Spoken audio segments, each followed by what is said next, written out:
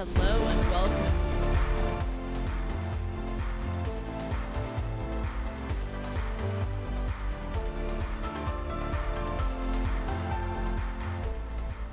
Hello and welcome to day 4 of the wheelchair tennis competition at the 2020 Tokyo Paralympics. Playing host to the wheelchair competition is the beautiful Ariake Tennis Center, and we are on the center court.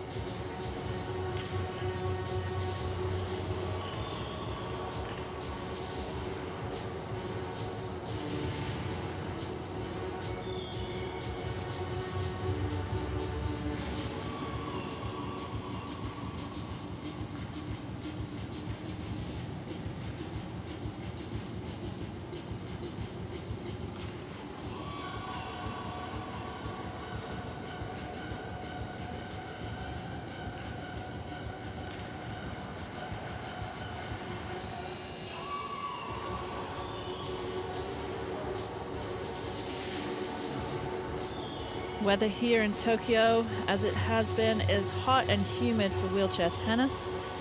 30 degrees Celsius, and that doesn't matter though because we are inside and the roof is closed. We are in an extreme weather policy right now where if this goes by ITF rules, if weather gets above certain temperatures, they do suspend the play.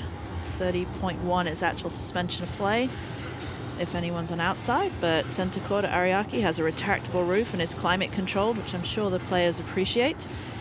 So when players suspended on outside courts due to extreme weather, it will continue on center court.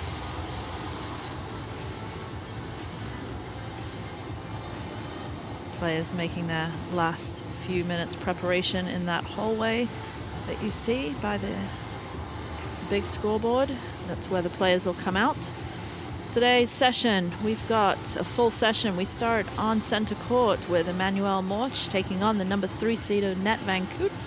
Then we look at Kaneda Shingo against Ji Zhenju from China, number 1 seed. Lots of matches for us today, but our focus will be on the women's match to start with.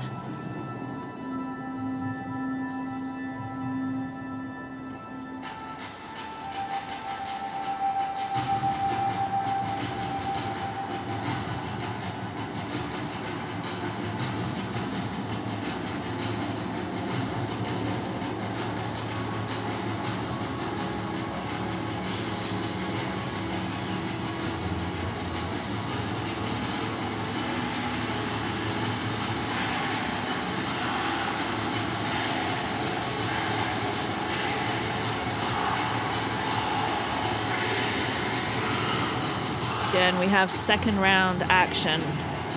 Emmanuel Morsch from France, number 30 in the world, taking on the Dutch player Net Van Koot, number 3.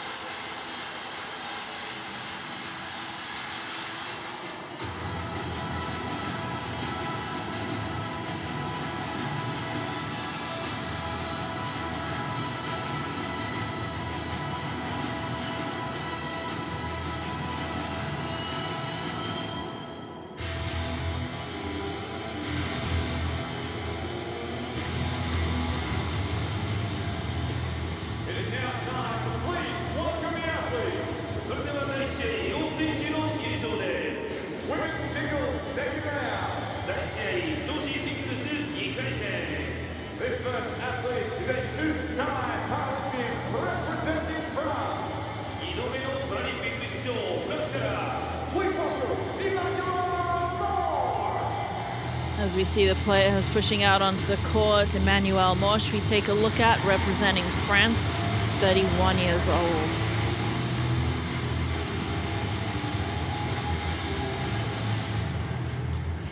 And her opponent, currently ranked number 3 in the world, representing Netherlands. 続いては現在世界ランキング3位、オランダから、Please welcome Annie van Koen. And pushing out our number 3 seed from the Netherlands, Aniek van Koot, 31 years old. Currently ranked number 3 in the world. It's going to be a good, exciting match. Players just pushing out here, always taking a second just to take in the moment. Any stadium in the world that you play in is a good stadium and a fun stadium, but this one, obviously one of a kind. Players just need to take it in.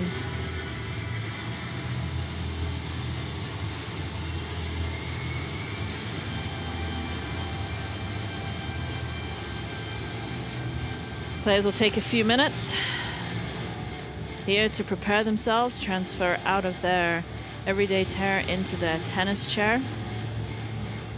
Got a good view here of the chairs, the differences between the chairs. Each chair is specifically designed for each player and those players' disabilities. You will notice that the tennis chairs have the camber of the wheels, and they also have the tip bar in the back. They obviously have some of the different wheels in the front. Most of them have the 2, but then the tip bar in the back for the dynamic movement.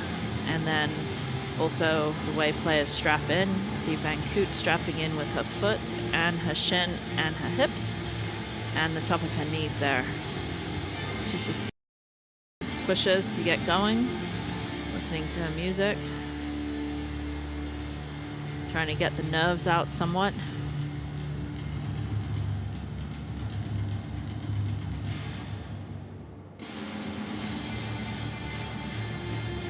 Same with Morsch. Hips, quads, shins strapped in, nice and tight. They'll tighten those up, and the feet. You want to keep the knees and the lower body as tight as possible for better movement with the chair. Bodies want to be part of the chair. See our chair umpire, Daria Bernchachina from Belarus, waiting patiently. Waiting patiently for the players to come out.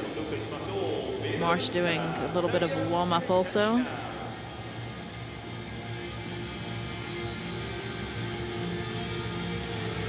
Chair umpire will spend a few minutes going over the rules.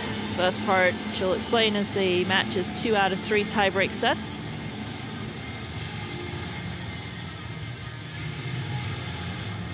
See if we can hear her. If we can't, I'll explain what she's talking about.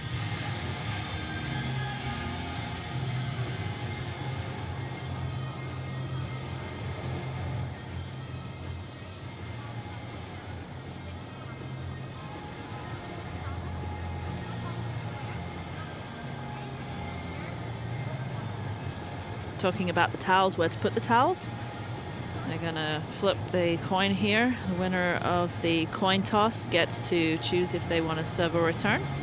They get to choose which sides they want to start at. With it being indoors, not that much difference. If it's outdoors, you will see the sun and the wind being a factor.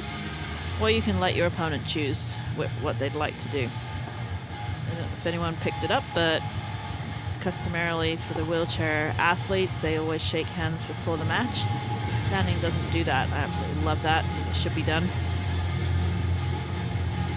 Have 5 minutes to warm up. You see the clock. Also see the previous result here from Morsch. Defeated Ludmila Bubnova in fairly straightforward 2 sets, 6-2, 6-1. Paralympic Games coming to Tokyo 2020. The 31-year-old is currently ranked number 30 in the world and ready to rock and take the world by storm. Representing France, please welcome Emmanuel Morsch. Current world ranking for Morsch, 30 in the world. Highest world ranking was 24. She has 8 titles. We'll see the French contingency here, some of the men players cheering on. Her second Paralympic Games. As I said, 8 titles, and we'll go through how the tours work later in the match.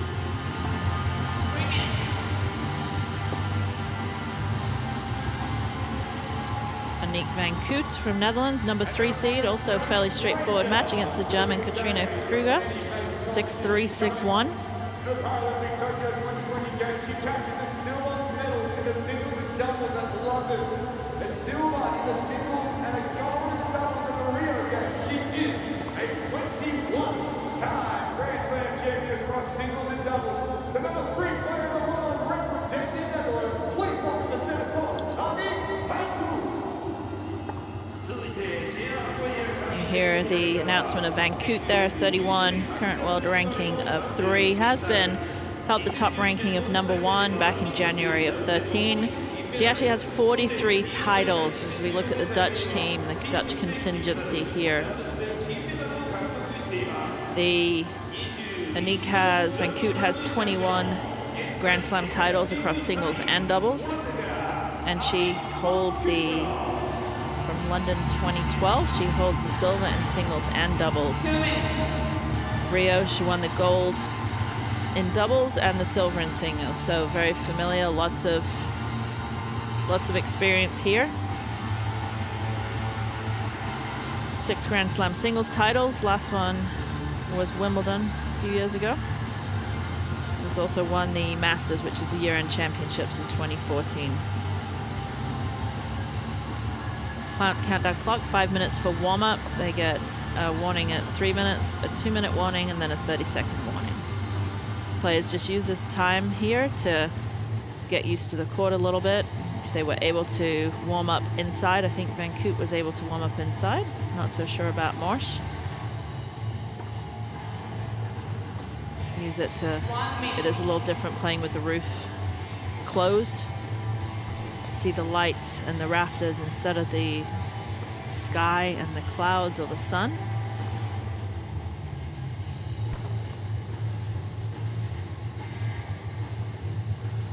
These two are not newbies to each other. They have played 7 times, and I have to say Van Koot is going to come into this match very confident because she has all the 7 wins.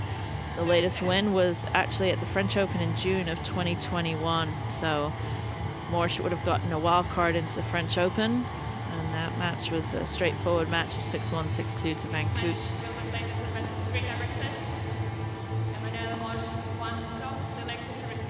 Morsch won the toss and elected to receive, so Van Koot will start us off, but do have Hawkeye, which is a challenge system, so if the players don't like the calls from the lines person, they can challenge it. They get 3 challenges per set, and then they get an additional challenge if it goes into a tiebreak. If they are correct with their challenge, they don't lose the challenge. If they're not correct, they actually lose the challenge. And the chair umpire will notify them of how many challenges they have remaining if they go down. Players just rolling over to the benches for a last-minute prep here. Take a sip of drinks or electrolyte, whatever their choice is. Read some notes as we see Van Koot here. A lot of the players will read notes, just reminders of strategy or even sayings to get them motivated.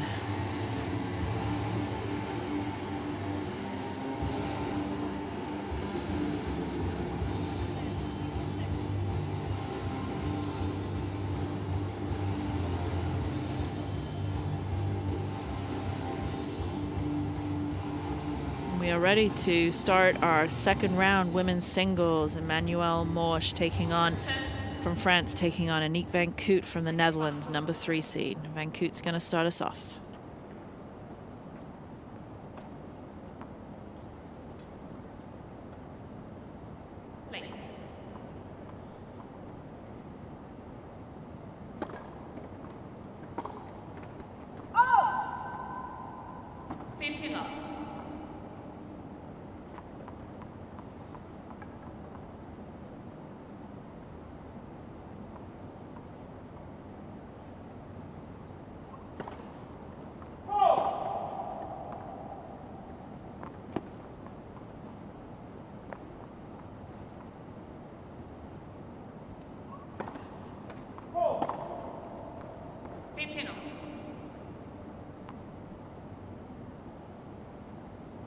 A little bit of a bumpy start for both players there. Always the first game, difficult to get under the belt.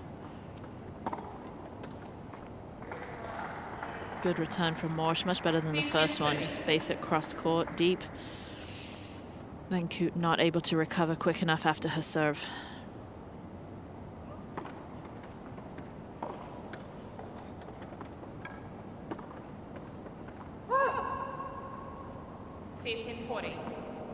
Few unforced errors from Van Koot in the first game gives Morsch 2 breakpoint opportunities.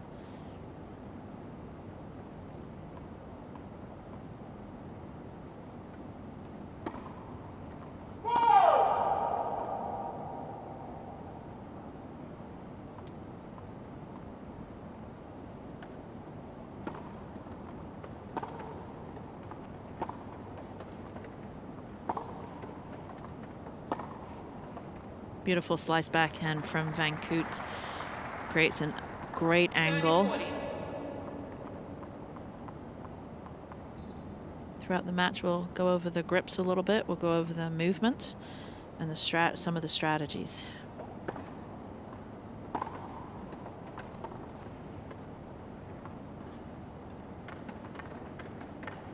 Lucky ball from Morsch there, got really jammed, but was able to control the racket well and create an unintended drop shot winner, but she'll take it, and she gets the break in the first game.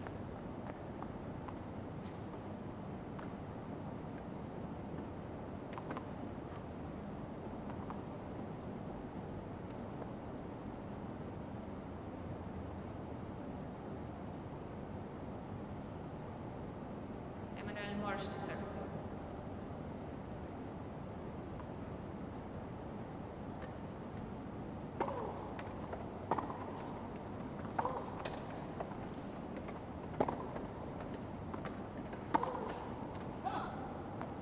Good ball from Van Koot. Van Koot's got a huge amount of topspin off that forehand side. Hits the ball very heavy, good net clearance. And then she's able to mix it up with a really nice slice backhand. She uses that slice backhand a lot. So players are reaching for lots of balls, from the high balls to the slice. 15.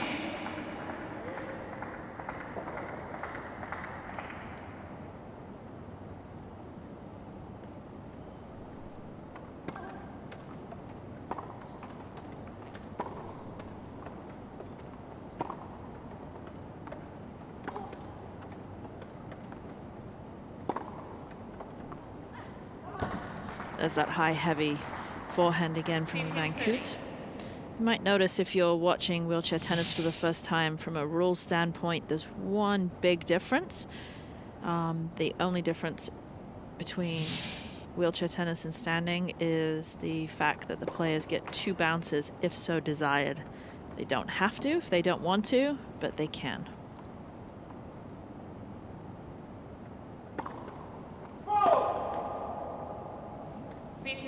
Double fault from Morsch gives Van Koot the opportunity to break right back.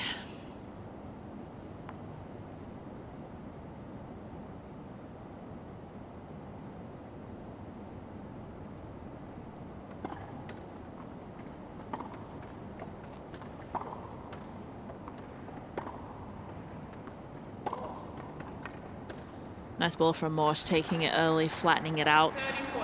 Not enough on that previous ball from Van Koot. On this one here, she just drops it short. Morsch is able to come in, just get it just before it goes above her head, flatten it out for the winner.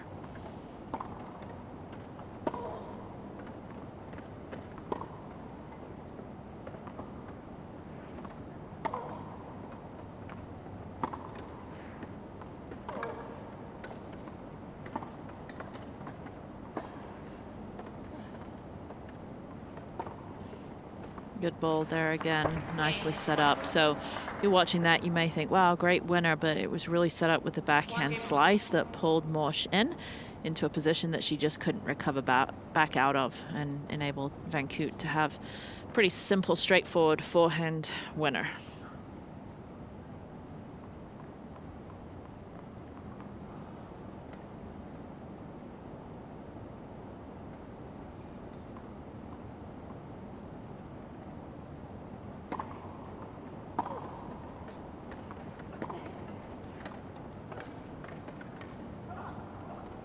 15 love.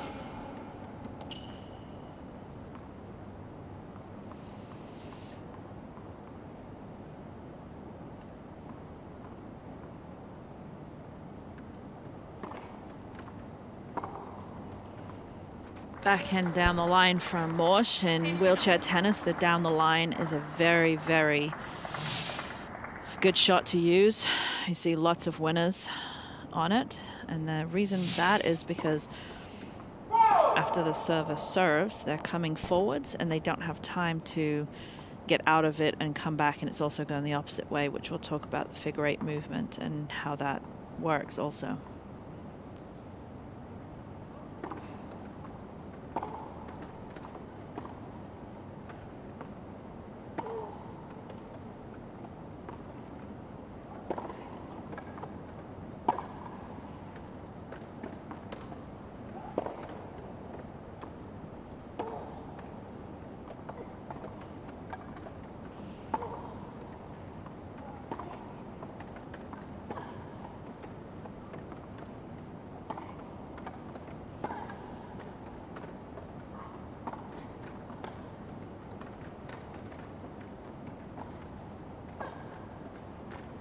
That's a great point. That's a good point right there. A lot of different play in there. You see lots of different spins being used. Again, I thought Morsch was going to get away with this again. Slight mishit, but not quite enough. But great point there. Good hands for Morsch up at the net. Van Koot trying to 15-40. seize the opportunity to go down the line, flatten it out a little bit, but just comes down on the ball and pulls it down into the net and gives Morsch 2 break points.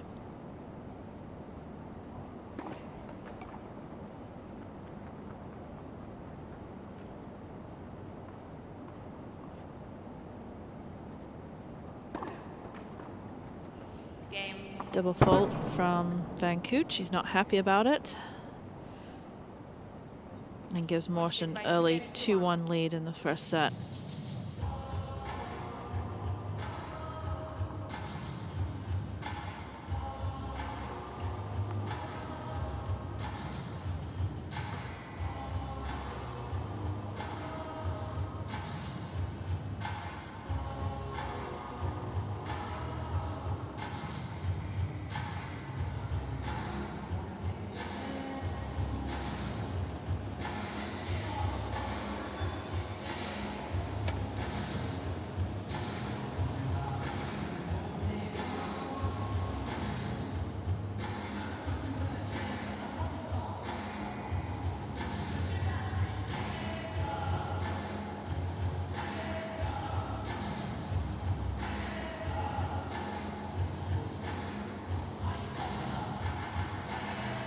Van Koot a little bit frustrated with herself so far. Just needs to take a breath, stay positive, not get too frustrated. Had some unforced errors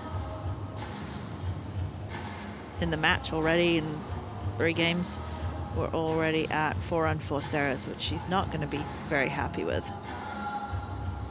Time.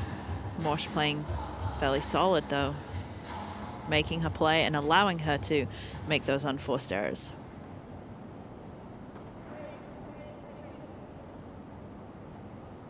Van Koot asking Morsch to hold up while one of the volunteers gets off the court.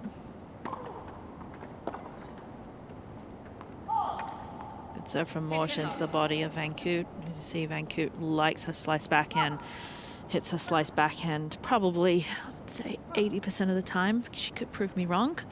We'll check here.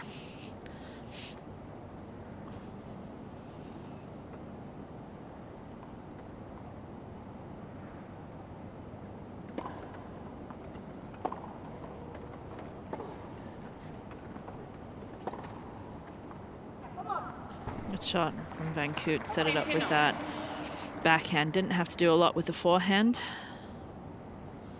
Just wrong-footed a little bit. Morsch was going the wrong way. Couldn't adjust.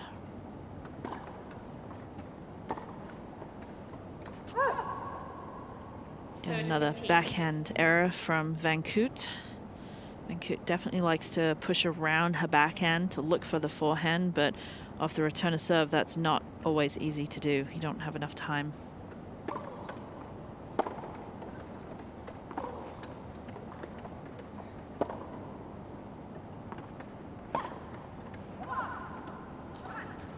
Again, Van Coot trying to go high and deep. That means that Morsch either has to back up and take it and try. Hopefully it doesn't go over her head, or she needs to come in and take it on the rise on the first bounce, which is a very, very difficult shot to hit. Taking the ball on the rise, very, very difficult shot to hit. There's that. Again, very important return of serve that goes down the line. In wheelchair tennis, you'll see a lot of winners coming from the return of serve. Players are not able to serve and then recover out of the way.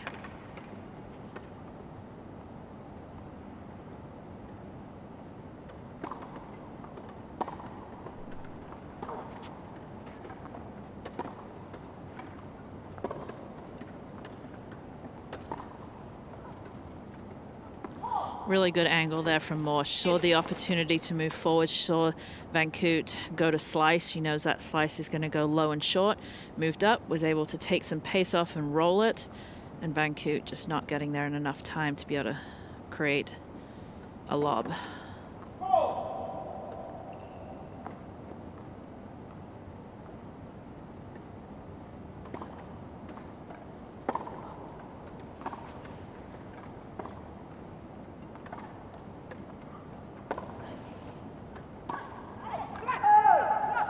Good push there from Van Coot. See Morsch coming in very hard in wheelchair tennis, the ability to back up. So you see a lot of times when a player does come forward to go to the net, the receiving player will throw up a lob.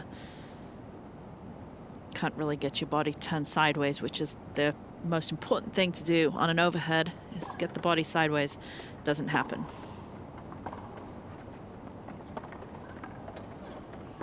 There's that deadly slice backhand again. We haven't actually seen Van Coot hit over a backhand yet. Everything has been sliced, so I gave myself a little bit of leeway with 80%, but we could go up to 90 or even 100. But we're at 2-all in the first set. Van Coot settling in a little bit, trying to get herself pumped up.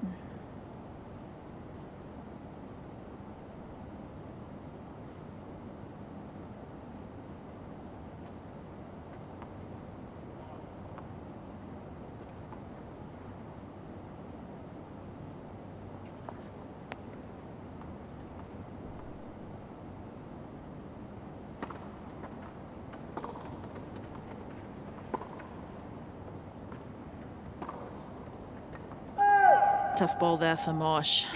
Again, off the Van Coot forehand, having to take it and just doesn't get up to it quick enough, so it has to hit it above the head.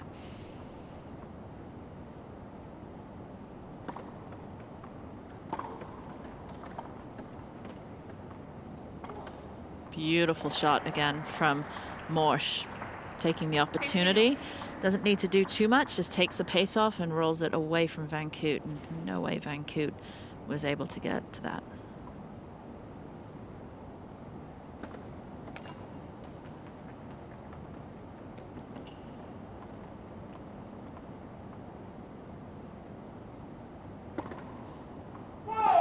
Another double fault from Van Coot. Van Coot struggling with her serve a little bit. She has such an extreme grip, which we'll talk about in a second, but she doesn't go flat on her serve, uses a lot of spin, and sometimes when she slows her racket head speed down, that's when she makes some errors.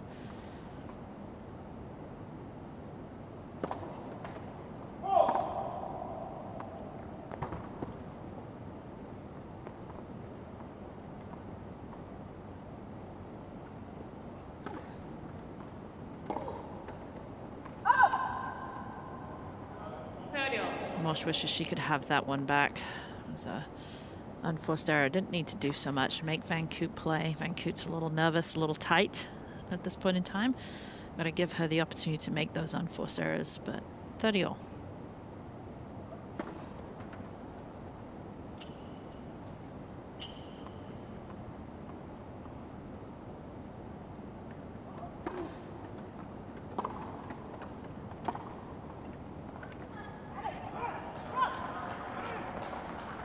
misjudged there from Morsch. Going to strap herself in a little tighter, taking a breath.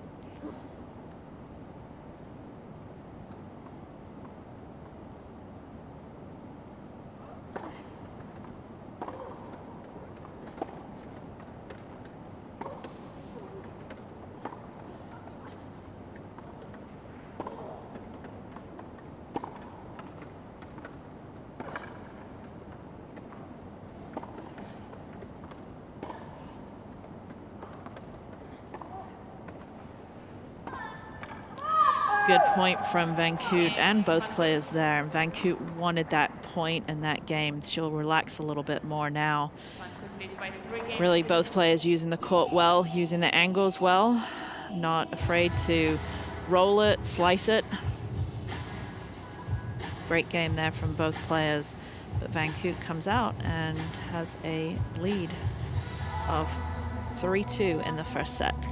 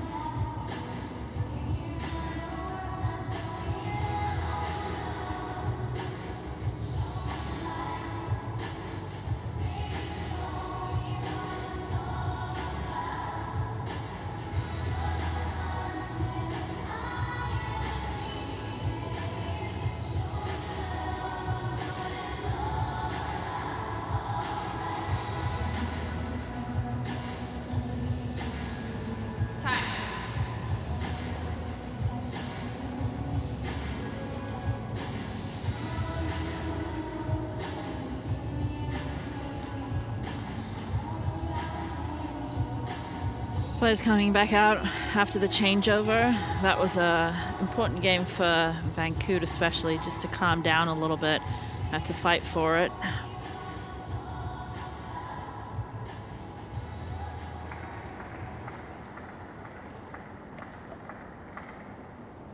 Very close so far. Van Koot only with 16 total points won, and so 16 total points, and Morsch with 15.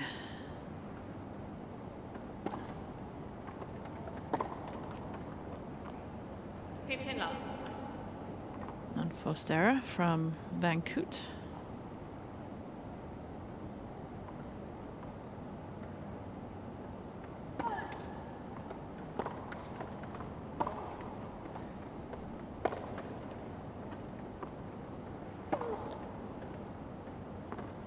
Just a little too much there, really trying to push, Morsch trying to push Van Koot back with that high, heavy ball. Just went a little too far.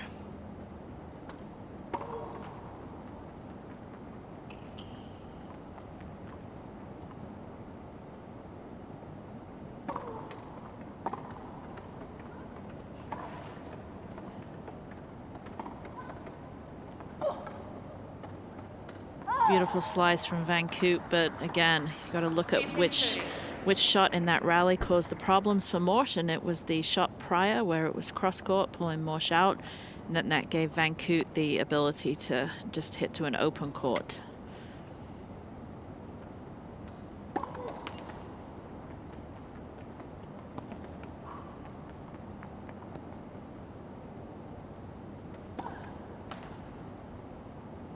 That double fault right there gives Van Koot two break opportunities, which will feel good for Van Koot after a tough start to the match.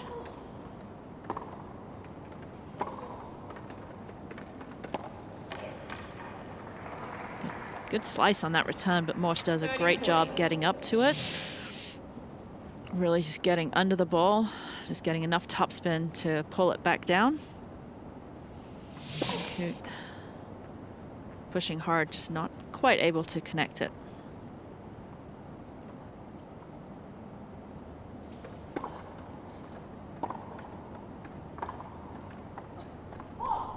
Good return again for Van Koot, right at the feet of Morsch, and Morsch not able to get out of the way, and that break gives Van Koot a 4-2-0, four games 2-2 lead in the first set.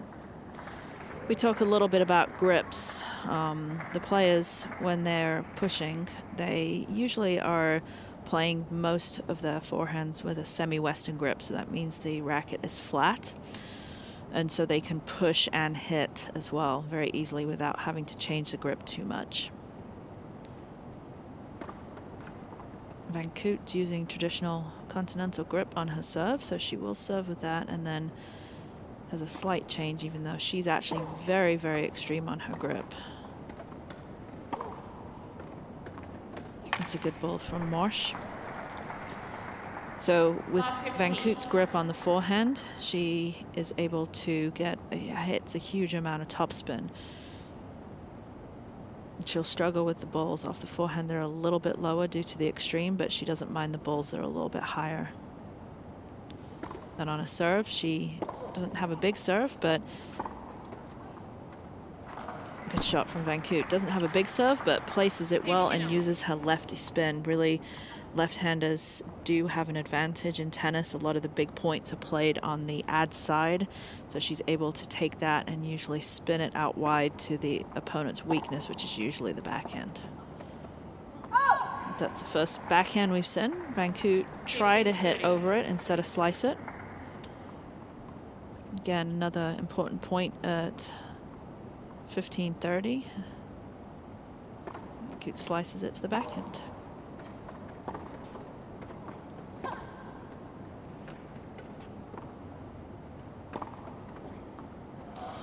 And that's the one that Van Koot likes. So when Morsch actually gets to it and plays a defensive shot to give herself time to come back in like she had to here, this high ball here, Van Koot's able just to take her time, let the ball drop, and then just be able to roll it back off that forehand side.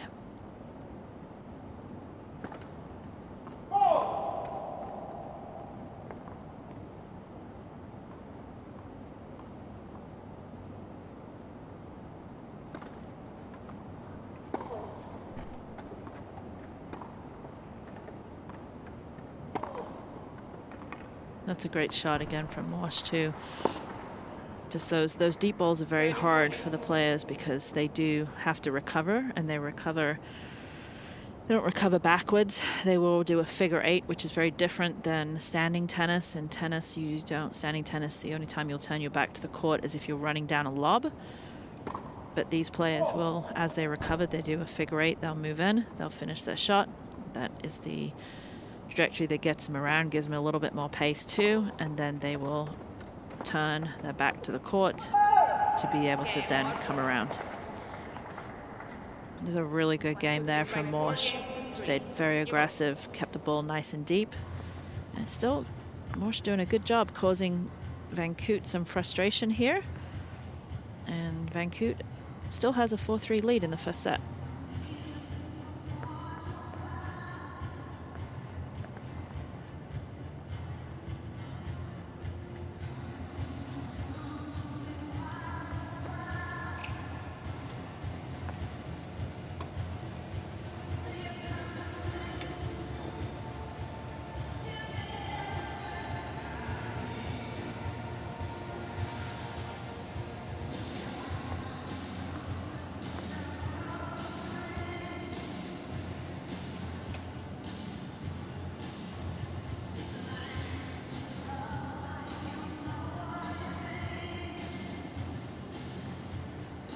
Changeovers here, players, as said, hydrating, replenishing all the nutrients that they're losing in their body, even though the roof's closed, still hot.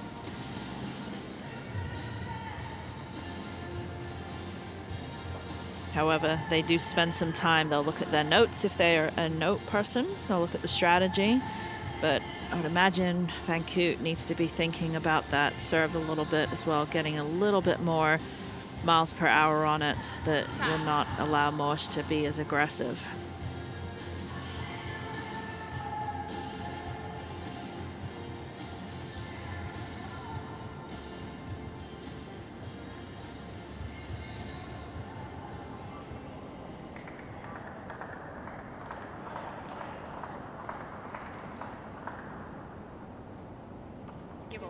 More serving with new balls. That'll make the balls, new balls will make it feel a little faster. Balls will come through quicker.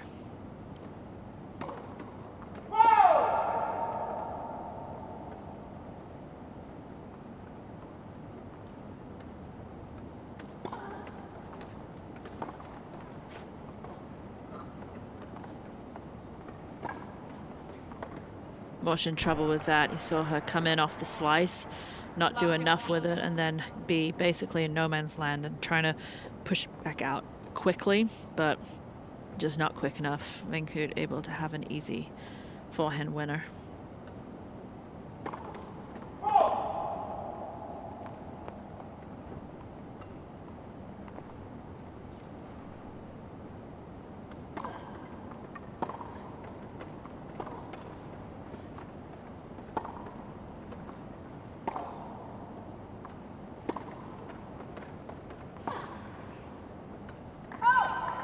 Ball from Vankoot. Got Morsh going the opposite way. Morsh was looking for that forehand cross-court angle, which Vankoot has been very successful with quite a few winners.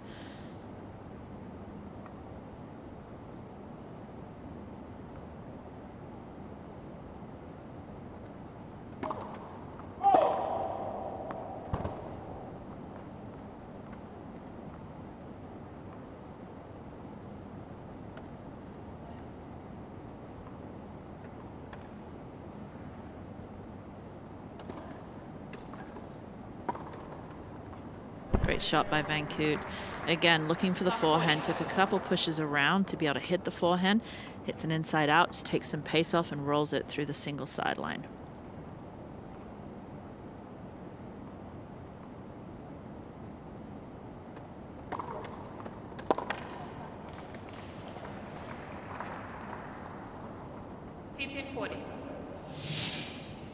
So from Morsh there, nice serve right up the tee. She flattens out her serve more than Vankoot.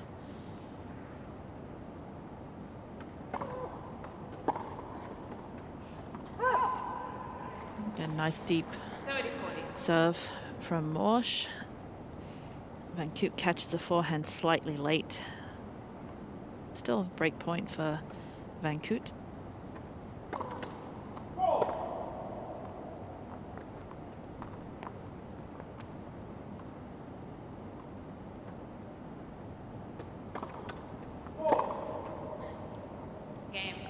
That's not what Morsh wanted to do there.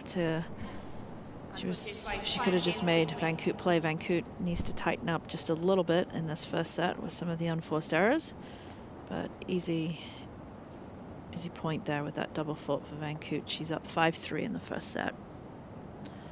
Both players with 10 winners, and just Morsh with just 2 more unforced errors than Vankoot. And as we're so close on points, 26-23. Obviously, those 2 unforced errors are important.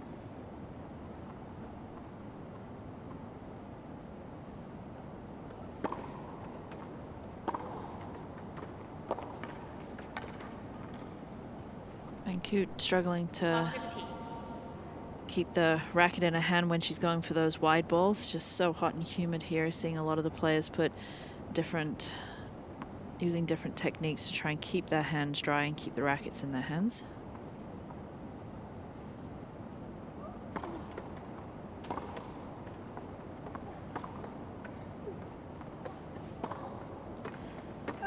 Oh, set up the point really well. Got Vankoot going backwards, having to hit overhead because she got jammed. That's the one where she's saying, I wish I had that one back again.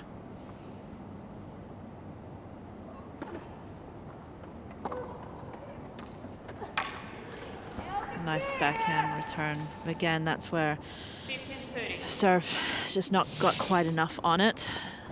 Sitting up, giving Morsh a lot of time just to get that racket back, really prepared early and drive through that.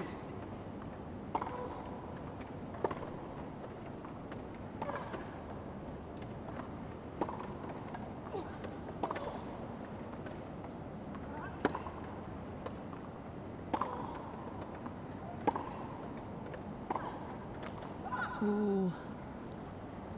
Good try from Morsch. Really was looking forward, looking to move forward, push forwards. Van Koot saw it come in, was able to get it down towards the feet. Very difficult volley.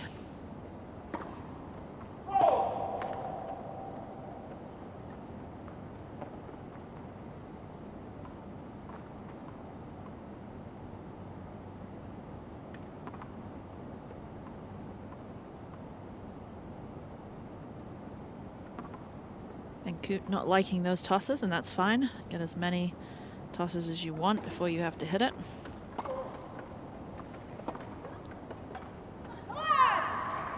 Nice backhand from Van Koot there. 40-30. So that's the negative of players coming in, taking that ball early. If they don't do enough with it, they just don't have enough time to recover back. And that sets up a set point for Van Koot.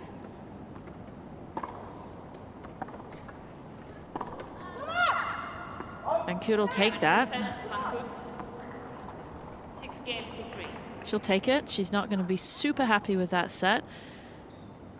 How about look on her face? She's not super happy with it. But again, that first set is very important to get under the belt here.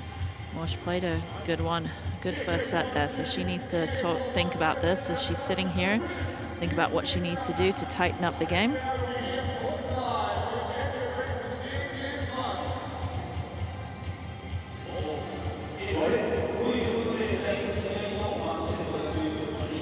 Set one stats. Very, very close. Unforced errors is the difference there. Morsch just with 5 more unforced errors. And if we're looking at total points as well, which is not on the screen, but total points won, 30 to 25. So there you go right there. That's 5 unforced errors. The difference really made a difference in that first set. First set to Van Koot, 6-3.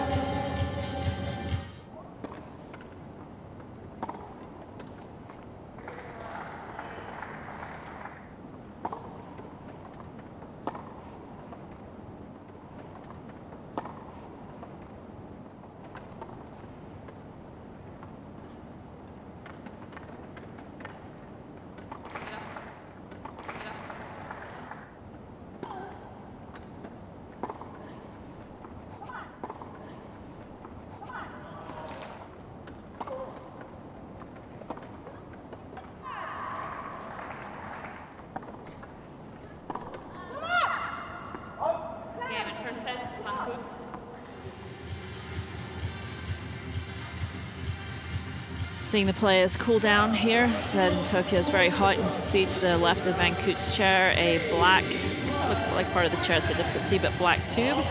That is a cooling agent for the players. It's just attached to a cooler that has cold air blowing out.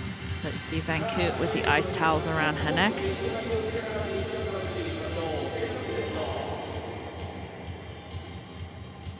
Players spent that time just really thinking what they can do. Morsch has to be decently satisfied with that first set, knows if she can tighten it up, she's still in this match. First set may give that, once it's under Van Koot's belt, it may give her a little bit of confidence to relax, but I would say that she needs to be thinking about her first serves, and her first serves getting a little bit more on them, trying to get a few easier service games. Second set, Emmanuel Morsch to serve.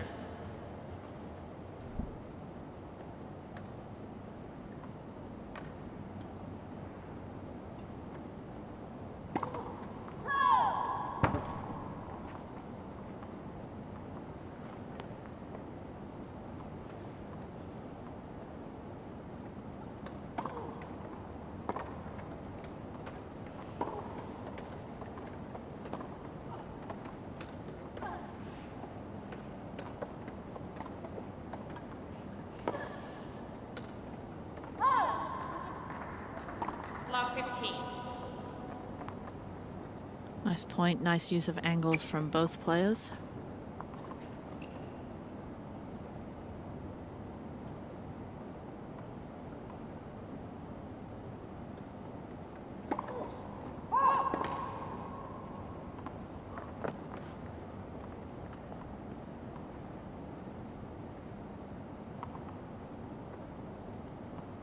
See Van Koot rolling, looking to come forward to take it early on the rise.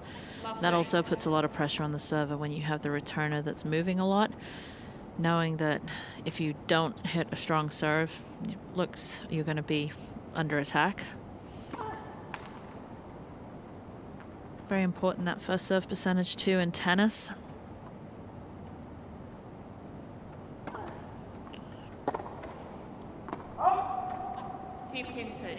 First serves, if you're get your first serve in, most of the time the returners are not looking to do too much other than counterattack off a first serve, but then second serve the returners are thinking, oh great, this is time that I'm gonna look to come in. It looks to be it's gonna be a weaker serve.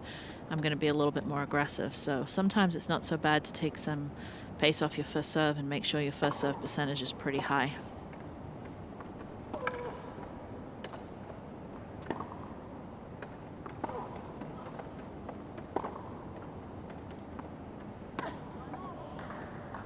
Point from Van Koot, getting it out of the strike zone of Morsch on the backhand, getting it where it's kicking up high above the head. And that gives Van Koot an opportunity for 2 break points. And there it is.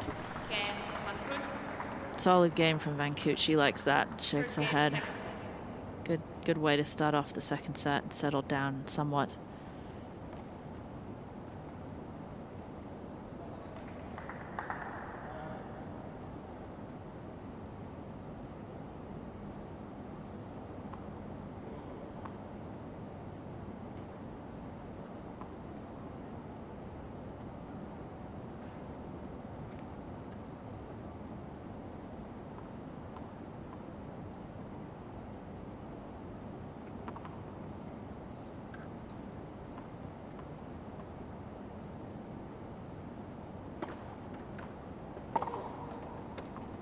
Beautiful return again from Morsch, but again, because Van Koot, she knows it. Looking up at her coaches, just not getting enough on that serve.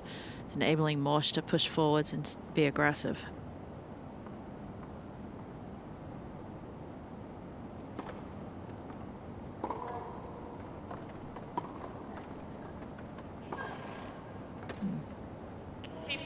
Morsch tries to do the same thing there, move in, but just didn't do enough.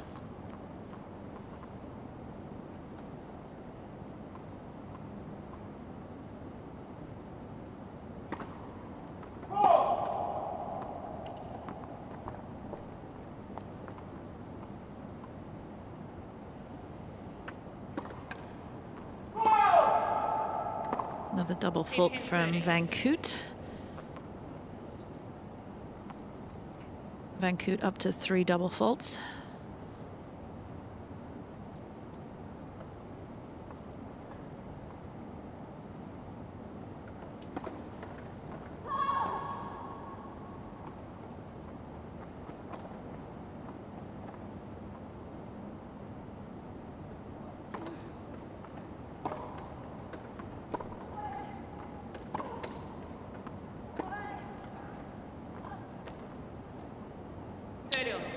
She wants that one back for sure.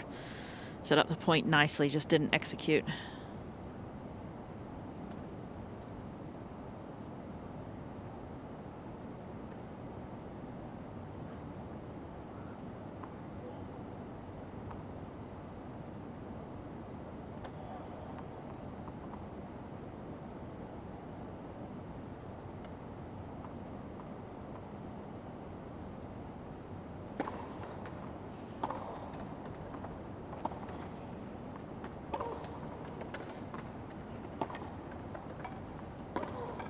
Good slice. See that slice there when Van Koot gets under the slice. So what happens on the slice is that the racket face opens slightly and you hit underneath the ball.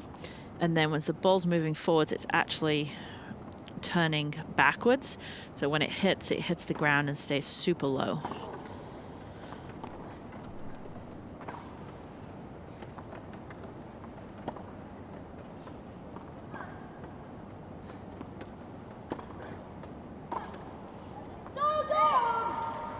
Didn't like that one.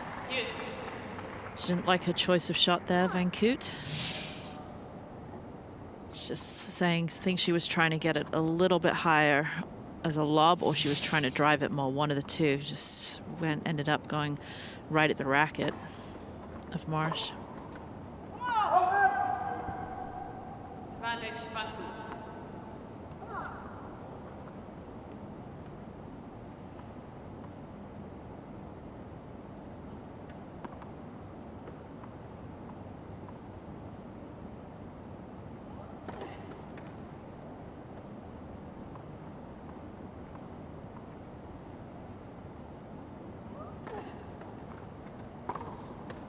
Another, again, just not.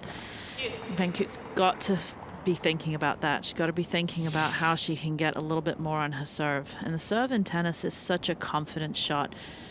If you're not serving well, then it can hurt the rest of your game because you feel under so much pressure. But if you're not playing well, sometimes the serve's the first thing that goes as well.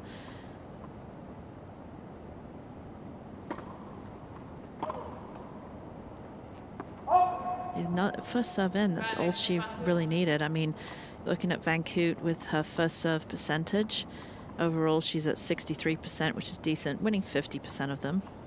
I want to see it probably a little bit higher. I'd like to see if you're at 50, 60%, you want to be trying to win 70, 80% of those serve points. Again, Marsh still staying in here, looking to attack the serve. All her points right now are from that return of serve, being able to be aggressive and attack.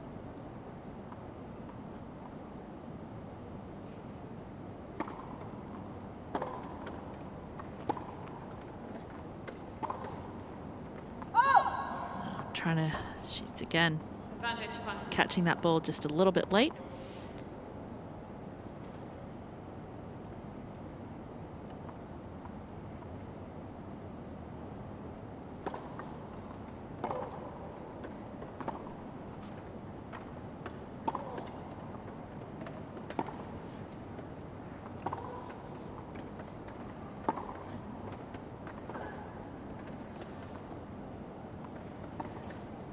Better shot from Van Koot. She wasn't going to make the same mistake as when Marsh came in a few points ago. This time she was keeping it away from her. Pretty simple forehand cross court, and she finds herself with a 2-0 lead in the second set.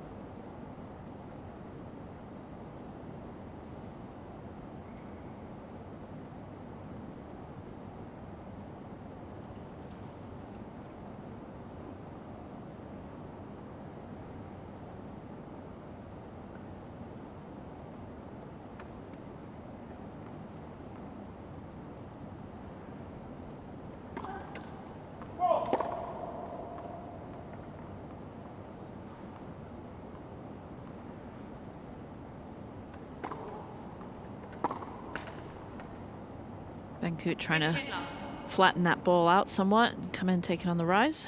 Just not enough net clearance. Still, sometimes fallacy when you think about flattening out the balls to try and create a flatter ball. You still be pretty aggressive with the heavy topspin and get good height of the net, which gives it way more high percentage.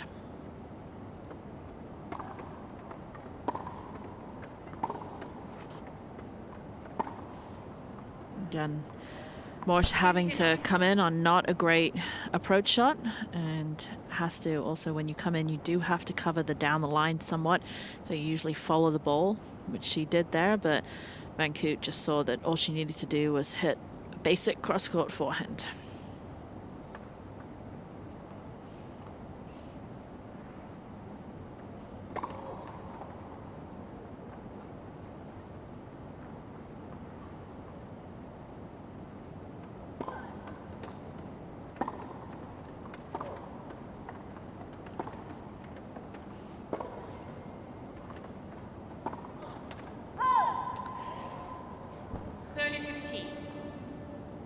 Going for a little too much on that down the line. She opened up the court nicely with the slice angle.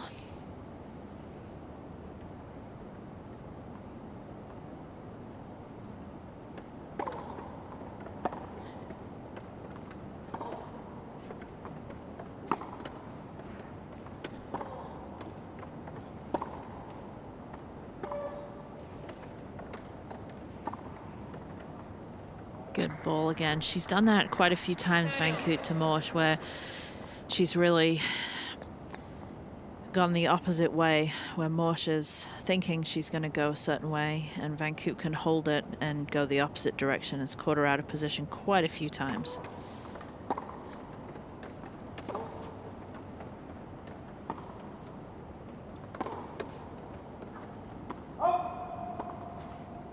Morsch again not wanting to back up. We haven't seen her back up too much in this match. She doesn't want those balls to go over her head. She's definitely looking to take the balls on the rise and move forwards. And that unforced error there gives Van Koot 3 break point opportunities.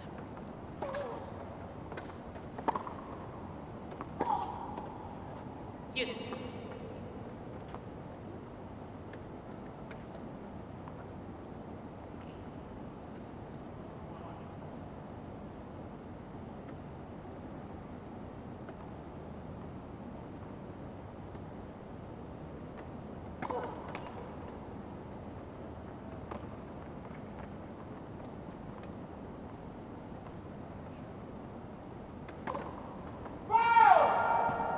Double fault there, but Morsch is going to use the Hawkeye and use the challenge.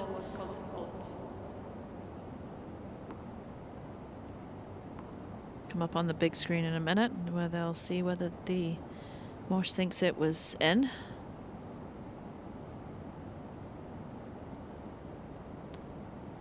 And it was well out. Hawkeye's used in all the Grand Slams, and then obviously the Paralympics, but in all the other tournaments for the wheelchair athletes, they don't have Hawkeye. Great ball from Van Koot, gives her a break and a 3-love lead in the second set. You see Van Koot smiling a little bit there because she knows that it really is that simple.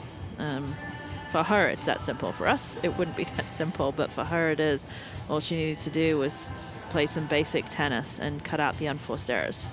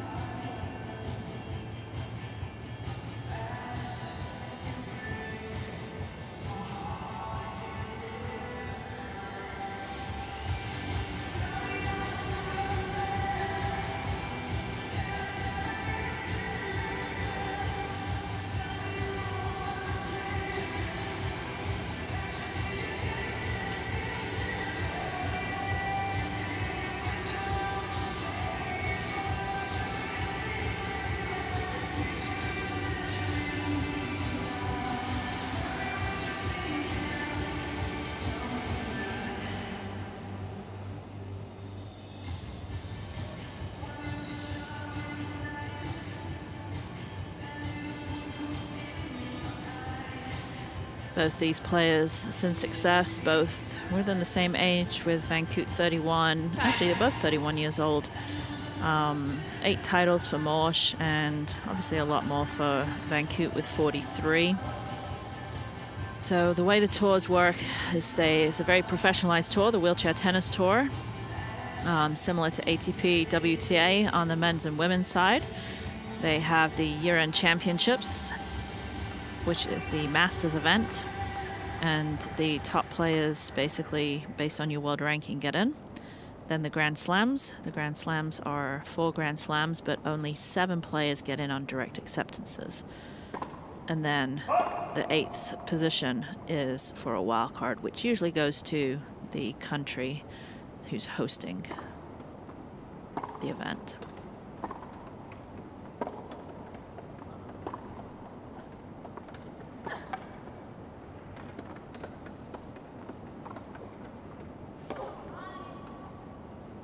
Then after the Grand Slams, they have the couple different tournaments. They have a Super Series, which is the next highest, the ITF 1s, 2s, 3s, and then the Future Series. So Grand Slams have a huge amount of points, huge amount of prize money. So once you get into that, it's, unless you're losing every single match, it's it's easier to stay up there. I'm not saying it's easy to stay up, but it's easier to stay up there at that level.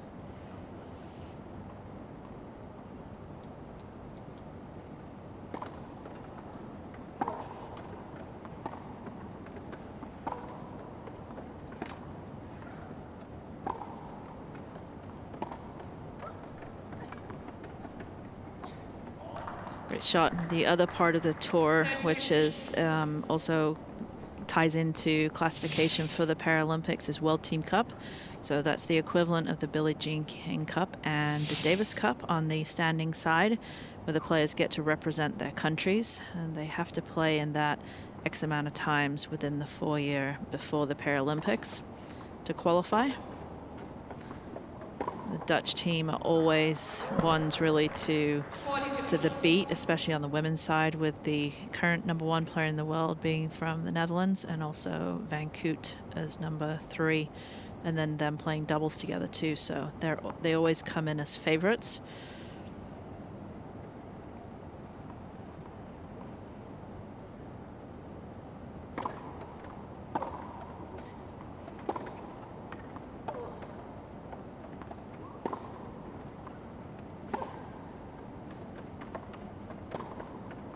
Good shot from Van Koot. Van Koot now finally settling in. It's taken her a set and a half to settle in, but starting to settle in a little bit more aggressive on that serve as well. And then just realizing that she doesn't have to do too much with that forehand. Her spin is enough and generates the winners without really even trying.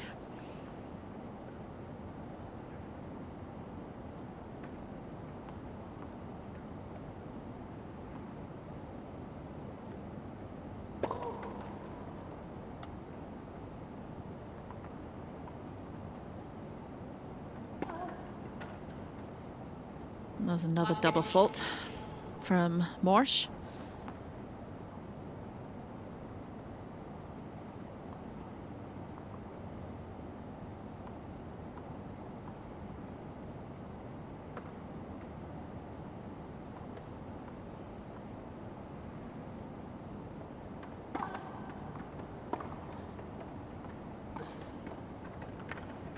Morsch going for the drop shot, just not quite making it. We talked about the serve and how important the serve is with the confidence. In this second set, Van Koot's first serve percentage is up to 76%, and she's winning 69 of those. So that's a big difference in this second set.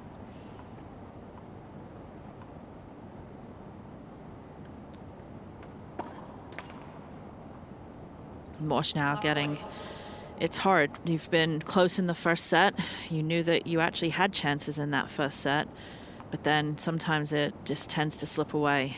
And it's really, that's where the mental game comes into play, where you almost have to psych yourself into believing that you're winning. So when she lost that first set 6-3, she could have easily thought to herself, well, I should have been 6-3 up. I should have won that first set. It was just a few unforced errors here and there. So therefore, she needs to come out in the second set with some confidence, but that hasn't quite happened.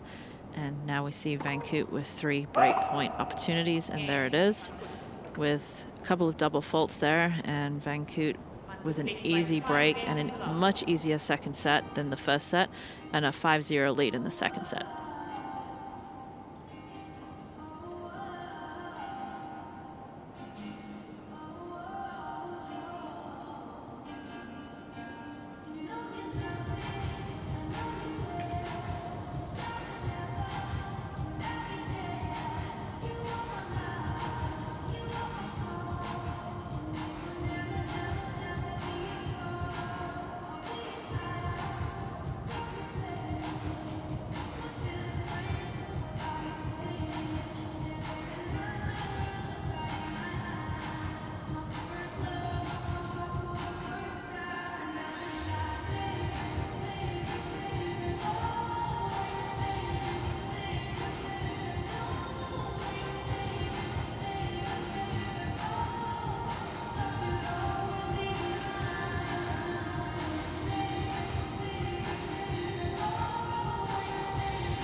Morsch just trying to cool off there with the equipment that's been given to him. Hot out there.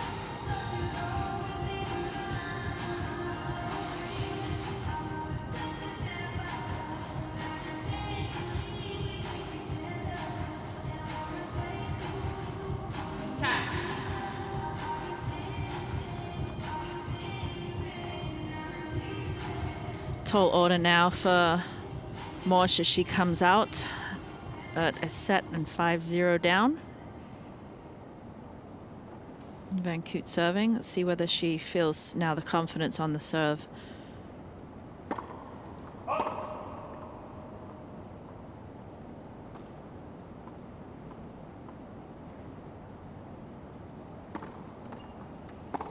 Second.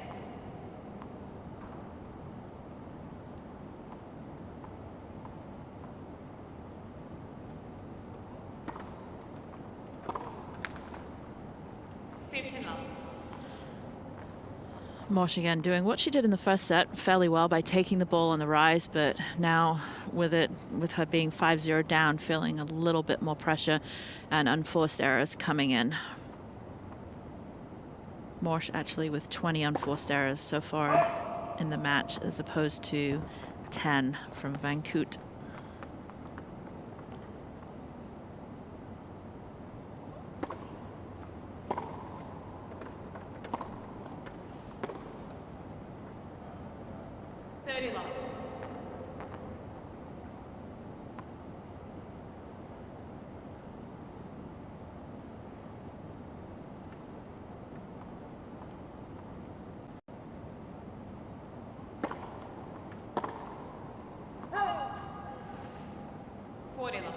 Another unforced error gives Van Koot 3 match point opportunities.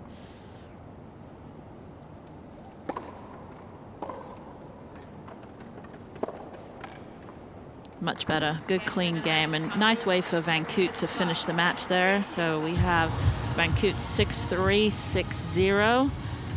She's going to feel better after that second set for sure. First set, I don't think she was too happy with, and then, yep, she gives a thumbs up.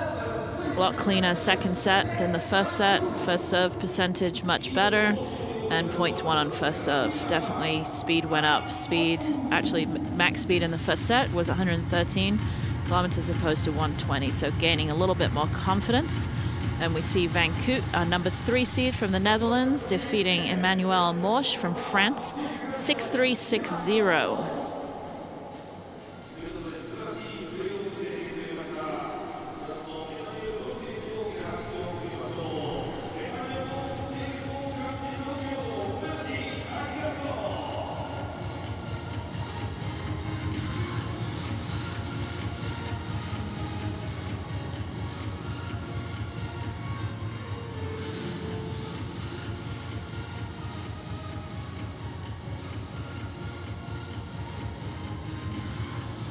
See Van Koot now go talk to her team, go talk to her coaches, talk about the match, look at the stats a little bit, see what she can do a little bit better, just to tighten up the game.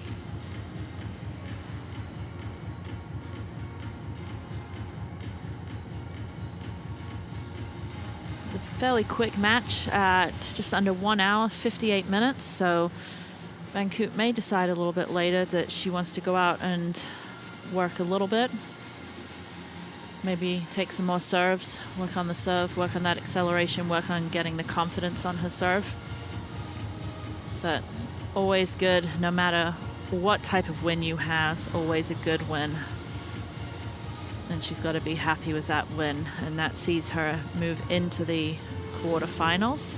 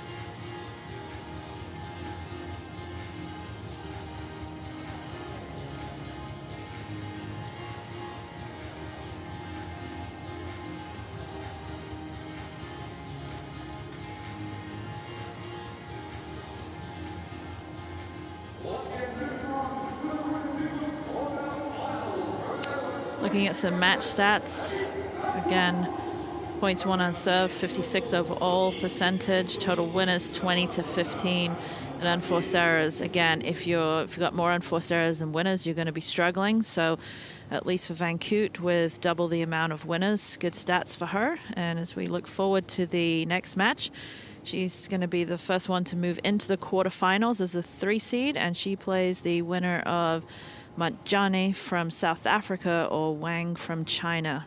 So she'll be waiting for those. Her team, I'm sure, will go out and watch some of those matches, scout a little bit, while Van Koot takes some time to relax, cool down, and then she can focus on the quarterfinals.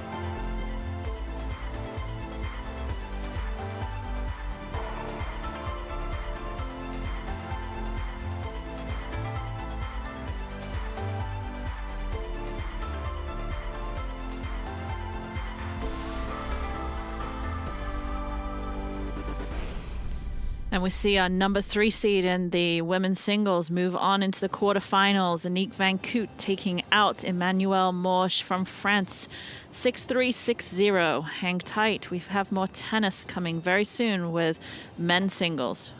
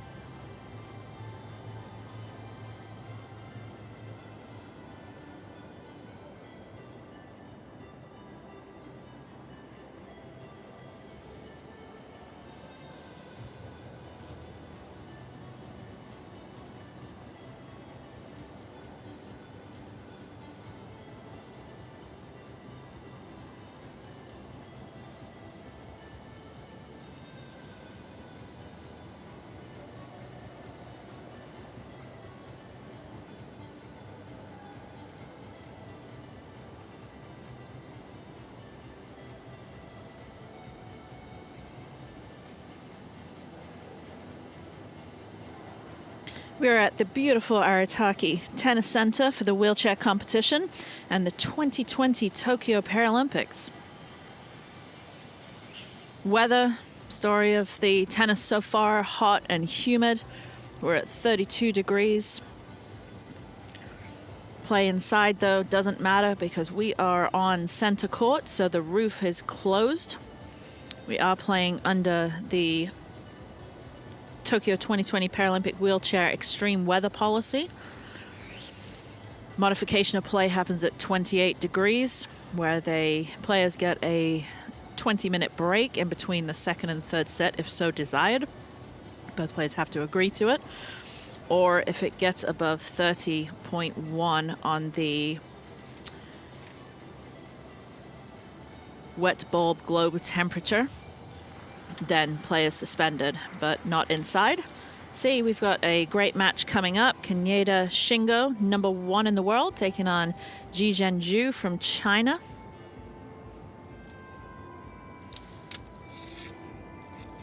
Ji is 47 in the world. But this is it's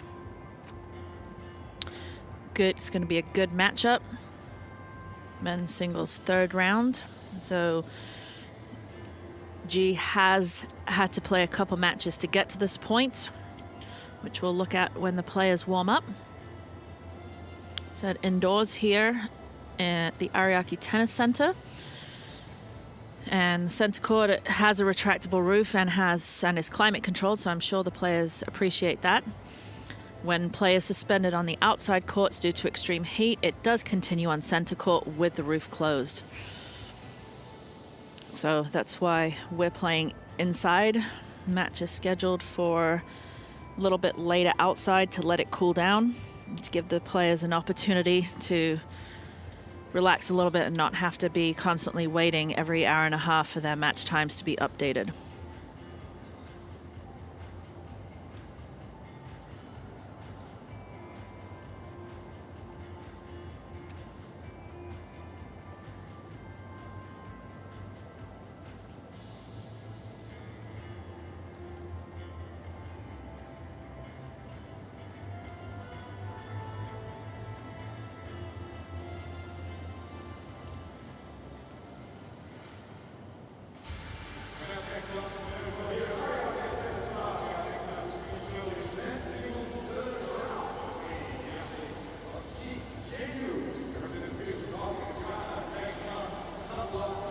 Watching the lines officials and get into place.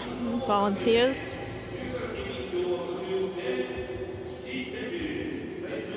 While the players make their last few minutes, take their last few minutes of preparation. They'll be coming out of the hallway. On the left corner of the screen, ball people also taking their places.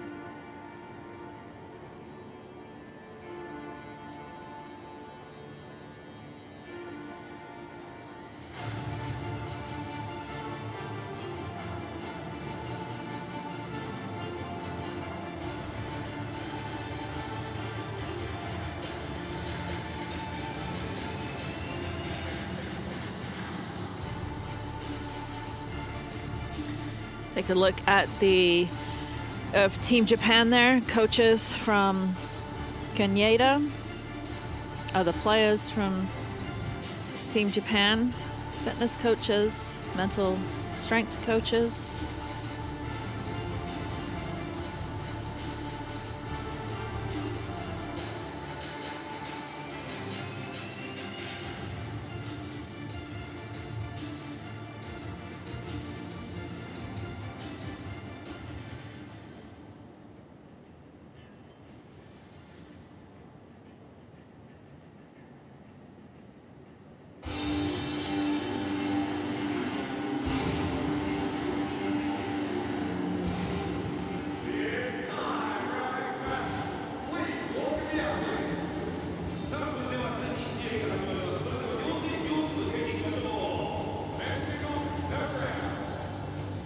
Getting ready to introduce our players coming out onto center court.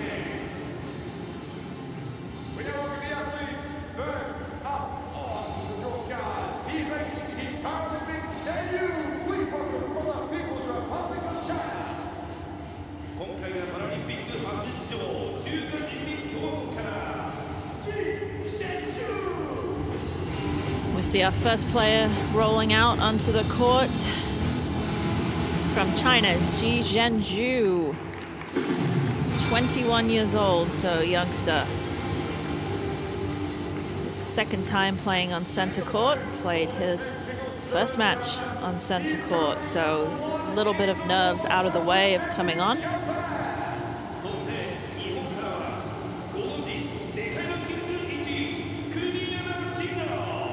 And coming out following him is our #1 player, #1 seed, Kanyeda Shingo from Japan.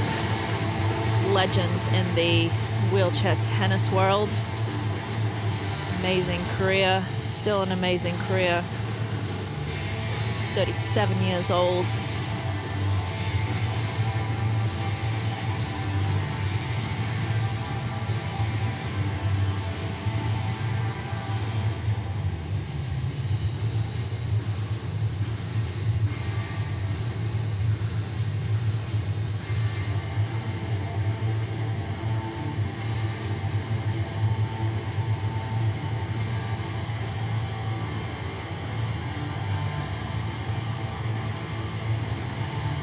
Players have been coming out in their everyday chairs and then transferring over to their playing chair.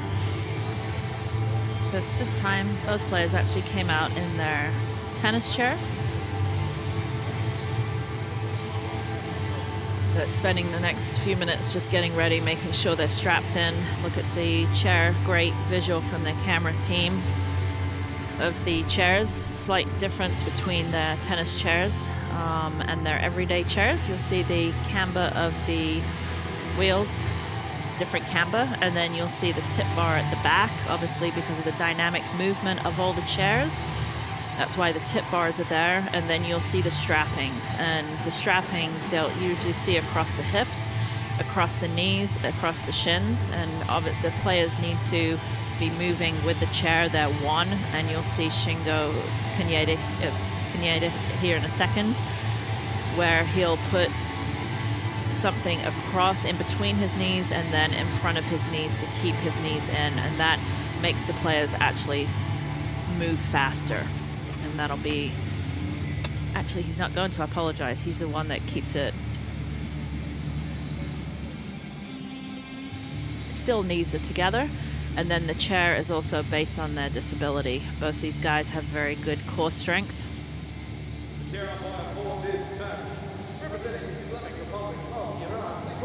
And chair umpire from Iran, Adel Bourguet.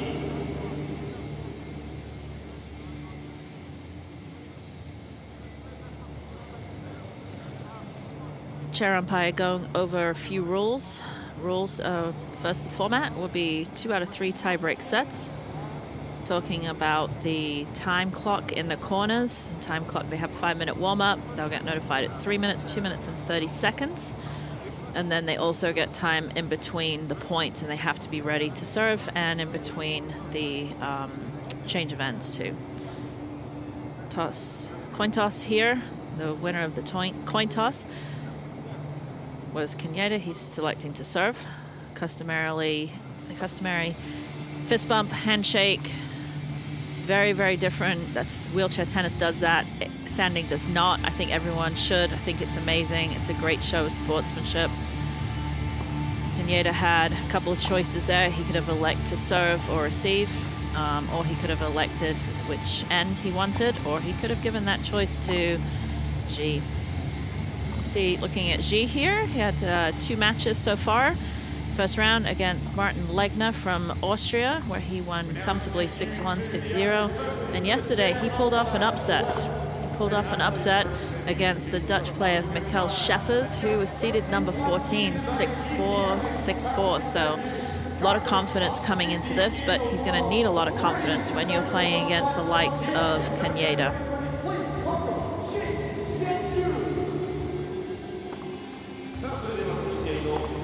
at the Chinese team there.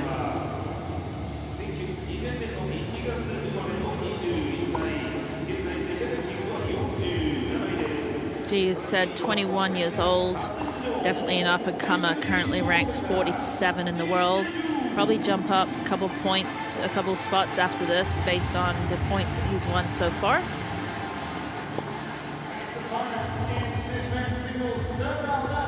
Take a look at Kanyeda Shingo, #1 seed, had a bye first round.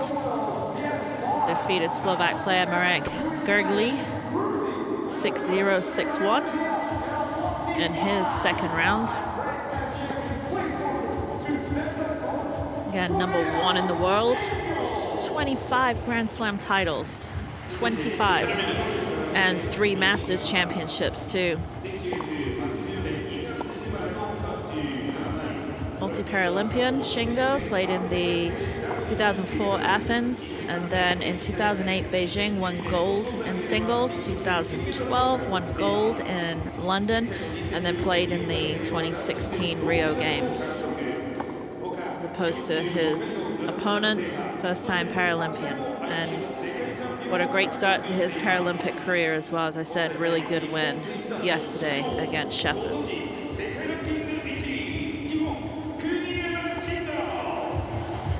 Ji coming in, as I said, with the 2 wins, and then his last tournament he played as well was in 2020, at the beginning of 2020 in Hungary, where he won it. Just has 3 titles. Obviously, a lot of the tour got stopped due to the pandemic, so a lot of players haven't played that much leading in to the games, have been able to play somewhat this year when the tours come back.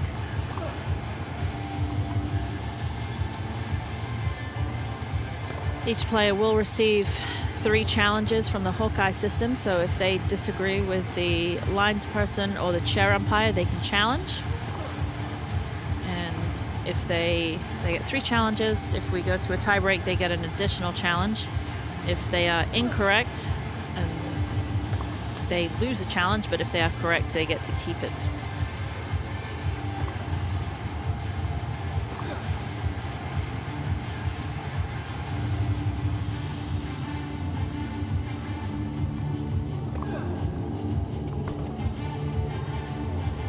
What an opportunity here for the young Chinese player, playing probably against one of your idols. I'm sure that with the age difference, Ji has watched Kanyeda a lot throughout his junior career, and as he started playing tennis, probably watched a ton of videos. There's tons of videos out there on how Kanyeda trains, and now in his first Paralympic Games, he's playing against the best player in the world on an incredible stadium and in Shingo's home country, Kanyeda's home country. 30 seconds.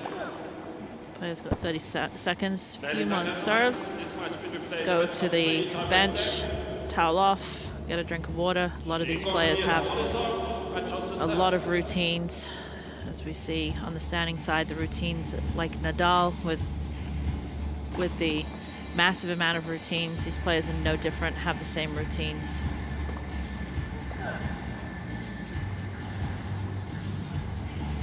And the one.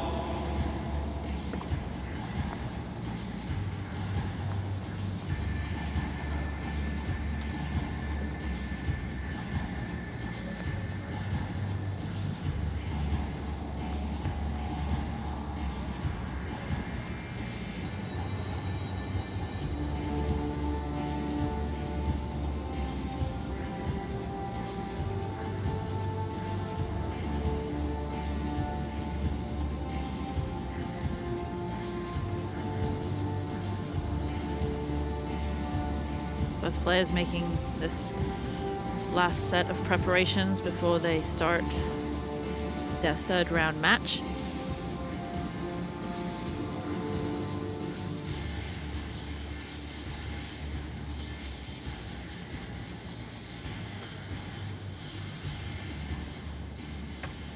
And we're about to start men's singles 3rd round. Kanyeda Shingo of Japan, #1, taking on Ji Zhenju of China. Kanyeda starting us off.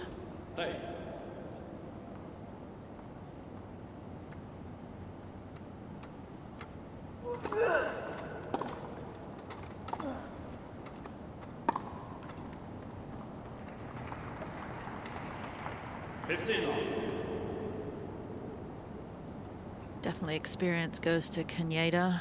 First few games here really important for G, just making sure that he's trying to find a rhythm and trying to just get comfortable out on the court.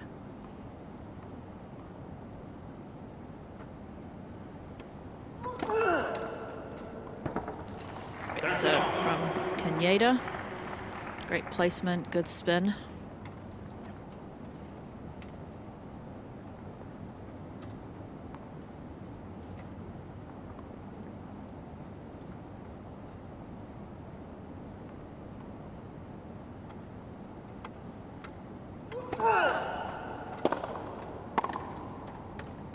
Good return from G.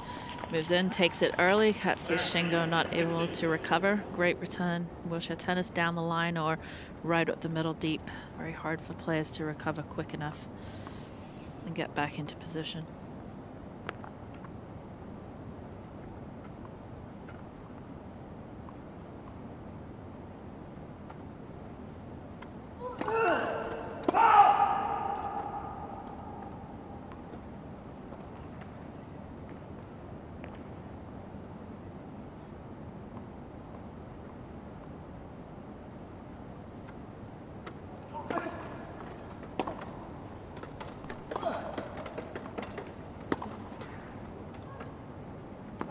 Good point from Shingo, set up by that serve. Good kick serve out wide, enabled him to see the open court the other way.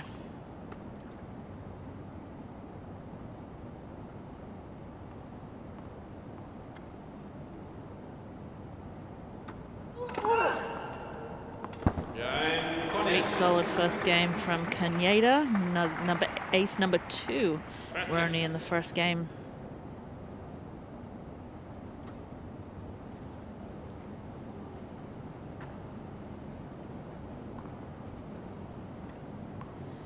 Kaneda in his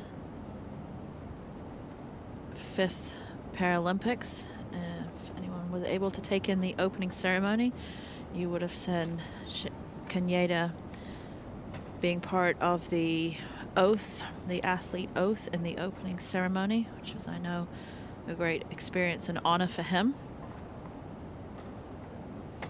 And a perfect person to take it to, true gentleman and sportsman. Seeing G start to serve for the first time in this match.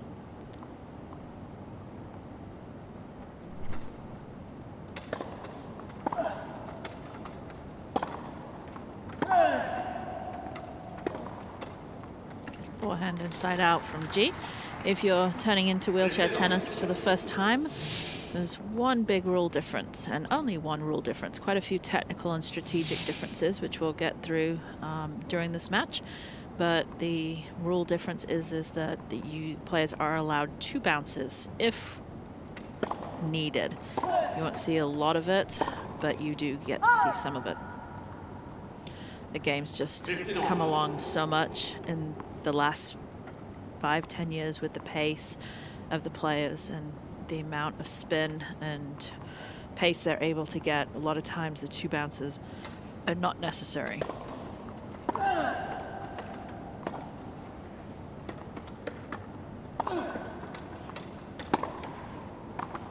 Beautiful point there. Kaneda sees his opponent outside the court, sees that the opponent was really far back and just decides to come in. Nice, classical, easy volley.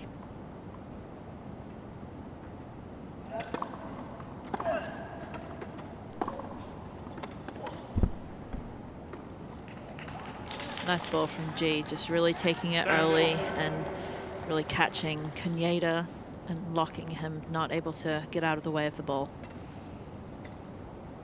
It'd be really important for G to try and get on the board early with the experience that Kaneda's got here, that you don't want to get him too much of a lead.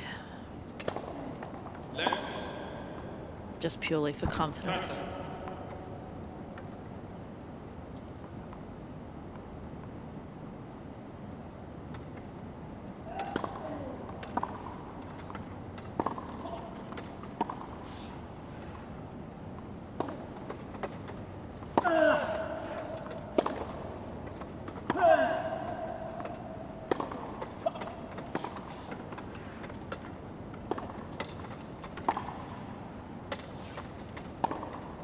A great point from G. What an amazing point set up. Just really just staying there with Caneda.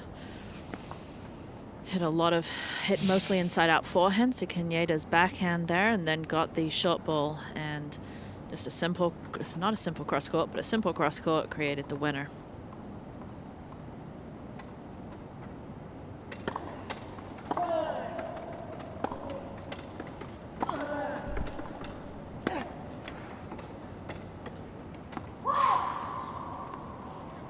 Again, Caneda looking to really be aggressive and come in. Take any opportunity he can.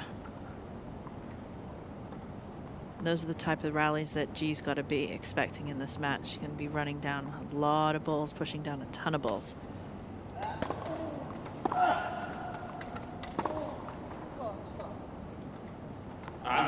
That's the difficult one, because when you do get a short ball and an opportunity to do more with it, Caneda knows that was lucky for him there. And you're playing against a player that has that much experience. You want to try to do more than the shot with the shot than you actually need to.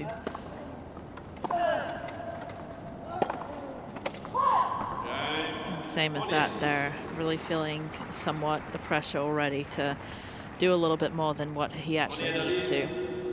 That gives Caneda a break and an early lead in this first set, 2-0.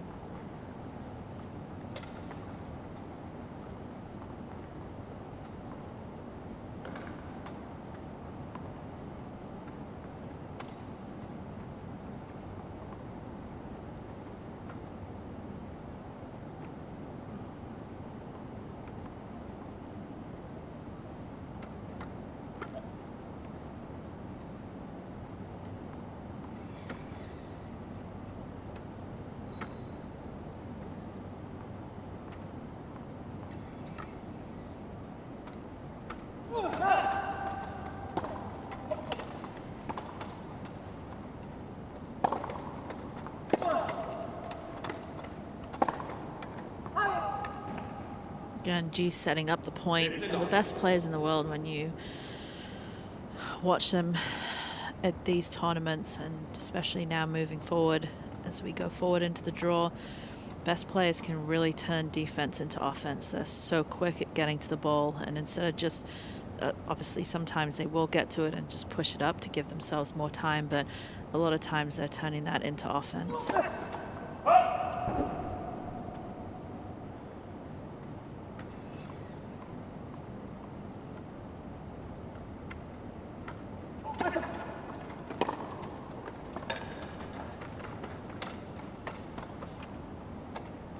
And he has had 2 points there where he's actually been in control, G, and just not executing that final shot. But Caneda's okay with that for right now. He'll take it, and then he'll make sure that he doesn't give him too many opportunities.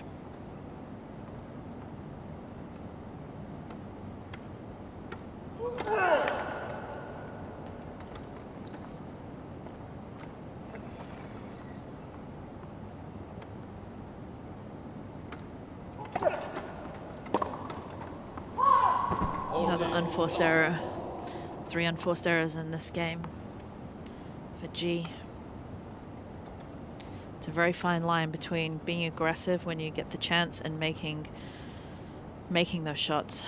Definitely not going to win with the unforced errors, but then you've got to be so good and be so consistent with playing against Caneda. And then Caneda, another ace, gives him a easy 3-0 lead in this first set.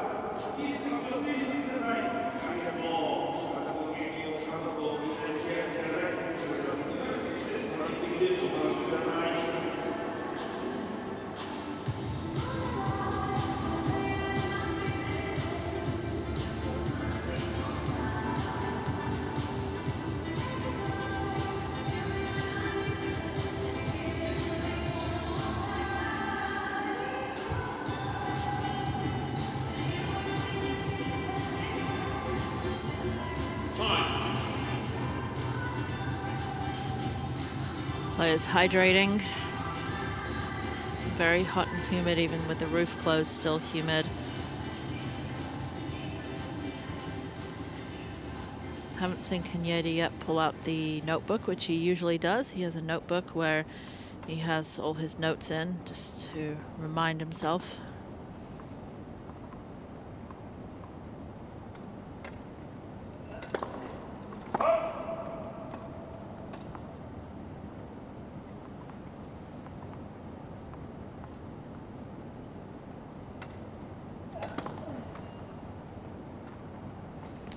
G actually starting pretty far back on that serve as well, not right up close to the line. You see most of the players a little closer to the line, probably a couple feet behind, so he's going to make sure he accelerates.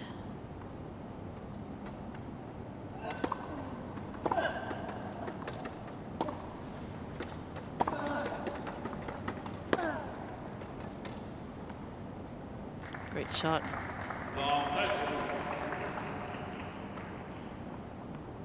Shingo's locked and loaded. Looked good in his first round match also.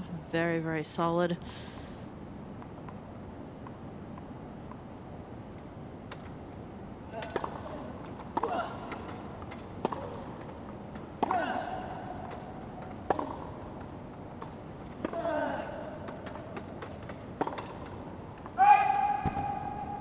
Again, 3 or 4 different opportunities for G. Playing the right shot, just not quite executing. Again, it's that pressure of playing the best player in wheelchair tennis. And that unforced error gives Kaneda 3 breakpoint chances.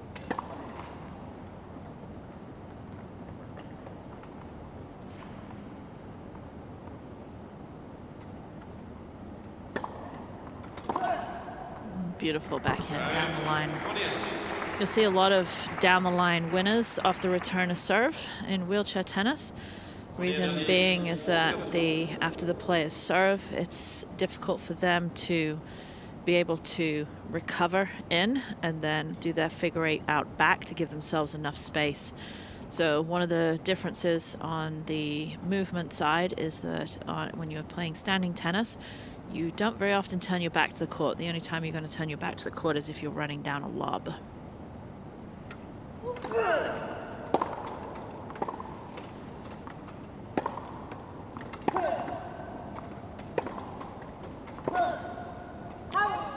However, in wheelchair tennis, you'll see the players almost after every ball where they'll do a figure 8 movement. So they do a lot of drills in the figure 8, and they're turning their back, turning around, looking at the ball, looking at the court as well while they're turning around.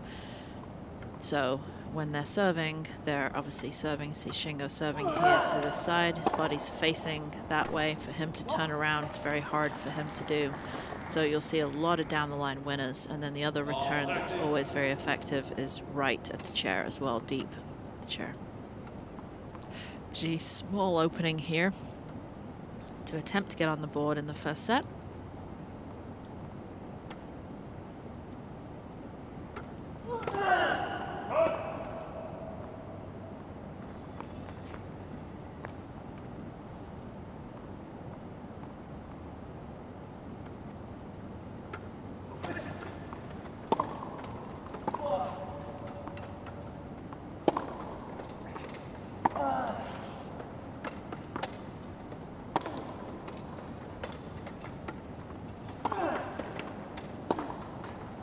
Good defense from Kaneda to get back into that point.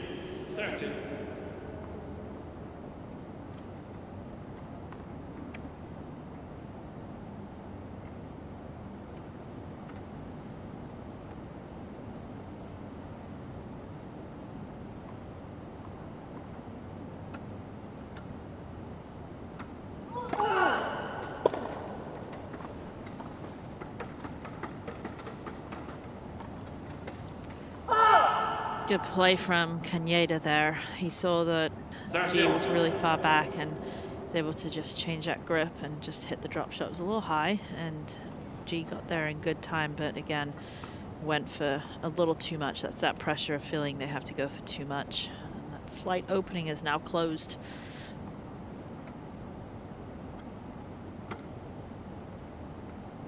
Again, on the serve, it's a one shot where you can say, nope, don't want to hit it because I don't like it. I don't like where it is. So we'll see the players if they don't like the toss, not hitting that serve, and that's the beauty of it.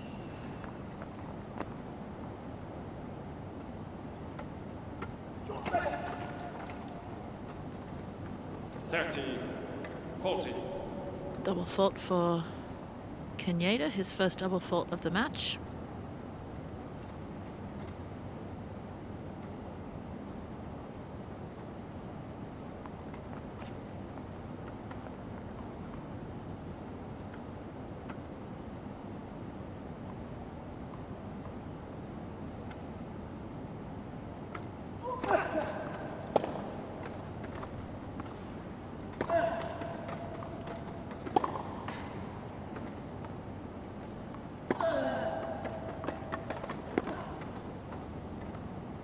That let cord usually helps the person that hit it, but that time it didn't. It gave Shinga quite a lot of time. So talk about the type of balls that someone gets, also their grips. So the wheelchair players will, in the men's division and the women's division, they do change their grips, but you can see there with what the grip is, that's a semi-western grip. Players will push with that grip to give them the best grip, and they can hit a pretty heavy forehand with that.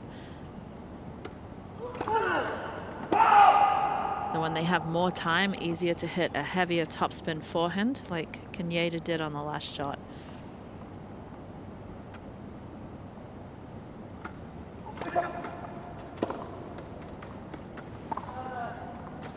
Well, also one of the big technical differences between wheelchair tennis and standing is the inverted or reversed backhand.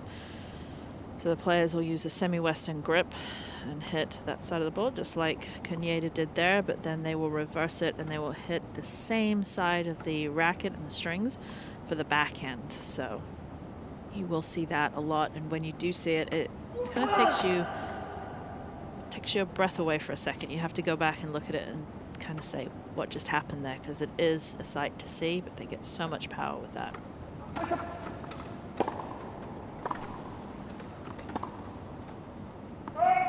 See the serve and volley from Kaneda, and that gives him a pretty straightforward, solid 5-love lead in the first set.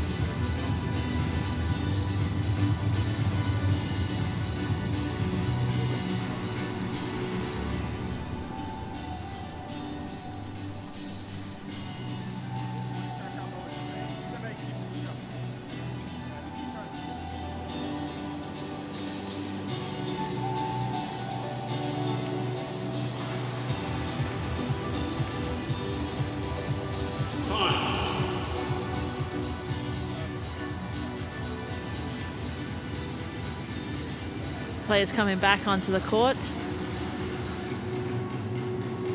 During the changeovers, time for the players to cool down. So Kaneda putting the ice on the back of his neck. He's confident as he leads 5-0. Jacobs, he's agreeing. Glad he agrees with me there. Telling his team, yep, I'm good.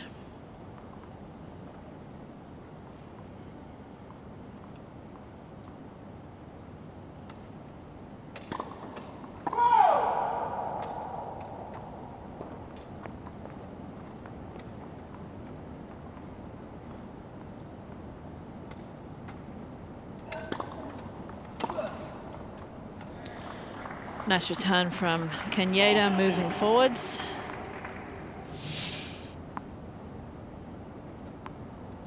Very nice ball, very classical backhand, great extension.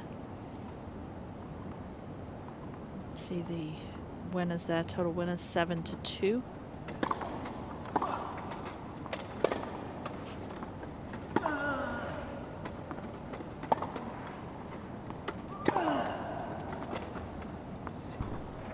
Another great shot from Kaneda, pretty simple, heavy topspin, great net clearance, pushes opponent so far back, comes in, takes it on one bounce, even though G did a good job of the depth there, but the shot just too heavy for G to contend with.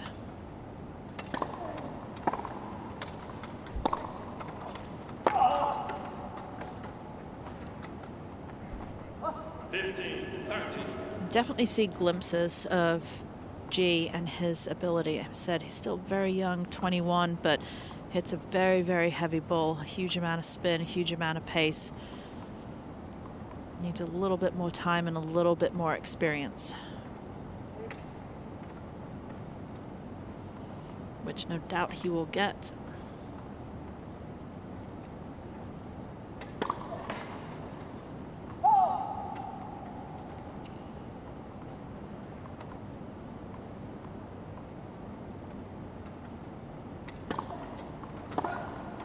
There's that backhand down the line. Just nice. 1 or 2 pushes in, starts back. Same as what we would do with standing tennis. Start back a little bit, move in split step. They're just not split stepping, they're pushing forwards, taking it on the rise. And that beautiful backhand down the line sets Kaneda up with 2 set points.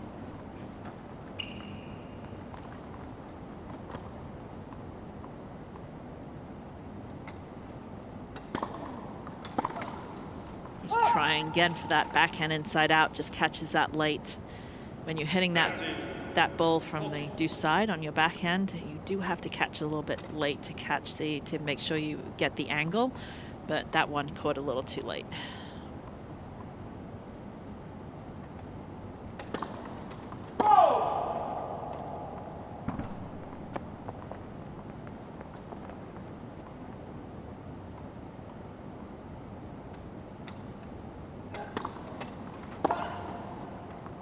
Another unforced error. Not too many unforced errors, but 2 creeping in there.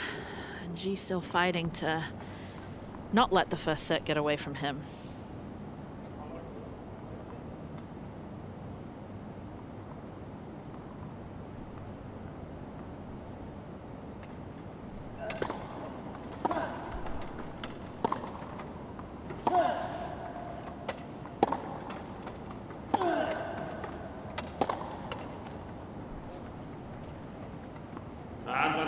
Unforced error from G, just covering the ball, no extension going out on that shot.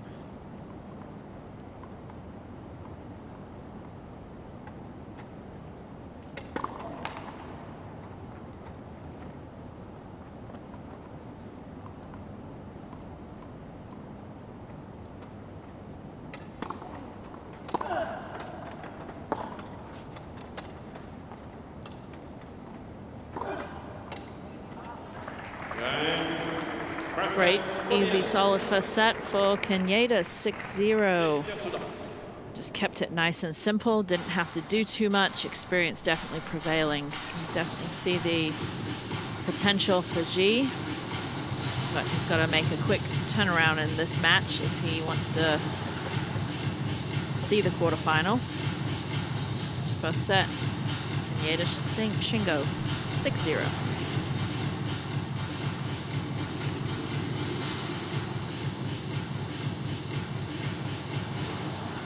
Stats for the first set. Again, Kaneda with 10 total winners to G's 2. And when you've only got 3 unforced errors, it's a good way to be.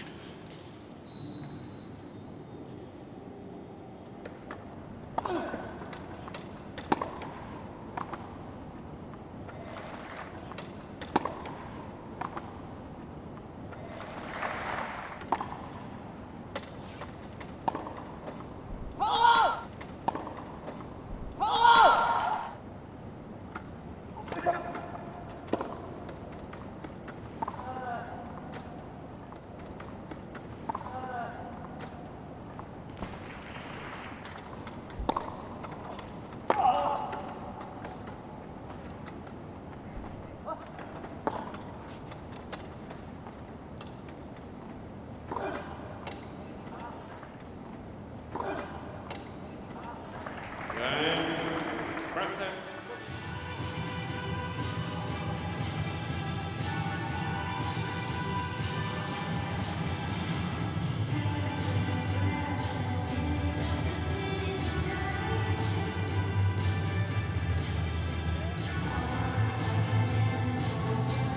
Time.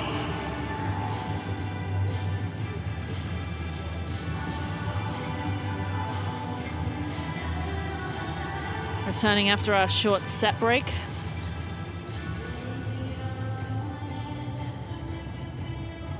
G really having to actually go on the. Did he go on the wrong side? Yeah. So they actually don't change ends. They go back to the same end. Definite potential for G. Good player, really great technique. Very solid technique, good pace. Just coming up against a tougher opponent today.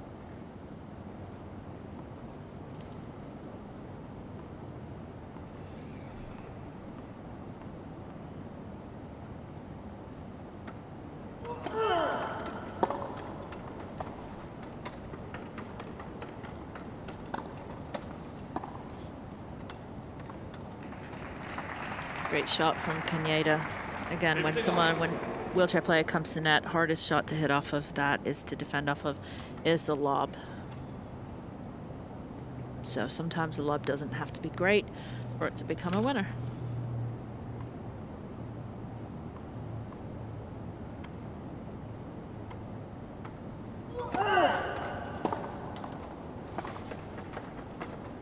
Nice slice. That was not even a slice as well. That was a total cut. He did slice it, but he also cut the inside of the ball that made the ball move to our right. So it hits and bounces slightly off to the right. So if G thought he was going to get it, he had another thought coming.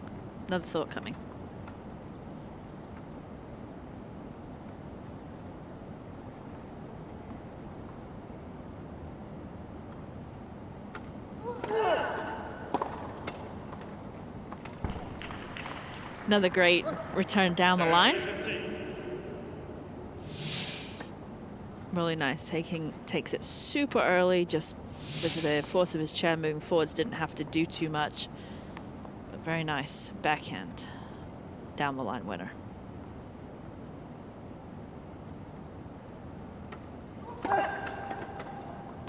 But then Kaneda comes up with an ace. Not much he can do. Plays a great shot.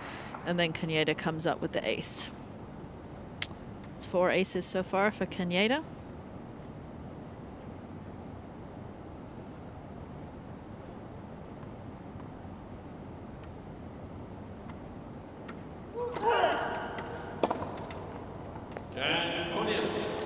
Again, if you look where G is taking that return from, so far outside the court, this spin that Kaneda gets on his serve, just punishing. It's very hard when you're playing tennis, whether you're in a chair or not, and you constantly are playing from outside the court. So you're playing especially outside the doubles court, which makes it even more, but you've got so many more steps or pushes to get back to the middle. So a lot of times when the players, you actually see it a little bit more in wheelchair tennis than you do in standing, the use of the angles. And you see, if we look at this court right now, beautiful rectangle, but a lot of players actually don't see that. They just see the court as a massive triangle, and their goal is to get their opponent off the court as quick as they possibly can. Little difficult to do when the ball's coming so fast, you can't generate those angles, but you see it a lot in wheelchair tennis, and especially in the doubles, you see the players hitting the side of basically the little stands there.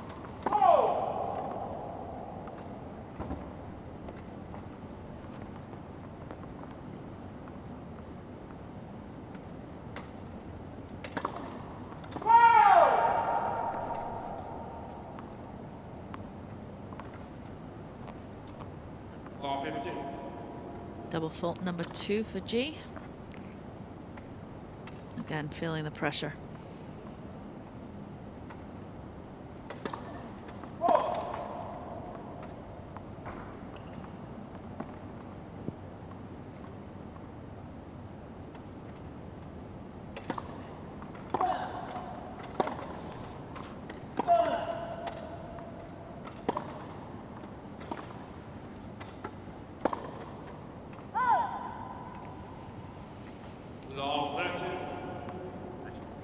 Kanieda's going to be pretty happy with his performance. Been a good performance, solid. Hasn't had to do too much, just let G make the unforced errors, and then Kanieda's simple shots have actually turned into winners.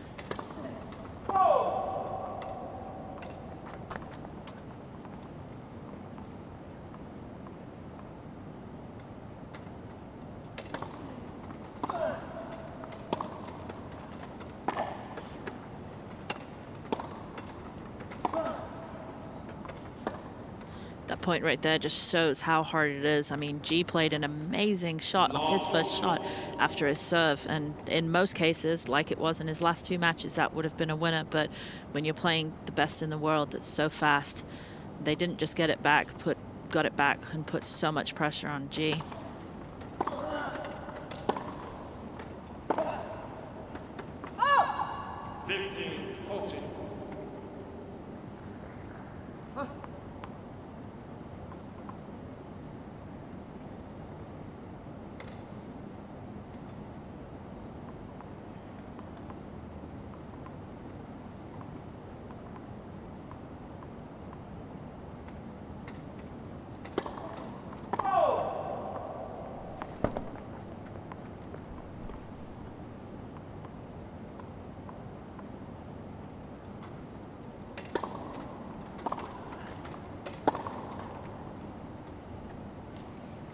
G not moving to that, having to reach.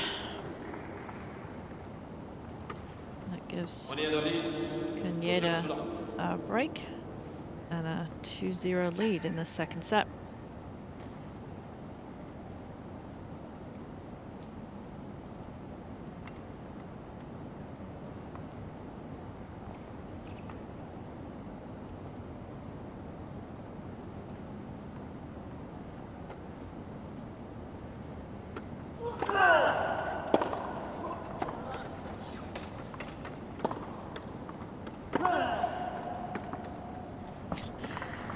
Again, a beautiful return of serve by G. Set it up so nicely, but you can just see, I mean, Kanieda's back in the backdrop and the amount of spin he's able to get with his strength, and that's just due to the beautiful and classic and perfect technique he has, being able to hit that winner from back there. Great shot.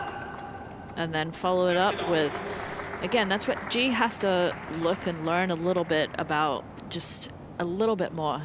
Kanieda tossed that ball pretty far to his left, so not saying he wouldn't go up the tee on that, but 9 times out of 10 he's going out wide, so G has to see that somewhat.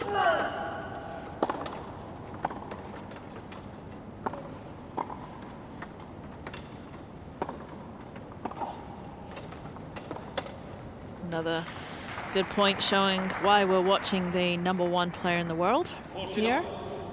Again, when he's really pulled out wide, able to turn that defense into offense.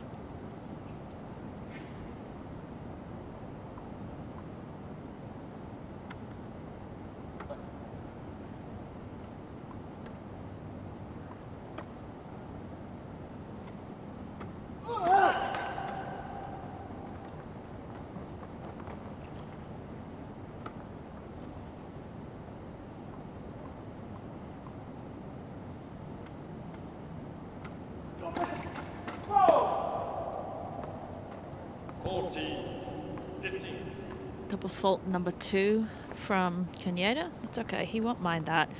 Being up a set 2-0, 40 love, he's probably going to go for a little bit more, try a few things like he did in the rally before coming in. This is when it's pretty comfortable, pretty confident that he's not going to lose this match, and so he's going to try a few things, go for a little bit more on his serves.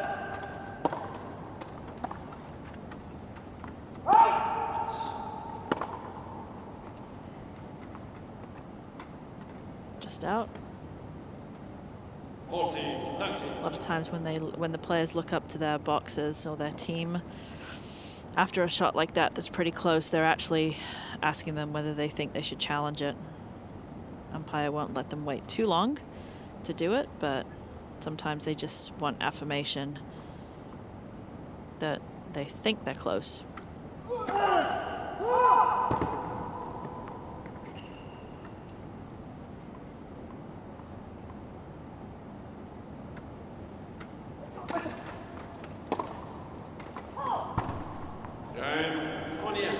Good chair work there for Kaneda to get out of the way of the ball. If that ball had hit his chair before it bounced, it would have been G's point. Ball cannot touch any part of the body before or chair before it bounces.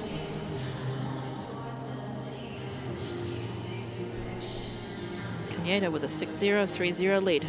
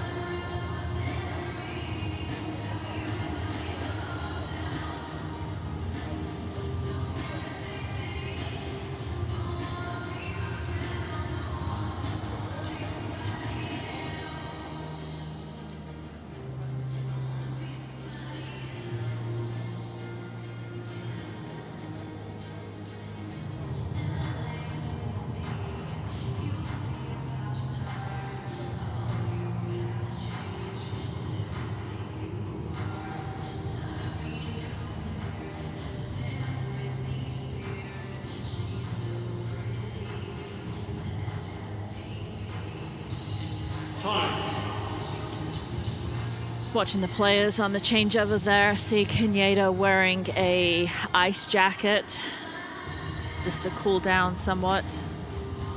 Players have got all sorts of different measures to keep cool here in Tokyo.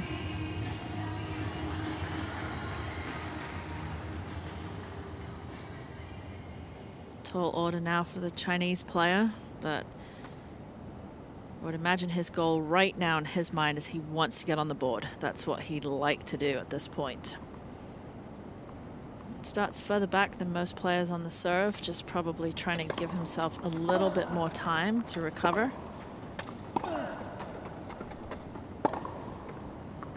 It's a great shot. He's got it in him. 15 off.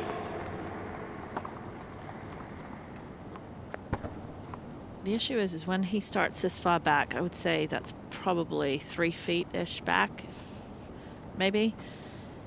It's also having to serve 3 feet further, if that makes sense. And so he's not able to really use his serve too much as a weapon. He spins his serve in most of the time.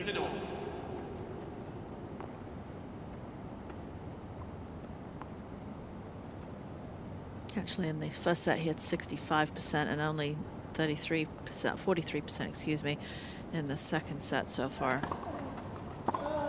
But just doesn't have quite enough on his serve yet. Probably needs to look at his serve and look on how that can become more of a weapon. He's got the strength, that's for sure, because he can hit off his ground strokes, but definitely looking at his serve more to become a weapon, and then his recovery after the serve too. If you watch after the serve, he's a little slow recovering.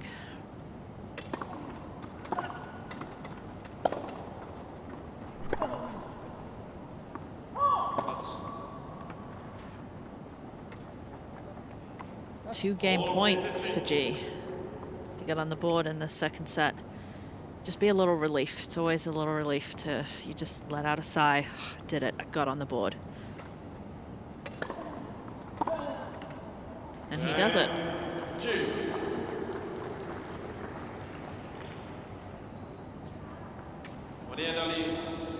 Kaneda still up 3-1 in the second set.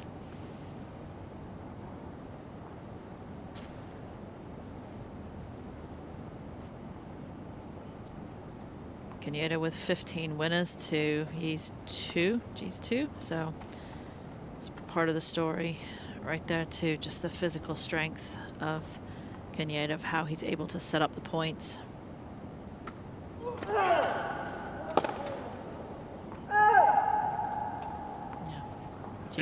G pulling off that ball a little too quickly, pulling his chair off.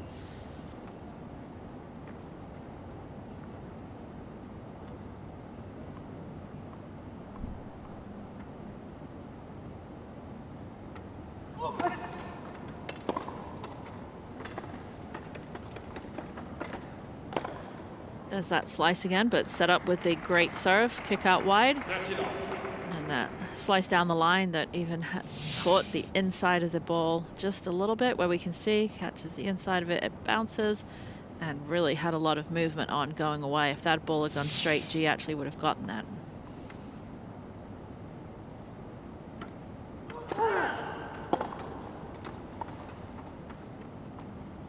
Wow. Got jammed on that ball, but was still able just to take the pace off, saw how far back G was, and was able to come off with an incredible drop shot.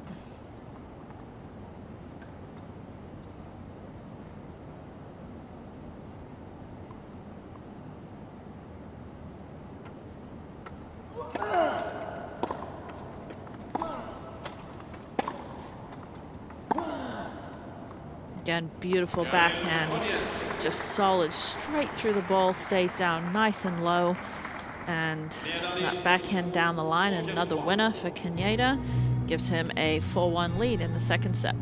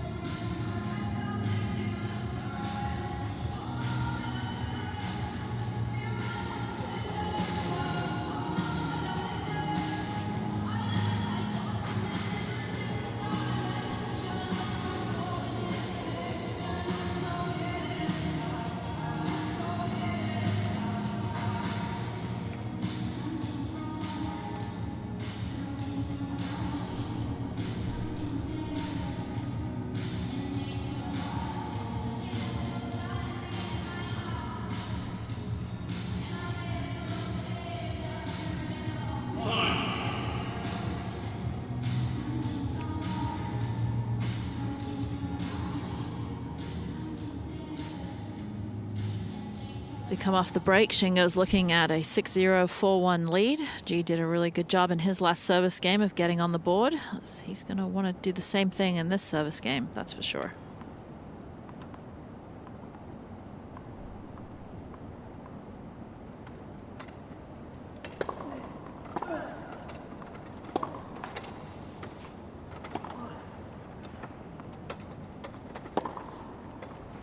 Beautiful backhand. It's what we saw of him in his first round match, and he must have played like that in a second round match too. That beautiful backhand, beautiful technique, and just too much power there for Kaneda.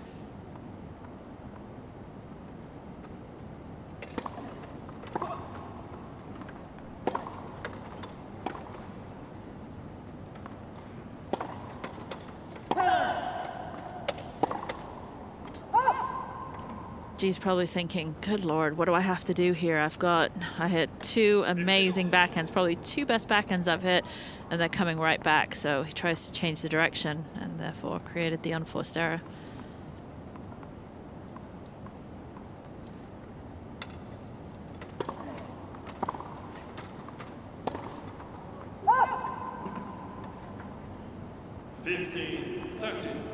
Catches that ball very, very late. Really erratic backhand there.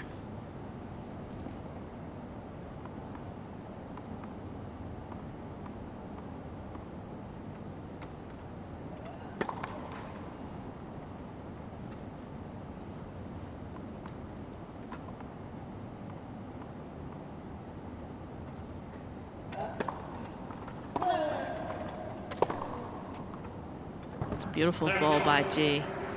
Shingo coming in. Again, if you come in that far and don't do enough with the ball, then you are out of position. And G takes advantage of him being out of position. Definitely G's favorite shot, that inside-out forehand. And catching the outside of the line by the looks of it.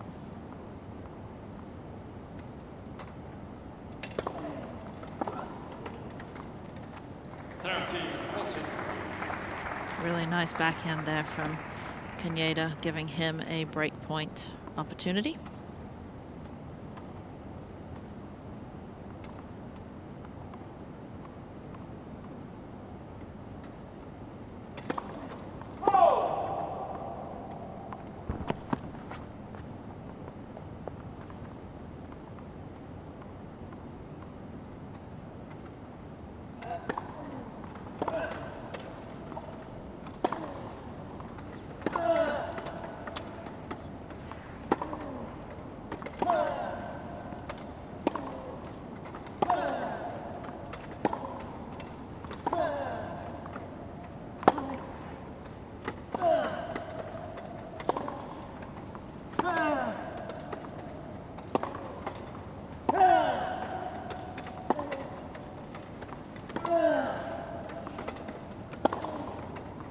Great point.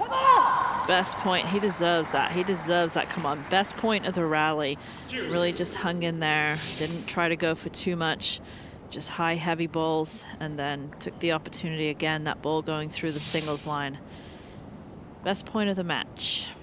Back to deuce.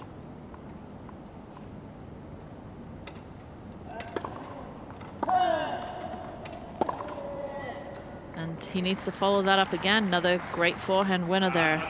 Again, taking the pace off just a little bit, pulling a little shorter. Kaneda not able to even take a push to that one.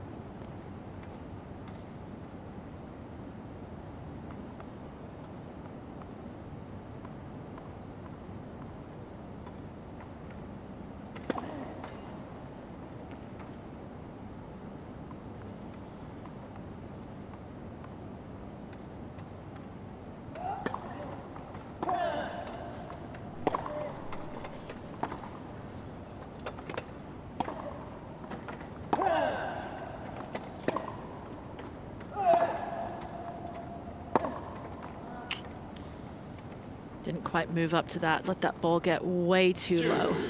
Was in a good position until that last shot.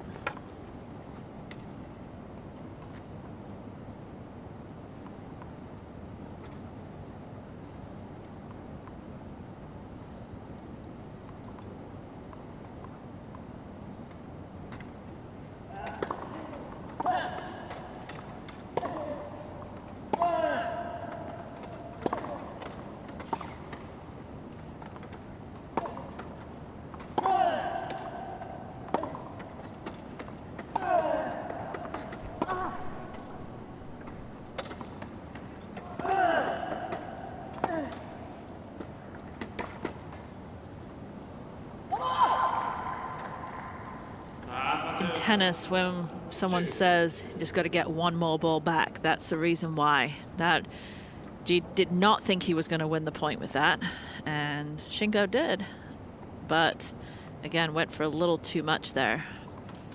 It's the reason you get that one more ball back.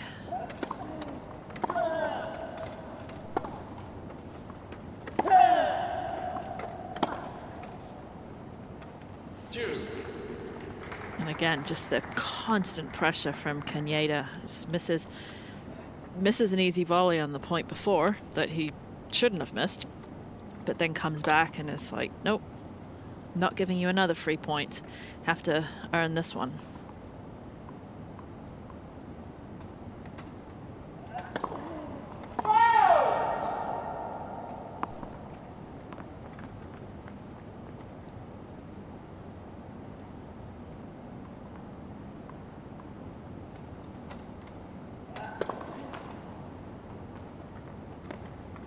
That's just a pressure double fault there.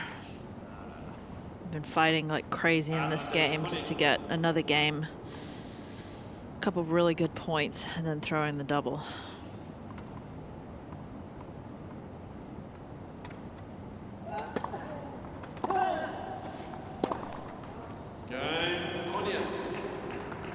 And that breaker serve gives Kaneda a 5-1 lead in the second set. And that was definitely the best game we've seen of the match, highest quality game, good rallies. G making Kaneda work in that game.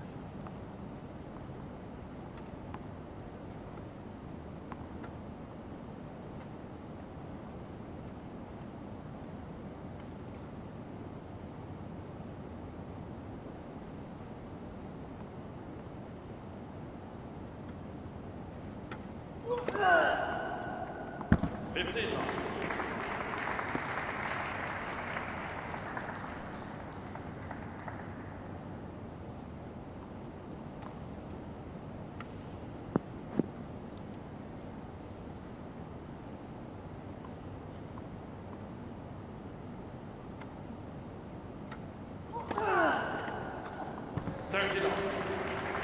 He wants to finish out this game here. 30 love. He wants that ball too. When you've hit 2 aces, you want that same ball back. Some tennis players are have a little bit of OCD in them. Like to play with the same balls, don't touch the lines. Easy. Beautiful. Beautiful forehand, but once again set up with a great slice out wide. He's going to take that ball. He's going to wait for it. Yep. Oh, yeah. Yeah. Give me that ball again, please. I want to finish off the match. 40 love, 3 match points.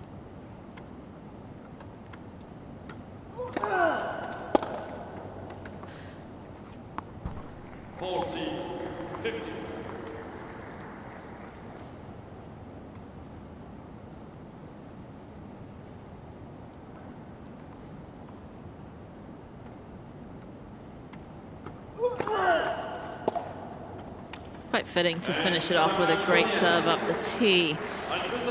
Kaneda moves into the quarterfinals of the 2020 Tokyo Paralympics. Gee, bright future, bright future. Just doesn't have the experience or the power right now to handle Kaneda, but give him a couple more years and we'll be seeing his name a lot more. Kaneda very happy with that performance, very solid performance.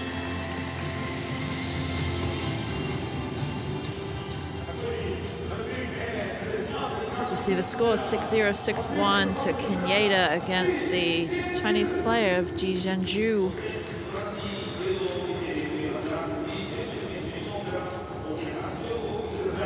We'll see in a minute a few stats, but when the stats are in the green for the winners as opposed to unforced errors, that's the important part. G's gonna look at this match, look at his tournament, his performance. Had a great win yesterday against the 14th seed. Comes out and tough match against Kaneda, but he's gonna look at it and hopefully he'll take a lot from his experience. Kaneda will definitely be looking at all sorts of stats, but very solid match from Kaneda. He'll go cool down, rehydrate, get some lunch, may hit a few balls later, may not, and get ready for his quarterfinals.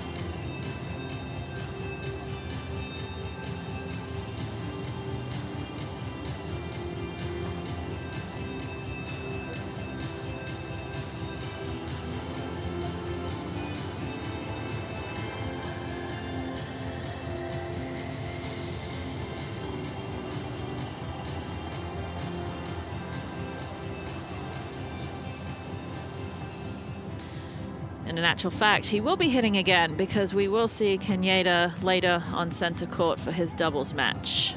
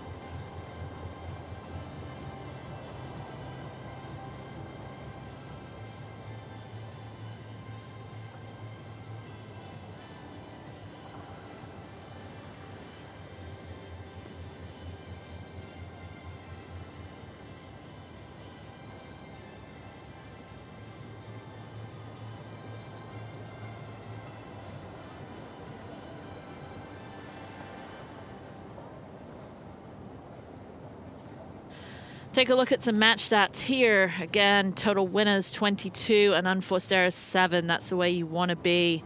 That gives Kenyatta a place in the quarterfinals. Won this match 6-0, 6-1. And next up, he will be waiting for the winner of Martin de la Puente, the number 11 seed, against the Frenchman Stéphane Houdet, the number 6 seed. So that'll be happening later today. And I'm sure that Kenyatta's team will be going to scout out that match. And Kenyatta's happy to have that place in the quarterfinals.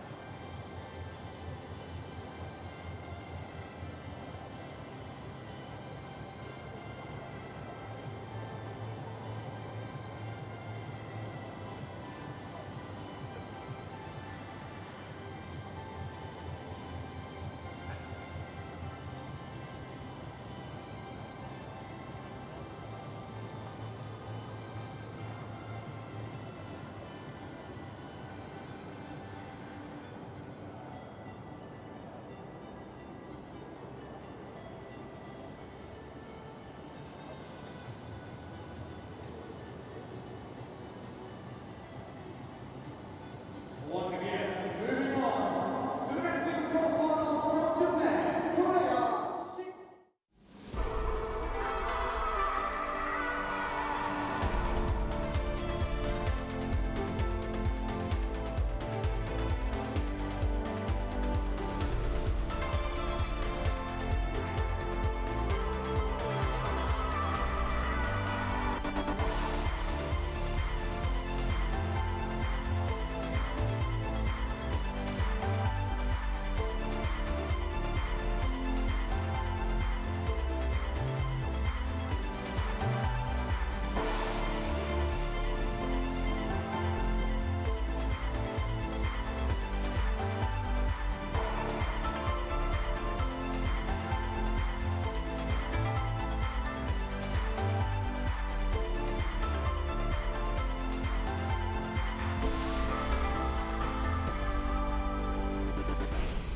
Kenyatta Shingo, Japan, a number 1 seed in the wheelchair tennis competition, taking out Ji Zhenju from China 6-0, 6-1. He'll be happy with that performance, and he's got a place in the quarterfinals.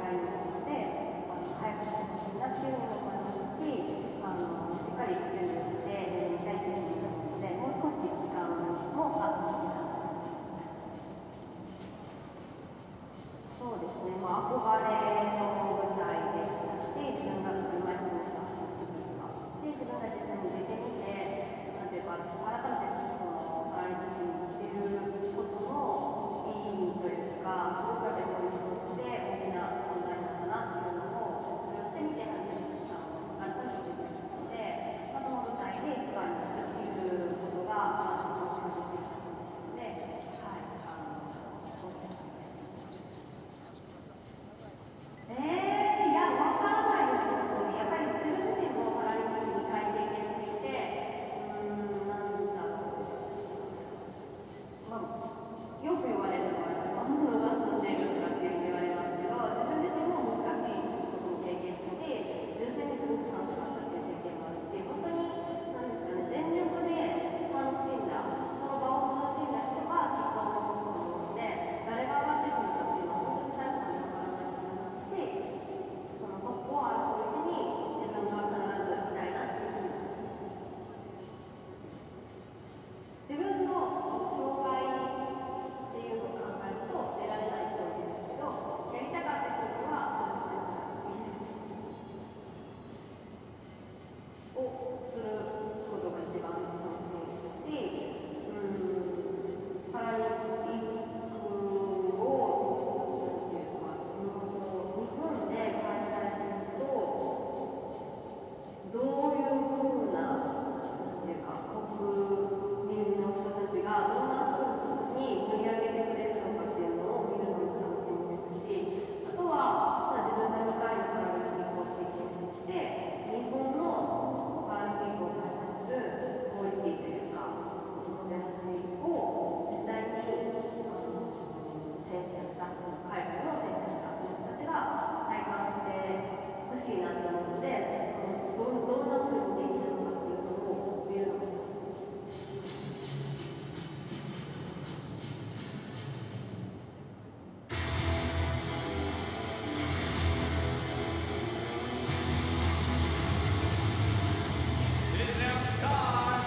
Well, hello and a very warm welcome to you wherever you are in the world. It's a pleasure to be with you for this one. We're here, of course, for the women's singles second round in the centre court here at the Ariake Tennis Park. It's Tokyo 2020's Paralympic Games. Beautiful sunny day here, 32 degrees outside. The roof is on and the air conditioning up to the max here to keep the athletes cool. This cauldron-like atmosphere. Trying to stay cool under pressure will be Miracle Duval. Here she comes from Bella Horizonte. Brazil making her Paralympic Games debut. Took up the sport age 17. She is 26 years old, ranked 26 as well. This will be the biggest challenge of her athletic career so far, no doubt about it. The host nation expectations, they are on the shoulders of Kamiji Yue. And in she comes, looking focused, the second seed. Just 1 year the senior of Miracle Duval. Far more seasoned in terms of experience at the top level. Well, in our Paralympic debut back in London 2012, made the quarter-finals, went one better in Rio, claiming a bronze medal. Like a true champion, was a little bit disappointed with that bronze against Aniek van Koot of the Netherlands. But that Paralympic experience, taking the medal on the way through, she knows what it's like to make a debut and make a successful one. As Miracle Duval gets the sweatband on there. This is her debut, of course. Big moments for the battler from Belo Horizonte in Brazil.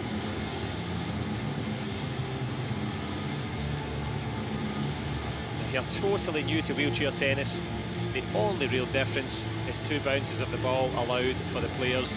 You see them transferring there into the sports chair, the bespoke wheelchair tennis, specially designed chair to give them that stability, but also that mobility required, because it is fast-paced, high-octane, and it will be high-quality tennis all the way. And of course, high expectations on the shoulders of Kimiji Yui. First ever wheelchair tennis athlete to light the Paralympic cauldron just a few days ago for the opening ceremony. She'll be looking to find a spark against Miracol Duval in this one.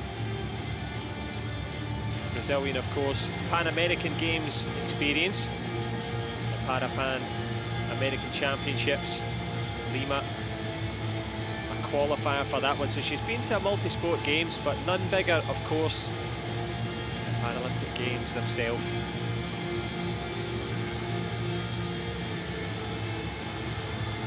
Of course, Kimiji Yui, she's quoted as saying, gold is a must for these games.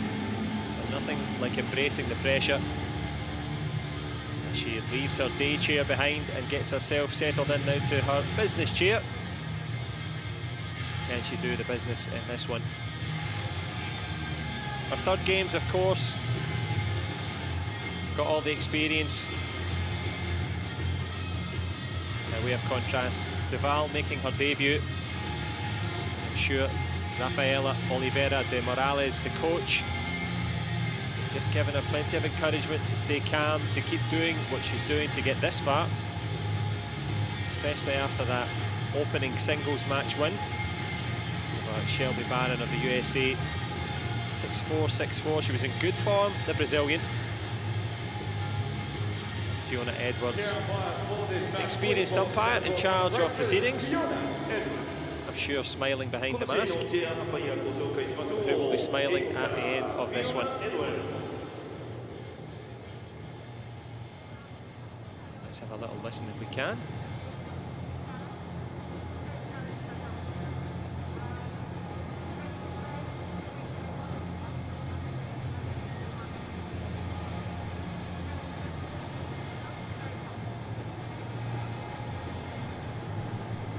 So the old adage, better to give than to receive. He's going to cash in on the coin toss. We'll have another go at it.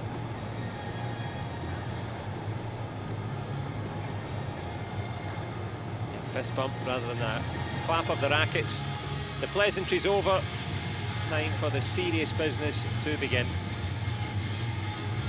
Part of Fiona Edwards' brief there, the umpire, she takes her seat, is where to put your towel. Now that may sound quite simple, but in these pandemic times, the athletes are allocated a specific side. You have to observe that.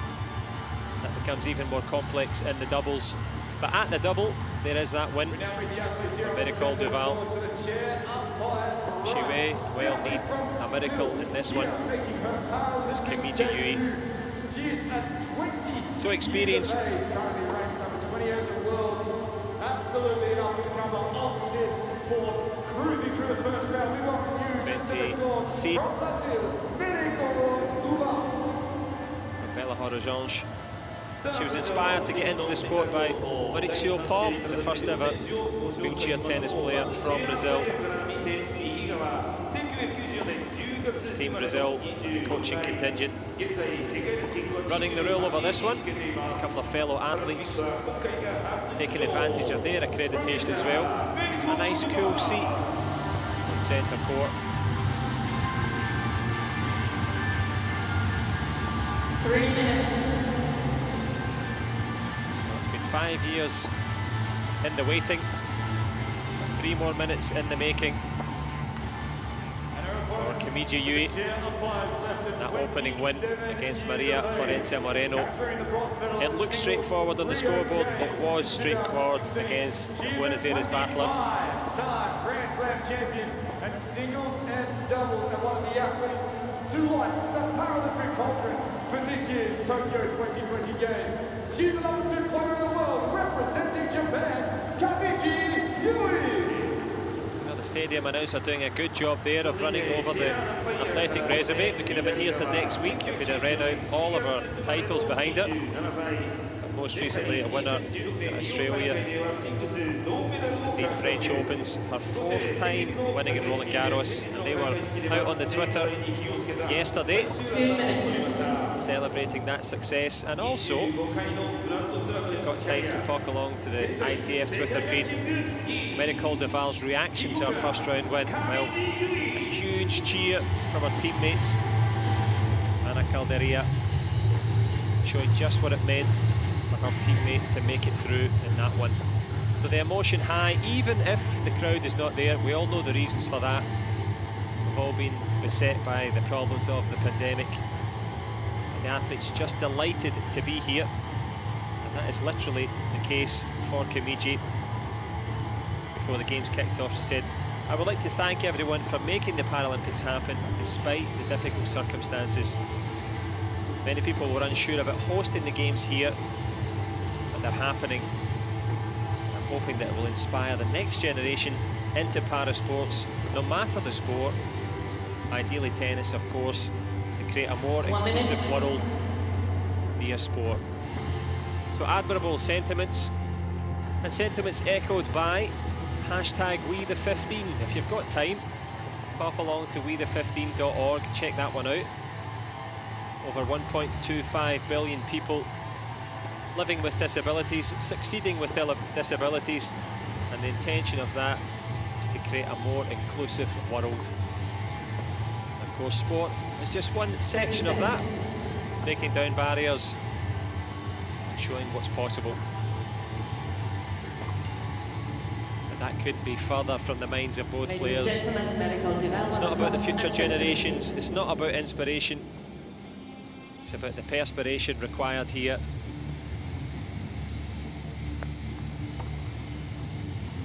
As Kimiji goes through her final service action. Of course, different athletes set themselves at different heights in the chair. Some preferring to have more stability, some people requiring, you know, a higher elevation for a different service action. One thing's for sure, once the action starts, Maricol Duval is going to have to be on her game in this one.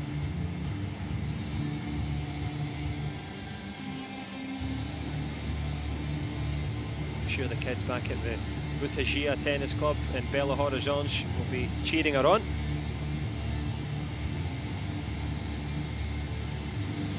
As Kimiji Yui goes through the final mental preparation, so important. The world #2 attempts to, well, break the Dutch dominance here in women's wheelchair tennis. All 14 Paralympic titles have been claimed by the Netherlands. So Kimiji Yui on her path to try and upset the apple cart in this one. Ready. Of course, eyes down Luken. First set, best of 3. And the best seats in house are yours.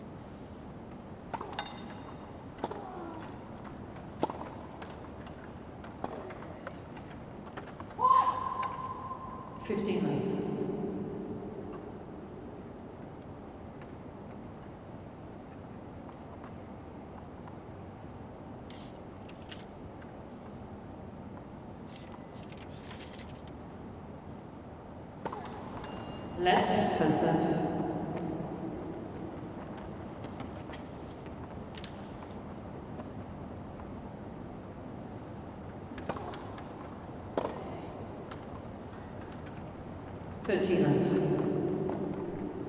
Well, of course, you've got game plans and strategies, but the thing that you want most is just to get that first service game on the board. Kimiji starting strongly here.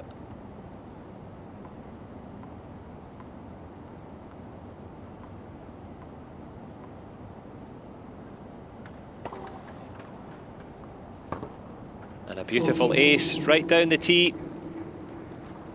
Here in game 1, it's ace number 1.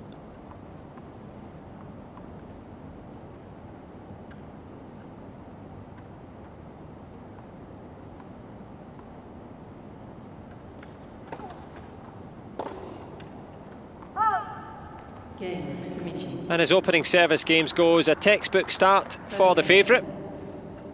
And Maricol Duval, well, she will know instantly by the weight of the ball, the speed at which it's coming back, that Kimiji is all business here.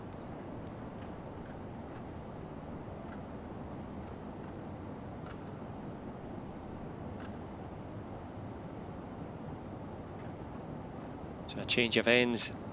Will it be a change of fortunes for Miracle Duval? Miracle Duval to serve. As early as it is in the match, key stages already.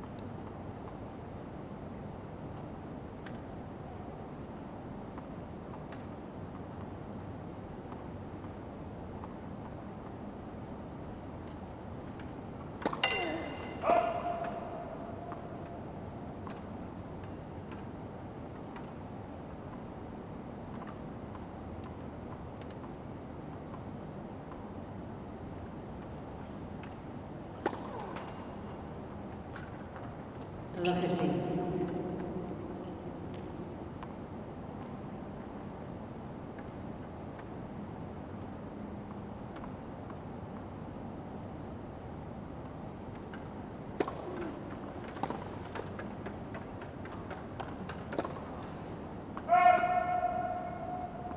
Yep, a couple of double faults and just a little bit of nervousness there from Duval. The adrenaline pumping already, over hitting that one. Had the whole court to look at. And the difficulty is, doesn't have time to settle.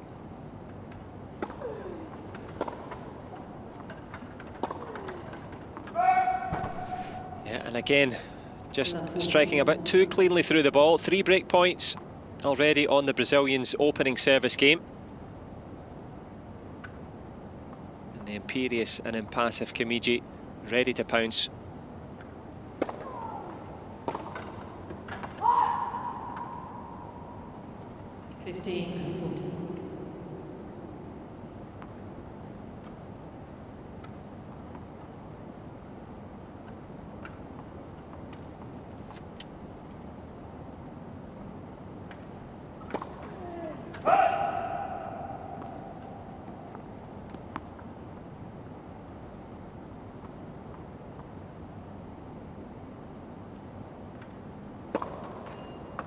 Well, 3 double faults in her opening service game. Duval, the Brazilian, up against it already.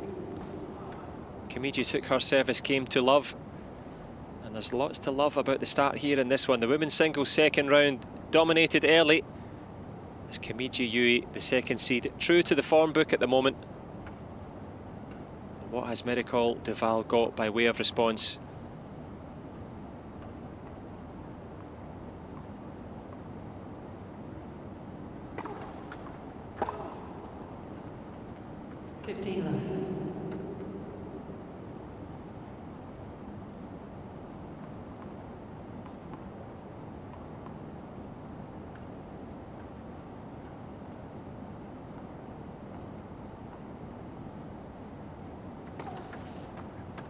Oh, and that lovely sliced serve out wide. Duval chasing shadows already. A second ace. Kimiji has her eye on the prize already.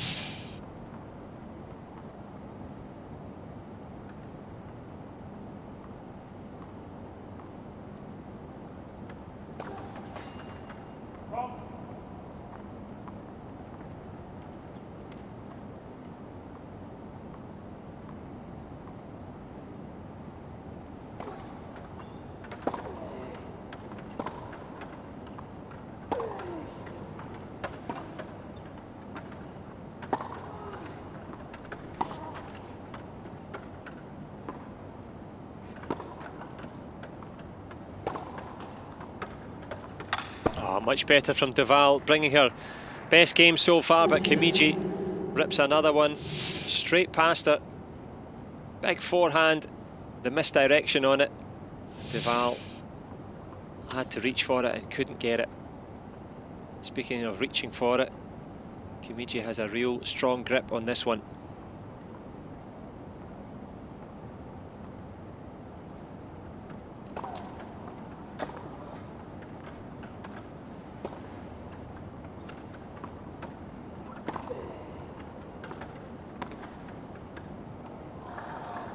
Much better length this time from Miracle Duval. Beginning to settle into it. And the Brazilian loops that one high.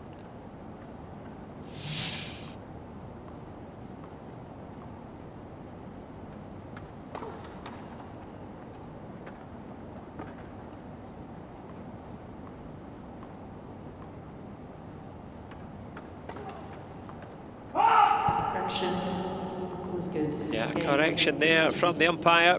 Another ace. Ace number 3 games to from Kamiji Yui. And I'm sure Miracle Duval, well, she will have known the task that was in front of her on the way into this one. And there's confirmation of just how tough it is at the top here. Miracle Duval from Brazil hasn't done much wrong, hasn't had a chance to get going. Kamiji Yui powering forward, 3-love in this opening set.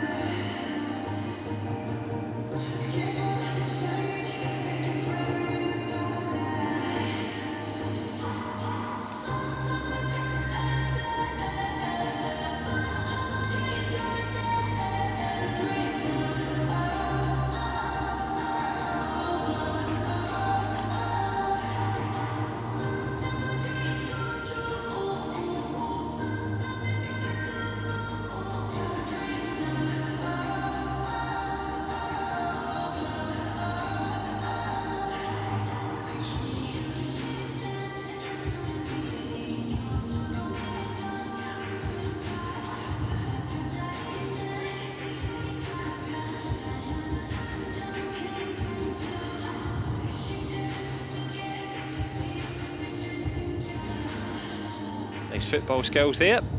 A header from the Brazilian, but well ahead so far. It's Kamiji Yui. time.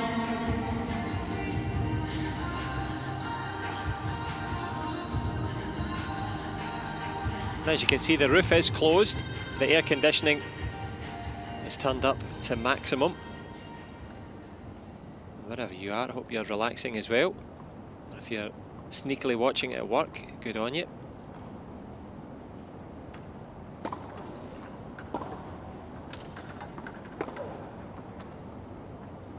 Love 15.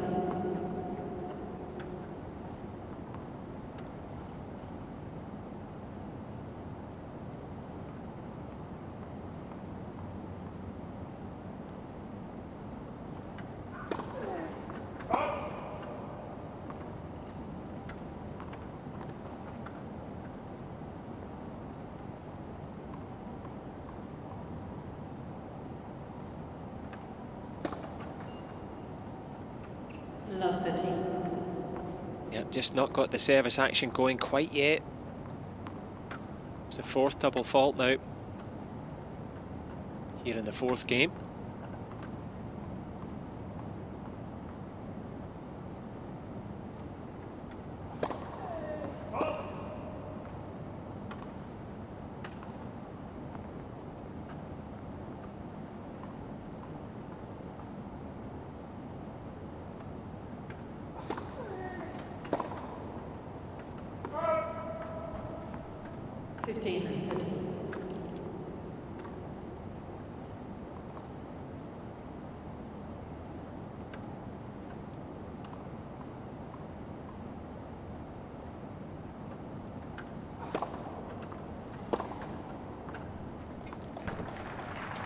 Well, expertly delivered yet again from Kamiji Yui.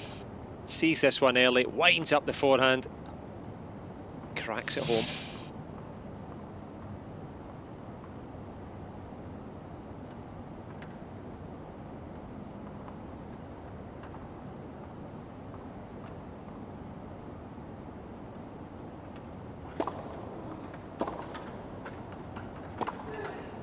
Much better from Duval. That'll do her confidence the world of good. 13-14. Fist pump there from the Brazilian. Anything Kamiji can do, Duval can do just as well. Finds the corner, but she's still backed up into the corner here.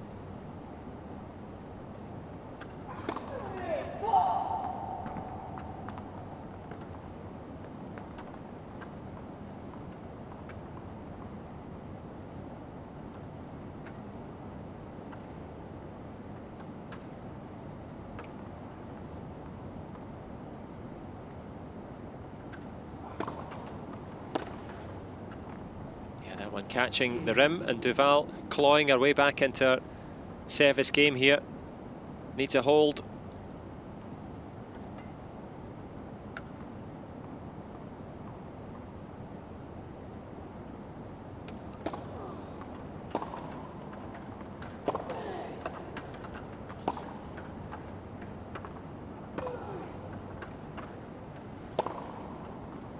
Takes it on the first bounce.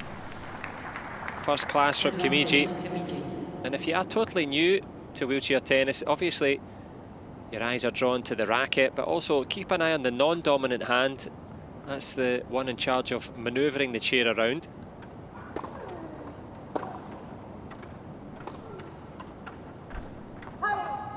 Game. Kimiji. But manoeuvring her way into a 4-0 lead. Kimiji leads 4 games to love. Kimiji Yui.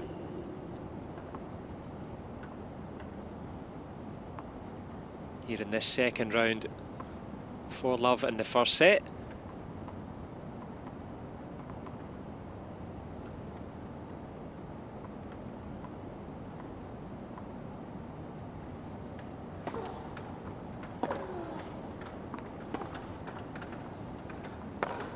Kills the momentum on the shot again.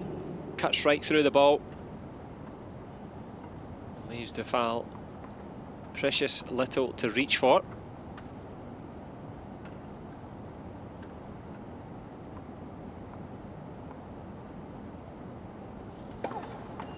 Let's versus.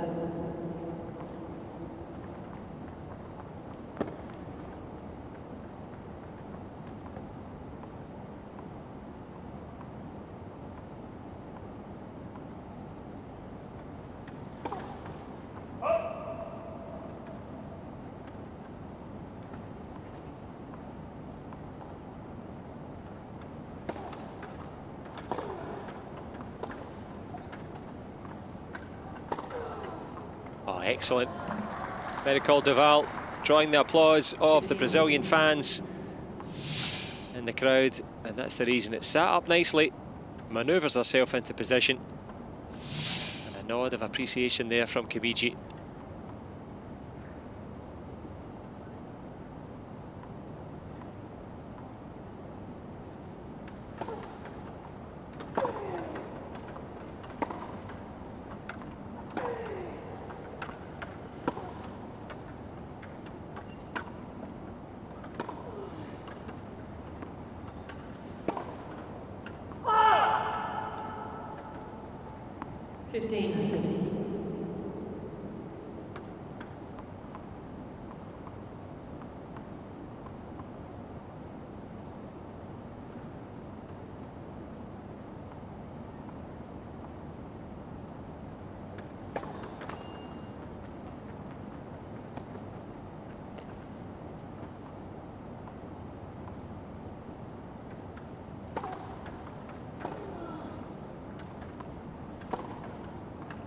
Just when it looked as if Duval was putting a little bit of pressure on Kimiji's serve.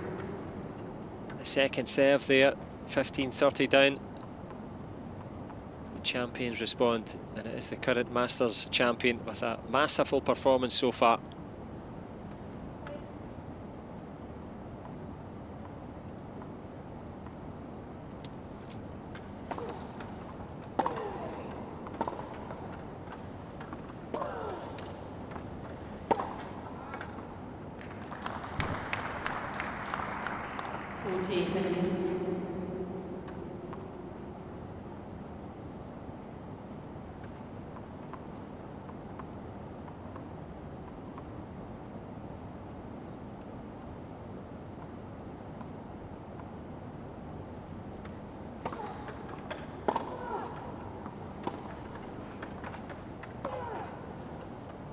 Duval did her best to get to that backhand, but to no avail.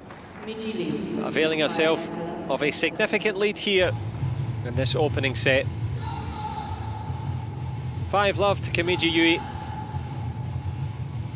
I'm sure Team Japan are very happy with this one. Miracle Duval from Brazil has work to do here in the second round, has time in which to do it. Kimiji Yui looking imperious so far.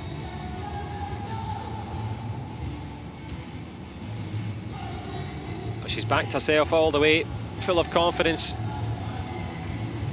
As we see some of the efforts of Duval.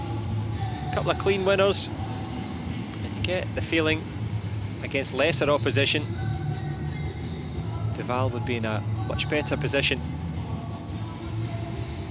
Kimiji Yui in no mood to be charitable.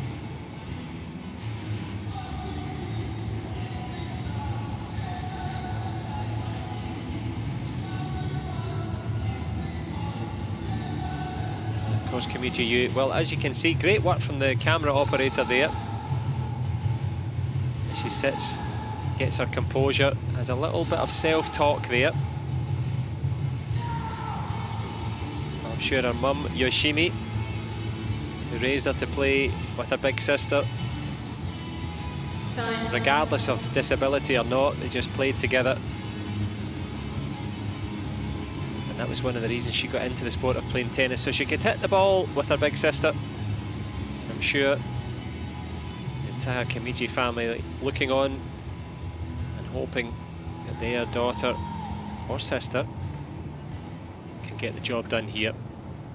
On the cusp, by way of contrast, of course, Marie-Claude Duval.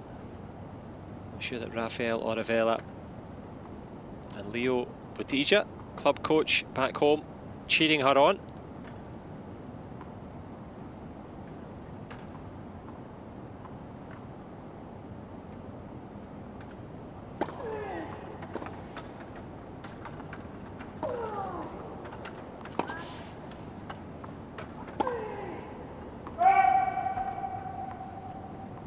Good opening forehand from Duval, had Kimiji chasing it down, but she duly did. A testament to the conditioning of both athletes, but Kimiji principally there.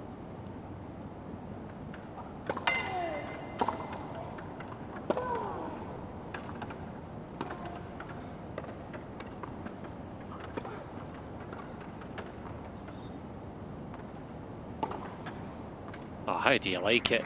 Disguises the forehand. Love it. Looks one way, plays it the other. And now playing herself into contention for what has been honestly a straightforward opening set.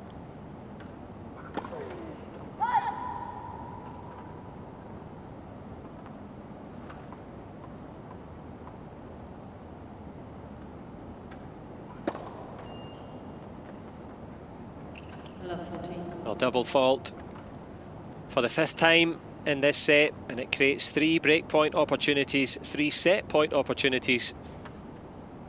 And Kimiji Yu looking all set in this one.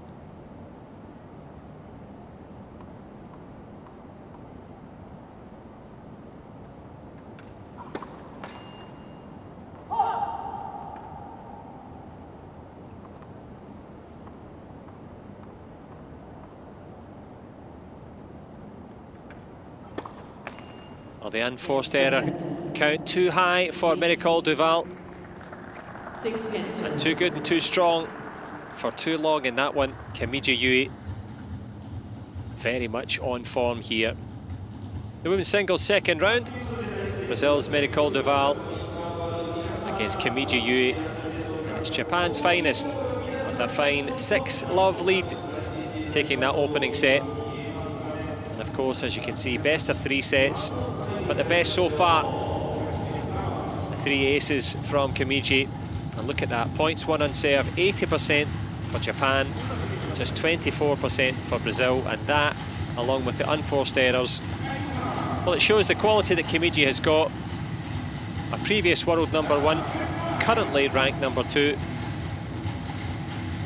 She's certainly very much on the cusp of progressing here in this one.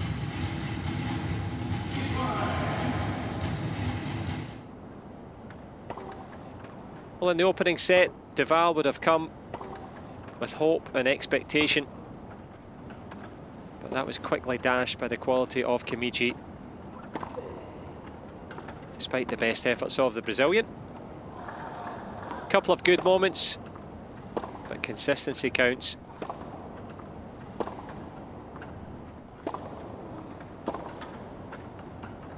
And a few crackers from Duval as well.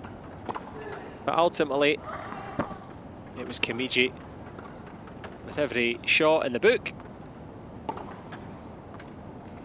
She looks destined to book a place in the next round. Plenty of tennis to go in the second set. Marie-Claude Duval. A big ask against a big star here as Kimiji Yu just keeps her head down. There's ice within those towels. It's the ice cool demeanour of Kimiji much to the delight of our coaching team there. Masaki Chigawa, her coach that was on the left of the picture there, well, said that tearfully in Rio that he felt as if he'd let Kimiji down, that she deserved to do better, and that they vowed to do better here in their home games. But it doesn't get much better than that opening start there. Mary Calderval needs to press reset, get things going.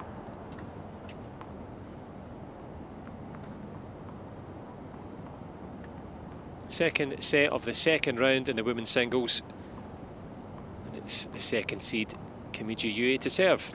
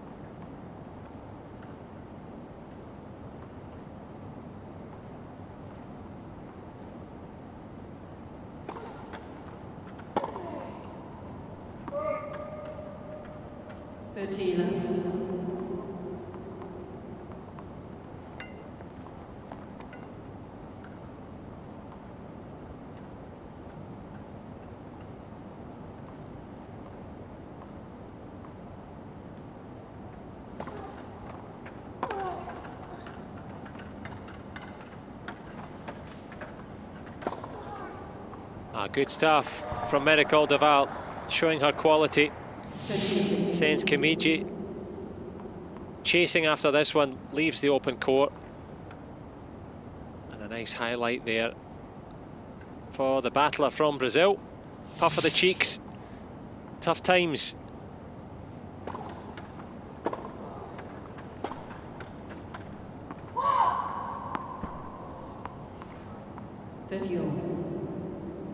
I'm sure Kimiji will have seen the efforts of Kuneda Shingo, who was on centre just before her.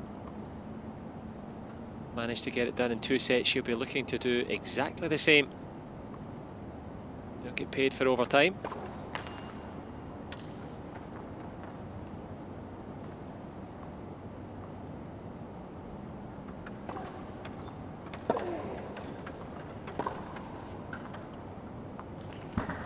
Yeah, and just when Duval was beginning to have some sort of momentum,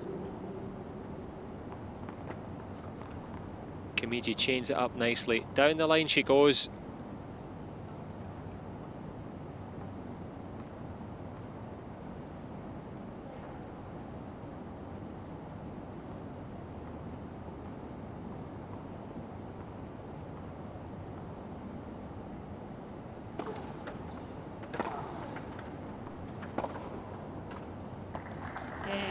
And starting the second set, as she closed off the first, very composed, cracks that forehand down the line, and it's been a cracking start so far for the second seed, Kimiji Yue.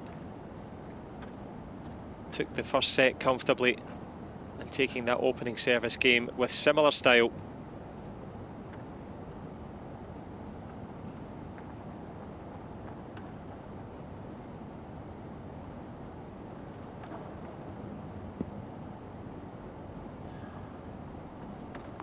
So what can Mary Calderval do about things here? She would have come in with a game plan, with a strategy.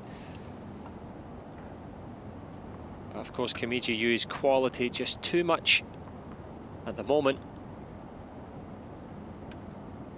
Serving with new balls. Will it be a change in fortune for her?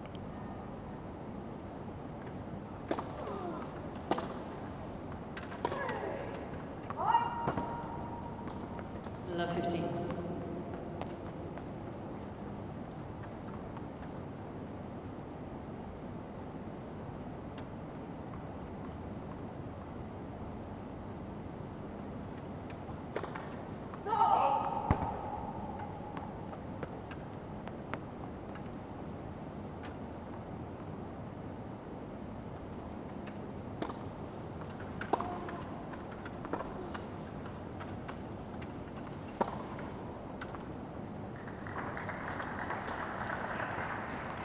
13.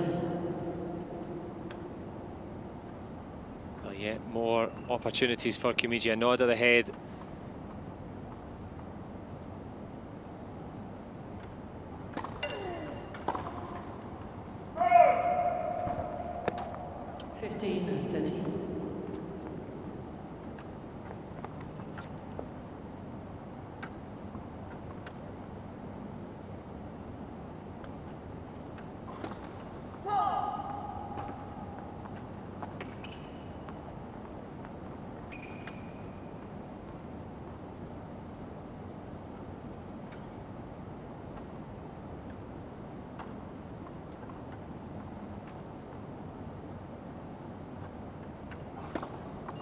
Let's second serve.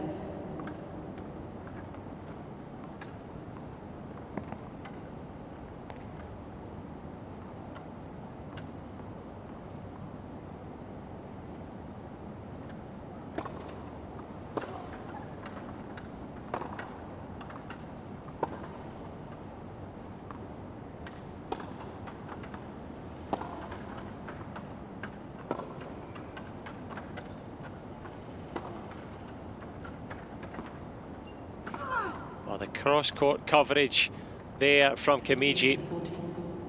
The mobility, the anticipation as well, setting up another opportunity. 2 more break points early here in the second.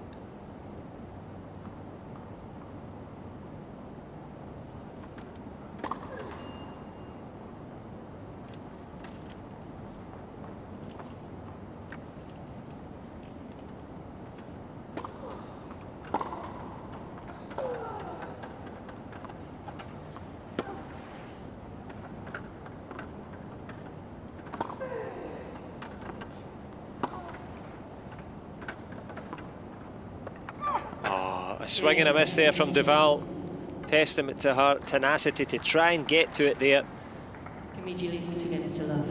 Kimiji lifting that one high and handsome over the head there of Duval. And it is a commanding lead here. 6-love, 2-love. Critical stages now. Many call Duval's Paralympic journey at risk here.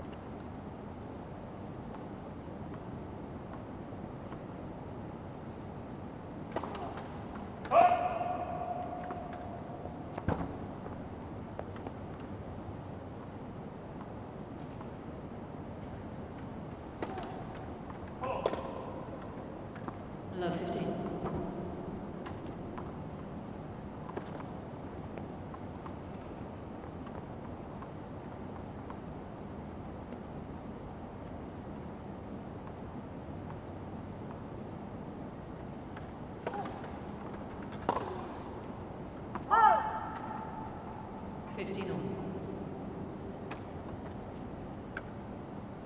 Just the one double fault so far for Kimiji Yu. By way of contrast, 5 for Duval, plus the unforced errors.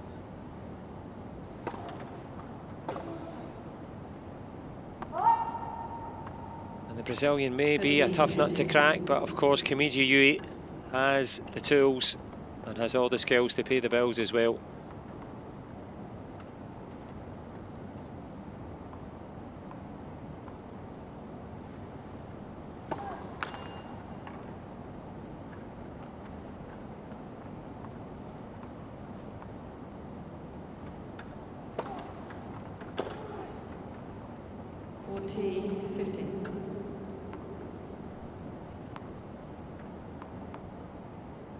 Well, an opening service game to love, followed up by a break of serve. Duval halfway to the exit door now.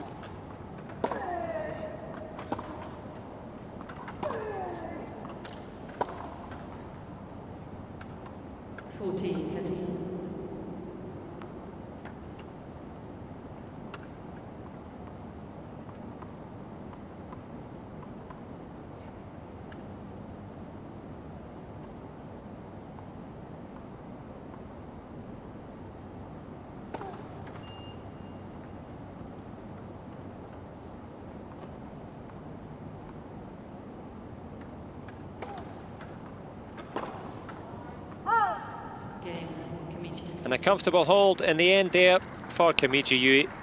Kamiji leads 3 games to love, second sets by 1 set to love. And in her third Paralympic Games, it's a 3-love lead. And what she hopes is the halfway stage of this second set.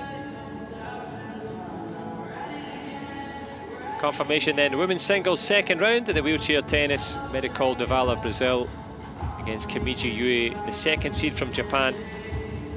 It's the Japanese hope. 6-love in the opening set, 3-love here in the second. She digs through for the ice pack on the back of the neck. She's been a cool customer so far. Miracle Duval from Belo Horizonte has produced some really good moments, but just can't get the consistency going. The reason for that, well, it's at the opposite side of the net, and it's right in your forefront here. Kamiji Yui constantly nodding. She's got some notes written down there. Just trying to retain her composure. This, of course, a battle of stamina as much as anything.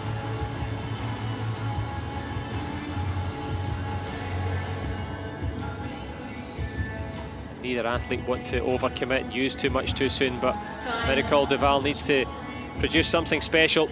Can she find a miracle in this one?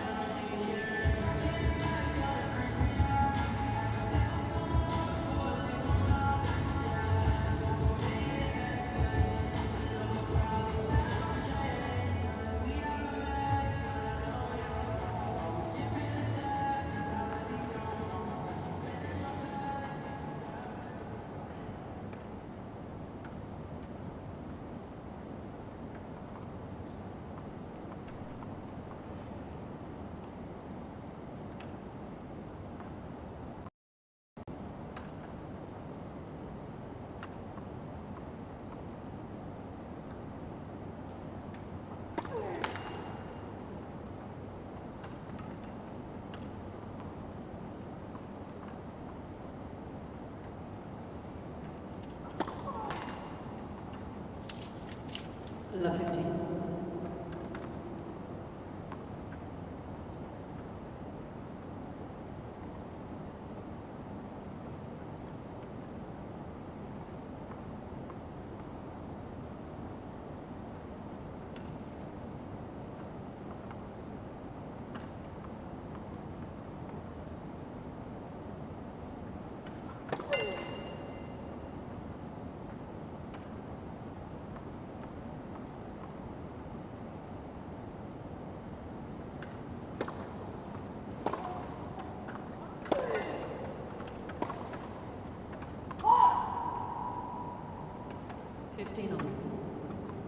A much better second service there from Duval, taking some of the power off it and increasing the accuracy, precision required against the level of Kamiji.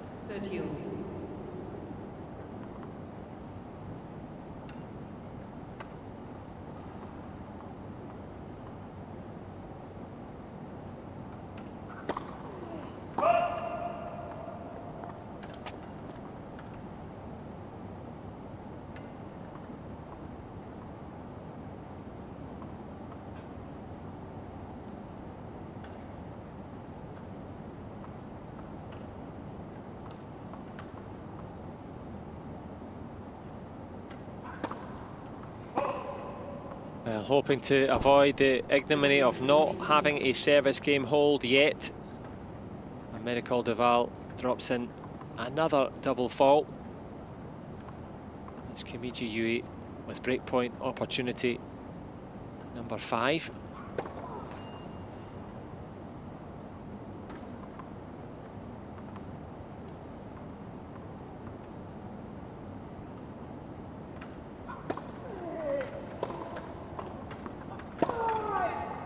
That's more like it.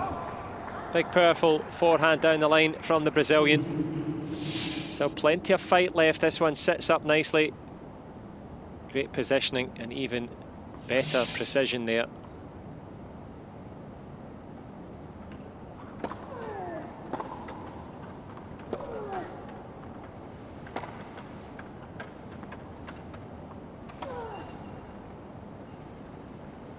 Advantage, Kimiji. Yeah, just replicating that backhand there. Cut across it, maybe a touch of fortune. But fortune favours the brave there, as Kimiji looks to break again.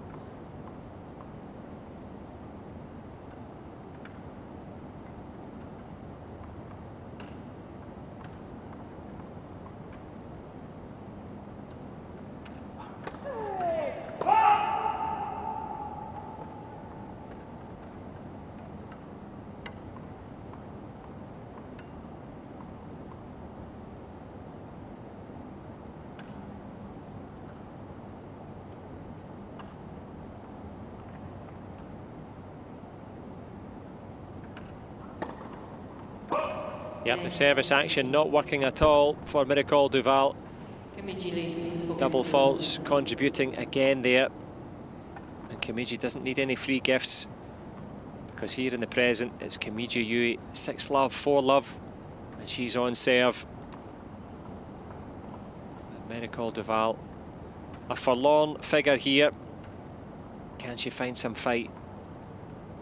More important, can she get her service going? But it's the serve now from Kimiji to deal with.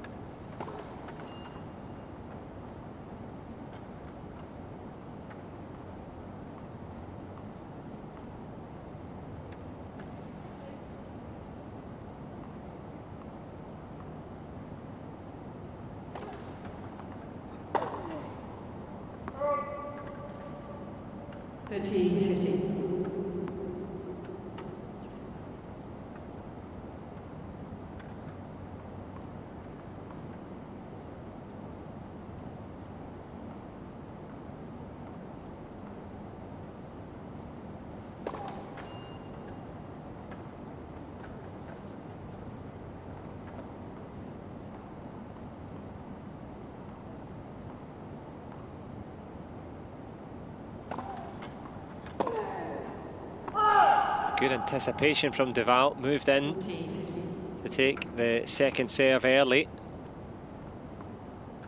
But the errant backhand produces yet more opportunities for Kimiji to close this one out at the first time of asking.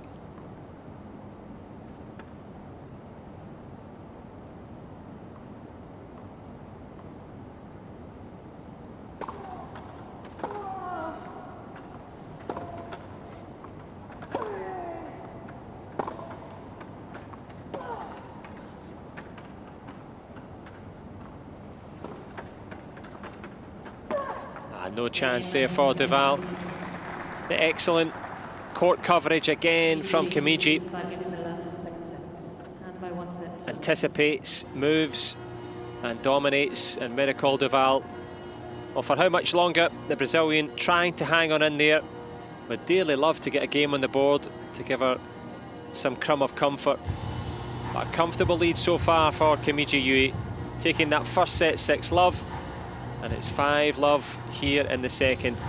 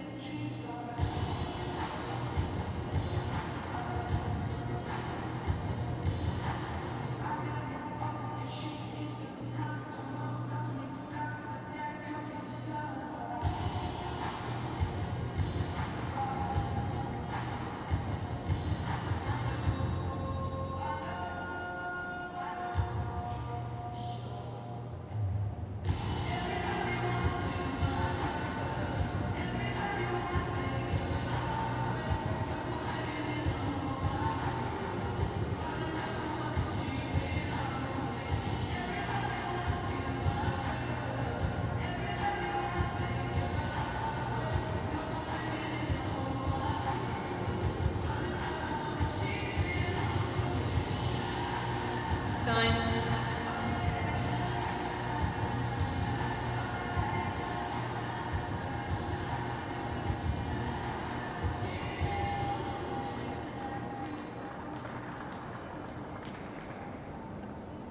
So here we go, the business end now of this second round. Duval on serve.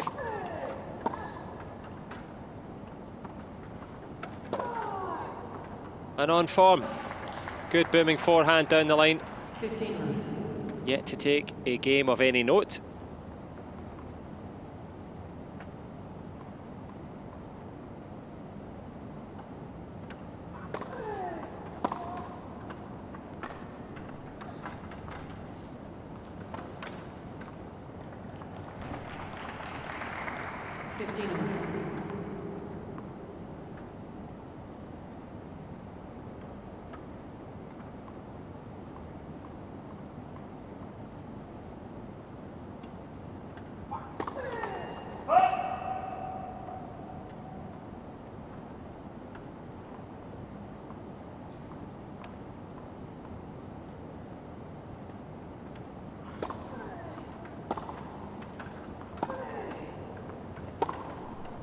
Oh, fantastic again from Kimiji Yui. 15. Sets up the point perfectly.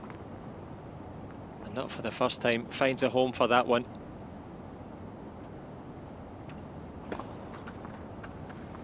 The first ace for Miracle Duval. Right down the tee.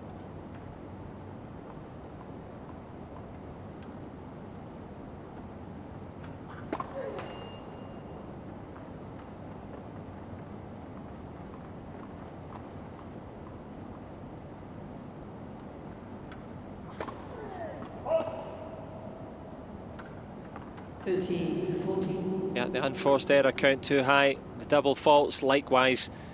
And you can't fault the effort of either, but certainly not the quality of Kimiji. Match point opportunity number 1 for the number 2 seed here in this second round.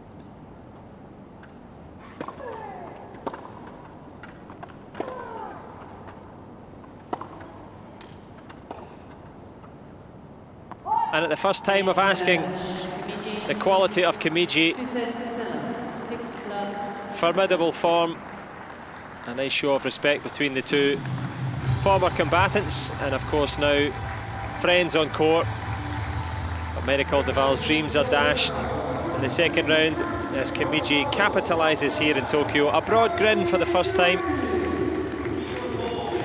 as Masaki Chigawa and the coaching team are proud of the efforts there. Home hopes rise here at the Wheelchair Tennis.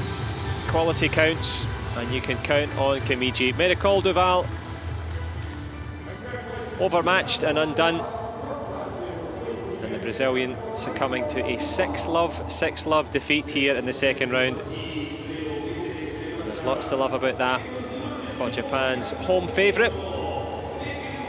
Well, spare a thought for Miracle Duval. The eyes have it all there. Disappointment, acknowledging the Brazilian coaching team. Rafael Oliveira de Morelos and the team. They know that she's performed extremely well here in her Paralympic debut.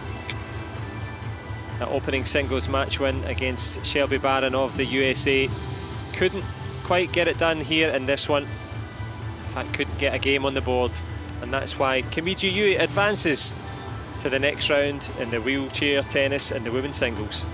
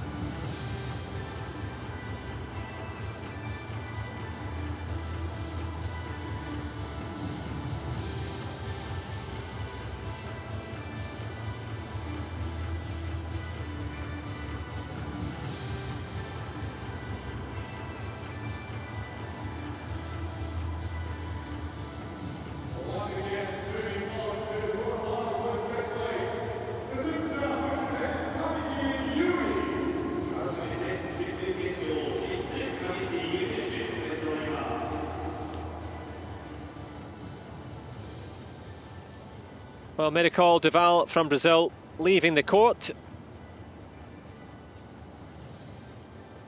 And leaving the Paralympic Games in the singles. Gave it her absolute best, but you can see for yourself, well, the unforced errors count up at 14 for the Brazilian.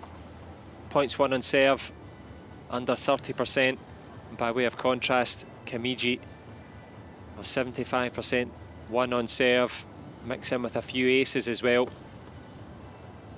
There could only be one winner. Into the quarterfinals she goes. On the other side of the draw, well, Aniek van Koot defeated her in Rio at the quarterfinal stage last time out. Maybe they could meet up in the semi-finals.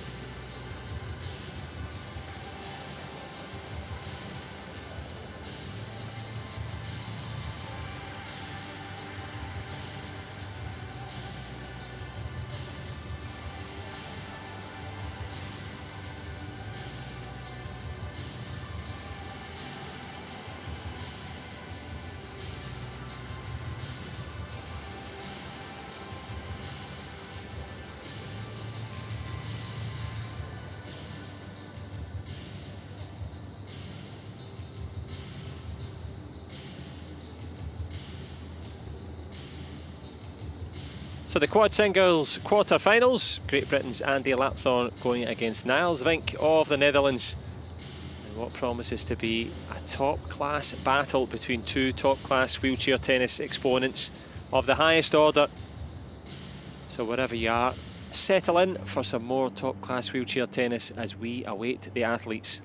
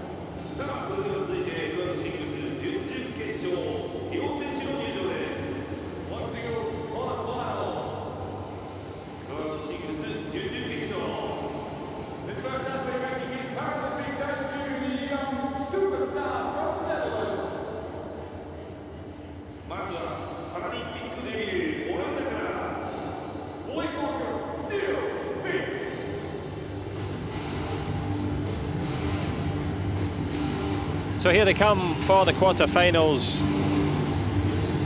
Big opportunity now for both men in the men's competition. And who will be the main man? Niels Vink, the 18-year-old from Helmond in Holland.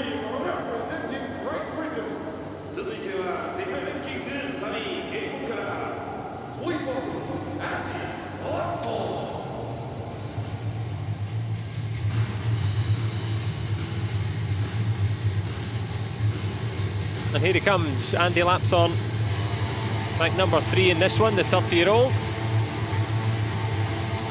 It's been a busy Paralympics so far. Just checking into the crowd there just to make sure it's all present and correct. The 30-year-old left-hander from Hammersmith.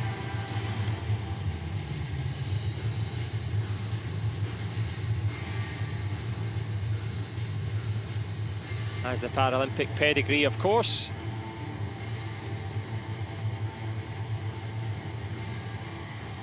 Taking an opening silver medal in the doubles in London.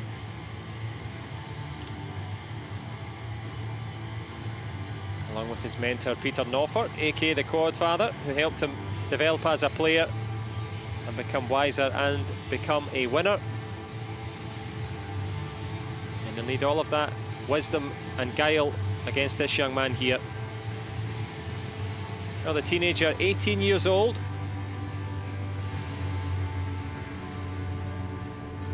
Of the 104 wheelchair players here at the Paralympic Games, well, 16 of them are under 23 years old.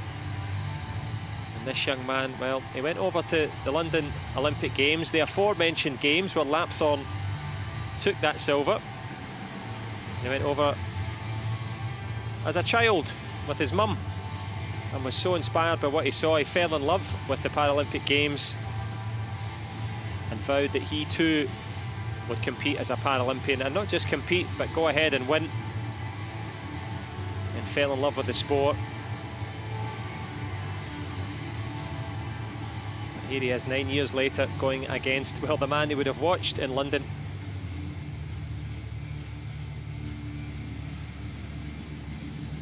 Lapthorne adjusts his sports wheelchair, gets himself clipped in and ready to go.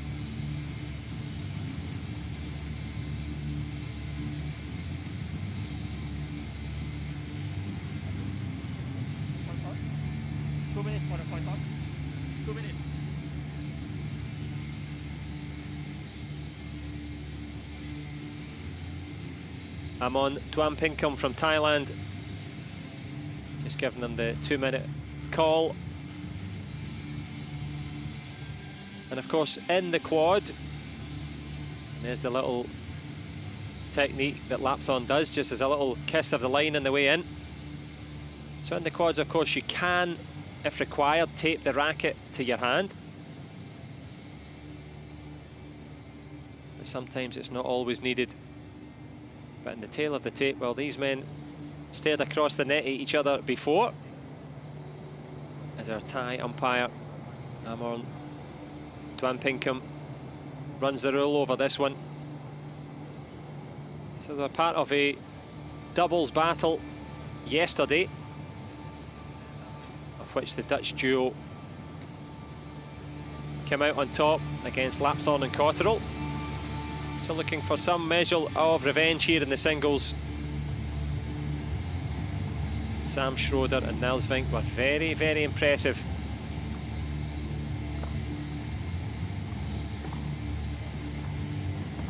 Likewise for Nils Vink in that opening win over the Shraga Weinberg of Israel. Didn't drop a game in the first set. And as you would expect, plenty of energy, plenty of enthusiasm, and no shortage of skill either.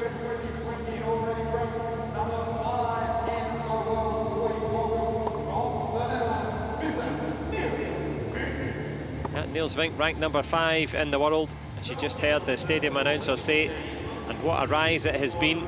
Semi-finalist in the Australian Open singles and doubles in 2021. He's a sports studies student back in Summa College in Helmand, under the watchful eye of Stan Lesnick and Dennis Sporrel, the Dutch team coaches.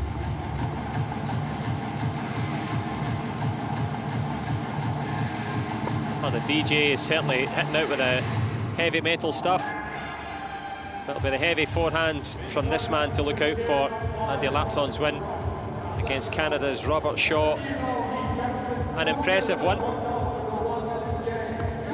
It was the Canadian who came in with high hopes, the Pan-American champion.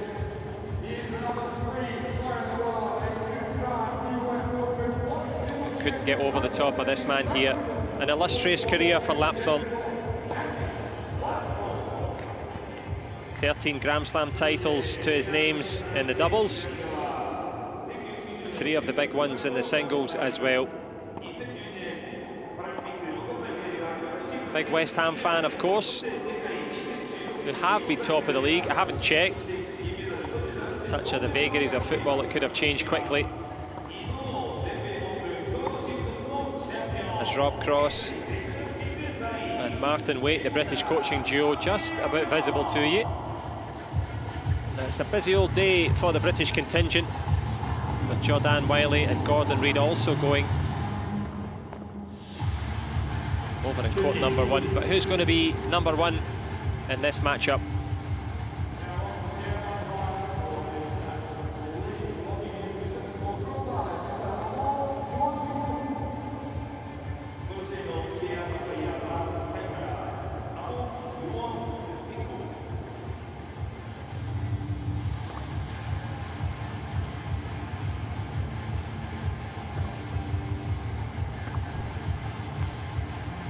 You can just see that the tennis balls marking the Tokyo sign behind both men.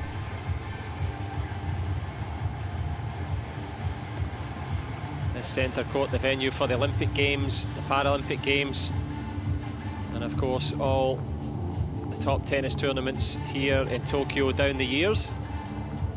The Ariake Tennis Park. Well, Ariake means daybreak. Both men will be looking for an early break in this one. Serving in unison. 1 minute. And 1 minute separating them from the start of this engrossing contest. Who knows which way it's going to go? Vink and Lapthorne had a good old look at each other across the net. Right on the chair, 1 across. 11:26.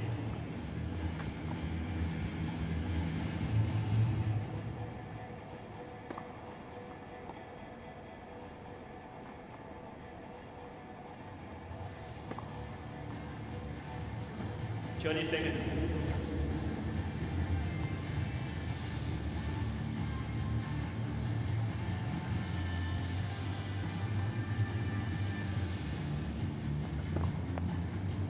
Well, the youngster from Hellman said, "Sport means everything to me."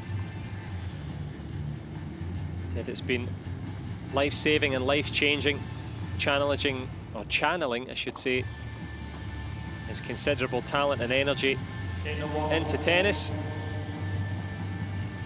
And Andy Lapthorne as well. Well, he spoke about in October 2020, after finishing runner-up at the French Open to Dylan Alcott, to take a break to address some mental health issues. He spoke out about that. Feelings of anxiety, lack of energy, motivation. And these are things that can befall everybody, even the elite athletes that we see here. And he's struggled to overcome that. He's come back, of course, as you can see in that admirable resilience and desire to bounce back step by step. And here he is on the court trying to take another step in an illustrious career. A fighter by nature.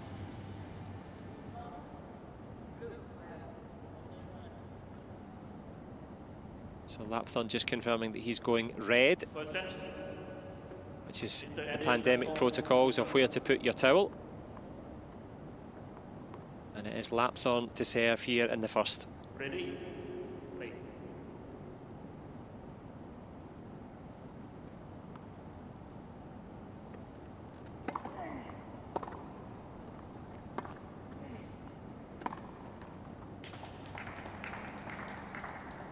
$15 love.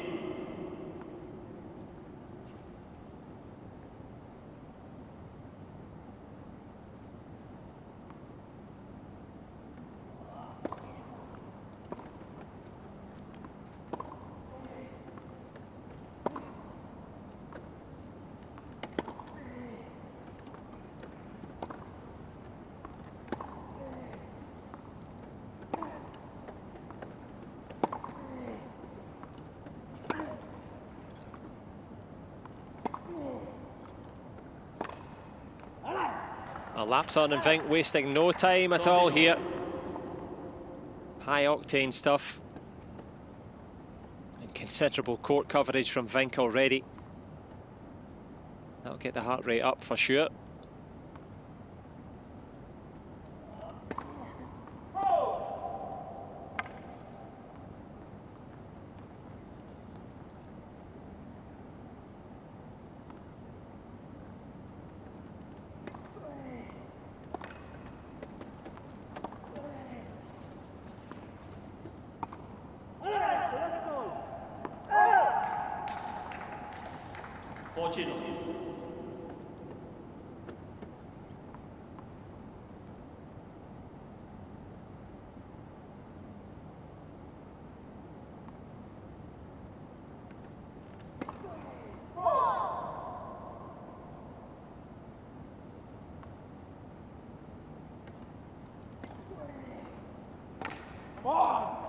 Yeah, Lapthorne with the big calls have come on already here in this opening game as service games go. It's a great start.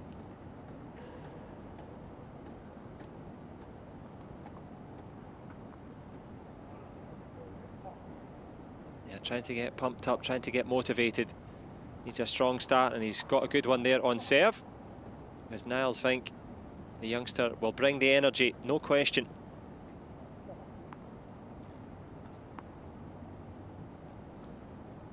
Mr. Niels Vink to serve.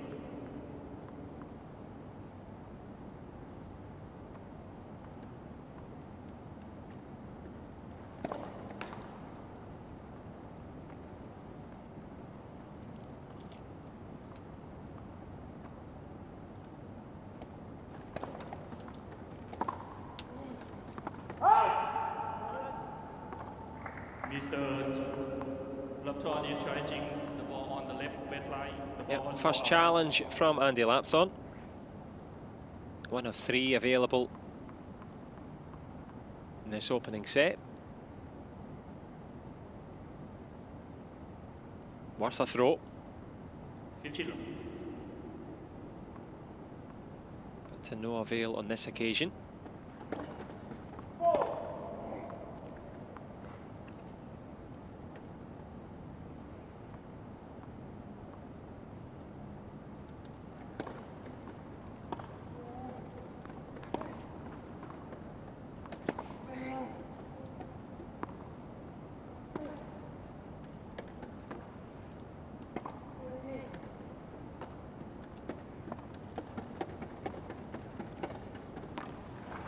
Well, Lapthorne doing well just to stay in his chair there. Vink cut that drop shot perfectly over the net. And despite the speed of court coverage there from Lapthorne, well, the Brit knows he'll need his A game in this one.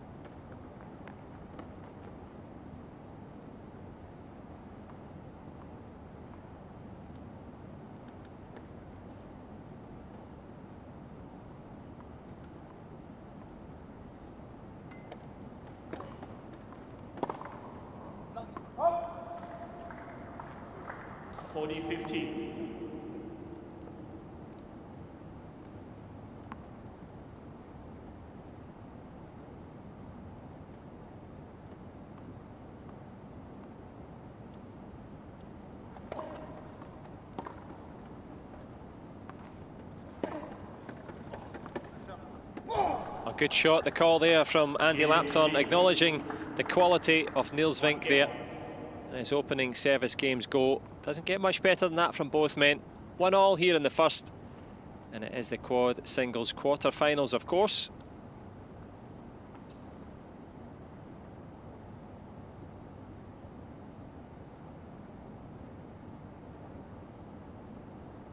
And we are on centre court. The roof is closed, the air conditioning is on.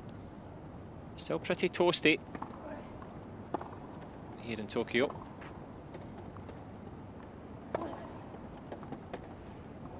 And the quality of that forehand there. Love 15. Cross court, finds the line.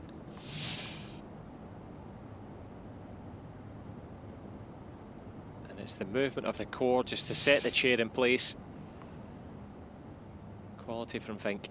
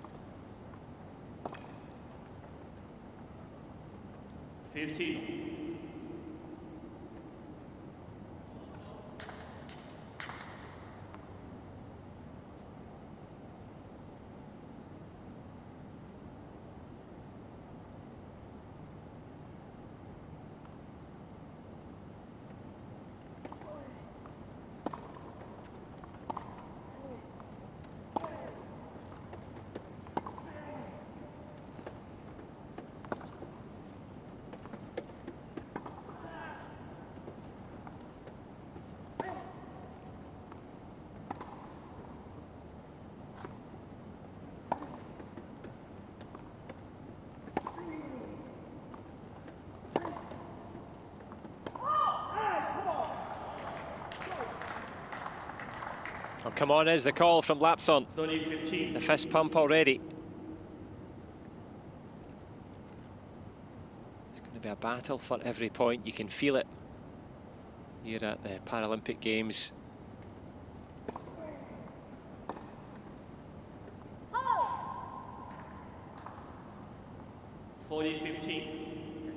Of course, the best of 3 tie-break sets if required.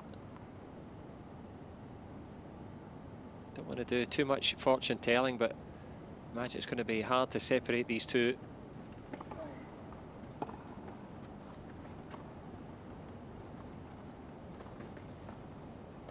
Oh, the delicate touch from both.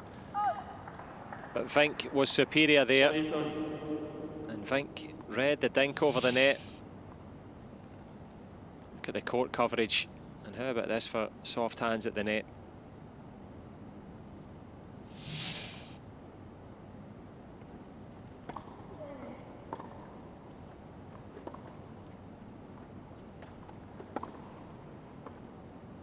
Absolute perfection.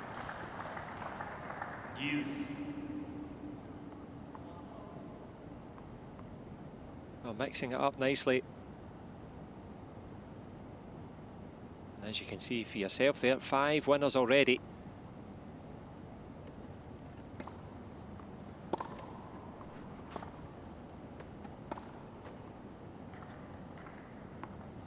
Advantage, left wrong.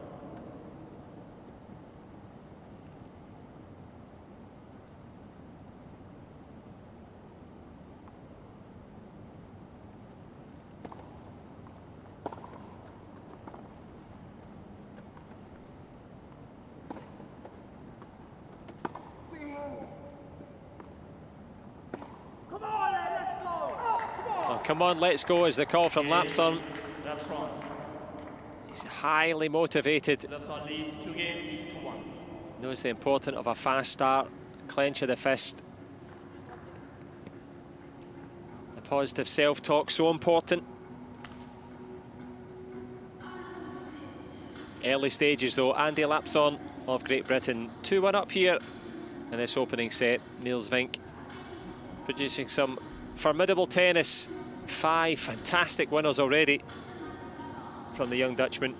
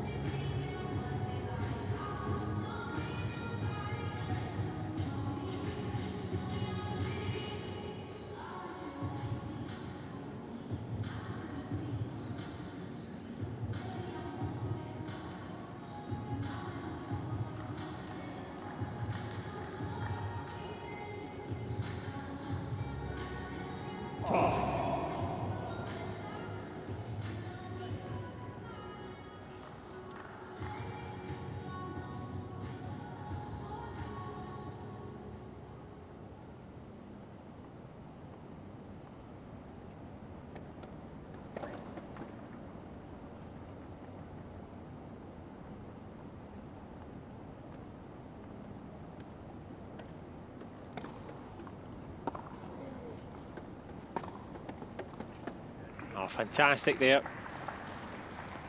15. Cuts it low across the net. Another fabulous forehand from the Vink collection.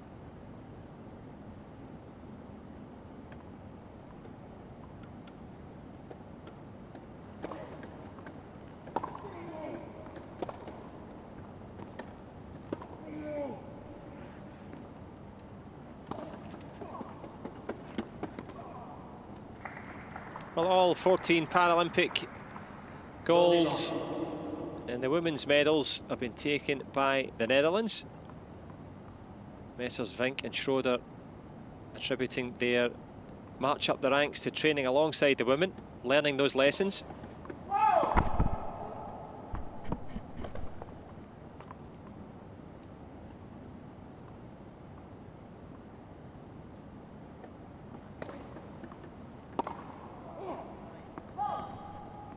Was the Paralympic Athlete of the Year back in Helmond, his hometown, and he's certainly representing strongly here.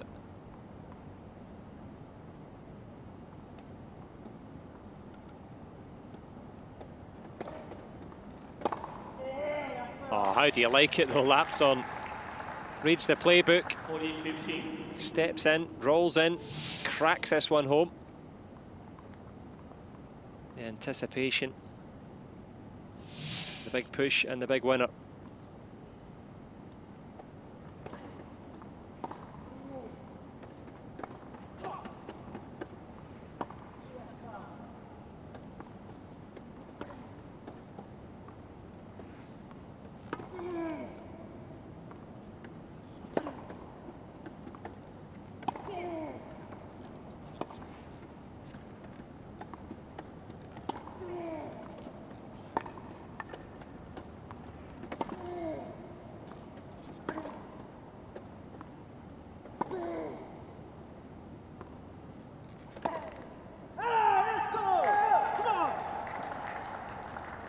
Lapthorn bang up for this one here, shouting let's go.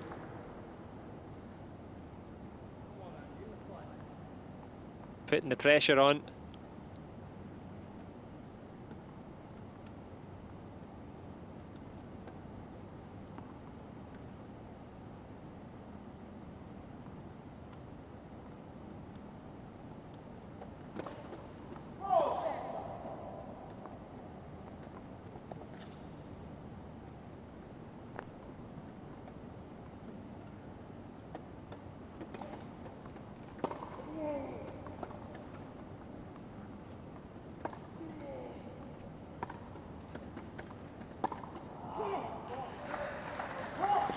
Frustration there from Lapthorn.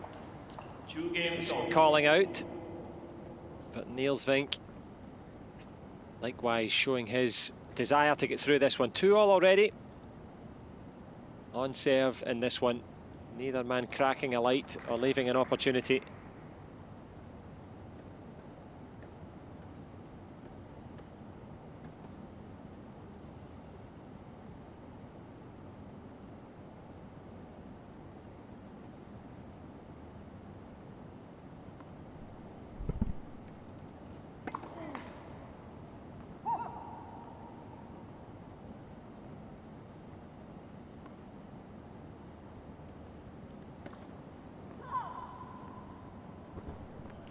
Love 15.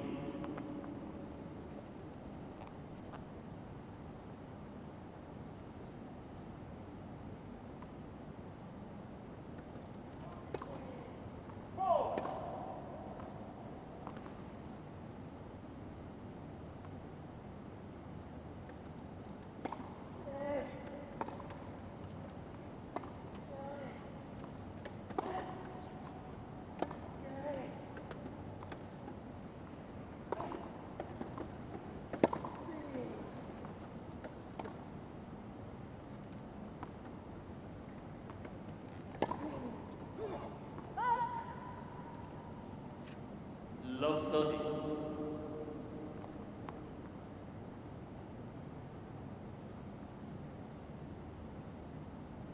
Some pressure on the serve now for Lapthorn. Has to keep his composure.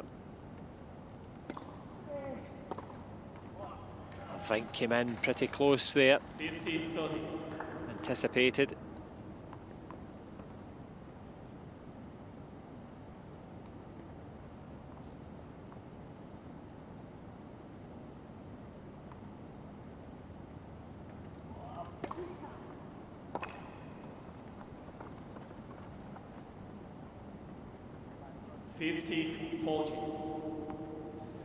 Couple of breakpoint opportunities now for Niels Vink, and he's manufactured them himself, putting on considerable pressure on the serve of Lapthorn.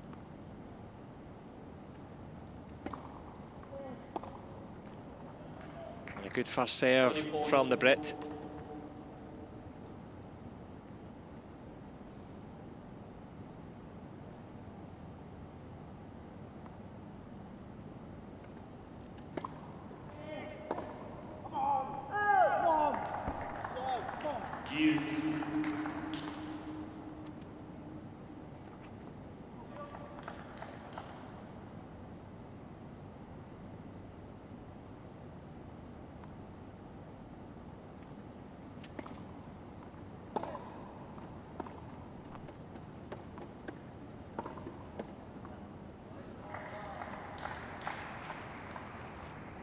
Advantage, Vink.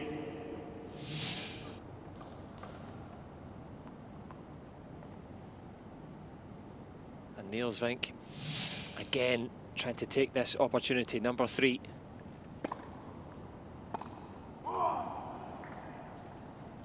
Yes.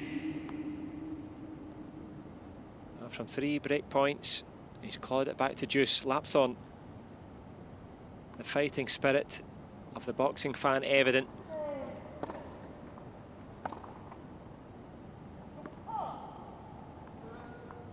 Advantage, Vink. But still against the ropes because Vink is bringing all the pressure.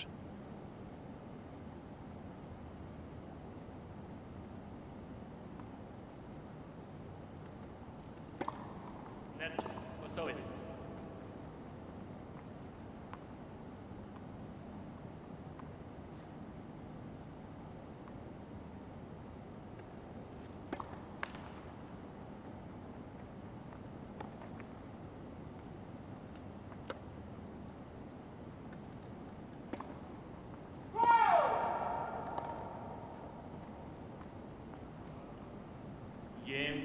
Well, the double fault, an anti-climax in terms of the momentum of that one.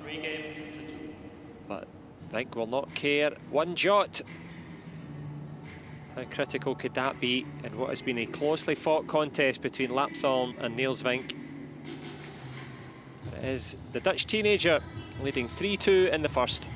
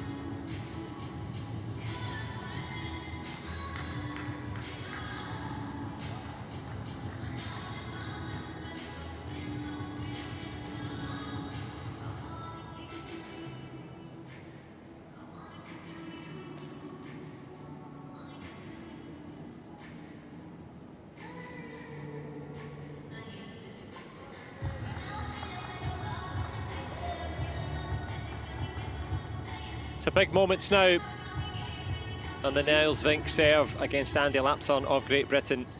A break to the good as we go deep into the business end of this first set.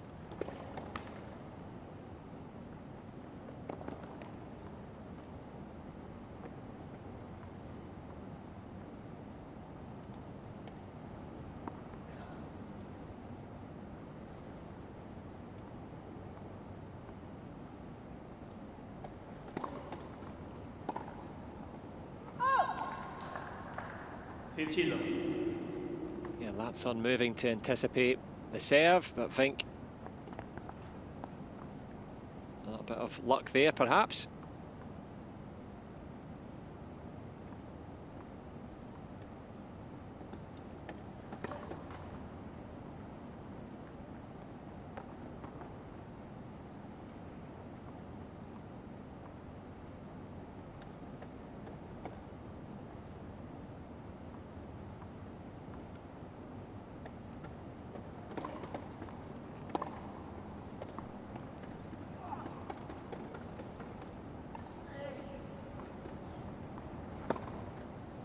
Superb stuff there from Niels Vink.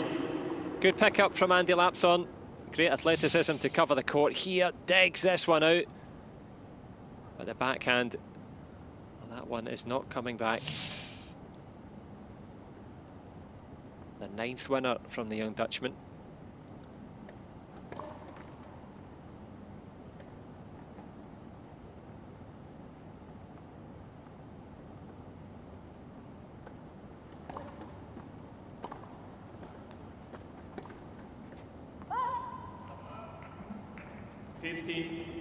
Fortune 30-15.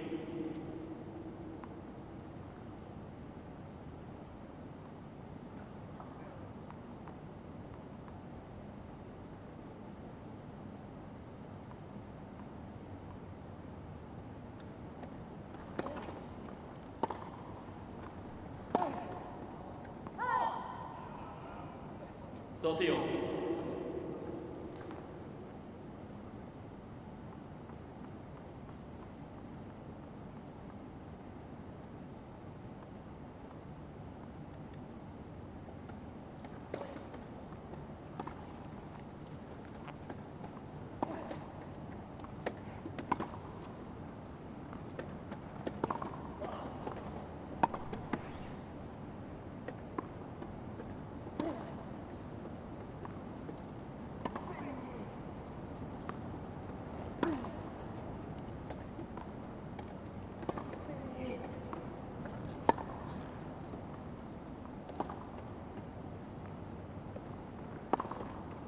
The quality absolutely breathtaking in that rally there, 40-30. with Lapthorn and Vink playing those containing shots. And then the Dutchman, with a touch of class, fired that one low across the net and gives himself an opportunity to consolidate that break.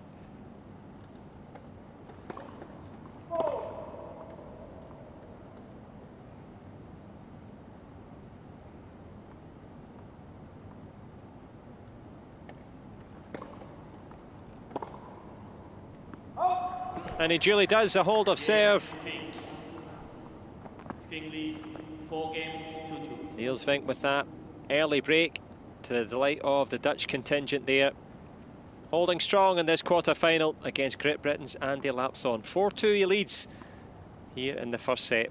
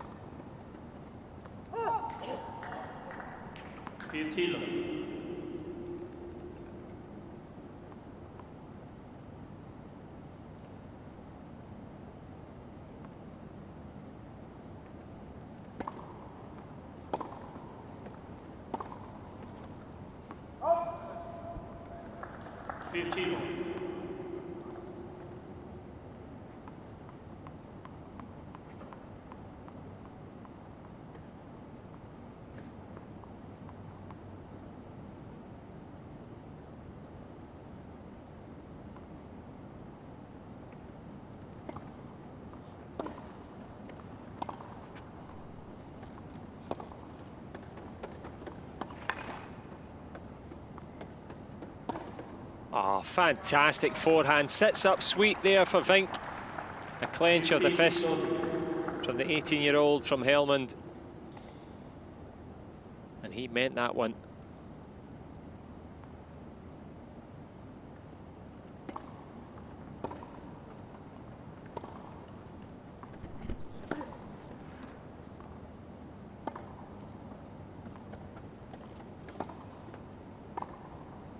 Lovely response from Lapthorn though. The court coverage pivotal to that little volley there.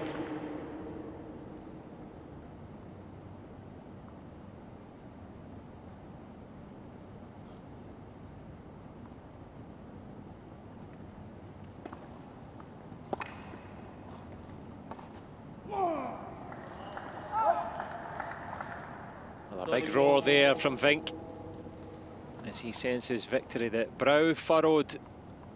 Another breakpoint opportunity at a crucial stage in the first set.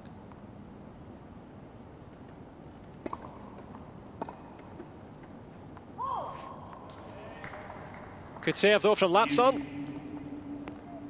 Hanging on in there.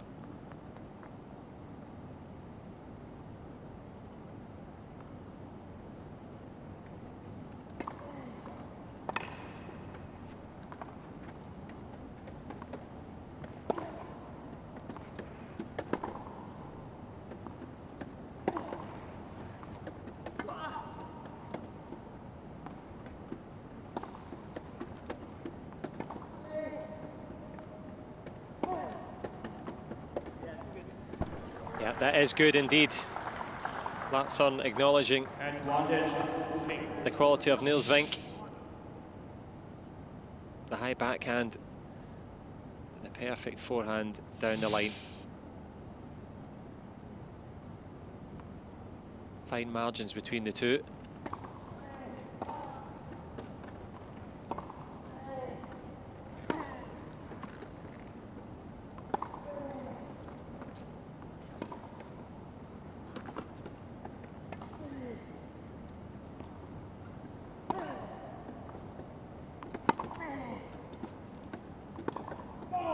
Good response again. The three-time Paralympic medalist Andy Lapthorn. He's faced down 5 break points now, clawing them back. And the level of physical fitness evident from the Brit.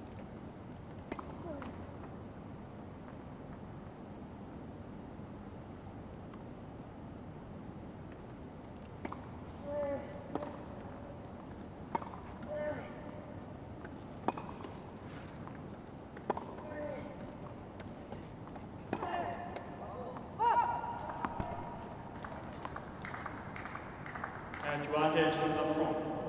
Well, you can see for yourself the intensity from Lapthorne, the raised fist as he tries to reduce the expectations in hopes of Vink.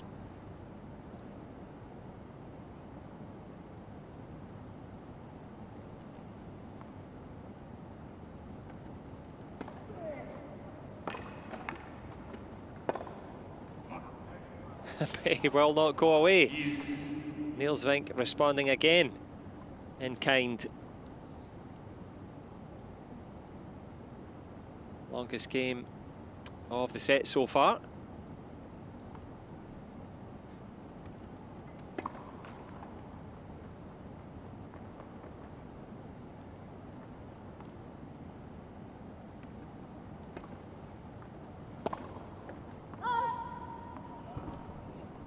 Advantage left front.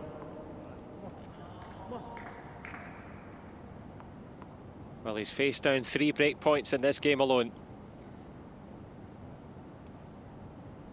Can he get out of this service game?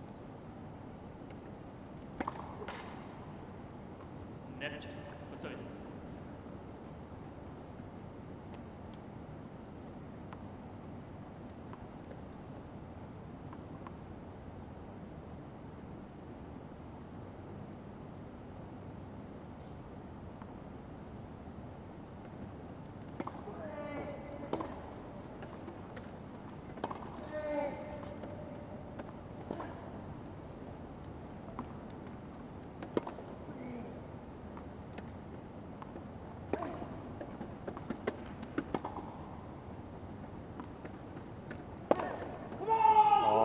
Big roar from Andy Lapthorne, and he's in with a shout. Still in this set. Please, ball shake. Conceded 1 break, but was determined not to make it into 2 there. Niels Vink try as he might, and he did. Couldn't quite convert those 3 break points in that one. And as it stands between Great Britain and the Netherlands, 3-4 in favour of Niels Vink.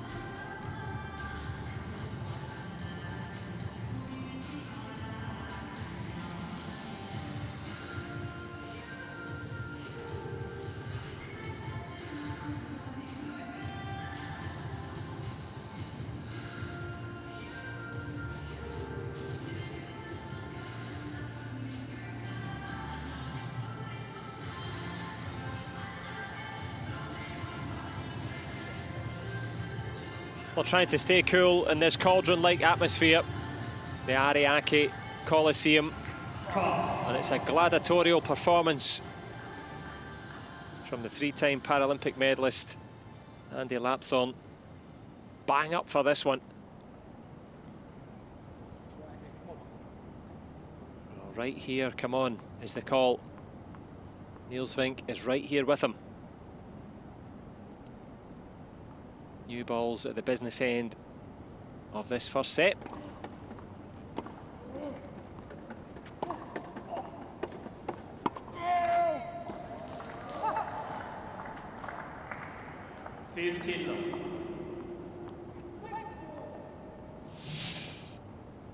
And look at the court coverage, the intensity.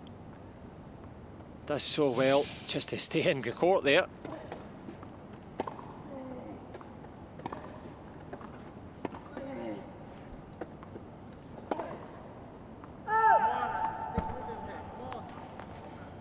You may just heard Lapthorne saying, come on here, stick with him.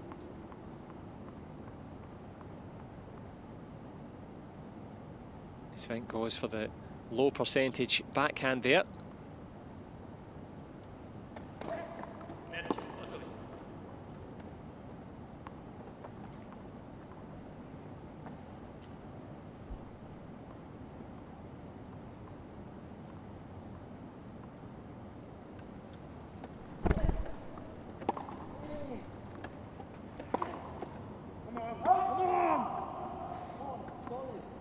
15:30. Well, Andy Lapson saying force him to win it. But now a little look at the Niels Vink serve here.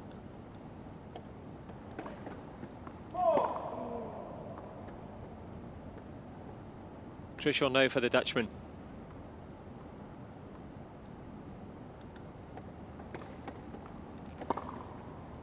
Oh, and it was there for the taking. Sat up nicely for the Englishman Lapthorne, but the Londoner from Hammersmith hammering too hard there.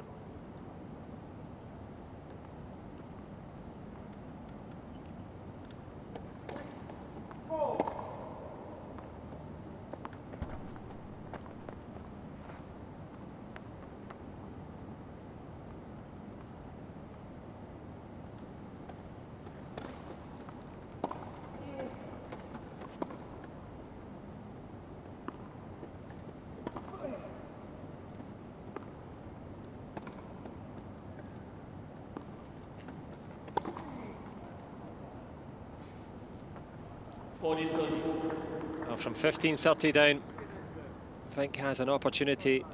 It's not been his best service game by any stretch, but they all count. And on this Paralympic debut, it's just about getting it over the line in any way you can.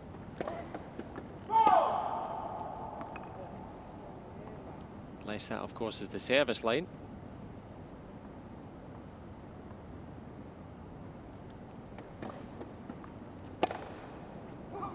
And that one flies into the sky there. Niels Vink, clench of the fist. By 5 games. He's got a useful lead in this one. 5-3 here in this opening set, and it's the 18-year-old from Helmond in the Netherlands in the lead.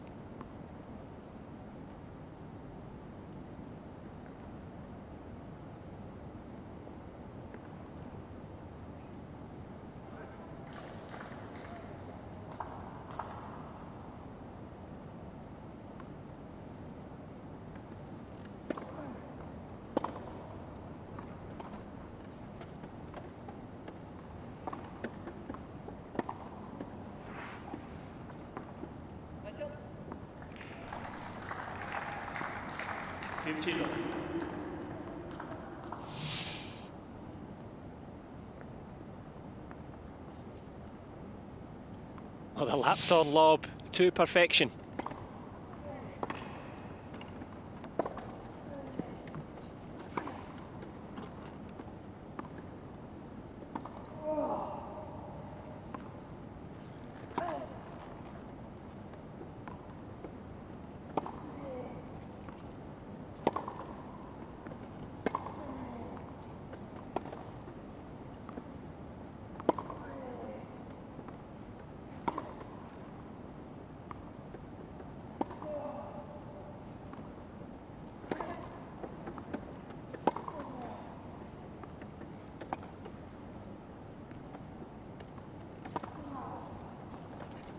Oh, that is incredible. Nice shot is the word there from Niels Vink.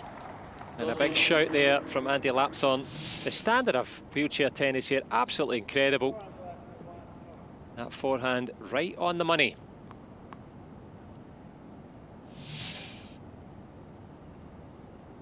I certainly hope you're enjoying wheelchair tennis. This really is the standard, the gold standard, as both men go in search of that Paralympic gold.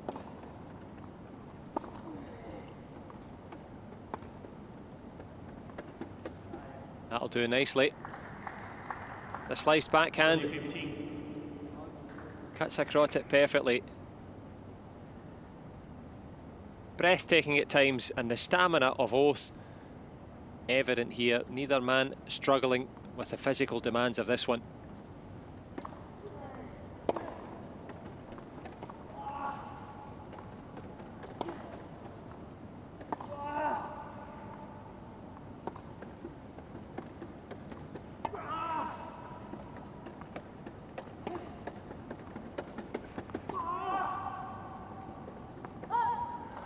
Well, not struggling outwardly anyway. Lapthorne, a prodigious court coverage there, but Vink looks steely and determined.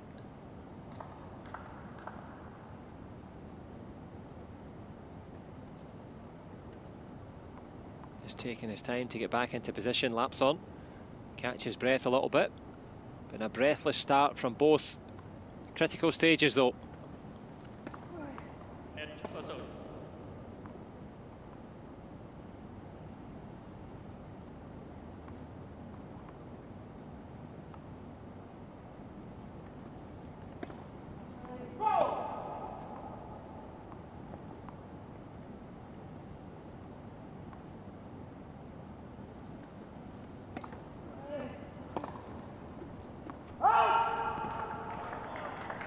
Nilsvink just had a quick look there as to see if it was worth a challenge, but it was not. But rising to the challenge is Lapthorne here.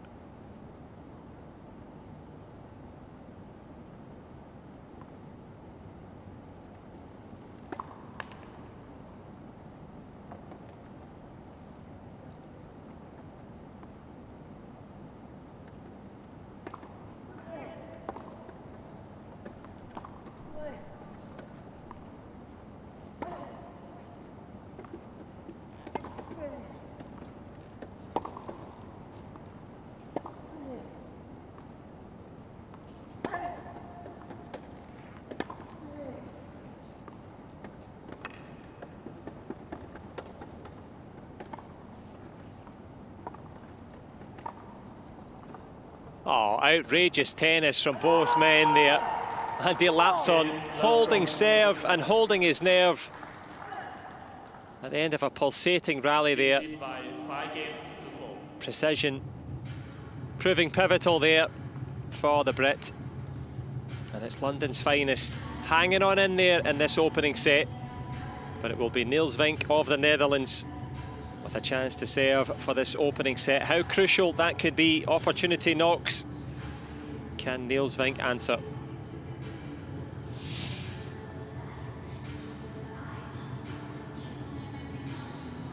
Wheelchair tennis at its very best.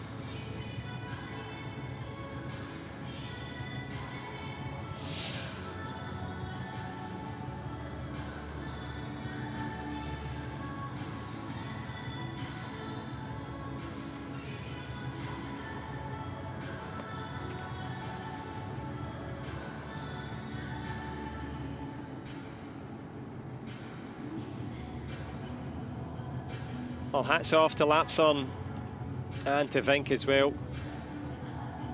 And indeed to the organisers, the decision to close the roof, to turn on the aircon, to give them the opportunity to play on centre court here. It's befitting of their talents, especially when it's ferociously hot outside. But the action heating up now.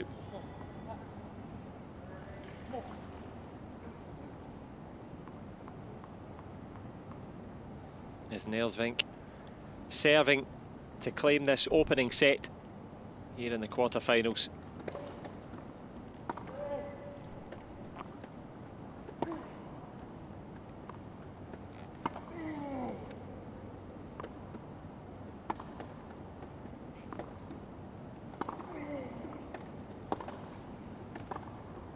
Oh, comes in and claims it. Wonderful stuff from Lapthorne. The containing shots, comes in for the serve and volley. What an approach. Still strong there on that backhand.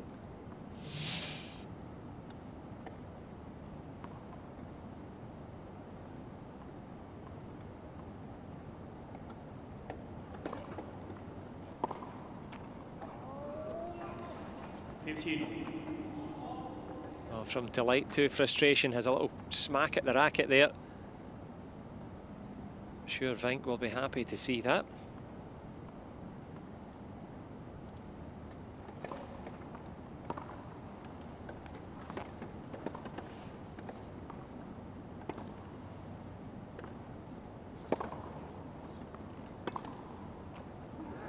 And even happier to see that one hit the back of the net. Couple of points from taking this opening set. Easier said than done by far, as we've seen.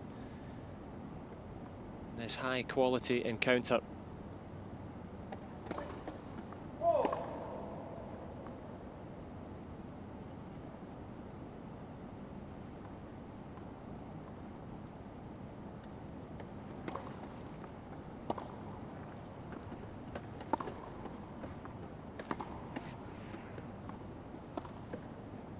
Oh, how do you like it? Just like that from Vink. 40-15. Cuts across court.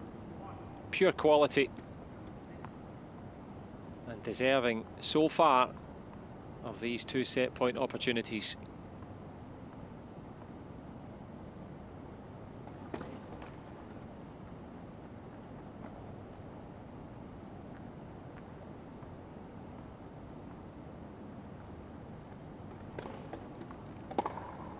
Oh, goes for it, it goes long. And we are going into the second set. Niels Vink with that opening set win there. 6-4 for the young man from the Netherlands. He's been a picture of concentration and composure throughout. Lapthorn tries he might. Well, it was the might of Niels Vink that separates the two. 6-4 in the opening set here in the quarter-final of the quad singles.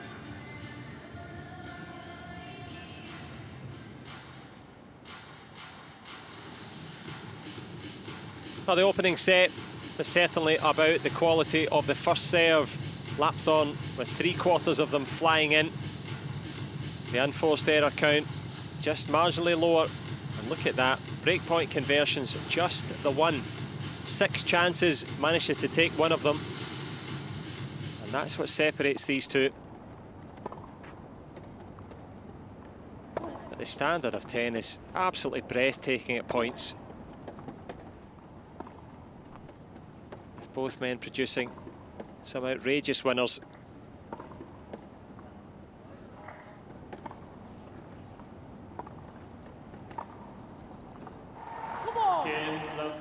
Now the motivation and the intensity evident. But it was Vinnick that managed to go into this opening lead. Takes the first set, 6-4. A spot at the semi-finals at stake here.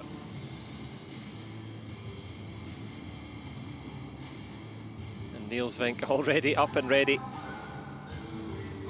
Lapthorn quite rightly taking every last second just to get his composure back. Played extremely well in that first set. But the next generation staring back at him.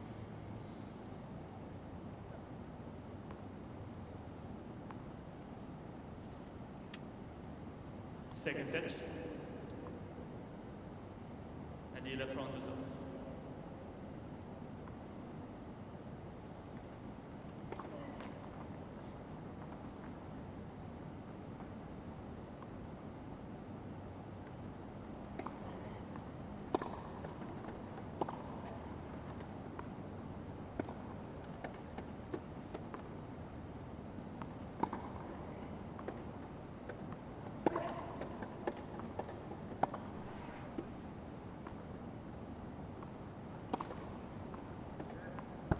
Oh, superb stuff from Vink.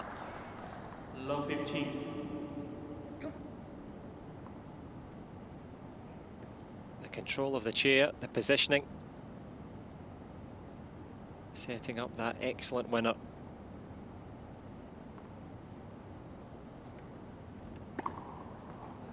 How about that for an ace though? Perfect timing. And as he has done all the way through, big response from the Brit.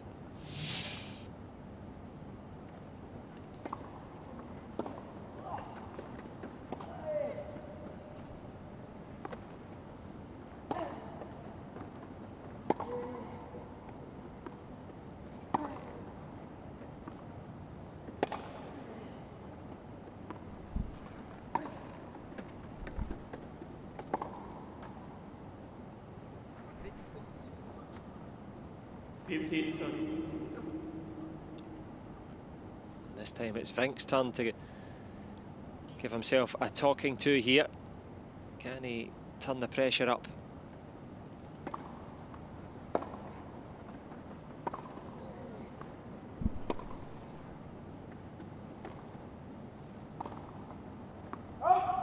He can indeed.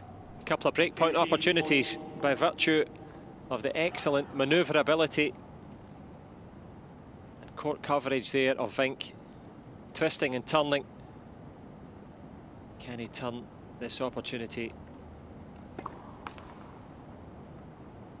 into an opening break?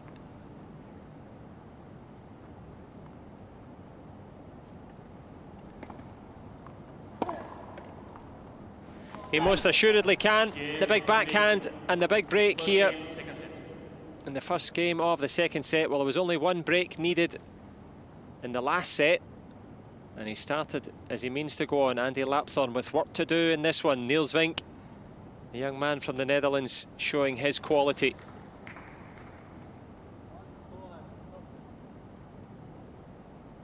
If you are just joining us, well, Andy Lapthorn took a silver medal in the London Paralympic Games, where this young man was watching in the crowd with his mum, inspired by the sport. He started up, and here he is in tremendous form at Tokyo 2020.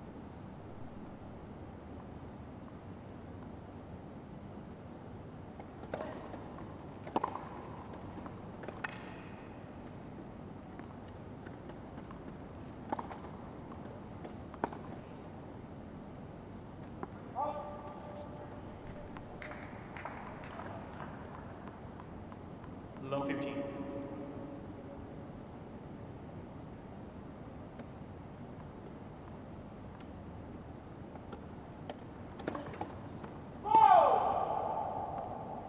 Mr. Feng is challenging the ball on the left service line. The ball was called.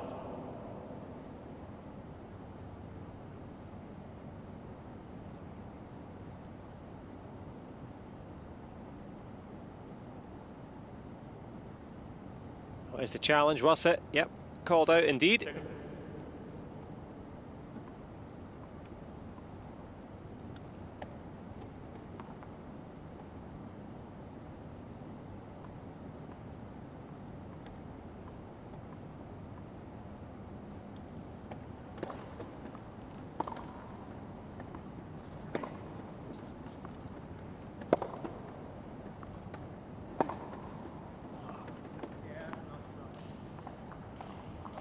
Second set.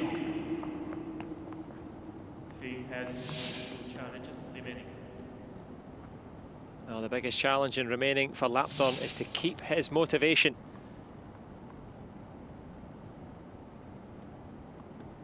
Vink beginning to turn the screw.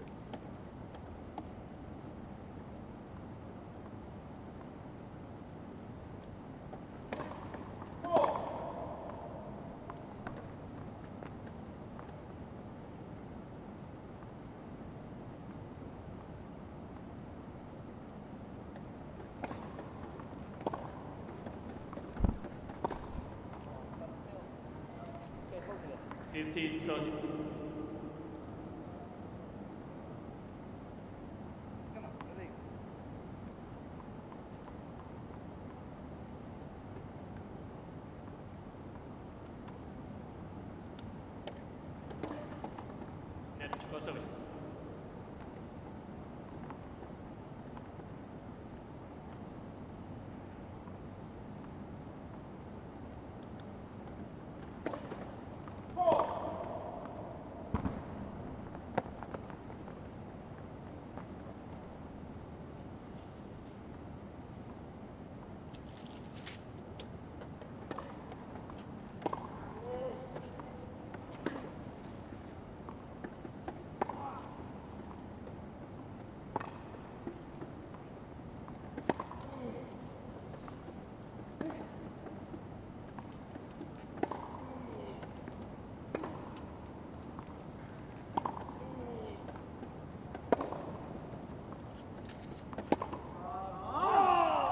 Well, the audible frustration there.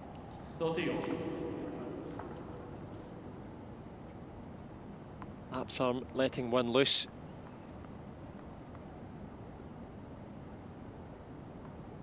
This match, of course, very much in the balance.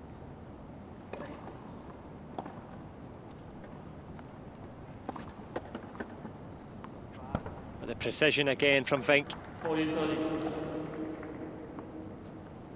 Well, he managed to break in the opening service game. Can he consolidate here? One break was all it took in the last set.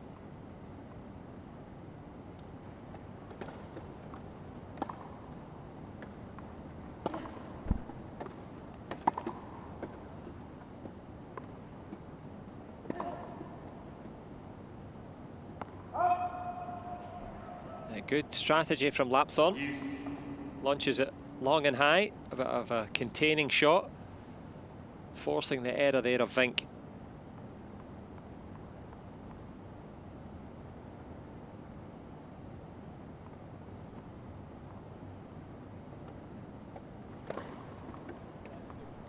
No error, but that one though. Perfect time to produce an ace. And Niels Vink, the young Dutchman, showing his composure as well. Not experienced at this level, certainly compared to Lapthorne, but the level of tennis, breathtaking at times.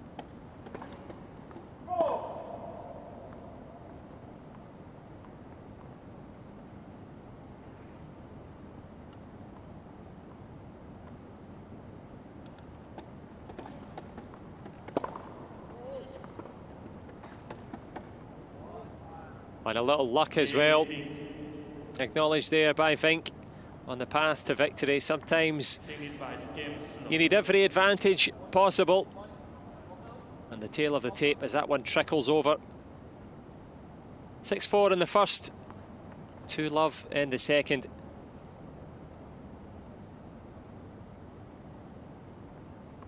And it's on Andy Lapthorne serve now. Well, he's got all the Grand Slam titles, the Paralympic medals. Can he draw on that experience here?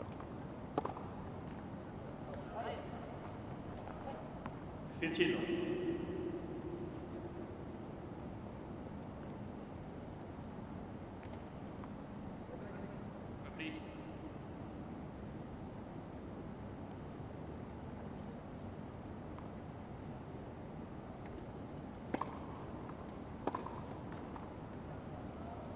Zozino.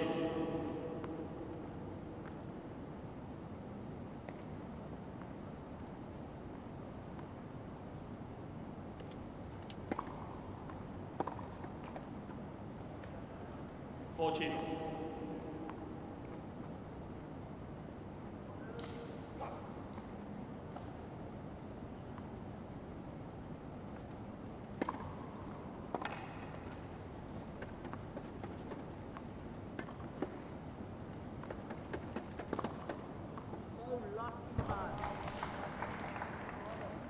$40-15.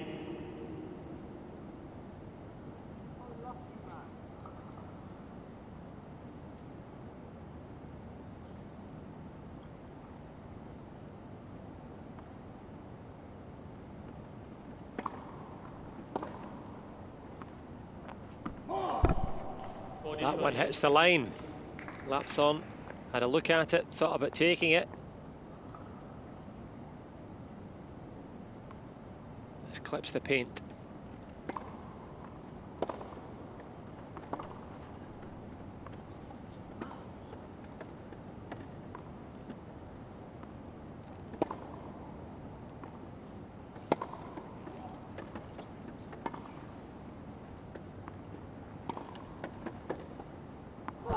Well, that's fantastic work there. From 40-love down, back to deuce. And he deduces that his chances are rising.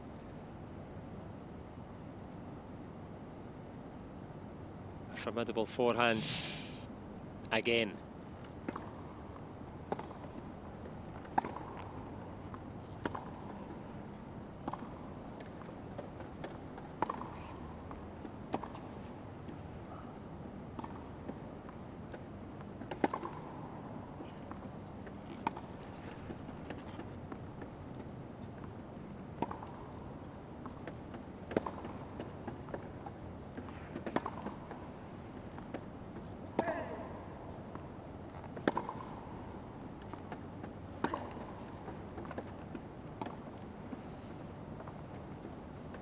Just exceptional.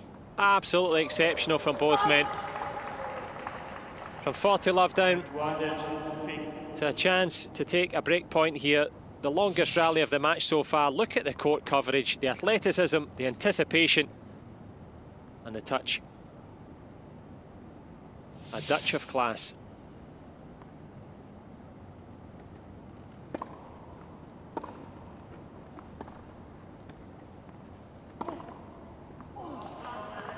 And not just a touch of class, a big break. And a demoralising one as well. 3 games to love. Andy Lapthorne was in control of that service game.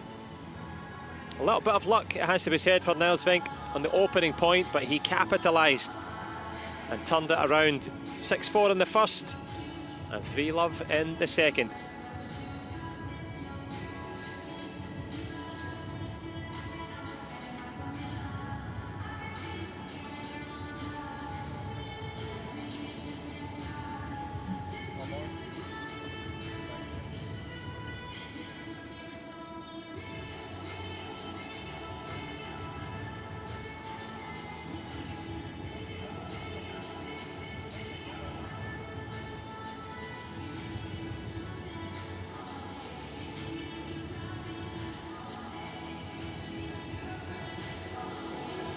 Well, Andy Lapthorne in the first set was just one break that made the difference. Here already in the second, it's a couple of breaks in favour of Niels Vink. Both of them by very fine margins indeed. But at the elite level, it's the millimetres and the milliseconds that make the difference. Niels Vink to serve 3 love in the second and 1 love Thank you. in terms of sets. Thank you, sir. Asking the people behind him to sit down. Thank you. Rumbled.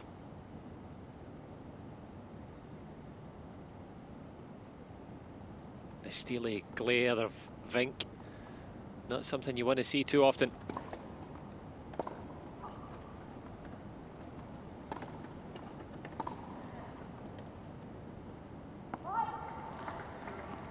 Love.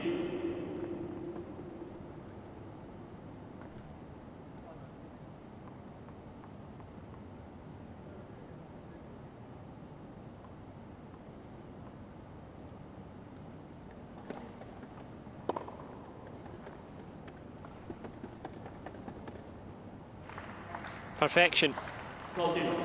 Confidence rising. And it's the dink from Vink.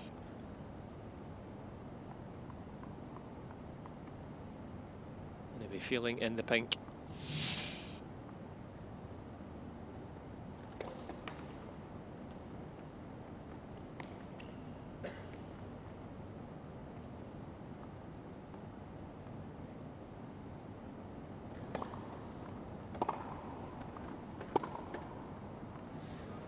Even better backhand to follow.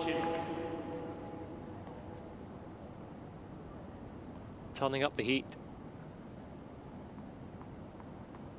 And there you can see for yourself, 13 total winners.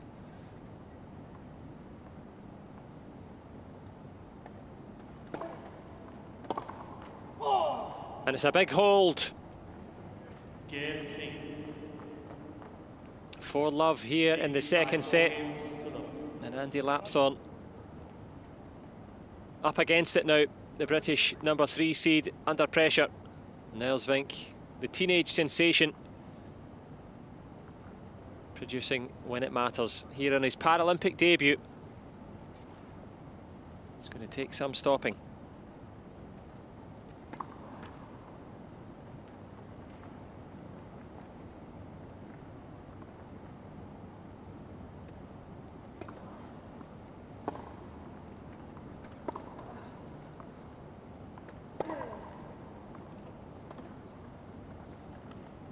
Oh, unlucky from Lapthorne.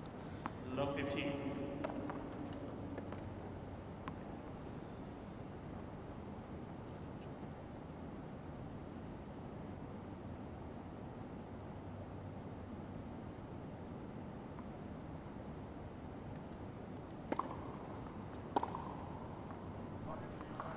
Superb anticipation. Step rolls in and picks that one off. Big push and a big finish.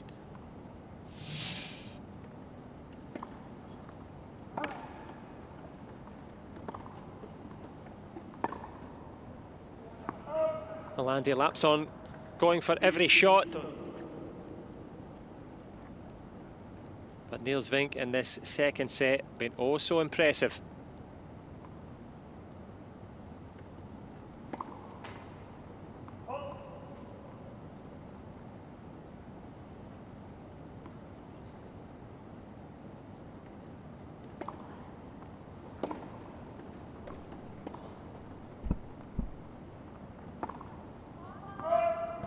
Oh, had a good look at the whole court there. Did the 18-year-old from Helmond. Would love to have that one back again.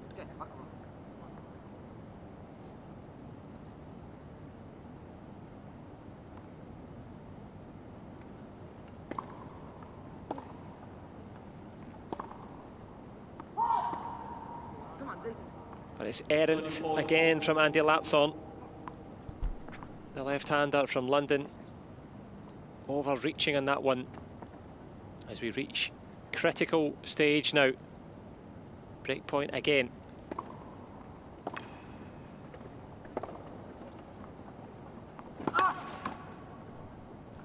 Tries it might to chase it down. The fighting spirit of Lapson always there.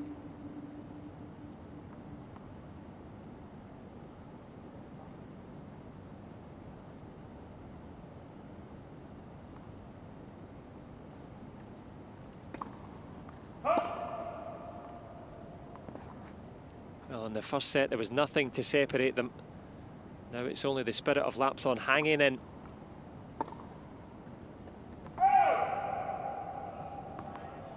Advantage, Lapson.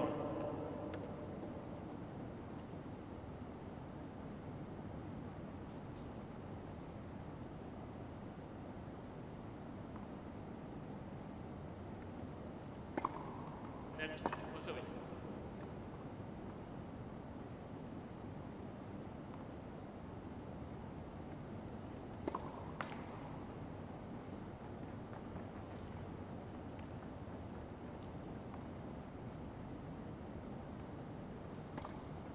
Net, second service.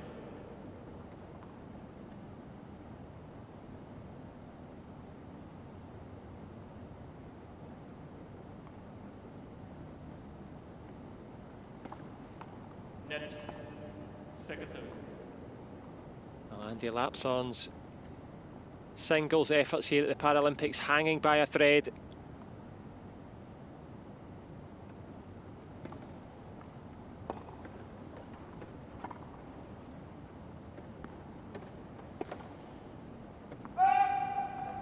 Gets out of the service game. Deserved there for pure tenacity. By 4 games to 1. But Niels Vink in a commanding position down the stretch here. Who would have imagined in that opening set? It was nip and tuck all the way, just one break separated them. But Niels Vink has been motoring forward in this one. And that's why you can see for yourself, it's the young Dutchman, the 18-year-old, the teenage sensation, pushing towards this second set. Lapson still in contention, of course. Won't go down without a fight. Will the lion roar again?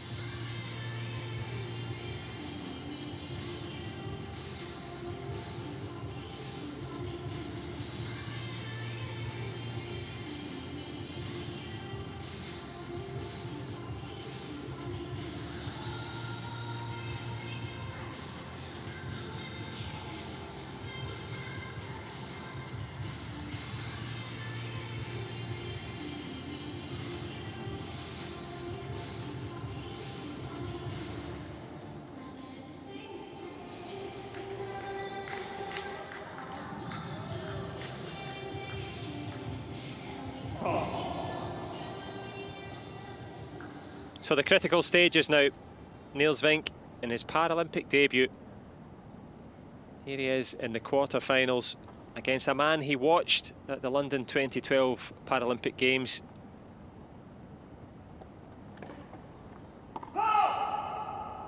But Vink, one for the watching, no question.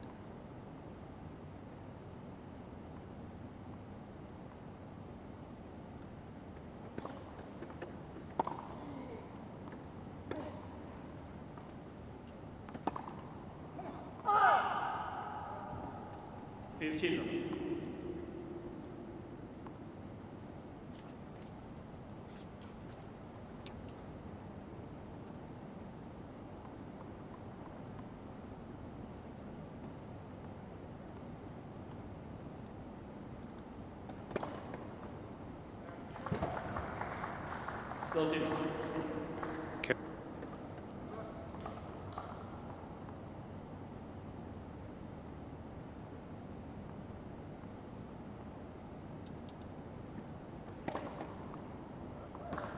Fantastic ace down the tee.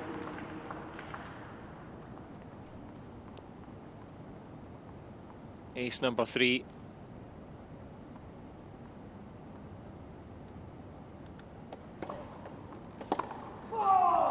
Well, victory for Vink is in the offing. Andy Lapthorne needs to produce something pretty special down the stretch here. One set to the good, and certainly very good in this one. Niels Vink 5-1 up in the second. Can he get it done at the first time of asking? Andy Lapthorne on serve though. And his pride as a 3-time Paralympian so far, 3-time medalist no less. This would be a major shock. Serving with new balls, can it be a change of fortune for the left-hander from London?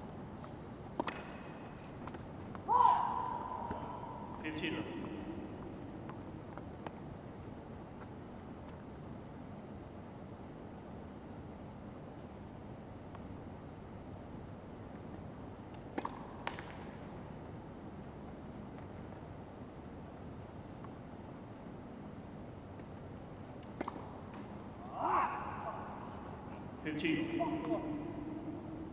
Apologies if you caught any industrial language there from Lapthorne. Understandable at this stage.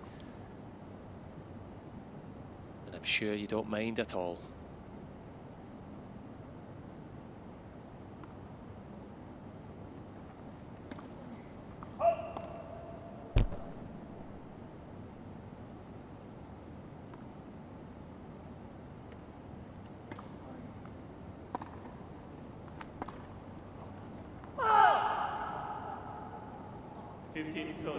Well, Vink giving Lapthorne a pause to think. Broad shoulders from Lapthorne. Can he handle the pressure now?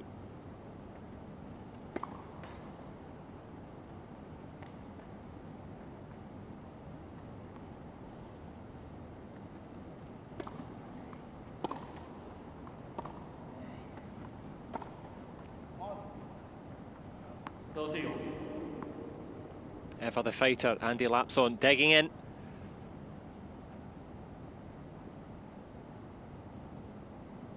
But is the writing on the wall?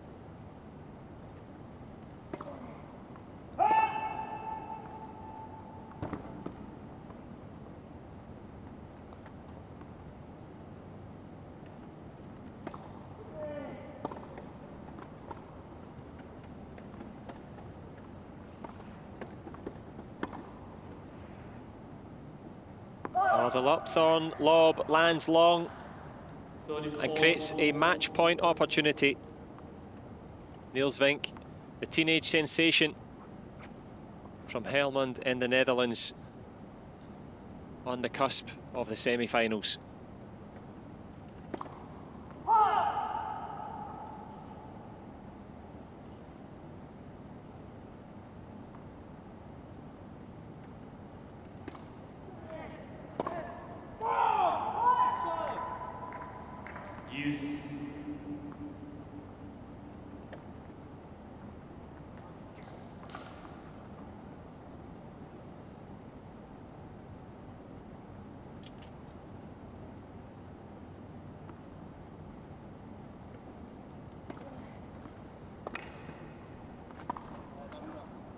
Oh, Vink again, good response. creates a second match point opportunity.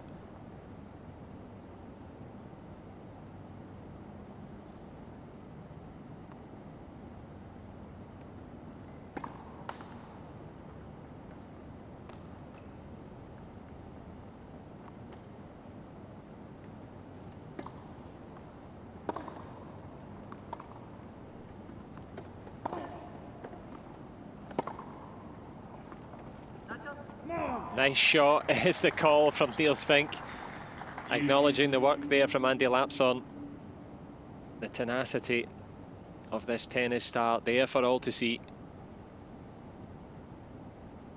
A changing of the guard perhaps, but not yet.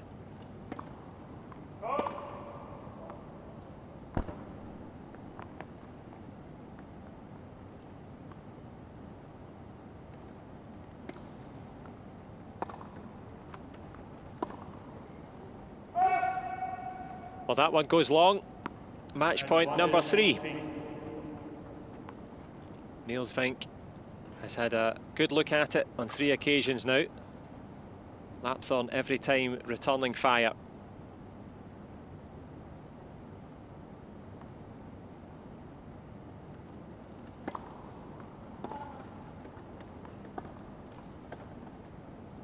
But that one will land long, as the young Dutchman, to his great delight, will land a spot in the semi-finals.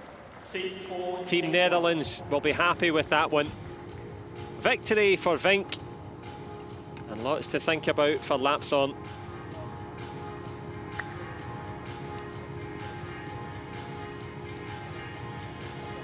That's a lovely show of respect. The sporting spirit evident there. What a match. The standard of tennis, breathtaking. But this young man, Niels Vink, absolutely delighted, fresh-faced. But what a fighter he is, producing top-class tennis at every turn. And of course, well, the Dutch women have dominated wheelchair tennis for many decades. I'm sure Esther Verheer will be proud of her young mentee. A win and a grin for Vink, who's victorious. And into the semis he goes.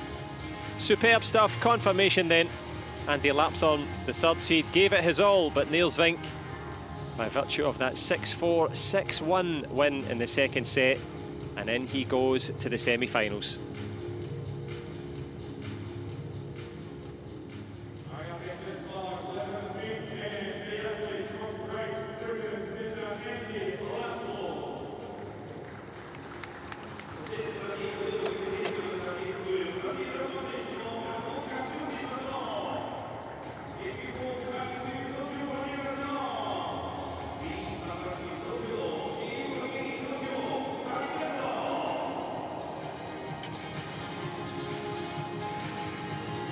Confirmation then, the match winner and into the semi-finals, Niels Vink of the Netherlands.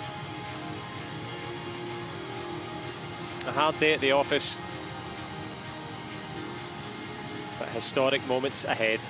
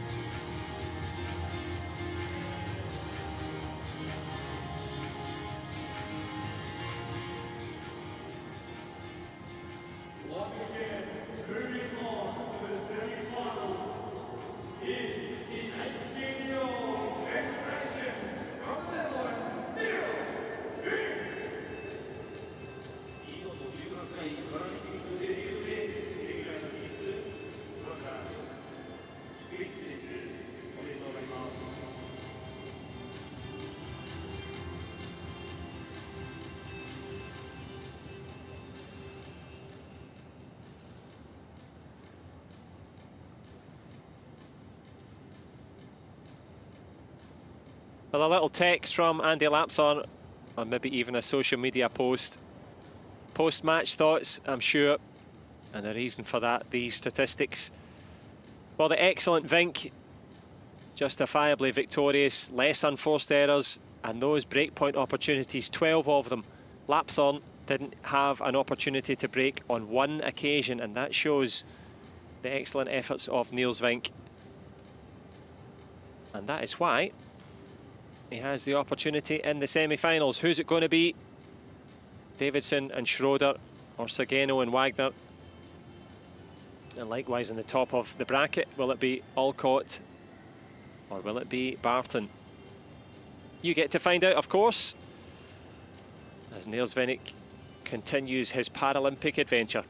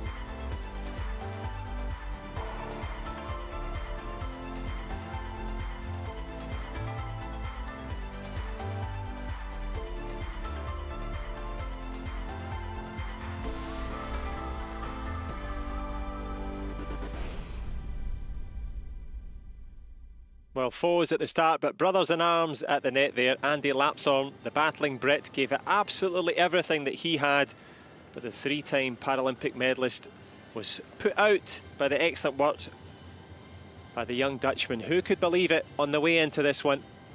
Producing all the best quality. Niels Vink from Helmond in Netherlands to the Dutch delight. Makes it into the semi-finals. Lots more tennis to come here on Centre. Stay with us for the best of the action.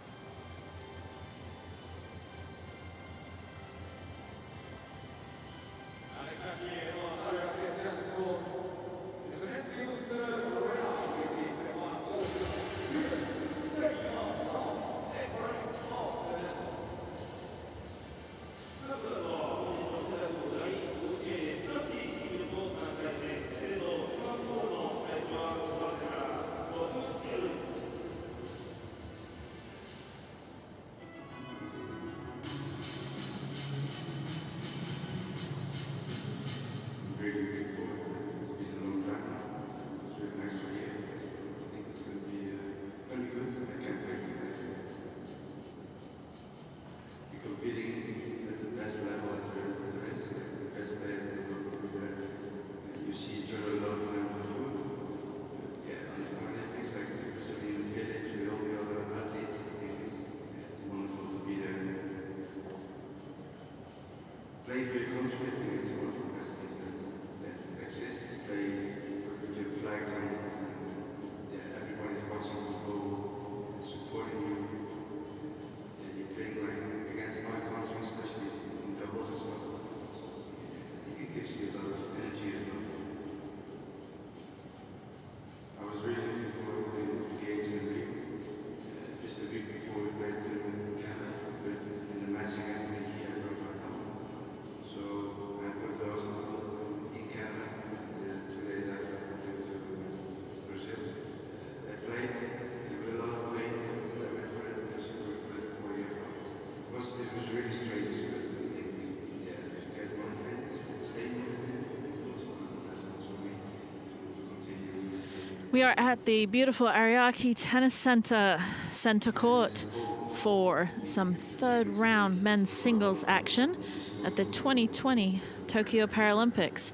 Weather, hot and humid, that's been the story this week of the Wheelchair Championships, been on lots of delays for the outside courts due to the extreme heat rules that are in effect, but it has not affected center court and has not affected play today. Play my best tennis, and I always go when I'm in Malaysia to play for the podium. I will give it all and fight really, really hard.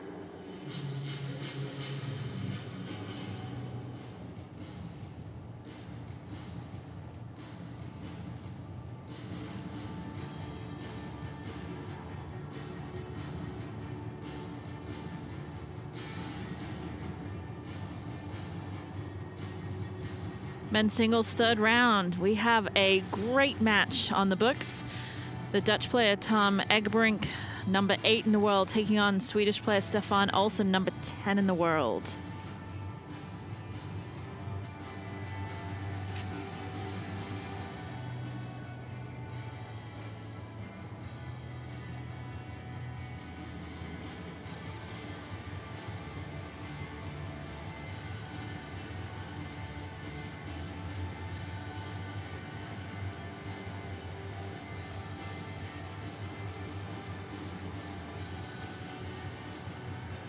Players making last-minute preparations, probably pushing to the hallway just to the left where they're in a holding zone, where they will be introduced here in a few minutes. This is men's singles third round of the Tokyo 2020 Paralympic Games.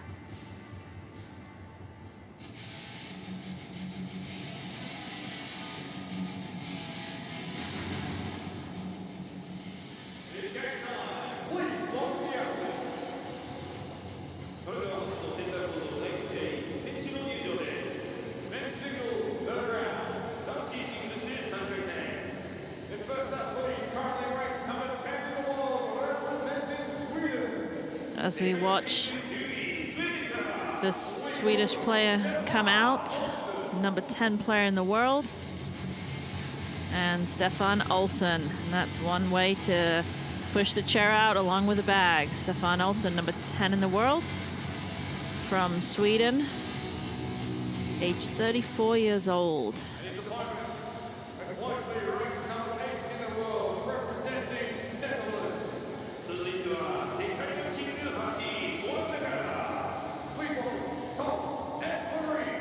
And coming out from the Netherlands, giving us a little wave here, taking it all in, is the Dutch player Tom Egbrink, 28 years old and number 10 in the world.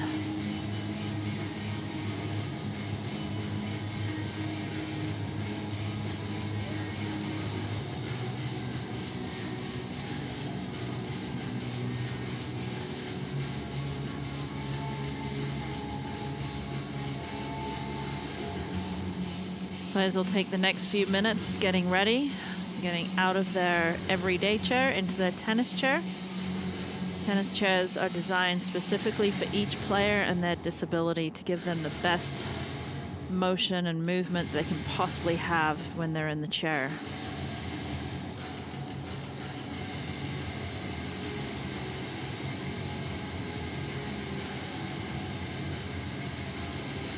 All the players will come out with headsets on, listening to their own music, listening to the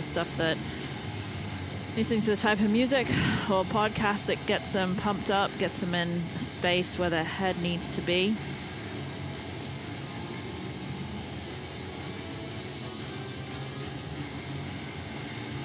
Great shot of the chairs here. His playing chair is to the right, the camber of the tires. When they do travel with their chairs, they are taking those wheels off and putting them in a very secure baggage holder.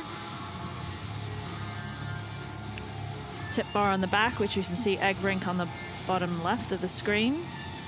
It's a tip bar, so obviously the chairs are very dynamic, making sure they don't tip backwards. And then most of the chairs have two smaller wheels up front. Players will strap themselves in, usually around the hip area, and then sometimes around the thigh area, and then also sometimes they do the feet and the shins also. They want to become one with the chair. Both these players, very good core strength, and that shows by how low the back of their chairs are. You have a disability where you don't use your core, then the chair is going to be higher. These guys sitting up, both of them sitting up pretty high, locking it in as tight as possible.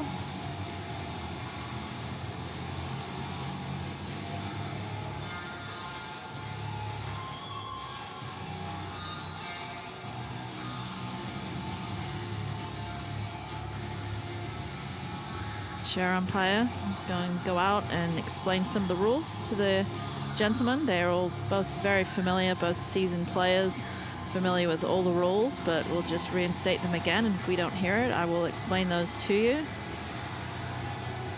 Chair umpire from Argentina, Patricio Estevez. From Argentina, Mr. Patricio Estevez.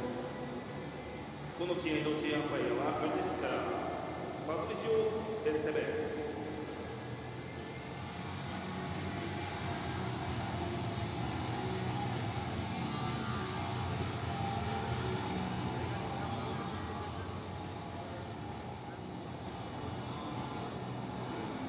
Best of 3 tie-break sets.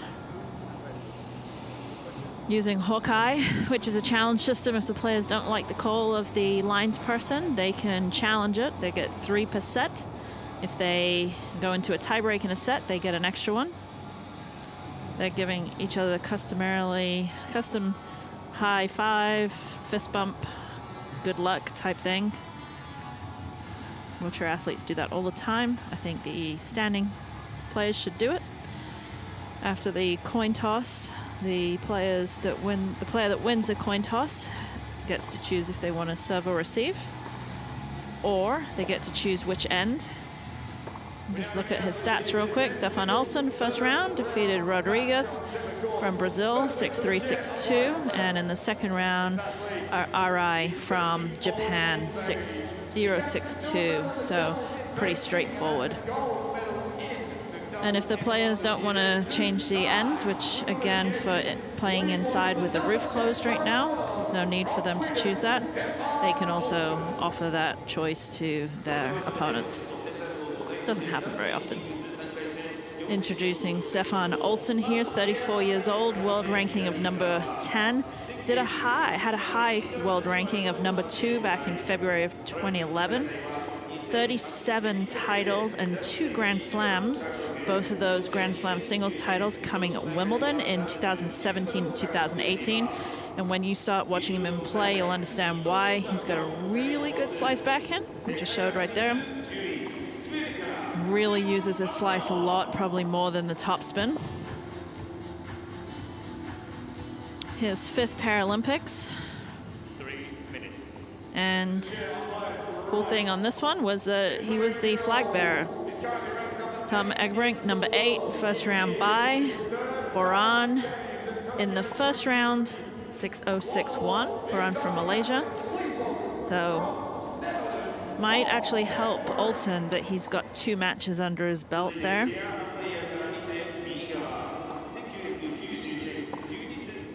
Egbrink, 28, world ranking is 8, and that is his current high ranking. So just on the outskirts of getting into the Grand Slams, which we'll talk about in a little bit.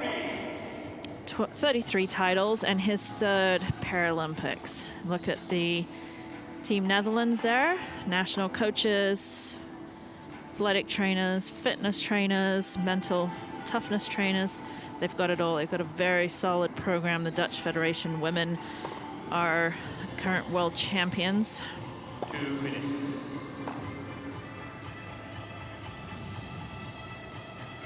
Players just spending a few minutes. They get a warning at 3 minutes, a 2-minute warning, and then a 30-second warning. If you look right behind where Egbrink is serving, you can see a time clock, and that's the warm-up clock, and then it becomes a match clock as soon as play starts. They have time in between points, and they have to be in their service motion for that clock to stop. Just trying to come into play within the last 2 years, the time clocks. They did have it before as well on the standing side, but it wasn't necessarily the clock there, it's just the chair umpire trying to speed up the game a little bit. Great work by our camera crew this week and at the tennis center, really showing what these players, how they play, how their chairs work, their grips. We're going to go through all that throughout the duration of this match. 1 minute. This match will be the best of 3 tiebreak sets. Stefan falls onto the left chair won the toss and elected to receive.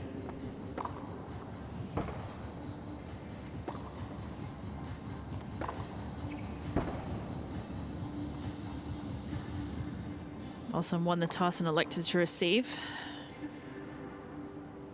Not uncommon in the wheelchair tennis world. Serves obviously are not going quite as fast as when you're standing, just don't have the trajectory over the net.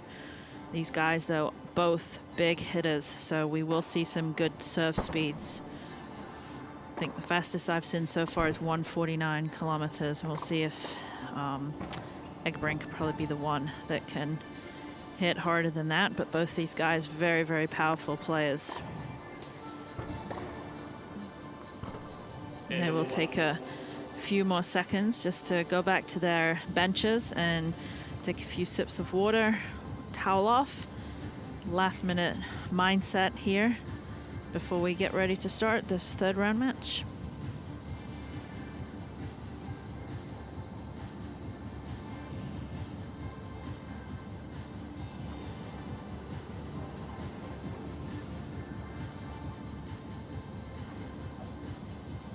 We're getting ready to kick off this 3rd round men's singles, the 2020 Tokyo Games. Stefan Olsen from Sweden taking on Tom Egbrink from the Netherlands.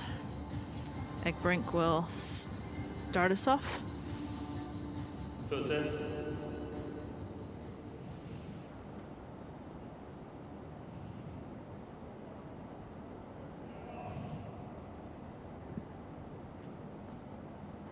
Tom Egbrink to serve. Ready. Play.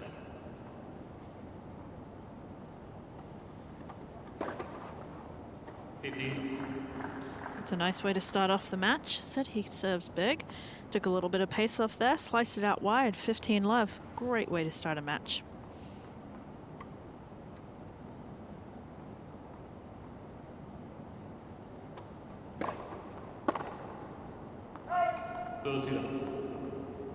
Already up to 147 on the his second serve of the match.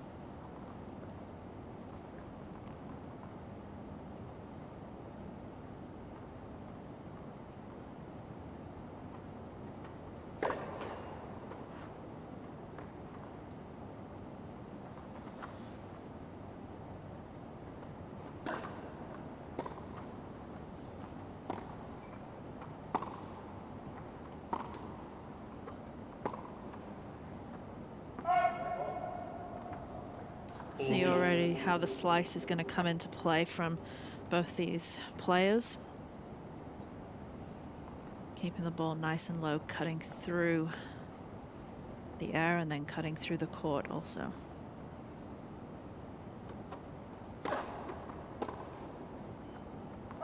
Game. Egg-Benning. Good first game for Egbrink. First game.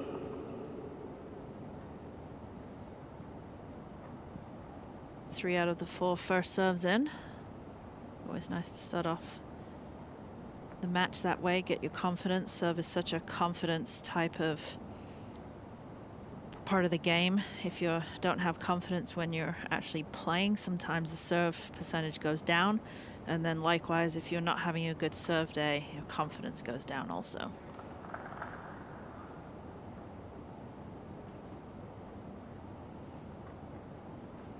Stefan Olsson to serve.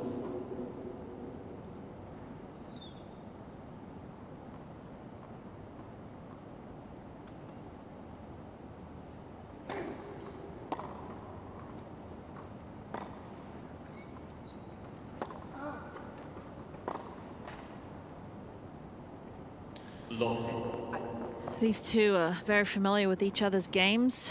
Head to head is actually, they've played 14 times.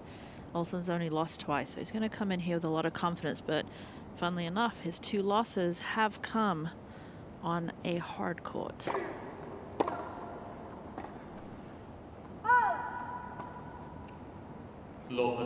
Some unforced errors starting off the match for Olsson.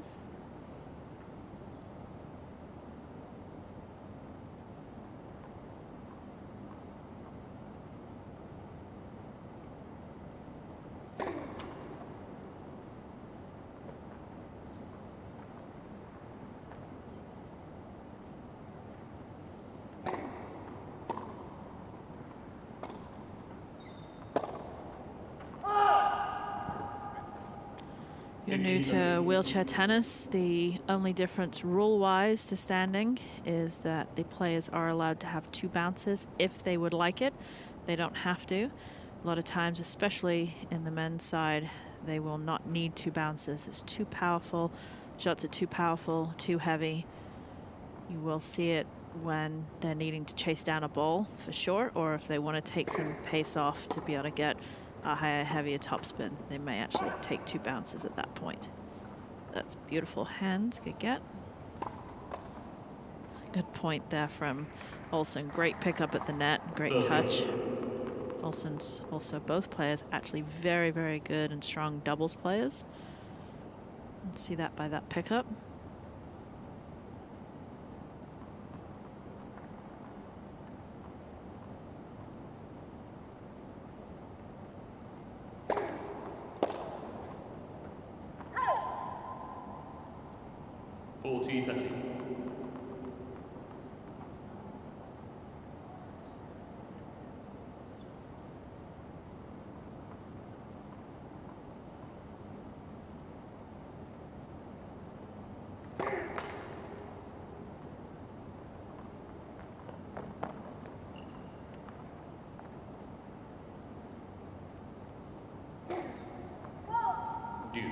Olsson really trying to get a lot of topspin on that serve, kick it up, and just goes for a little too much.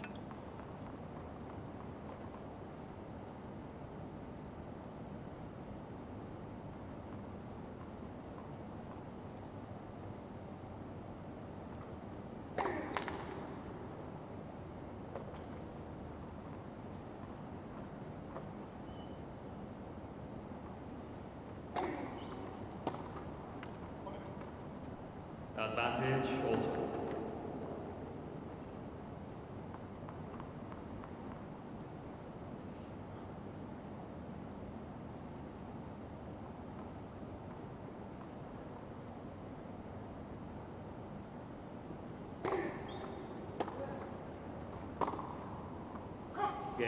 Good ball from Olsson. Really set it up nicely there and just went back behind Egbrink. So much depth in the men's field, and the top players are just so strong. You've got on any given day, any of the top 16 players can beat each other.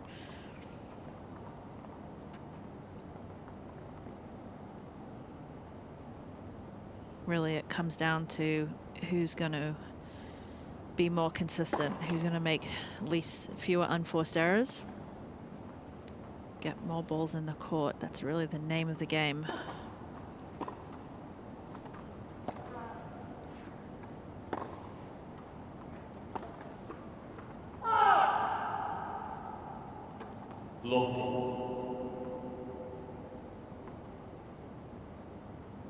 Again, we're not going to see a huge amount of long rallies here. There's definitely not going to be too many, what we say, I'll say it in a decent way, loopy balls.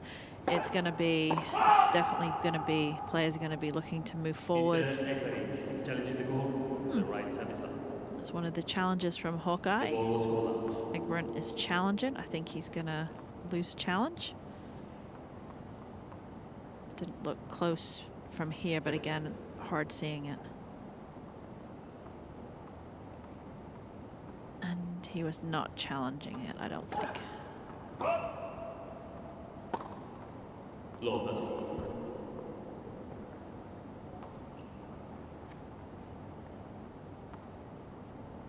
Mr. Egberty has 2 challenges for him. I guess he did challenge it, they just didn't show it on the big screen. And he lost a challenge because of that too.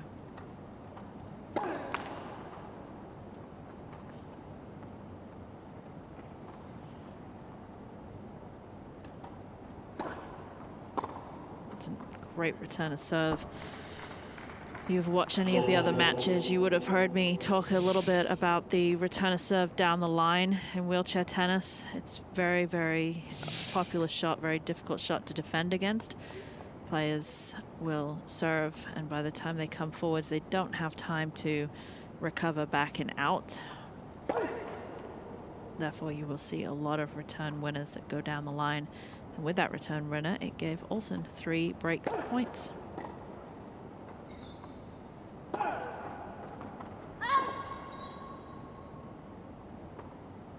Egbrink just missed that wide. Again, going for a little too much. A good break there from Olsen. Gonna give him some confidence.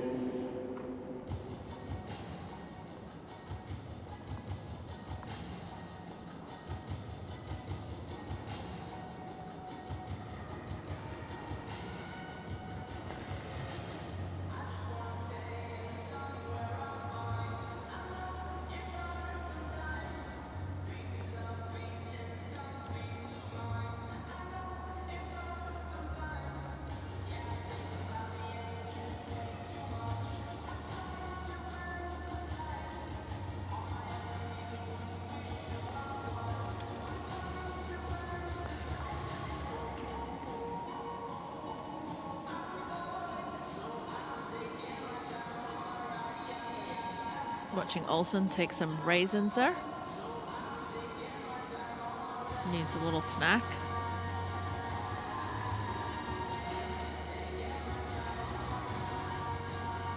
They're saying that Olsen was their flag bearer for Sweden.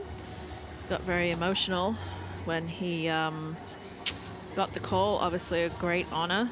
Did have other tennis players also. Stefan Houdet from France and KG Montjani from South Africa, also flag bearers, and then Kanyedo Shingo was helped with the athlete oath during the opening ceremony. So good representation from wheelchair tennis during the opening ceremonies.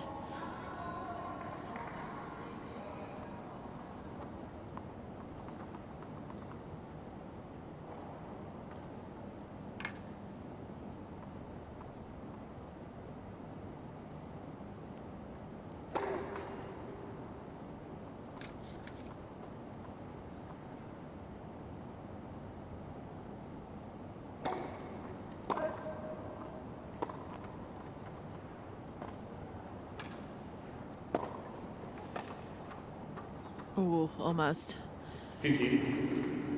Hard the Egbrink. Nice approach shot down the line, covered it, but still had to, he was coming in from such a hard angle, he still had to cover the middle a little too much and just couldn't get his chair back. Almost did.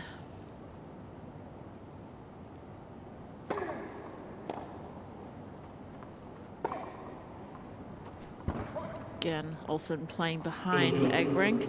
Egbrink playing really far back in the court. It's not where he's going to play his best game.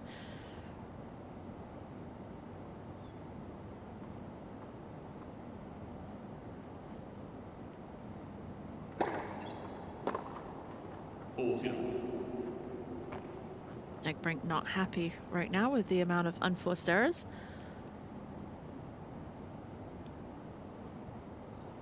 Three unforced errors in 3 games.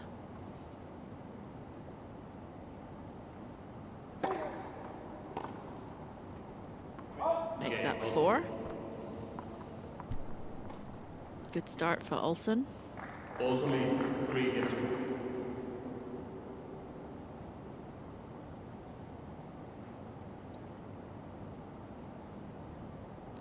We are playing with the roof closed here at the Ariake Tennis Center.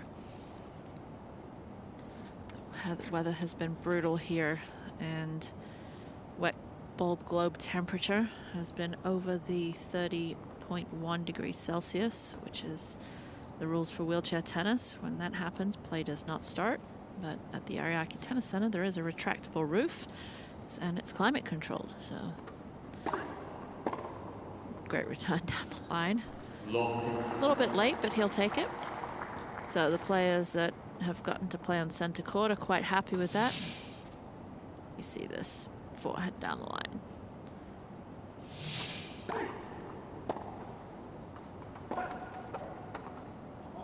Nice play from Egbrink there.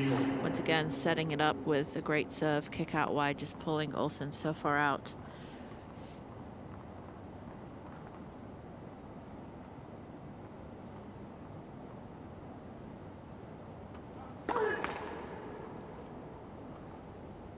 If you watch Olsen on this return to serve, staying back, but then really pushing in, a couple big pushes in to take the return to serve.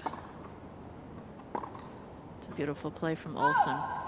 Olsen's playing very, very aggressive and solid right now.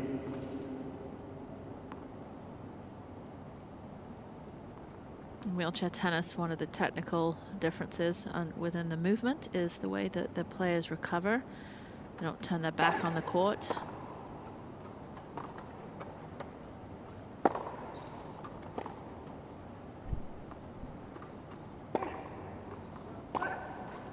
Sorry, they do turn their back on the court. Standing tennis does not turn the back on the court, except if you're running down a lob. So these guys, after every single shot they're hitting, they're moving forwards, and then they're doing a figure-8 motion to get back in time to come forwards again. Nice serve. And 162 kilometers per hour. Big serve up the middle. Massive serve. Able to get a lot of racket acceleration. Great toss. Nice high toss. Full extension on the serve.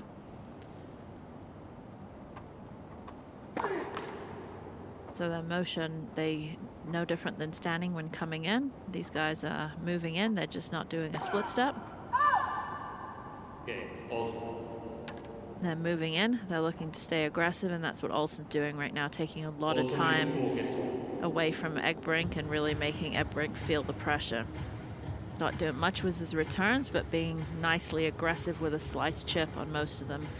And that breaker serve gives Olsen a nice 4-1 lead in this first set.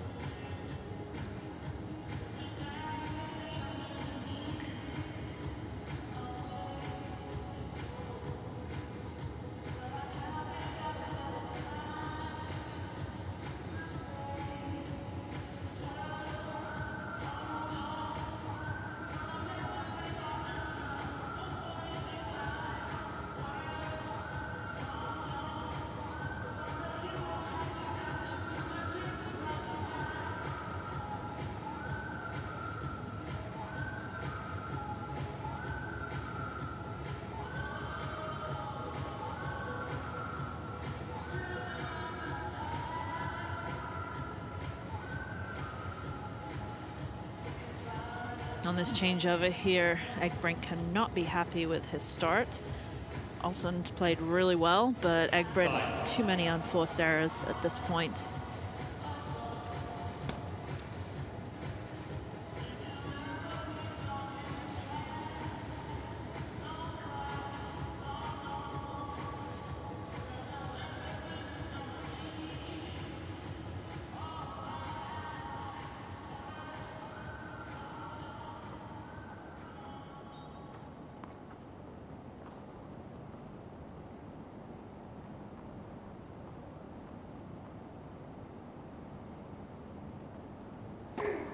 Left for serve.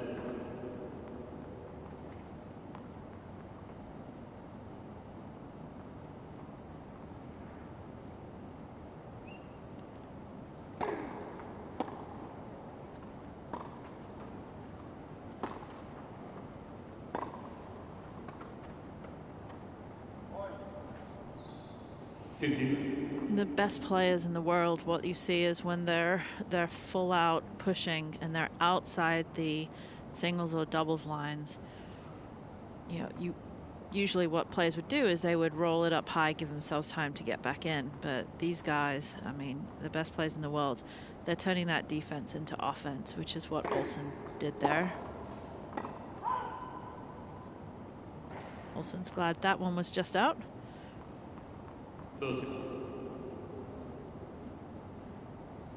Some of these points, when they really get into the swing of things and they get 5, 6, 7 ball rallies, they'll be off the side of the court, still being really aggressive. 40.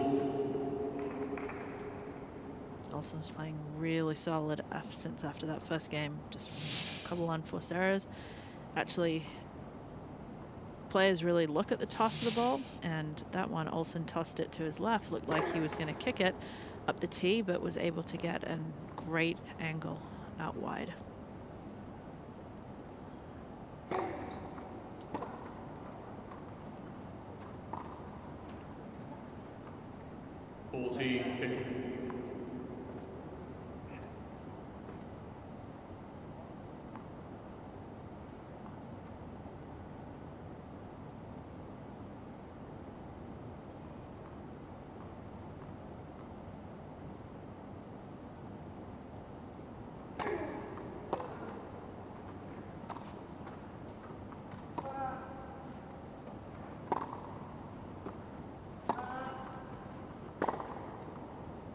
Great point from Olsen. You could see him. He had to back up on one of those shots, but as soon as he hit it, he said committed to it. He committed to come in, take the ball on the rise. Nice, easy winner, 5-1 first set. The way the tour works, it's we have the ATP and WTA men's and women's on the standing side, and then the ITF tour is for the wheelchair players. Very professionalized tour, has points, and most importantly has prize money. They have the year-end championships, which you qualify for, and then they have the Grand Slams, which again you have to qualify for. Qualification of those events and any actual event on the ITF tours is done by your world ranking.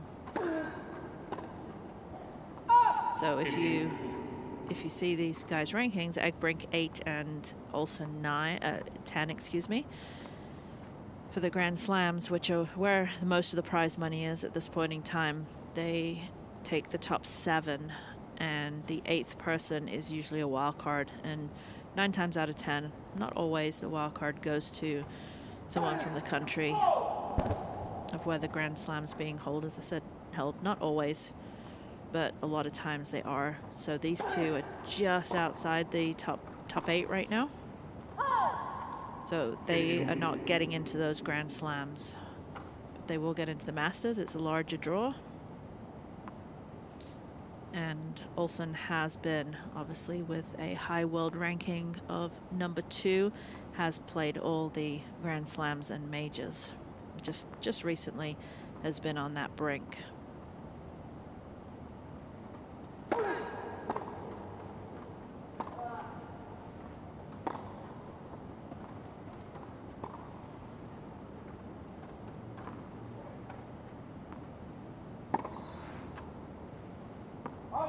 Good defense there from Egbrink. Olsen miscalculating that. Getting back, got a little too far away with it, couldn't catch up to it. Now there are separate rankings for singles and doubles, and at this time, the Grand Slams only use singles rankings, so the guys that are the top 7, regardless of their doubles ranking, are actually getting into the Grand Slams.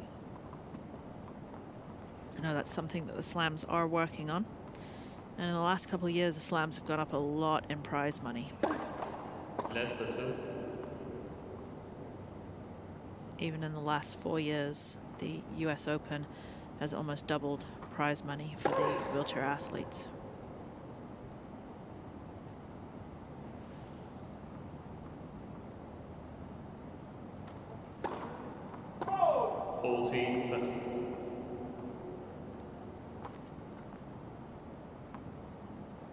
Egbrink needs this game just for his confidence level. He needs to close it out and make Olsen serve for the first set. Olsen's going to do the same. He's going to start far back. You see him start his push, 2, 3, and a roll, and in. So 3 pushes, and then taking it early. He's going to start up a little bit closer this time. Still 3 pushes. It's a great shot, great get. Wow. That was an unbelievable get from Olsen. Really, really good get there. Great. Egbrink did the right thing. He came in. You see this here, but he has to push back here, and he's like, okay, how am I going to get this over? He had it. He actually middled it. Just didn't quite get the racket face straight to get over the net. But great pushing from both guys. As much as Egbrink wants to make Olsen serve it out, Olsen would rather close it out right here. Again, with Olsen moving in so much, the force of him coming in and using the pace of Egbrink's serve, ball's coming back to Egbrink just as hard as what he's serving in. Ooh, beautiful touch. Classic volley. It's a beautiful volley there. That gives Olsen set point.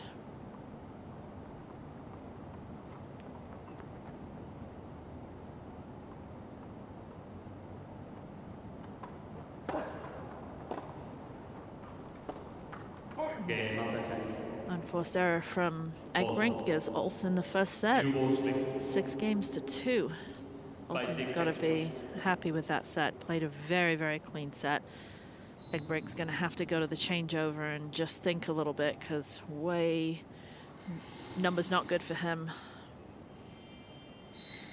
But also Olsen playing strong.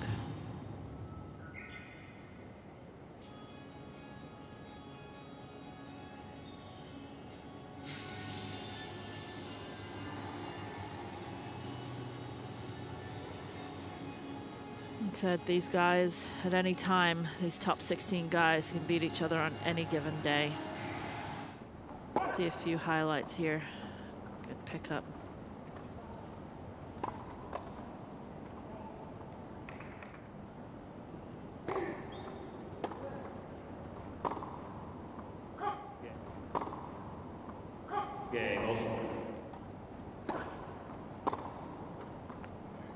Beautiful forehand down the line, just moving forwards. Big serve. There's that big serve from 162. And this beautiful pickup right there. Classic backhand volley coming in, keeping the racket head above the wrist, just opening the racket, letting it pop off. Take a look at the stats right there. Not bad, I mean, not terrible for each one of them. Olsen with 8 winners and 2 unforced errors. That's the way you need it. You don't want it the other way around, where you've got more unforced errors than winners, which is what Egbrink has. Also, first serve percentage, way better for Olsen.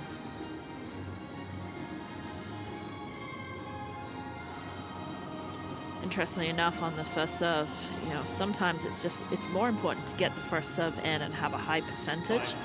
The returner, when you're looking to return a first serve, usually think the first serve is going to be harder, and your mindset is not to be as aggressive and look forward to not to push in and hit a really strong return. It's more to counterattack.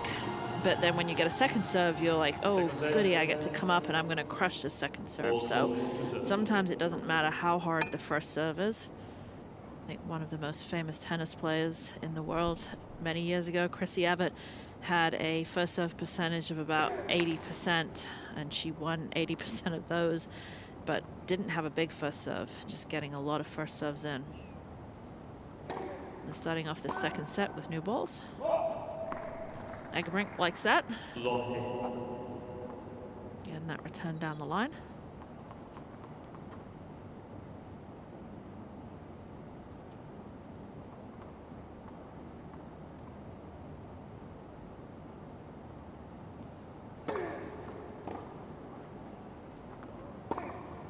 Yeah, knew that was going to be there. Olsen did a great job. Could have gone anywhere, but went behind Eggerbrink.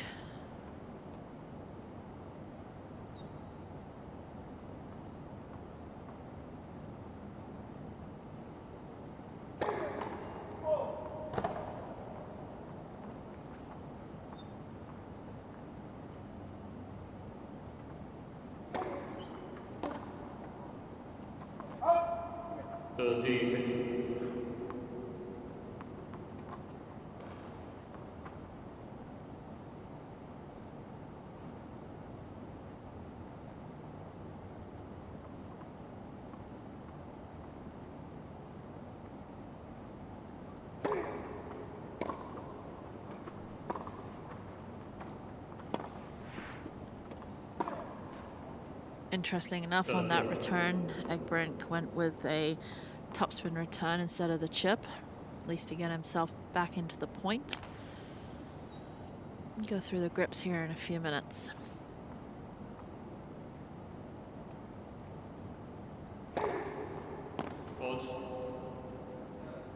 Okay, so the lines person called it in. The chair umpire overruled the lines person, and Olsen is questioning. I was like, that's a good one to challenge. But the chair umpire is correct. So that's got to be a good feeling for the chair umpire when the player challenges it and the official's correct. Mr. also has 2 challenges right now.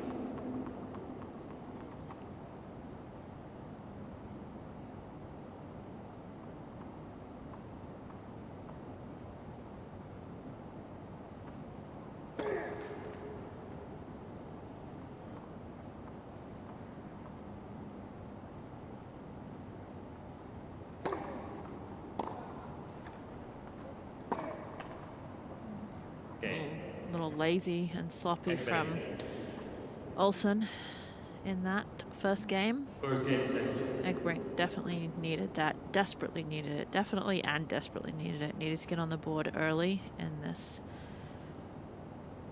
second set. However, that's what he did in the first game, but then lost 6 straight. So see whether he can capitalize on this 1-0 lead. His first serve percentage is only at 45. Actually, both of them are actually pretty low. Olsen's actually only at 33. But when Eggerbrink is getting in his first serve, he's at 70%. Definitely needs to focus on that first serve.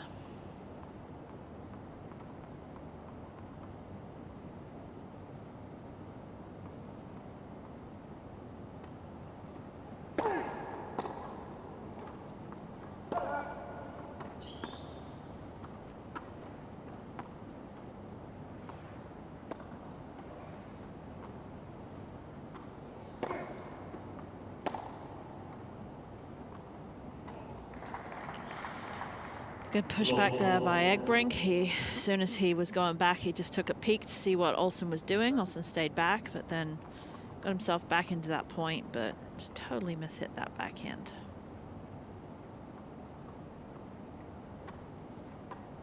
Now that's a nice serve. 163 up the tee with some slice on it. Pulls it right away. Beautiful serve.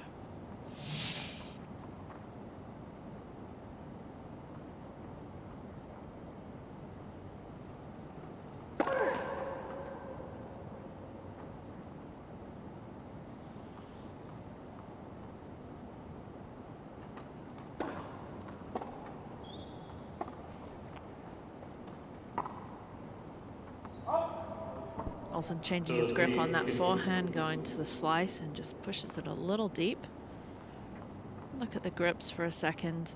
Most of the players, when they're playing in the rally, they're using a semi-western forehand grip. They want to be able to push the chair and hold the racket at the same time.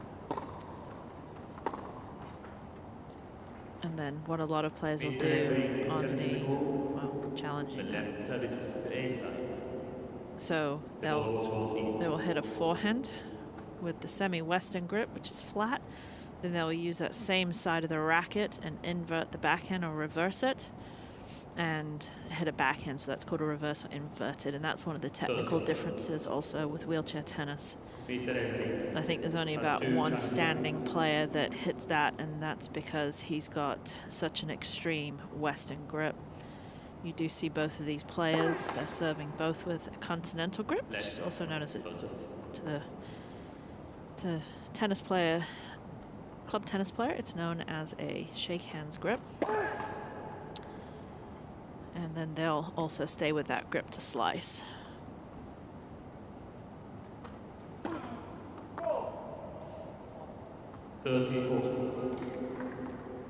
Double fault number 4 from Egbrink.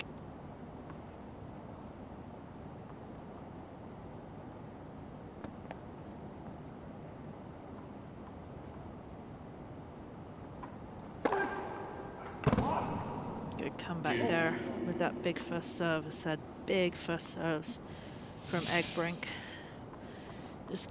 He just gets that full extension. Everything's in line. His left side, he gets good rotation.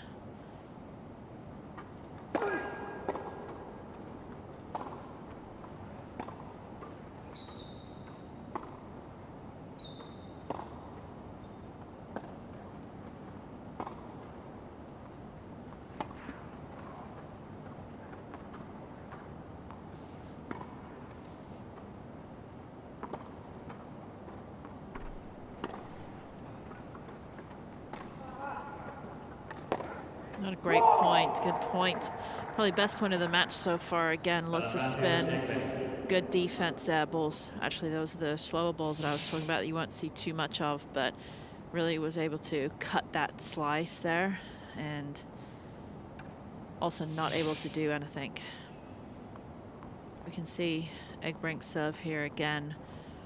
A lot of the power from standing comes from the knee bend and the power pushing up, but obviously with the chair that can't happen, but the players are still doing the same with their upper body as the standing, getting a rotation and then really pushing up with their core and their arms. But toss needs to be, for that big flat serve, toss needs to be just slightly to the right. So if you were to put your hand up straight in front of you, that's pretty much where the toss needs to be. So you've got the pace, the power of your shoulder behind you. Sometimes if your toss gets too far out to the right, then you're slicing it a little too much and you may get sliced, but you're losing some power.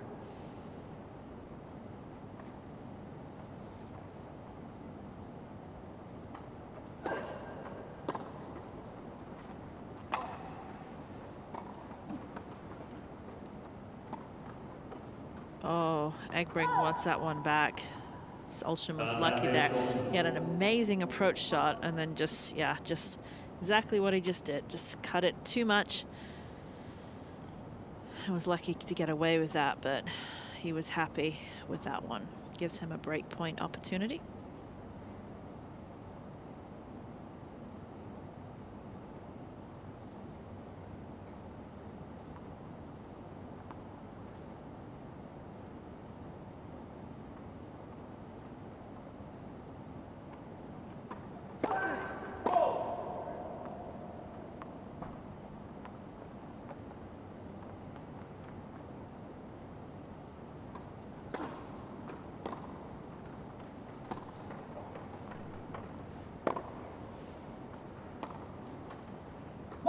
good point. Beautiful point. Good fight there from the Dutch player. That backhand slice down the line. A lot of times it's said the slice, you open the racket face, get underneath the ball and go straight through it. And as the ball's moving forwards, it's rotating backwards. So when it hits the ground, it stays nice and low. A lot of these players, as we saw earlier today as well, are not only coming underneath it, they're coming on the inside a little bit. So when the ball actually hits, it's actually got some side spin on it too. Advantage Olsen. Olsen wants his break point here. Does not want to go down 2-0 in the second set.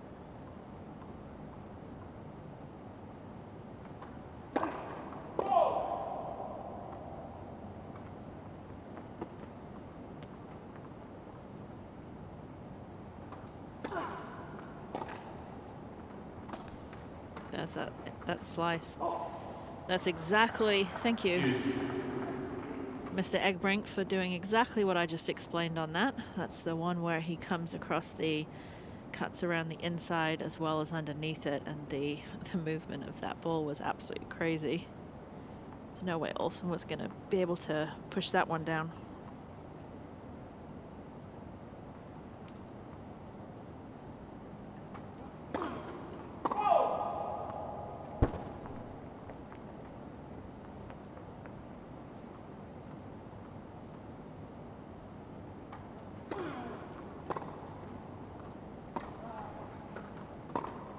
Another good shot there. It's the problem sometimes when you're pushing in so far. If you don't hit a good shot, then you're going to be out of position for the next shot, where Egbrink was able to take his backhand and go down the line.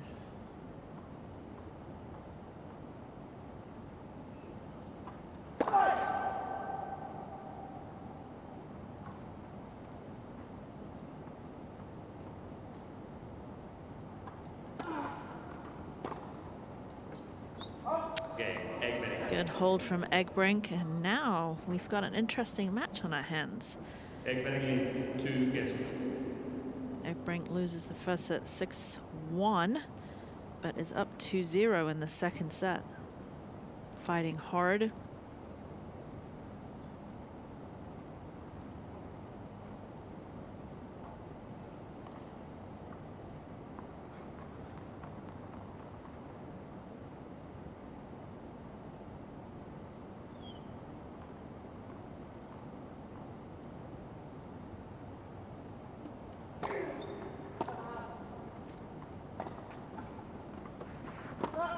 It's a deadly slice, really, really deep into that backhand corner and following it in.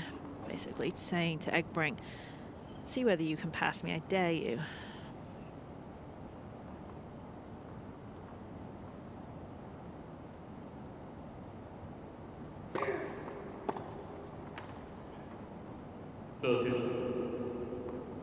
Good serve from Olsen.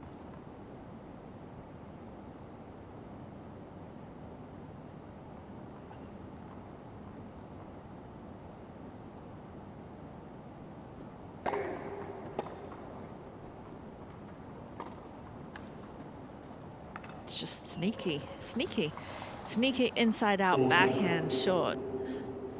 Took the pace off, cut underneath it. Just very sneaky as we see this. Going to be a great thing. Yep, just waited, caught it a little bit late, and see the spin, the underspin on that, just keeping it so low out of Egbrink's reach. And that gives Olsen 3 points, excuse me.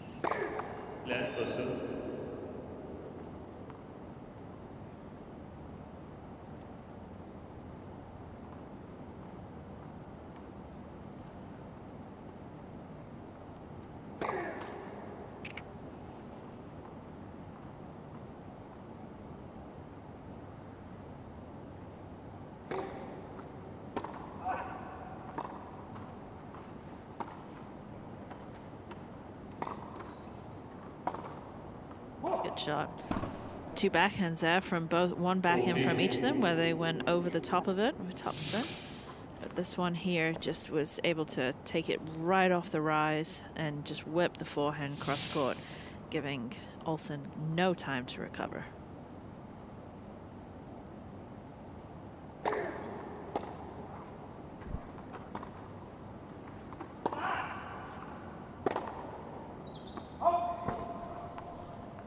Only seen about 3 topspin backhands from Olsen. That was one of them. As you can see now from watching him play, that hence the reason that he has 2 Grand Slam titles, and they're both on grass. Grass is known to help the player that is the one that slices more, because the ball stays so low. So if you're slicing, it's going to be even lower, more difficult.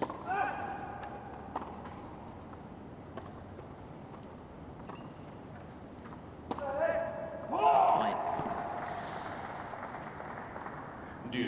Olsen had no choice but to cover the deuce side, but easy enough shot for Egbrink there.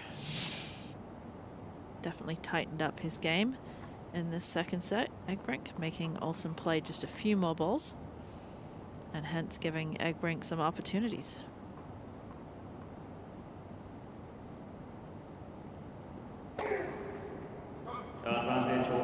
It's tough. It's a great serve from Olsen again. Really hides that one well, tosses it to the left, but able to get such a good angle out to the right. At that level, those are the little things that you've got to do so well, because your opponents are reading where you're going to go.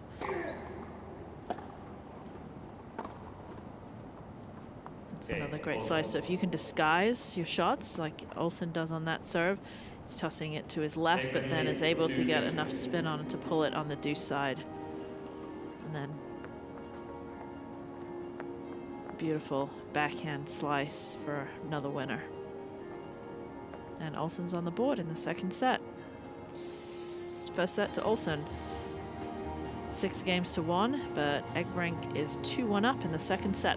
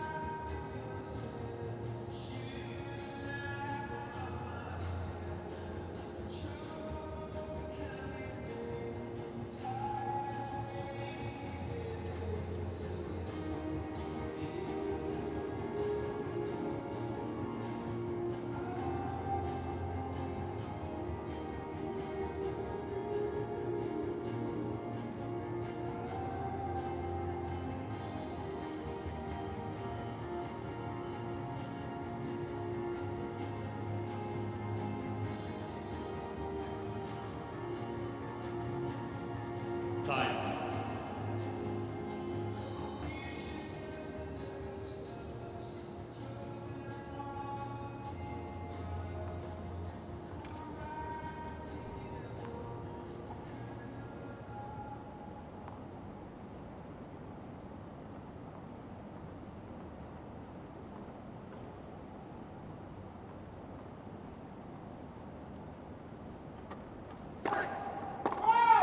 Correction.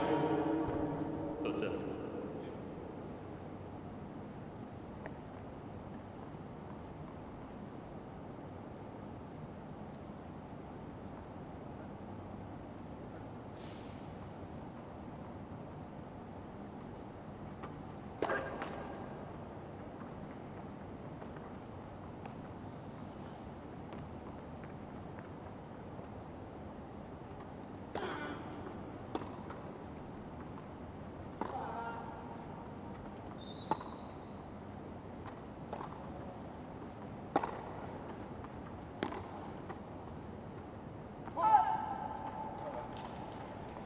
Lotte.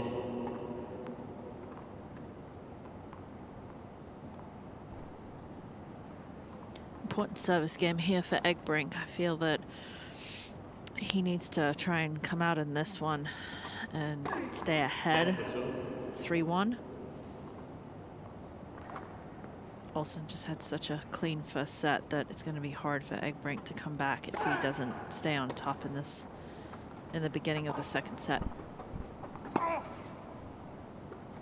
Oh, he's going to be upset he missed that.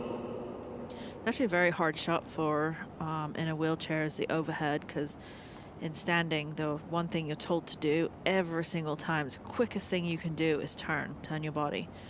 So a lot of time, the wheelchair athletes, they're not going to be able to get up and turn, so it just becomes a very difficult shot to execute. 15-30.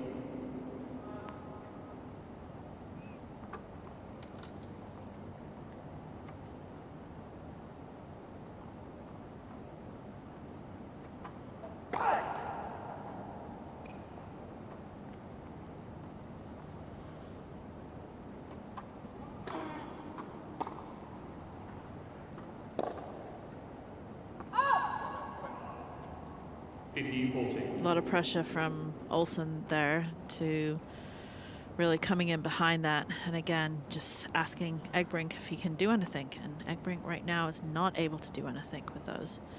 And that gives Olsen 2 break points.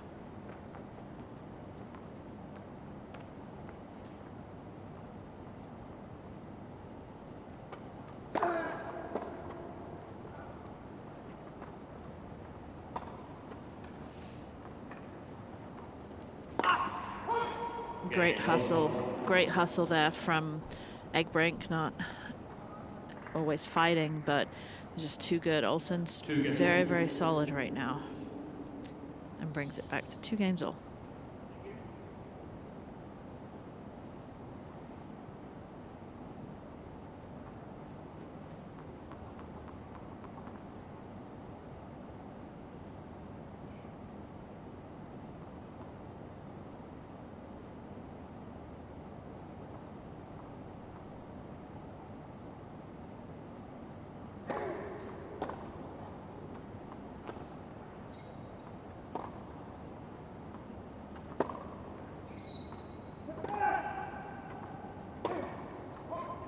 Great shot from Olsen, just really looking to take any chance he can to push forwards, which he does nicely here.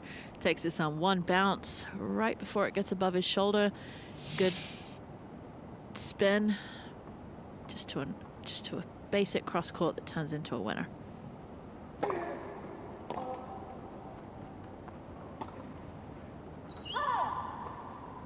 Good return, good counter return there from Egbrink.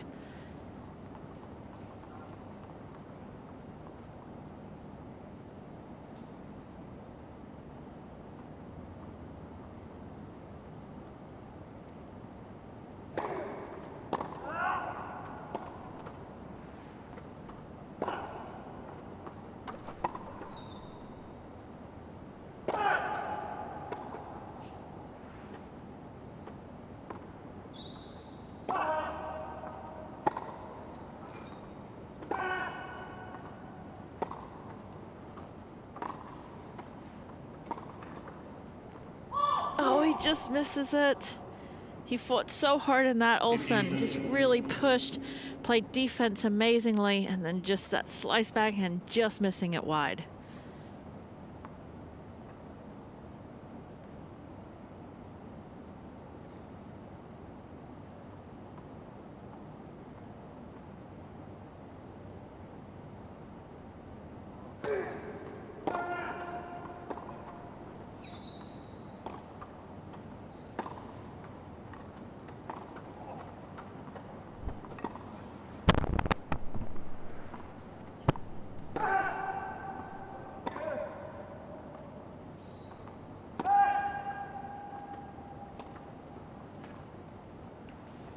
Good point again there. Egbrink changing his strategy just a little bit, going a little higher, trying to get Olsen pushed back or having to take that ball on the rise, which we talked about. It's very hard to keep taking that ball on the rise. And he's gotten himself 2 break point chances here.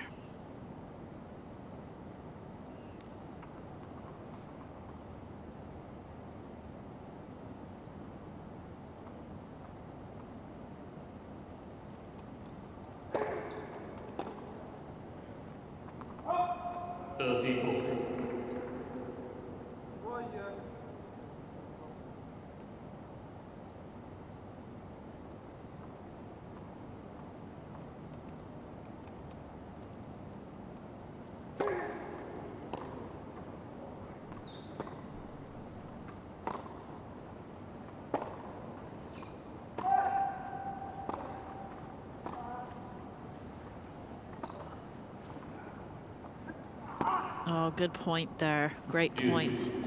Great point from both players. Cat and mouse again now, really using the whole court, opening up the court as much as they can, and then the play behind, which was this, just took the pace off, really held it to the last minute. I thought he was going cross court, but really held that shot to the last minute and just pulled it down the line.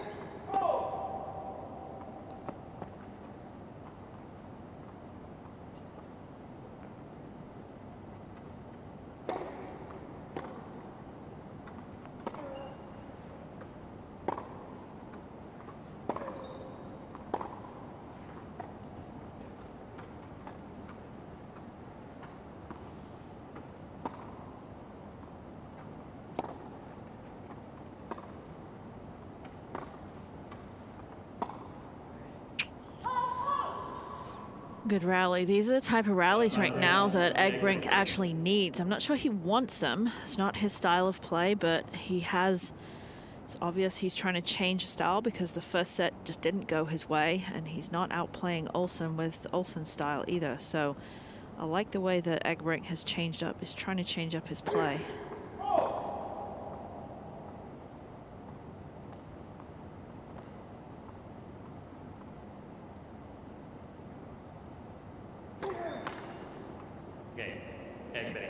Good break for Egbrink there, and that double fault gives Egbrink a break and a 3-2 lead in the second set. But first set goes to Olsen.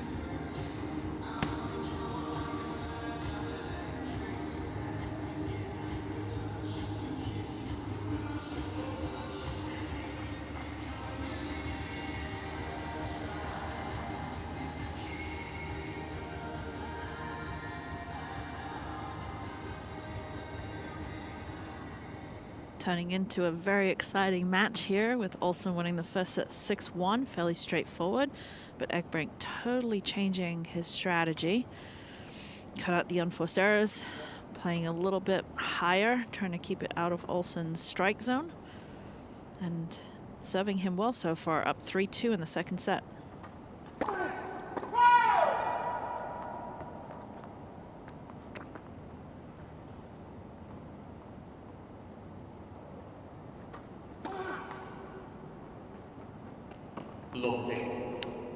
It's been the story a little bit. He's played a couple of really good games where he has changed his strategy, but then throwing in a double fault. 5 double faults for the Dutch player.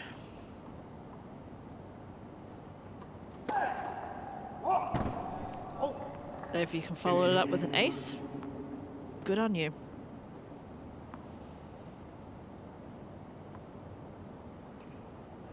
Ace number 5 from Egbrink. Definitely outserving Egbrink, outserving Olsen right now with aces. Olsen's just got the 1.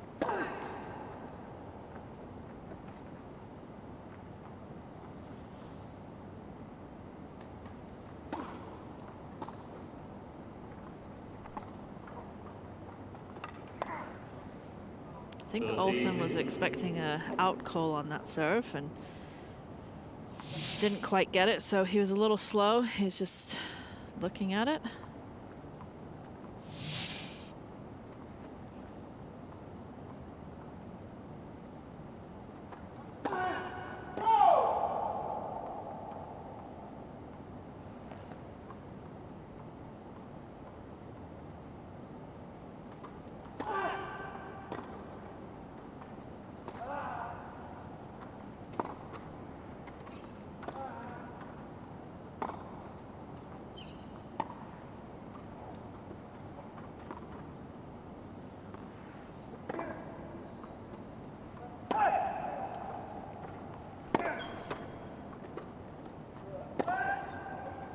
Oh, he just misses it. Good point, though. Again, Olsen's having to scramble. It's way over on the far right side, and then that made it way over on the left side. Egbrink doesn't need to go too big, just needs to hit that same shot, but bring it in, give himself a little bit more room for error. But we're at 30 all.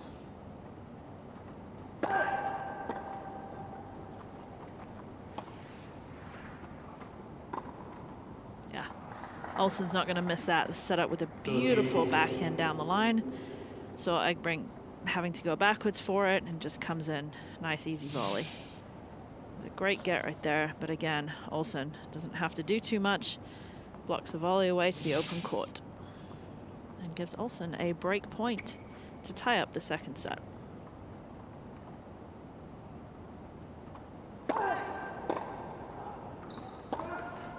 Oh. Yeah, Egbrink's upset with himself there.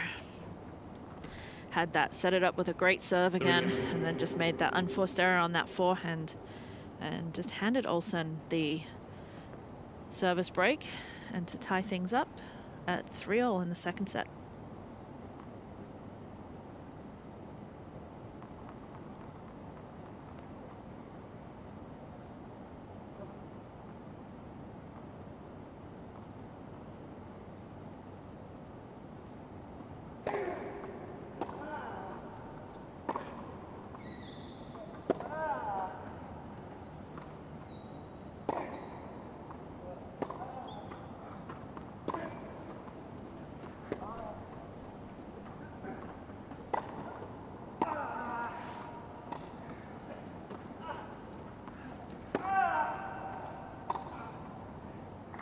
Yeah, what a point. He deserves that. That is amazing pushing and defending by the Dutch player there. He was just going side to side. He was so far out of it there. That was like 2 or 3. That's the sort of stuff that will get Egbrink confidence getting through this next few games here.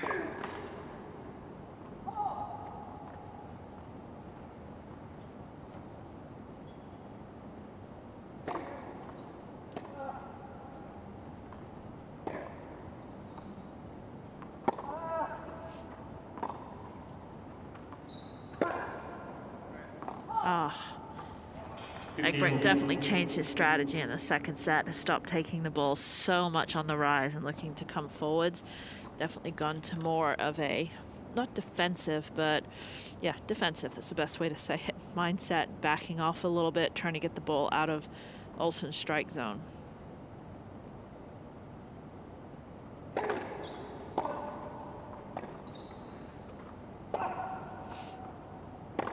Ooh. Very much an unforced error from Olsen on that backhand, but again, Egbrink just taking his time, rolling in those forehands.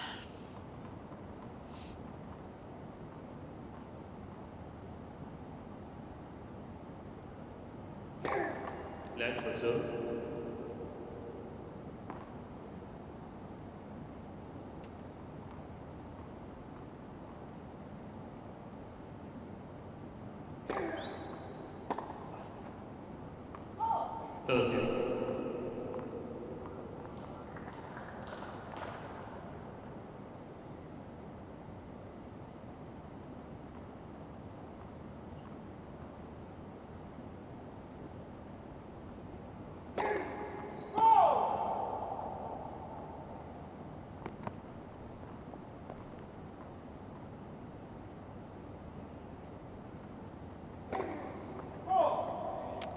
Double fault from Olsen gives Egbrink a break point opportunity.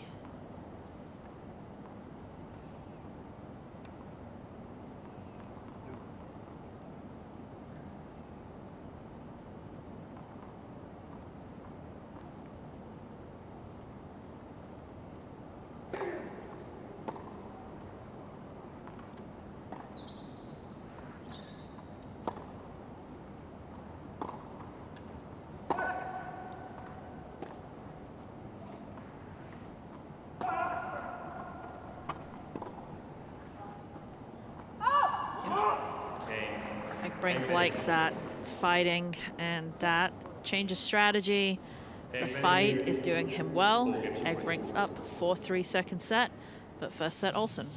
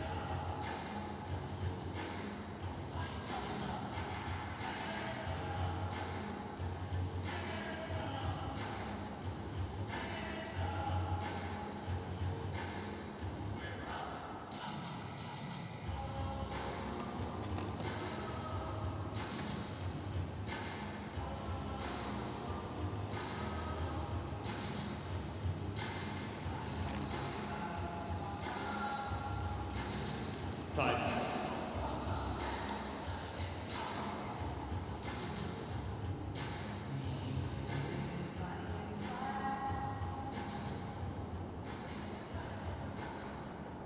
Good couple games here by Egbrink.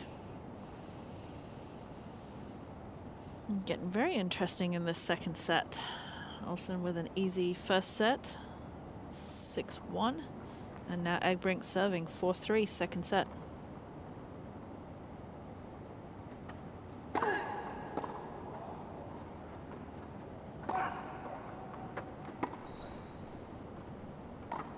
Not going to miss that.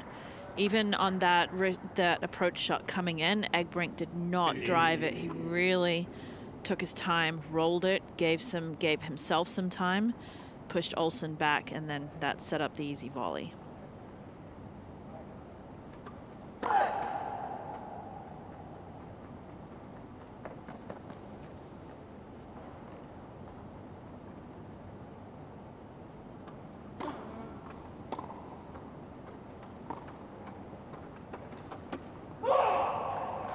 Nice backhand down the line. Egbrink really trying to get himself pumped up into this for this here. Beautiful slicer right here, just down the line again. Cuts it, just going away, stays low. Nothing Olsen can do.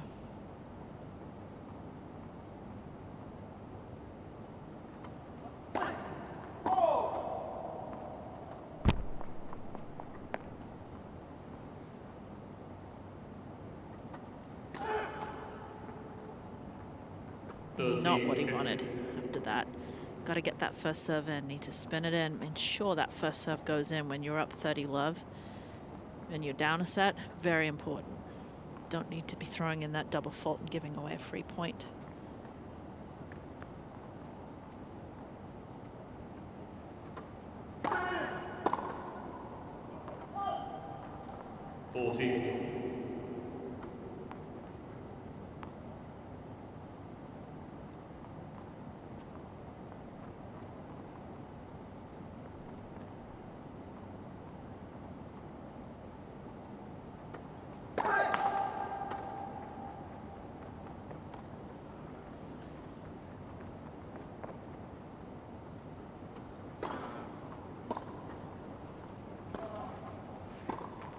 Oh, gift.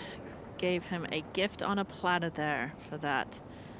Egberink. for that volley, and that gives Egberink a 5-1 lead in this second set.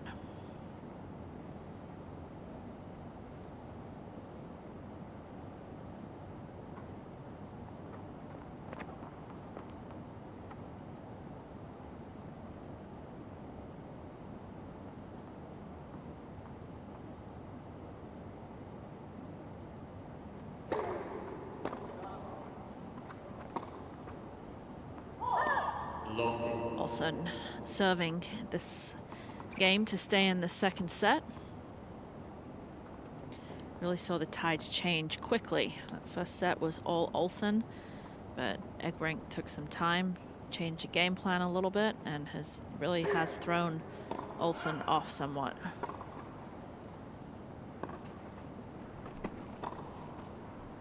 It's a good ball. Right inside the line. Wanted it to be out, but just wasn't. Just didn't get quite enough height and depth on that ball that he wanted.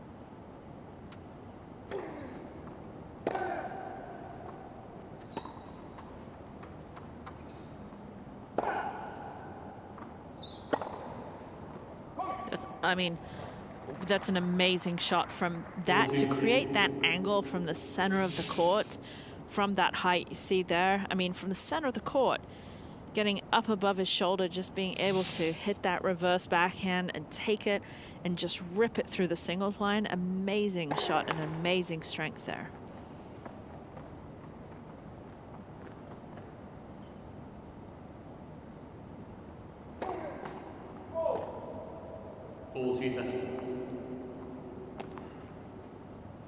Double fault number 5 for Olsen.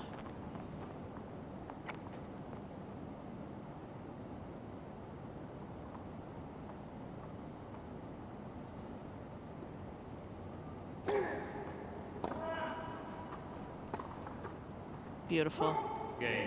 Beautiful serve, that kick serve, pulled it out wide. He's done that many, many times in this match here. Pulled out wide. Egberink, excuse me. Cross-court slice, and then Olsen just moving forwards and able to slice it down the line for a winner. Stefan Olsen, first set 6-1. However, in the second set, Tom Egberink, 5-4, will be serving for the second set.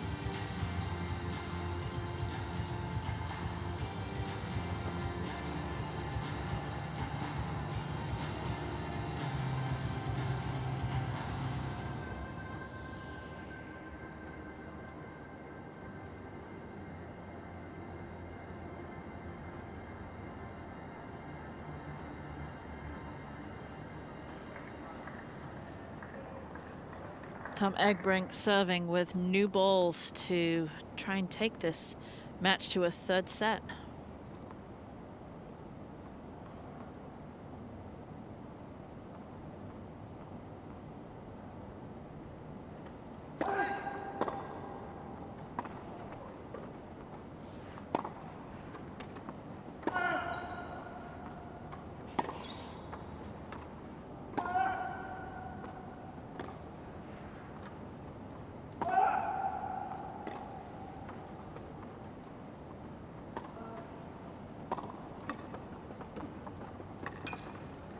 Oh, almost got it. What a great shot there. Great point from both players. Egbrink once again trying to actually take some of those balls on 2 bounces to give himself some time to push it back up. Heavy spin. He's not winning too many of the points when they get in their backhand slice rallies.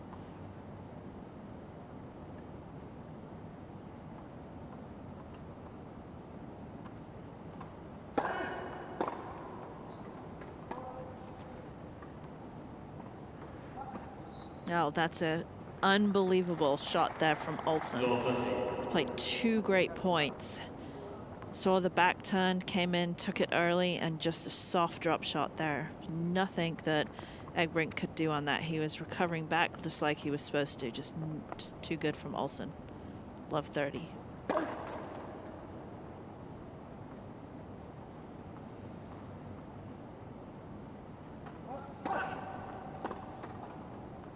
There's that backhand down the line again. Really good game so far from...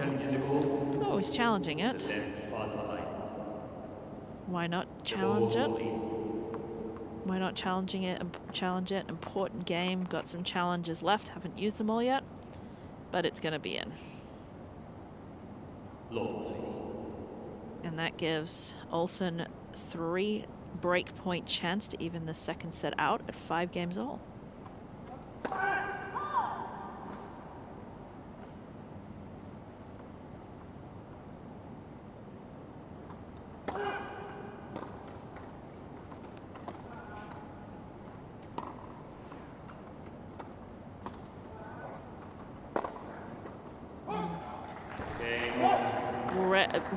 It's the best game Olsen has played. Really, really solid game there when he needed it the most to tie things up at 5-all in the second set. Egbrink's only got 1 challenge remaining, but if they do get to 6-all, then each one of them will get an additional challenge for the tiebreak. Egbrink on that, again, just got into that backhand rally there with Olsen. He just hasn't been able to counter anything Olsen's doing from Olsen's slice backhand.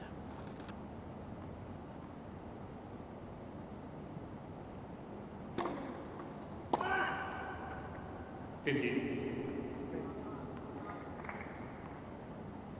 very interesting when you see the momentum of the match change. Obviously the momentum was all in Olsen's favor, and then in that second set, very first few games, Egbrink had a couple of great points. You could just see his confidence boost.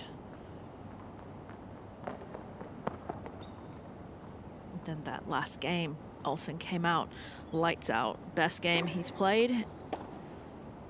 And then 2, just it's demoralizing. If you go up 5-4, you lose the game by really, really good play, and then 2 unforced errors. So that's the momentum shift. And players have to be very aware of that. They have to keep themselves up at the right time. Keep themselves mentally right there, mentally fighting at all times.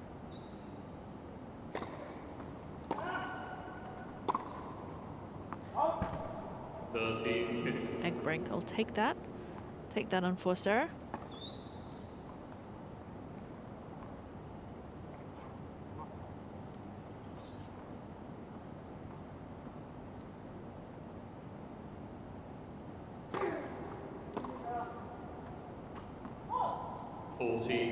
Another unforced error from Egbrink.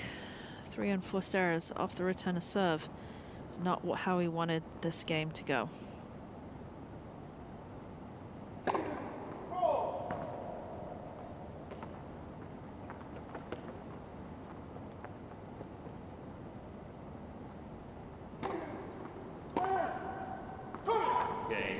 4. That's a momentum shift. Egbrink needs to get on this changeover now and start pumping himself up, because Olsen's pretty confident after those 2 games. He's played solid 2 games. If you're looking at stats as well, you need to be, when you're playing, you need to have more winners and unforced errors if you've got any chance of winning the match, and that's in Olsen's favor right now. You see number 10 seed Stefan Olsen winning the first set 6-1 very easily, and up 6-5 in the second set. Egbrink will be serving to stay in the match.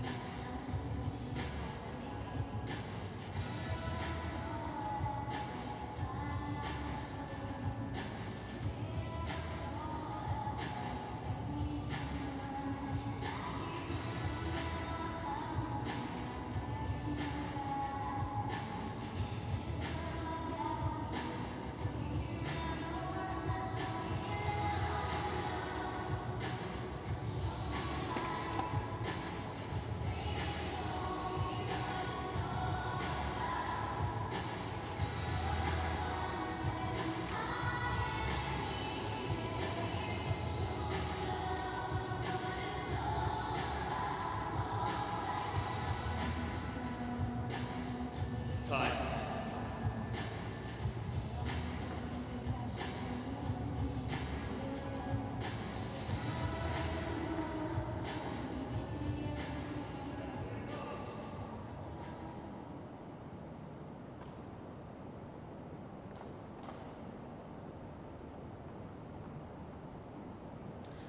Egbrink serving to stay in the match.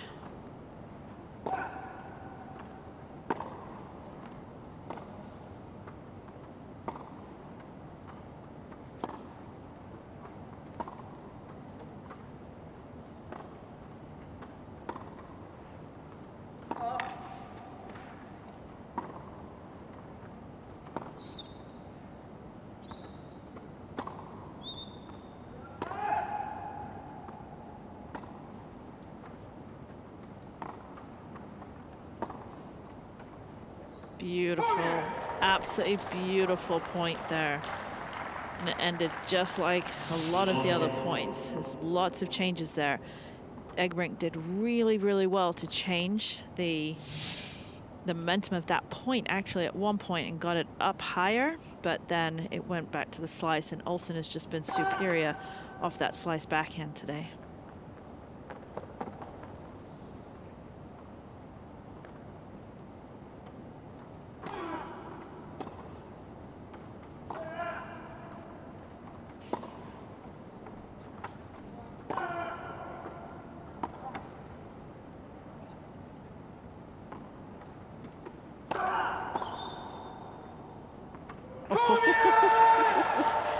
Ooh, good point from Olsen there.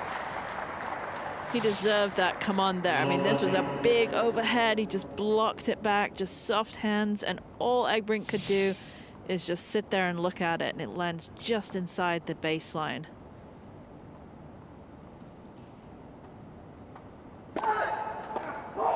Yep, still fighting. 15 touch. Egbrink's not going anywhere just yet. Comes up with a massive serve.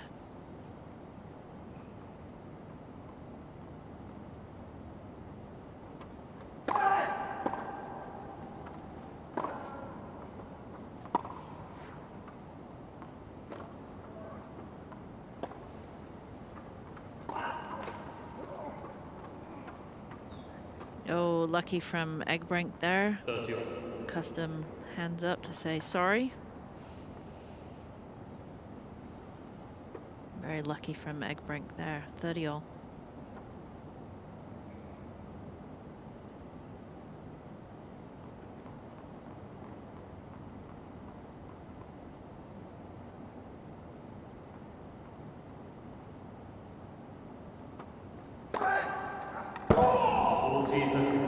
Massive serve up the tee, 172 kilometers per hour.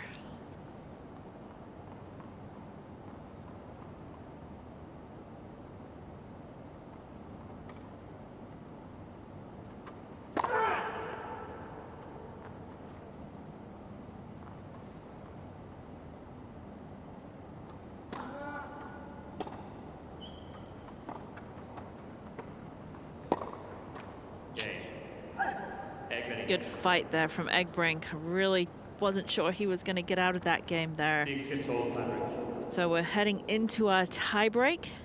Both players receive one additional challenge. Players receive an additional challenge per the chair umpire. So tiebreak here is Olsen will serve 1 point. Then from there out, each player will serve 2 points. So start on the do side, and then Egbrink will start his 2 points from the ad side. First person to 7 points wins the tiebreak. 1-0, Egbrink. Have to win by 2.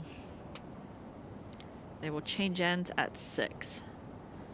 This actually may be the first tiebreak Tokyo has seen.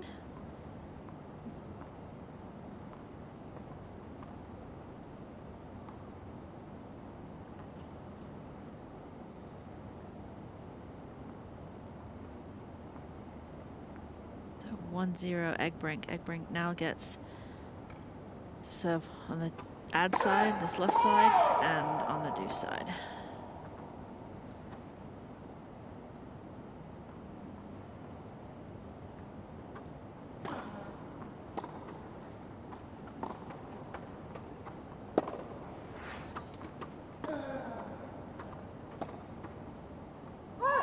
Ooh, just misses the outside of the line, and 2-0 Egbrink.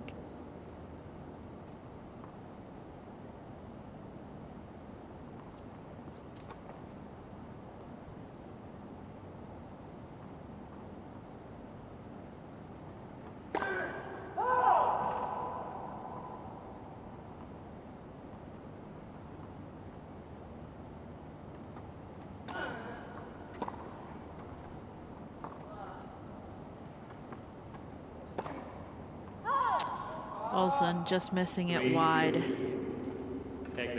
Gives Egbrink a 3-0 lead in this second set. Tiebreak. Egbrink needs this to stay in the match. Now goes to Olsen, who will serve from the ad side and then the deuce side.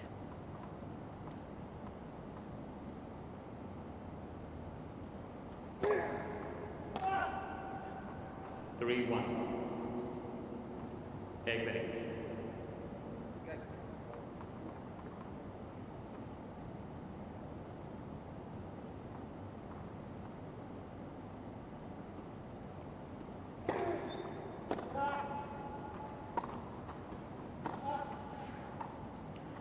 Ooh, sneaky, tricky, dirty. What a great set of hands there from Olsen.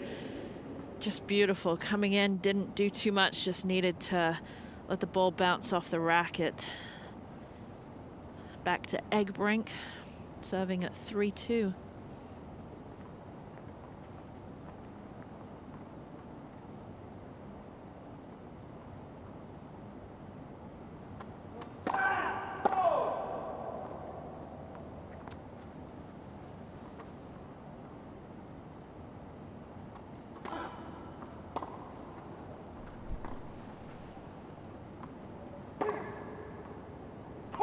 Wow. Great shot from there from Olsen, hitting the inside out, down the line forehand or inside in. Forehand winner, and we're tied at 3 apiece in the tiebreak in the second set. They're going to take a sip of water, change ends, and Egbrink will continue serving from the deuce side.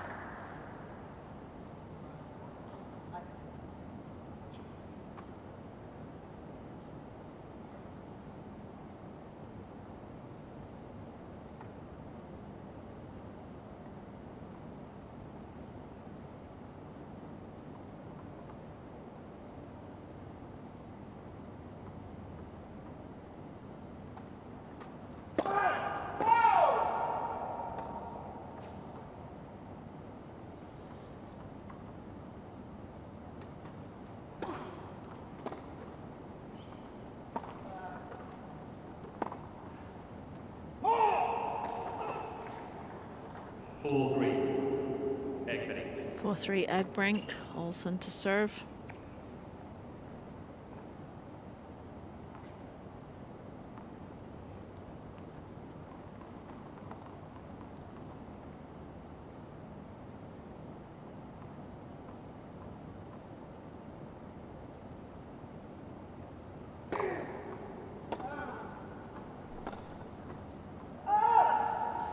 Olsen pushes it too wide there, really cuts the inside.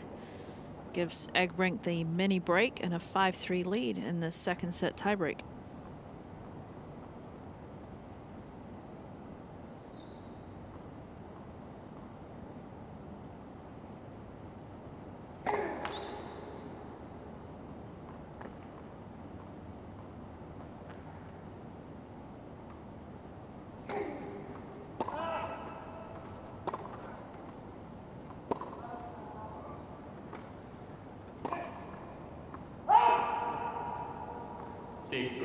6-3 to Egbrink. This is set point for Egbrink.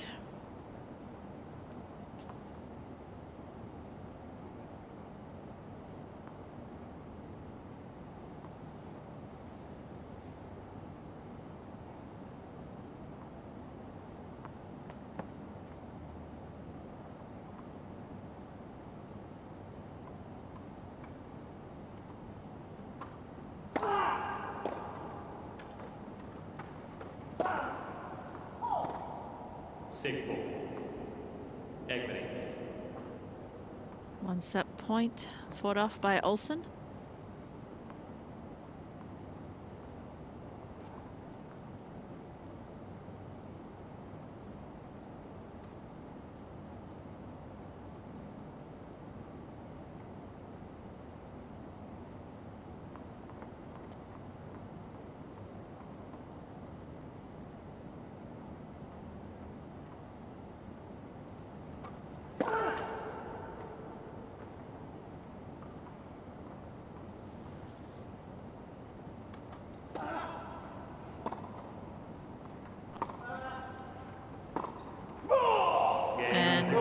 We are heading to a third set in this men's third round singles match. Olsen with the first set 6-1, second set Egbrink 7-6. We're in for the third set and we're in for a fun ride.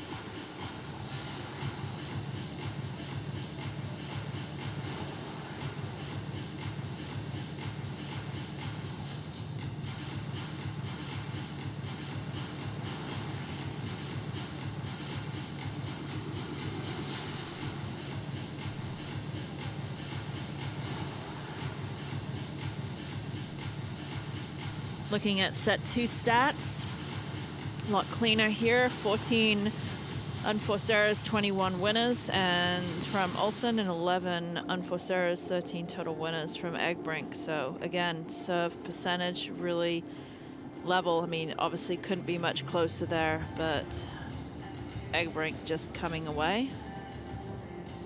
Olsen asking for a bathroom break. Roof is closed, so I don't believe they are in any kind of heat rule. Looks like Egbrink's going to take the opportunity to go as well.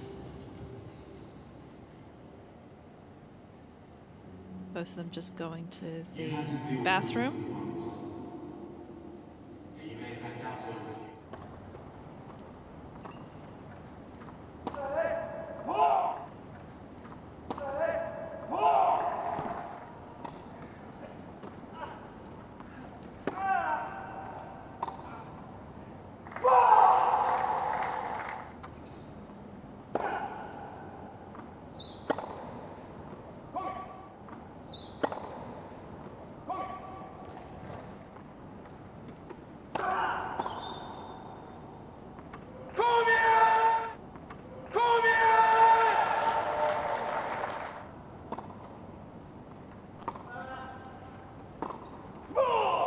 Invincible essence,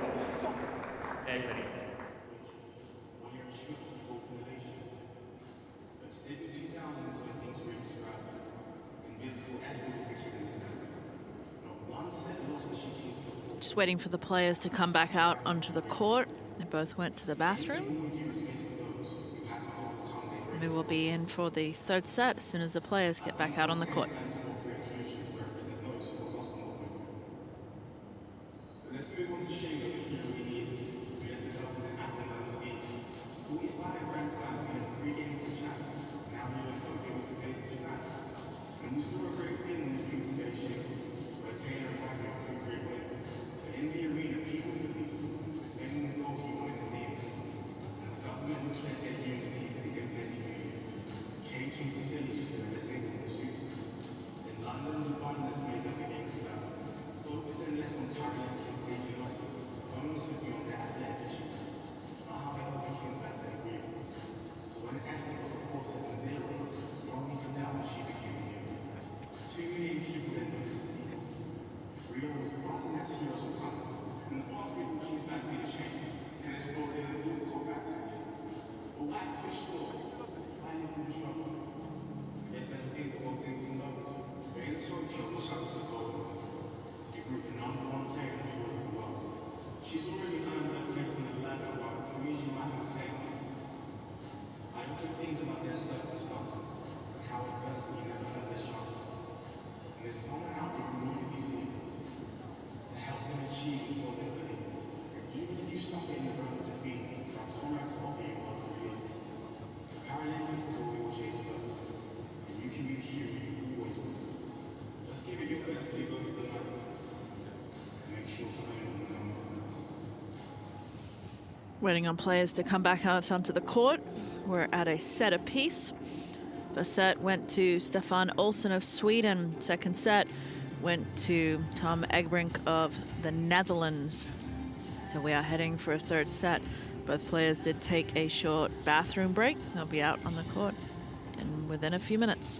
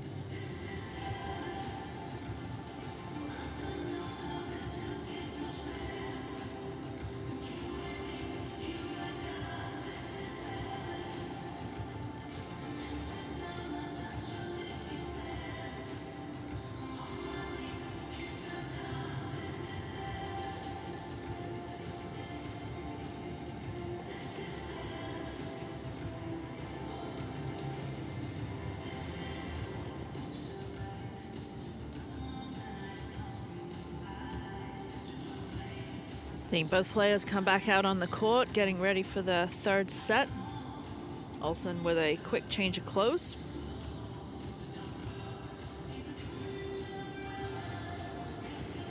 Great second set by both players, but Egbrink just coming ahead.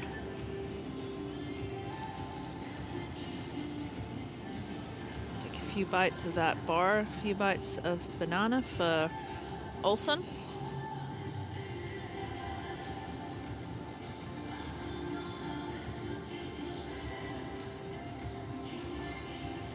Players transferring back to their tennis chairs, locking themselves in, strapping themselves in.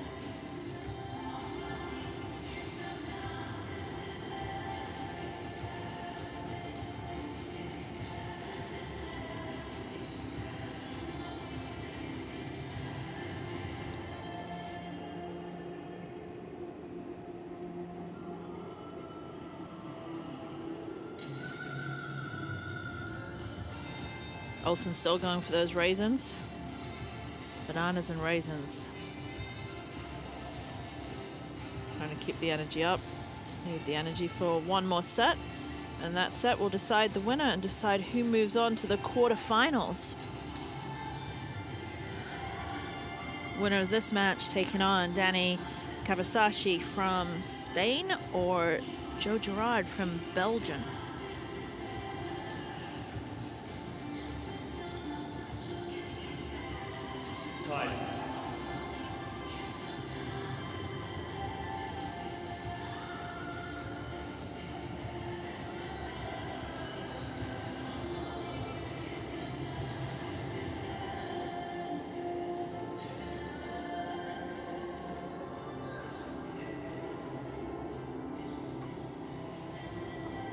One more set to go. It's been a Final set. fantastic match so far.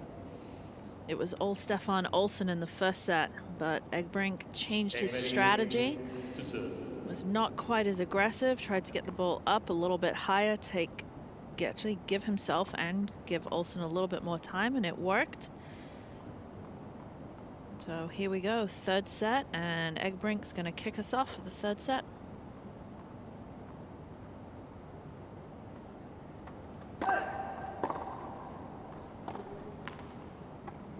Lofty.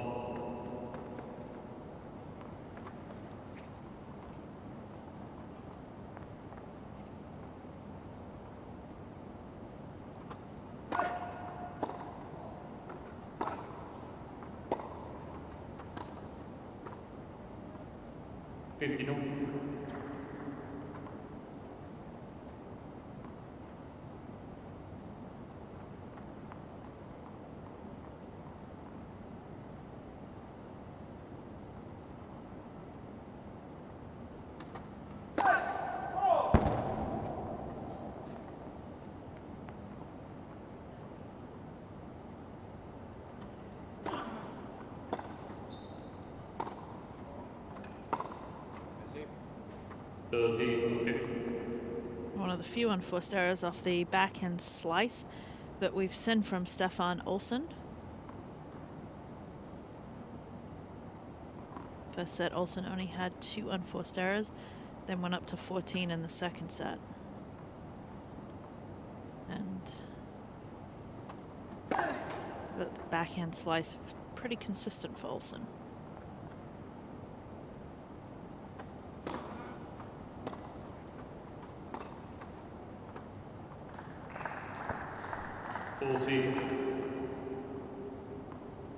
Good serve there from Egbrink. Pulls Olsson out wide and just not doing enough, and then he just leaves the open court for that slice.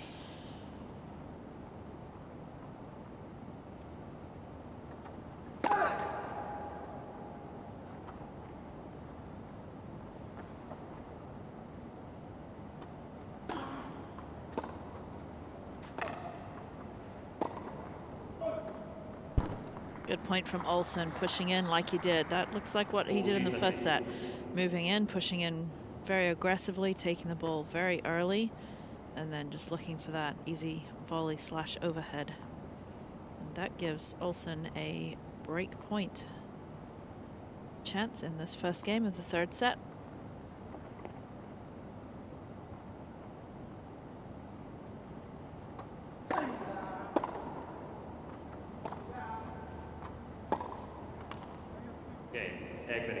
Two unforced errors on Olsson's backhand slice in this first game of the third set.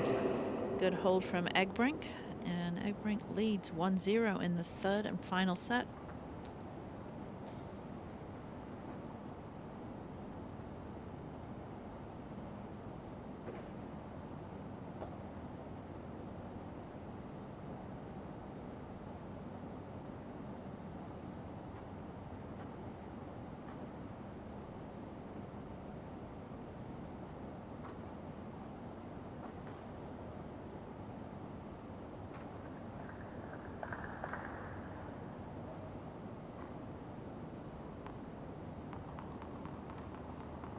Olsson's first service game of this third set.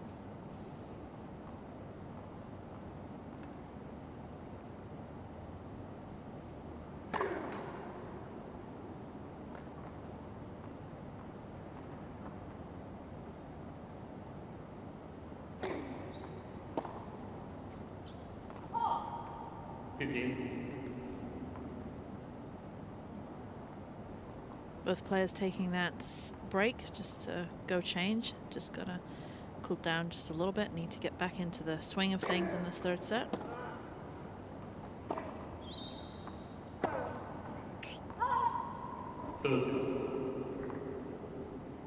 Egbrink getting too close to that forehand, just over pushing a little bit.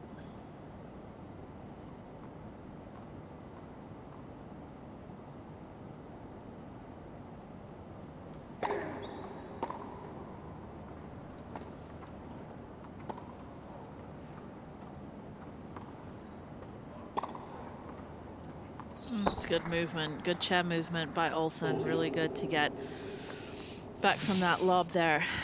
Takes his time, and then plenty of time to just roll over the ball. Good high percentage tennis and a 40-love lead.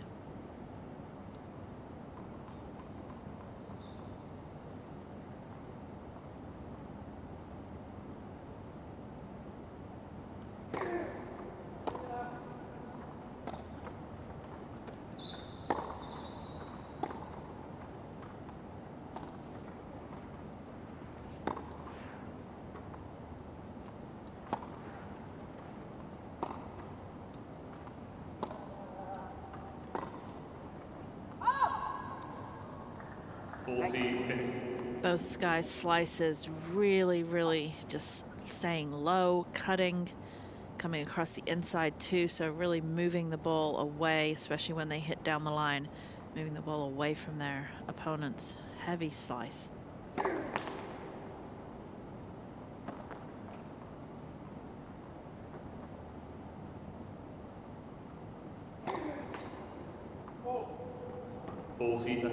Double fault, but still 40-30 lead for Olsen.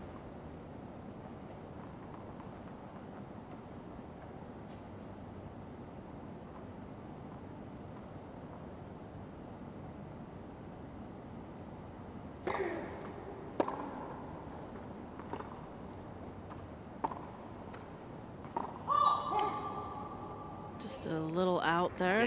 Good hold from Olsen. He needed that game there again. He did not want to get down and break early in this third set. And we're tied up 1-1 in the third set.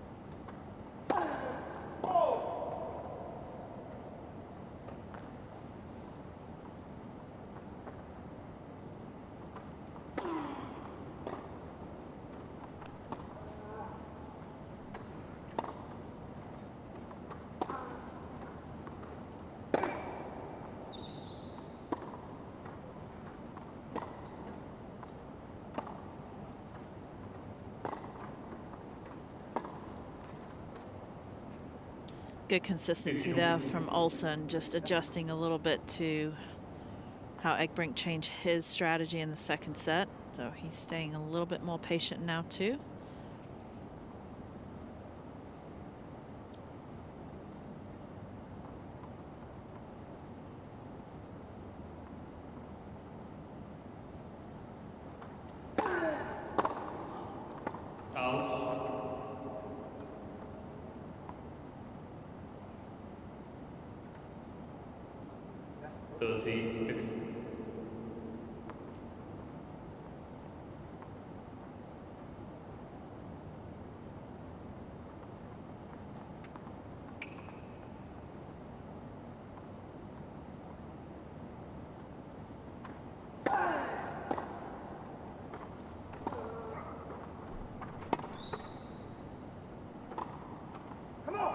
Great point.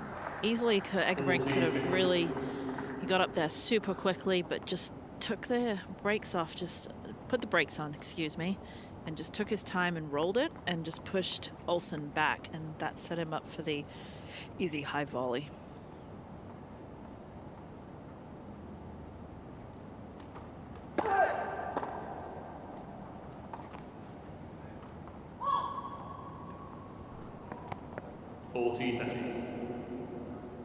Just getting under that and cupping it a little too much.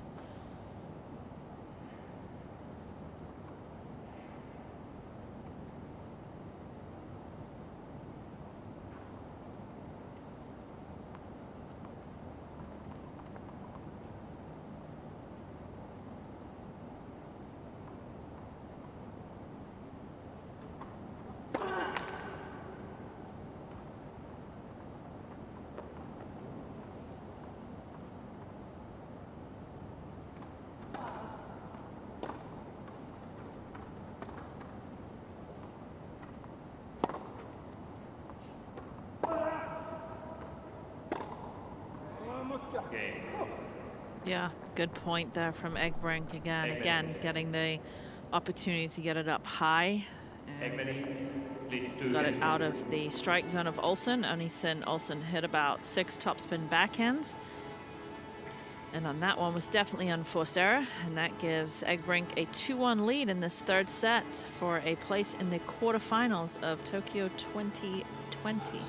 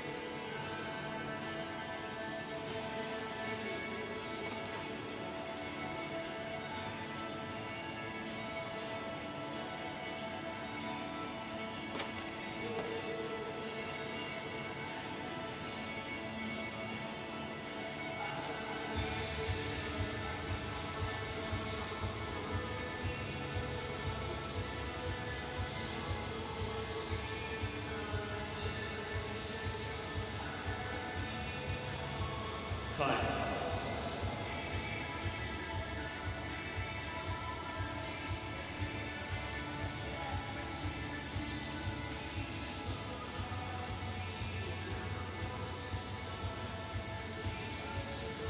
Great match here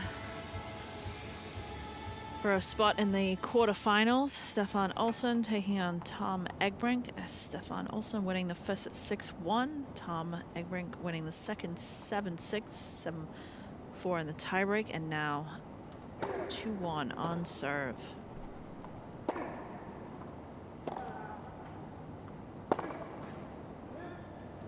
The other thing that Egbrink started doing as well is taking away some angles and playing more up the middle to Olsen, and that's where some of those unforced errors are also coming in.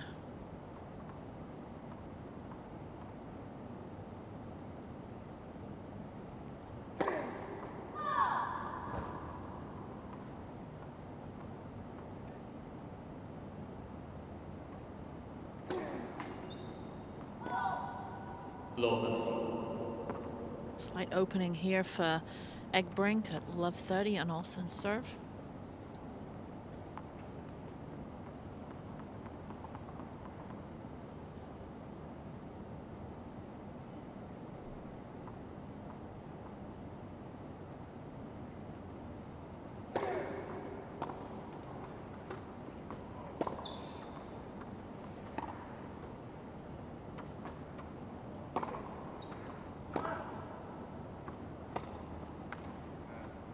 Again, that high ball, and this time right up the center of the court. Unforced error again from Olsen there. Good, really sticking with his strategy. Egbrink here gives Egbrink 3 break point opportunities.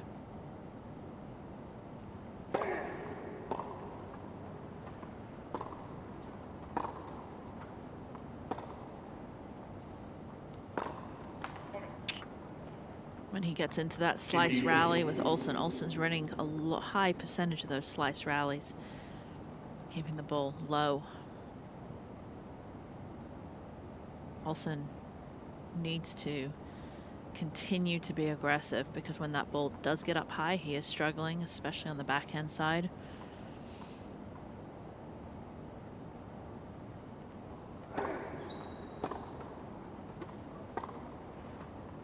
Again, there's that beautiful backhand slice down the line that we've seen so many of in this match from Olsen.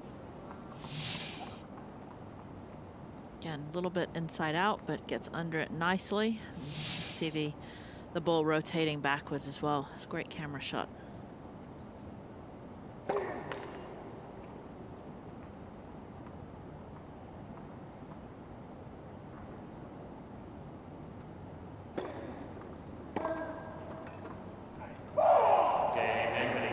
And there's the break that Egbrink was looking for, and it gives him a 3-1 lead in this third and final set. Impressed with how Egbrink was able to really think about that after the first set, think about the first set and think about how he needed to change his strategy. Pretty clear that he has. And at this point, I mean, the second set, close enough, 7-6, obviously. Just a few points here and there, but with Olsen being down 3-1 in this final set, definitely needs to think about how he's now going to counter Egbrink's strategy. Led for serve.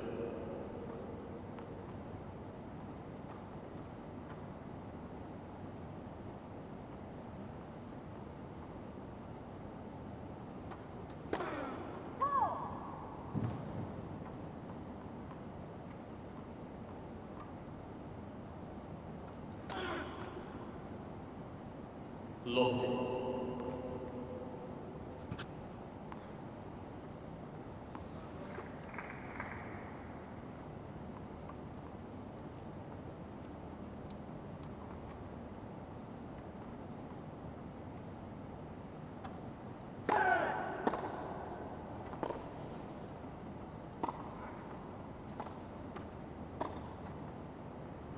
Good point from Olsen. Not, as we said before, that overhead, not an easy shot to hit. But just enough control on it, and then that created an easy volley for him on the next one. And a slight opportunity to break right back in the third set.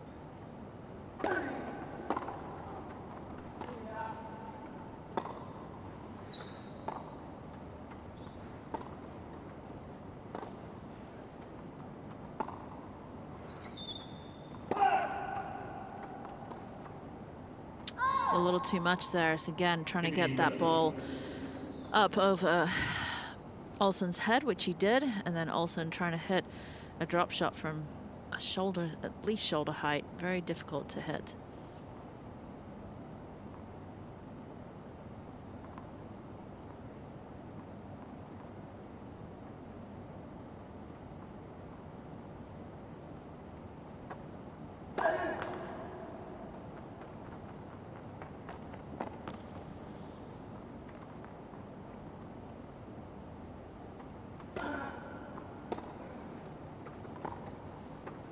Mr. Egberink is challenging the goal on the right baseline. The ball was called in. Egbrink, they're challenging it. He thought it was out. It is in, so he loses the point automatically. 15-14. That gives Olsen a break. Mr. Egberink has 2 challenges remaining. Gives Olsen 2 chances to break right back here in this third and final set.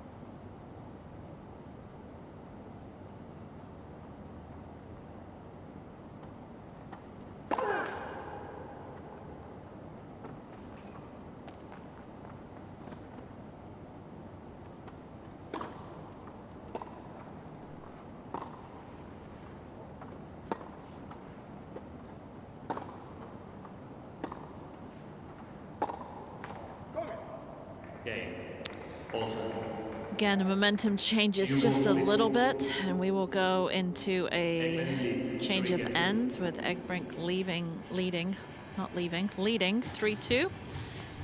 And new balls will come into play.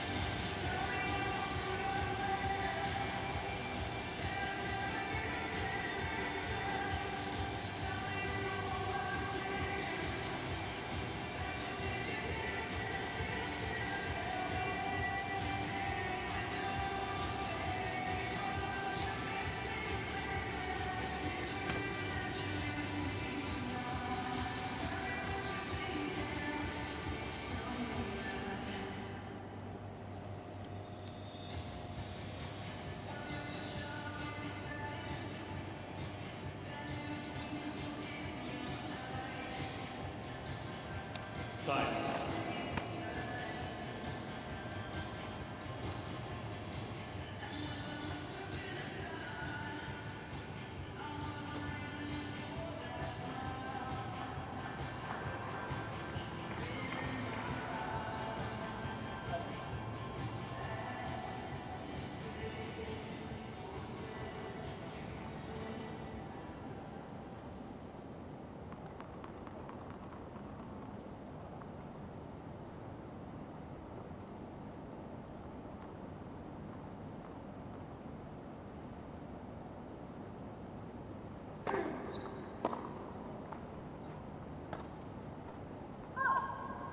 Lofty.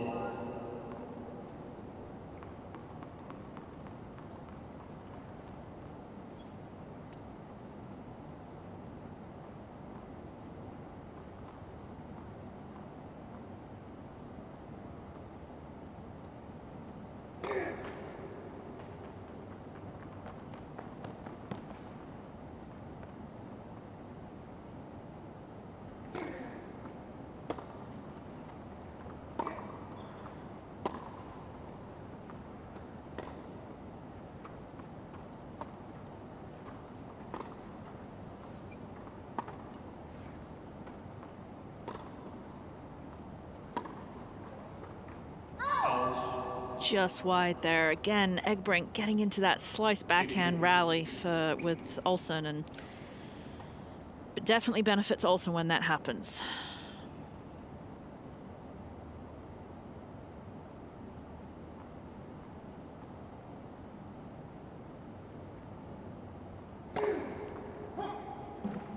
Great serve from Olsen there. Beautiful serve. 138, but out wide. Lots of spin. Again, he's the one that disguises his serve toss so well. Players really do look at the tosses of the players just for that few seconds to see if they can read it.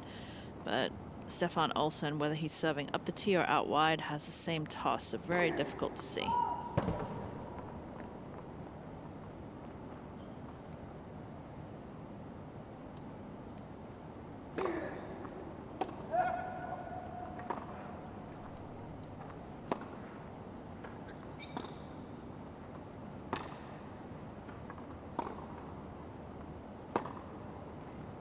Again, that slice backhand. Talk about reading the serves. I remember it was, I believe, Pete Sampras, or actually, sorry, Boris Becker and Andre Agassi, and Agassi just could read Becker's serve so well, and they asked him what his secret was, and it was something simple to the effect of, well, he looked one way, but then always served the other way. So it is really picking up the players' little things that they do to try and gain an edge over them. It's a great hold from Olsen. This one is going, it's going to be tight until the very end. We are at 3-all in the third set.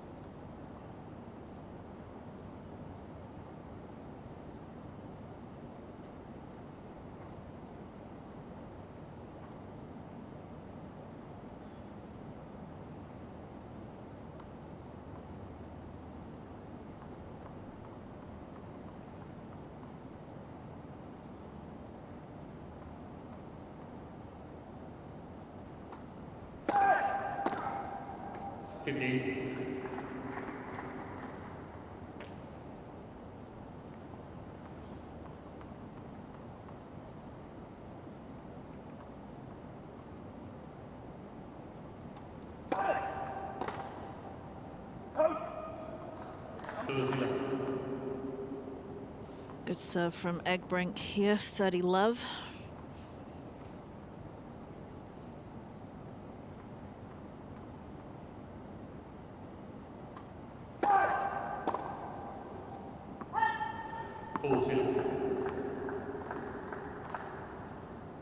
Olsen demonstrating that just when he hit, just pulled off it a little bit. When he's hit his best returns, he's been pushing in and really keeping his head over the ball. When you lift your head up, the ball goes up. It was a beautiful return from Olsen, but came in, just didn't do enough, and then that's when leads 4 games. The returner gets into trouble, but Egbrink's excited about it, so he should be, and he has a 4-3 lead in the final set.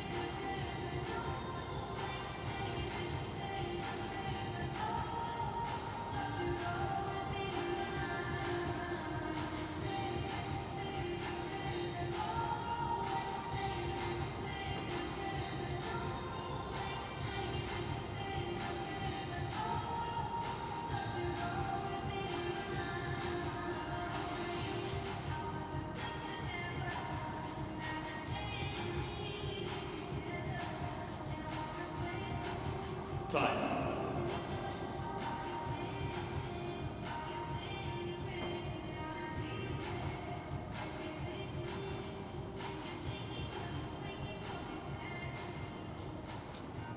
Third set's going close. Both players fighting for this, fighting for a place in the quarterfinals.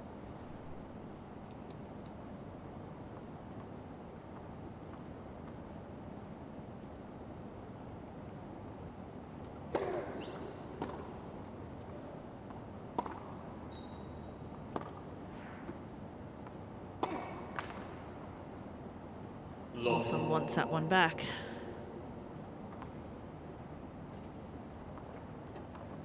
Not happy with that miss.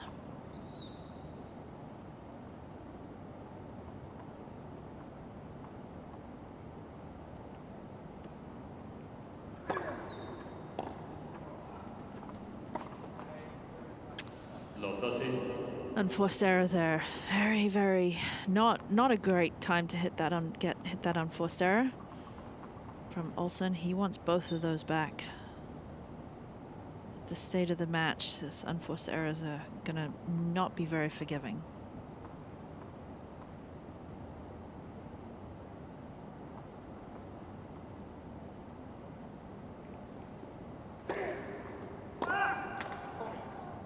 Great serve though. Slice out wide, pulling Egbrink so far outside the court. So Olsen's serve just again very great, good placement, good spin.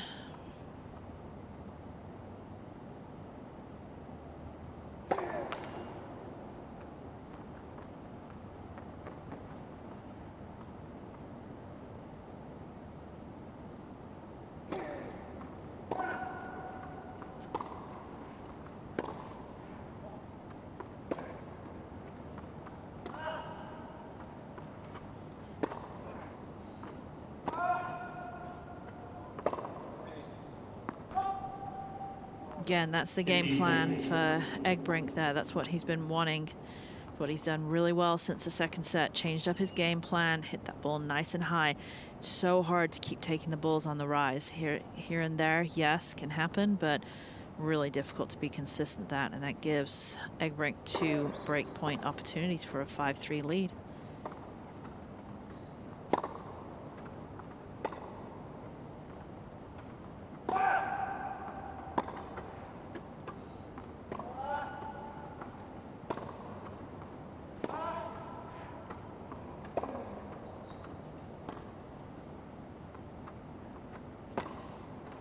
There it is.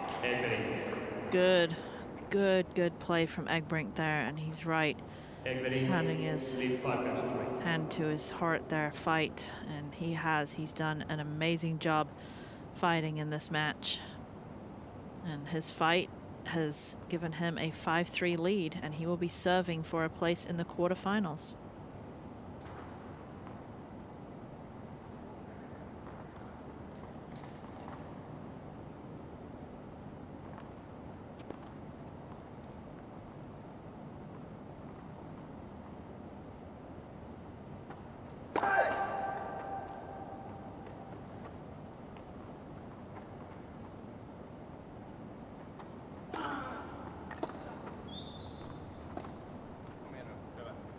lofty.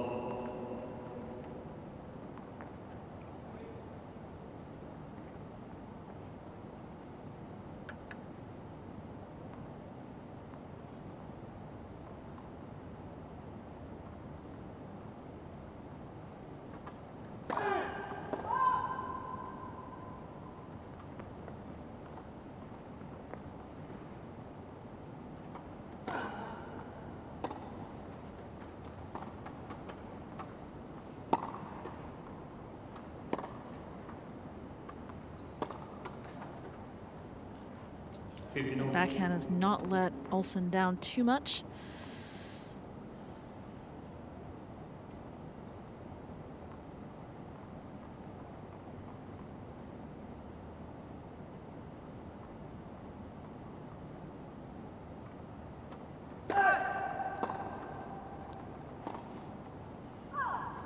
Ooh, just missing it. Challenge, go, do it. Yeah, he's going to challenge that.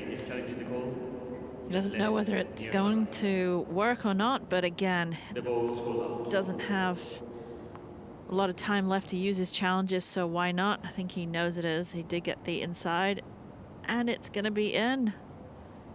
Good challenge. 30-50. He does get the point there as well, because there was no way Olsen was going to get that, so there's no replay.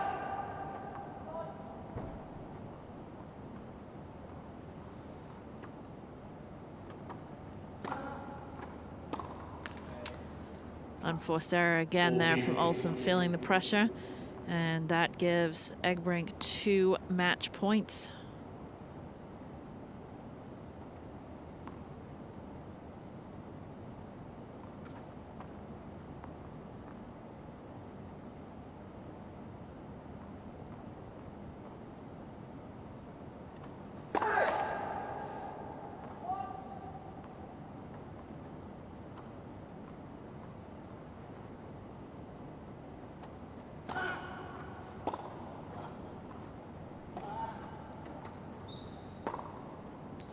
And there it is, game, set, and match for Egbrink. What a fight and what a comeback. He wins 2 sets to 1. Love it, love the sportsmanship. Tom Egbrink wins, lost the first set 6-1, wins the second set 7-6, 7-4 in the tiebreak, and then 6-3. And look at a stat here in a minute, which will be interesting when we get to the stats. Not giving away the secret just yet, but he's going to be super happy with that. Way to really come back after that first set and change his game plan, which is what he did. He stopped being so aggressive, started trying to get the ball up higher, and then also took away angles from Olsen. Again, seeing the score, Tom Egbrink with the win against Stefan Olsen, losing the first set 6-1, then winning 7-6, 6-3, and he will move into the quarterfinals.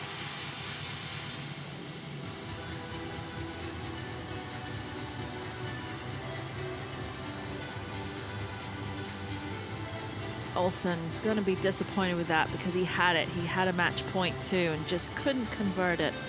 But again, just really close to these guys, the top 16 players in the world, any given day are going to be able to beat each other.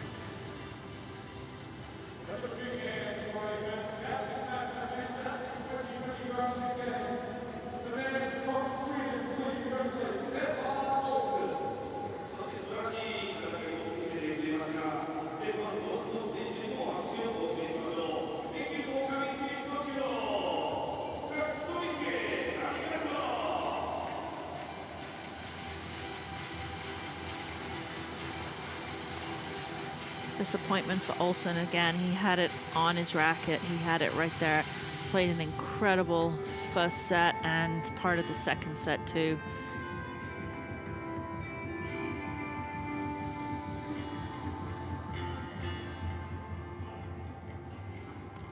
But this man moves on to the quarterfinals.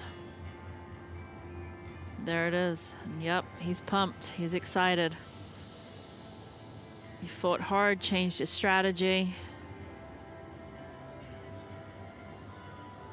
and still fighting here in the 2020 Tokyo Paralympics.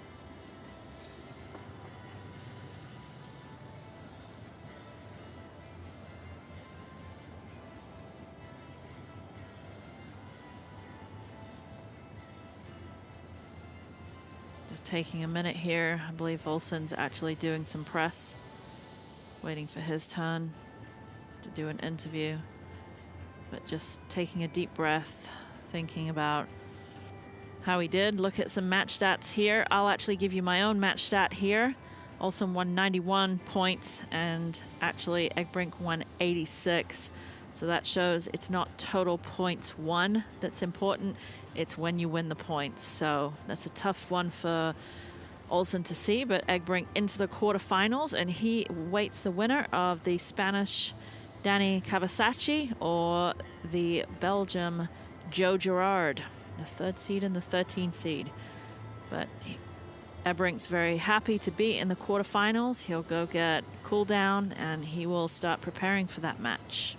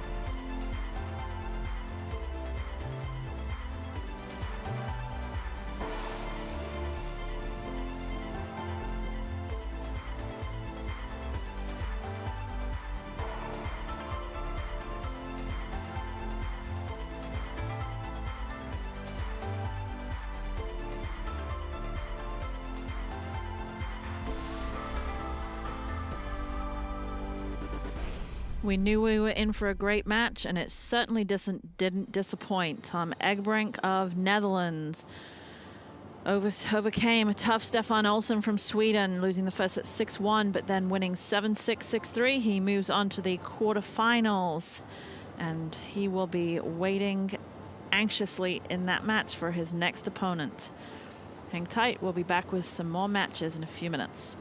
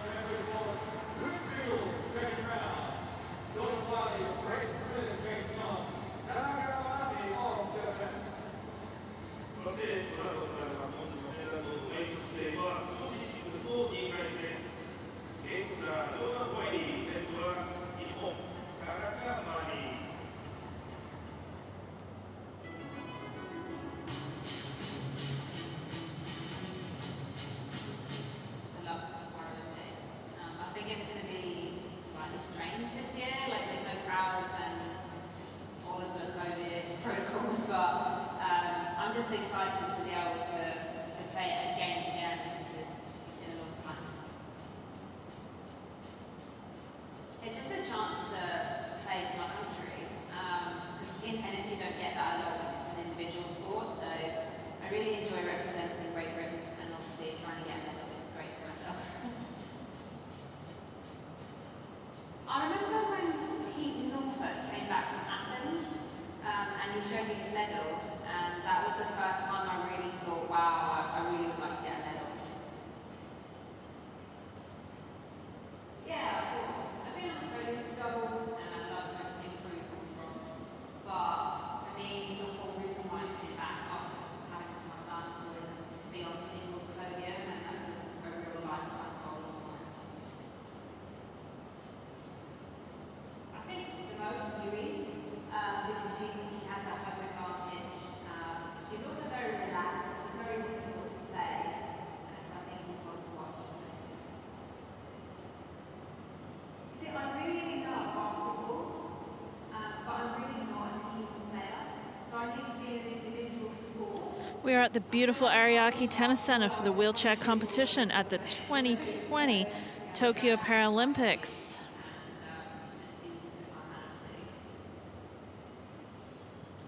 Weather hot and humid, which has been the story. The roof is open and we have been on center court. Center court has a retractable roof, so we've been on here all day. It hasn't affected the players in any way, but it has affected some of the schedule for these matches. We are still on though, and we have additional matches here on center court.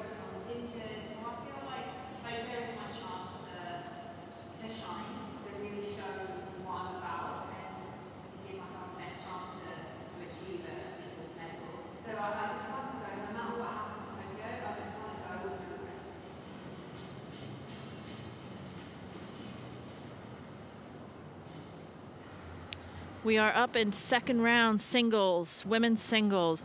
The British player Jordan Wiley, number 4 seed, taking on the Japanese Tanaka Manami.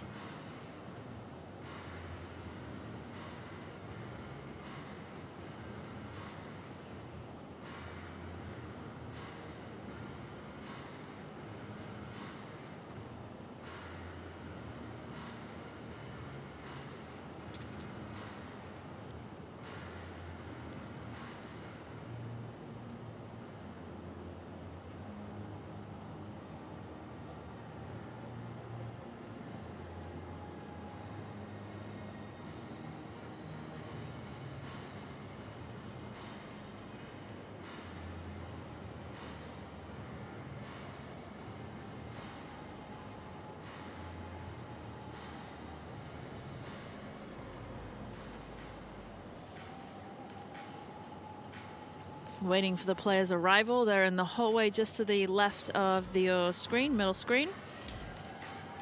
Getting ready to announce the players. Women's singles second round. Let's please welcome the athletes.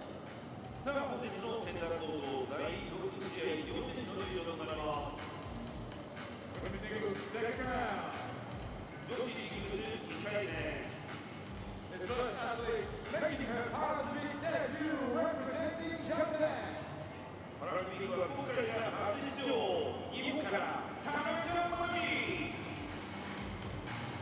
As we take a look at the players entering, pushing out first onto the court is the Japanese player Tanaka Manami.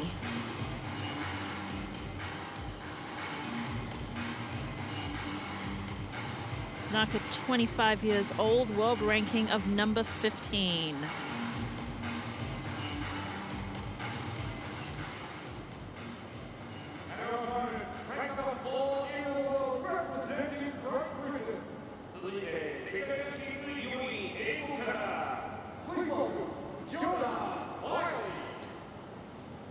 Coming out now onto the center court, the British player Jordan Wiley, 29 years old, number 4 in the world. Always a great experience for these players on center court. Obviously difficult times with no spectators, but still just a stunning stadium to play on.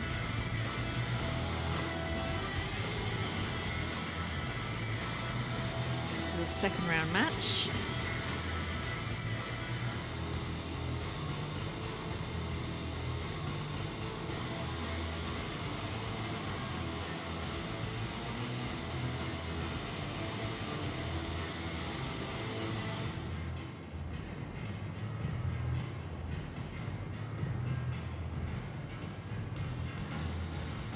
See the players next few minutes getting ready for their match, transferring from their everyday chair to their tennis chair, which is specifically designed for them to get the best out of their movement and also for their disability. You see the wheels, the camber of the wheels. You see the players locking themselves in. Usually the feet get locked in, the shins, sometimes the hamstrings and the hips. Jordan just doing the hips there, locking in tightly, knees together, moving as one with the chair. She has a slightly higher back than Tanaka, her opponent.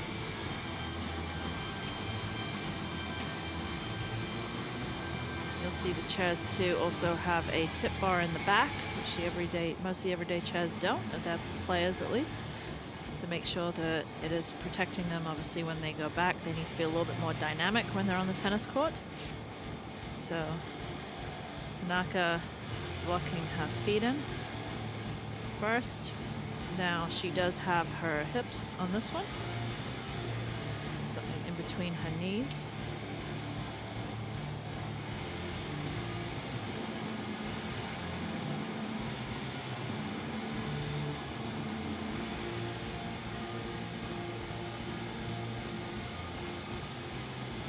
Locks the knees together and then comes up and around with the strap.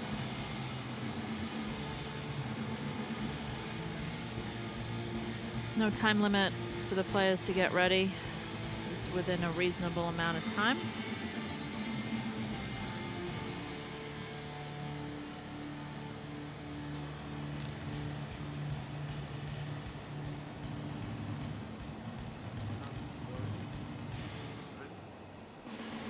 They'll head out and have a short conversation with the chair umpire, who will talk to them about the rules.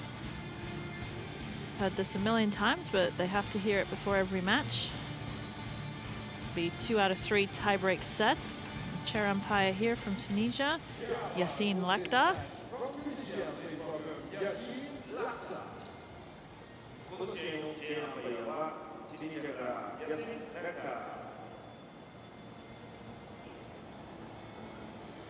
So 2 out of 3 tie-break sets for this match.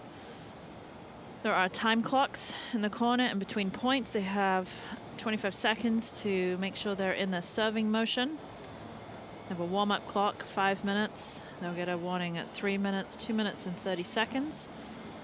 And then obviously the change ends as well. They will get the clock. Chair umpire tosses the coin.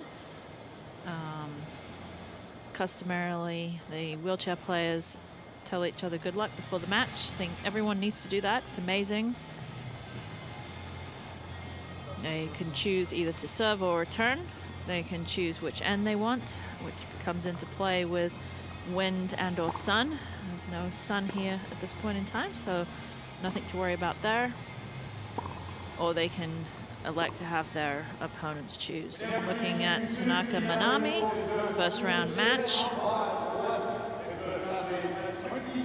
Played against the Moroccan player, Awani, and had a pretty simple win, 6-2, 6-1 in that first round.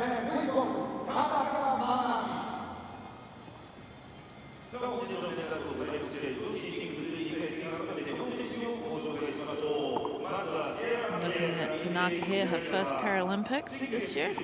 Did compete in 2018 in the Asia Para Games, where she won silver in doubles though. World ranking #1, did have a high of #9 in April of 2019. Obviously with the world circumstances and the pandemic, a lot of players didn't play during that time. Had to have protected rankings, but obviously since then lost some points. Her opponent, Jordan Wiley, here, first match, had actually a tough match, tough play here. One of the higher seeds from Colombia, Angelica Banal. but handily won that match 6-0, 6-3.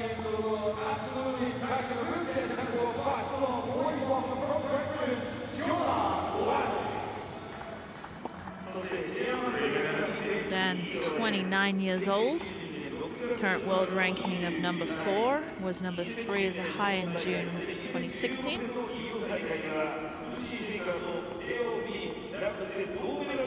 This is her 3rd Paralympics. She played in both the 2008 Beijing, 2012 London, and 2016 Rio.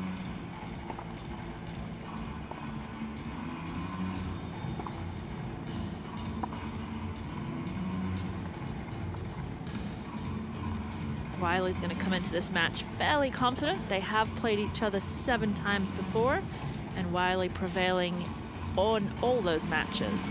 Last time they actually played was very recently at the British Open in July of 21, where, again, Wiley has won all of them, but this time it actually did take her 3 sets, so a little bit closer. Also that week she had a good win. Wiley did with Van Koot, current number 3 seed, and then lost to the number 1 seed and eventual champion in the final, De Groot. She played a lot of the Dutch team in that tournament, Wiley did.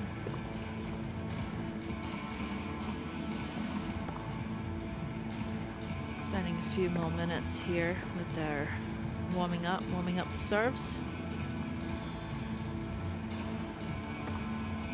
Long day for these players. Hanging around due to the extreme heat rules that were in play. If the wet bulb global temperature goes over 30.1 degrees Celsius, they do suspend play. So some of the matches have been rescheduled. So some of these players have been waiting around. These two have been waiting around for a fairly long time today. The roof is retractable on this court, which is super nice and climate controlled, so if there have been any weather delays, the roof has been closed. But for this match, the roof is open. Still hot and humid. Players taking lots of precautionary measures. You'll see on near the benches, you'll see some black tubing that is blowing out cold air for the players. There'll be lots of hydration. Lots of ice, trying to keep cool.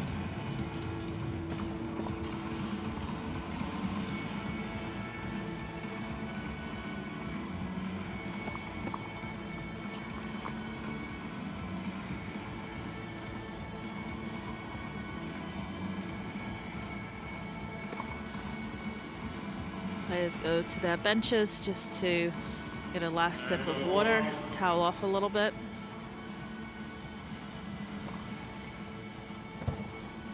Always got to finish on a good serve, not going to finish on a bad one.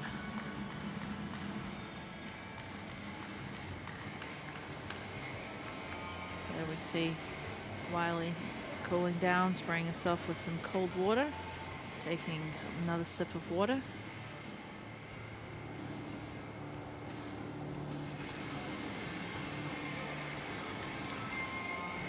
And we are ready for some second round women's singles here in Tokyo. We have Tanaka Minami from Japan taking on the number 4 seed Jordan Wiley of Great Britain.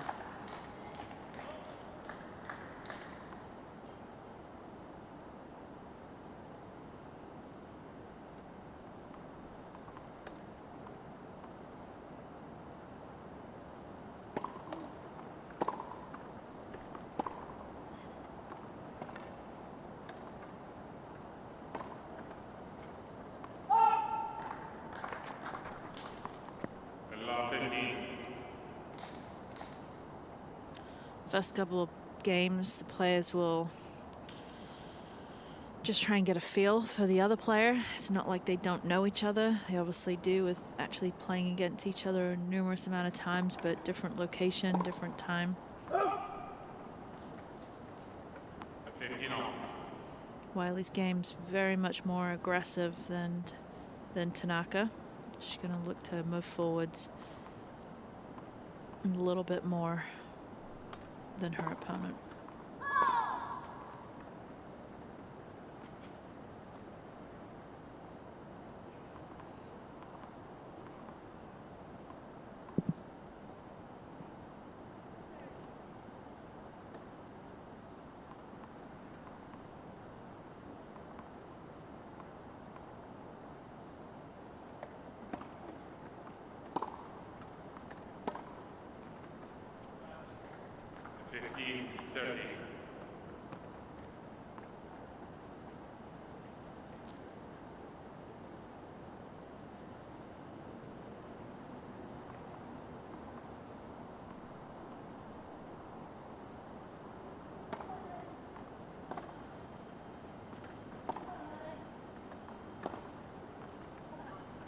Good slice by Tanaka. Both girls using their slice backhand quite a bit. If you're new to wheelchair tennis, there's only one rule change. Numerous different tactical slash technical slash movement. But the rule difference is that the wheelchair players do get 2 bounces if they so desire. They don't have to do that. And in a lot of these matches, you will actually see them using only 1 bounce. Only using the 2 if they absolutely have to push down a ball to get to it, or if they need just a little bit more time themselves. Really nice slice backhand for Tanaka, hitting the ball right back behind Wiley.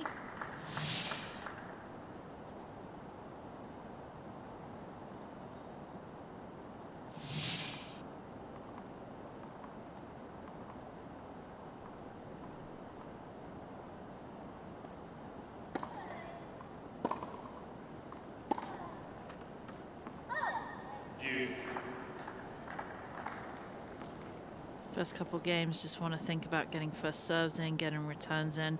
So just getting used to the court, getting used to your opponent.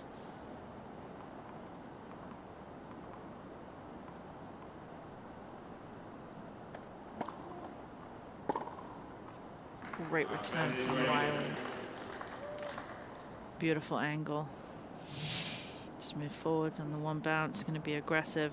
Just able to roll it, and talk about grips in a little bit where she's able to use that grip as well, semi-western, to really create that angle.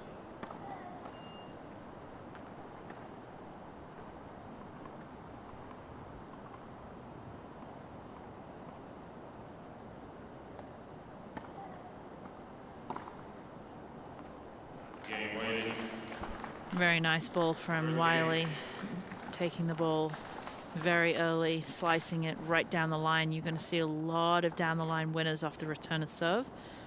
Reason being is that after the serve, it's really hard for the players to get out of it. So they're obviously stationary, rotating a little bit, coming forwards, but they really need to come forwards and then go backwards again, and they just don't have time. So the down the line return is really such a good shot to hit. You'll see a lot of winners coming from that shot.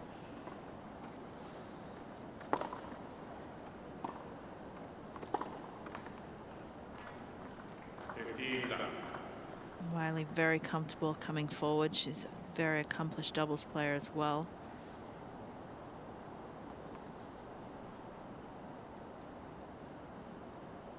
Doesn't panic when she gets up to the net.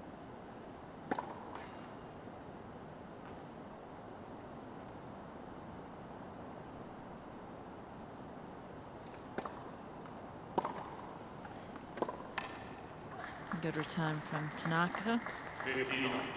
Pushing forwards, taking that ball early. Again, you'll see that a lot. A lot of the players will try to do that, take time away from their opponent. The issue becomes if they don't hit a strong enough return, then they're the ones that are out of position.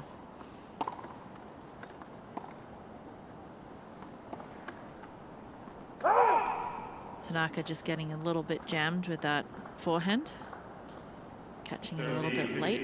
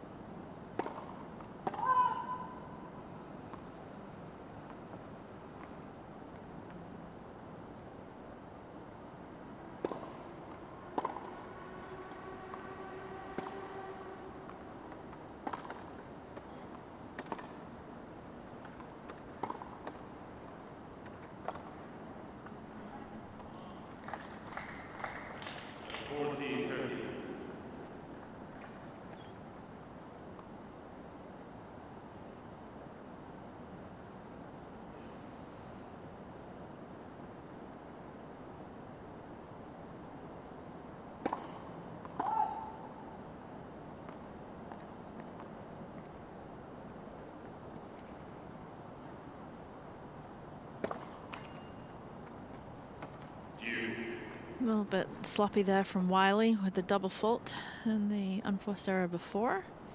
But again, just trying to get the nerves out in these first few games. Not abnormal to see that, and usually see a double fault here or there in the first few games. Comes up with a nice strong serve though on that deuce point.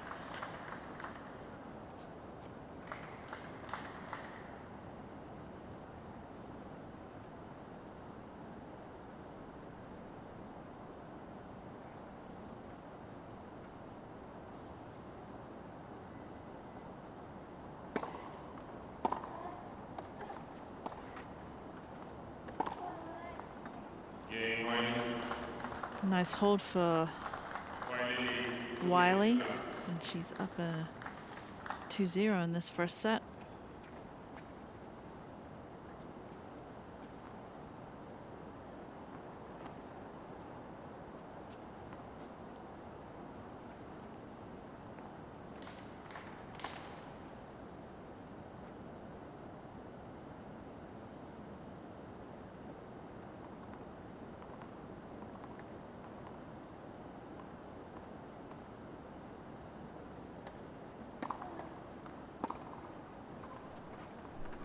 There's that down the line return again from Wiley. Really nice backhand again.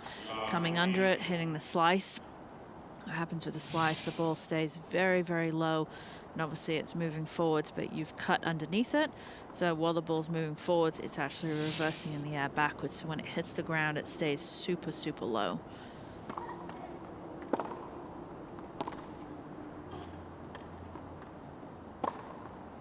Again, very comfortable moving forwards with that ball as well, Wiley. No problem with that overhead. See Wiley mostly slice her backhand side, doesn't go over it too much. Just a very, very strong backhand slice.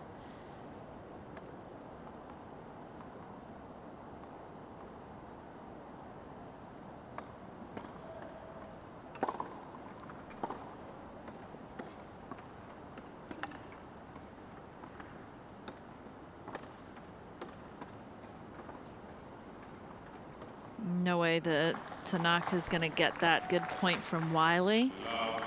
Just really opening up the court with the angles, and then a simple down the line slice gives Wiley 3 break points.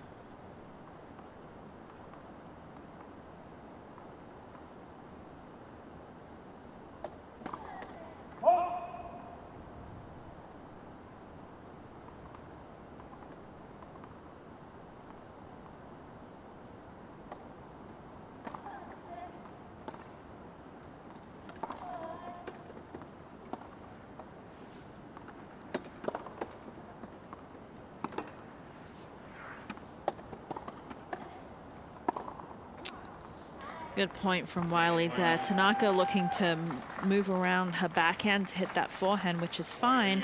But if she doesn't do enough with it, again, leaves open the court just for a simple forehand cross court from Wiley. If you're going to move around the backhand to hit the forehand, have to be a little bit more aggressive. Do a little bit more with it. But good first 3 games from Wiley. She's up 3-0.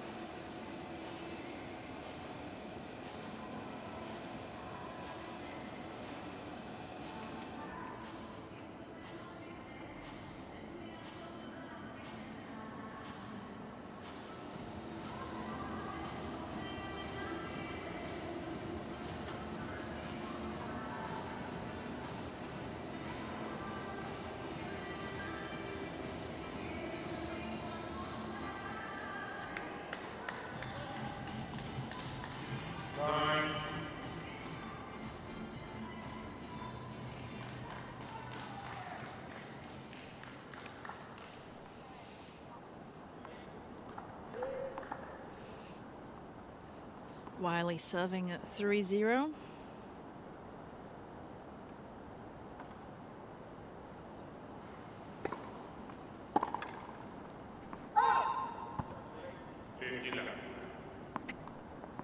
Wiley not having to do too much right now, just overpowering a little bit just with her basic shots. Tanaka.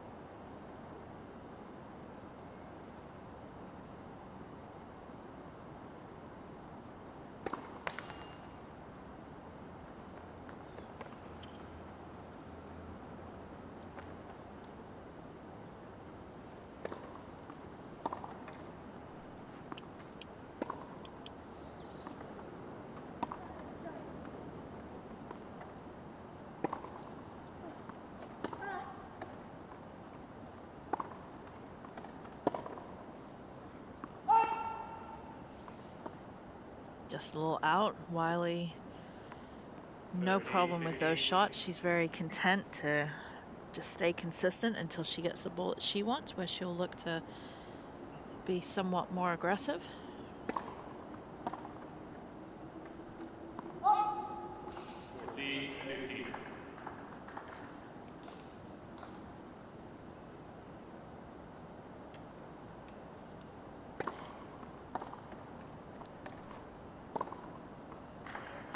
Again, good serve. Created just a ball right, short ball. All Wiley needed to do was roll it down the line. She has an easy 4-0 lead in this first set.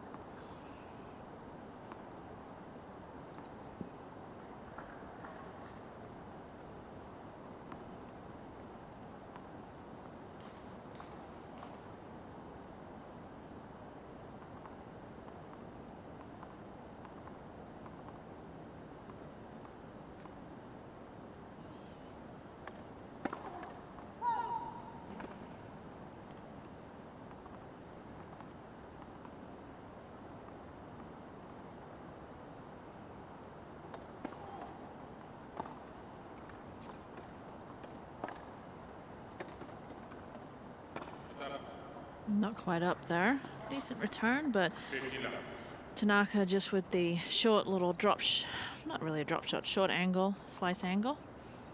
Wiley not able to get up there quite quick enough.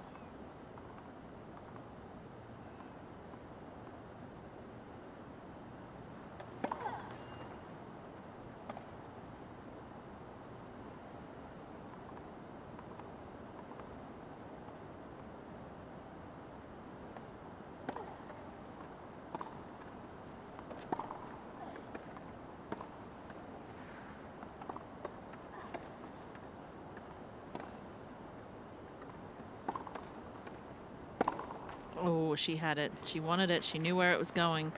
Just didn't quite brush up the back of the ball enough to get the height that she needed.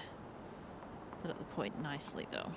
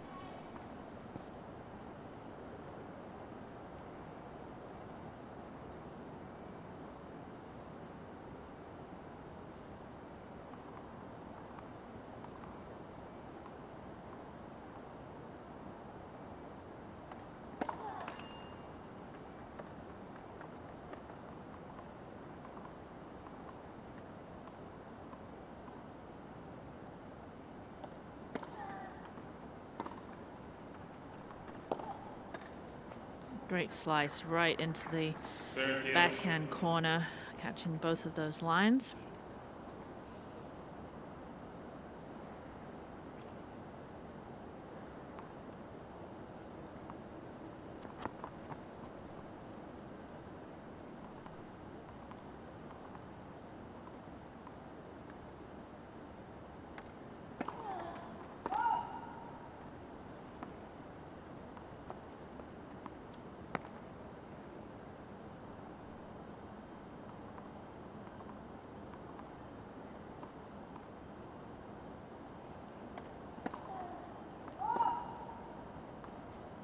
30-40. Double fault from Tanaka. Gives Wiley a break point for a 5-0 lead in this first set.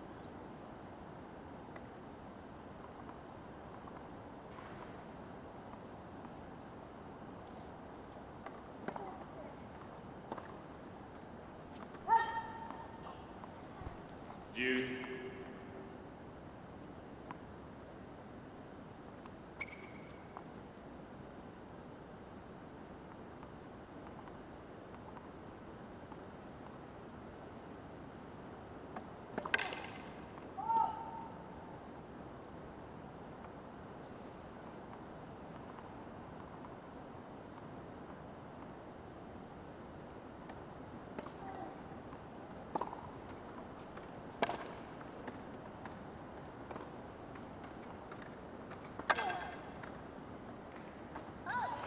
Good approach shot from Wiley there.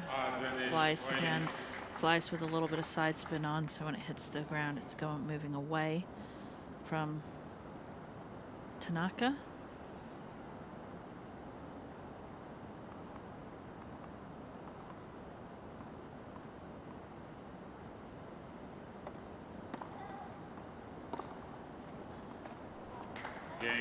Good return from Wiley.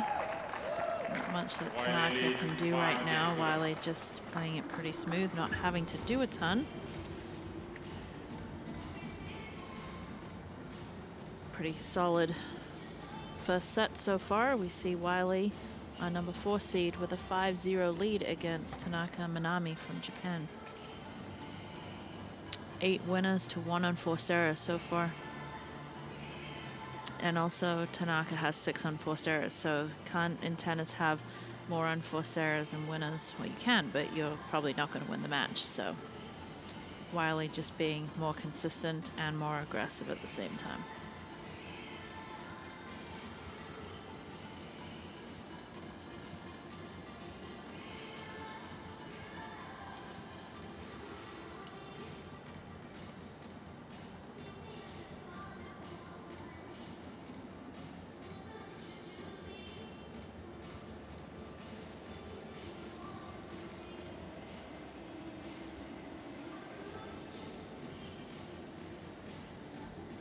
Tanaka's got to figure out what to do here, and there's probably not much she can do. Just getting overpowered at this point in time. Nothing she's doing is hurting Wiley. So Wiley feels very, very comfortable, doesn't have to go for too much.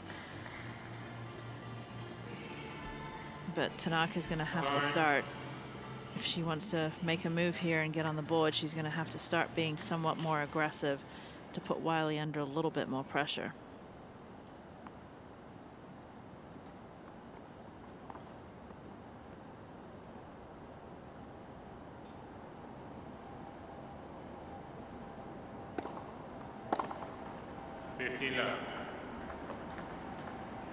So far, when Wiley gets her first serve in, she's got 100% of those points won as well. She's at 64% of first serves in, and then 100% of points won on first serve. It's a big stat right there. Really good stat.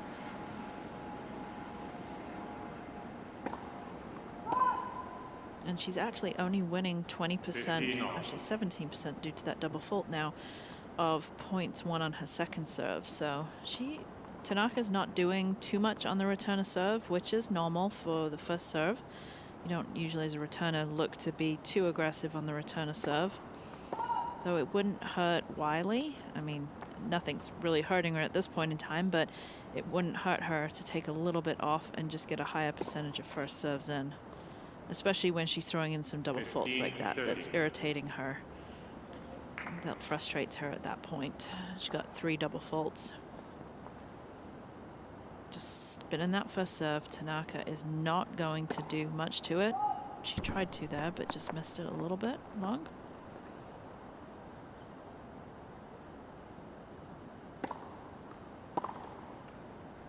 And when she does get it in, even if she slows it down somewhat, Tanaka's just not able to handle the serve.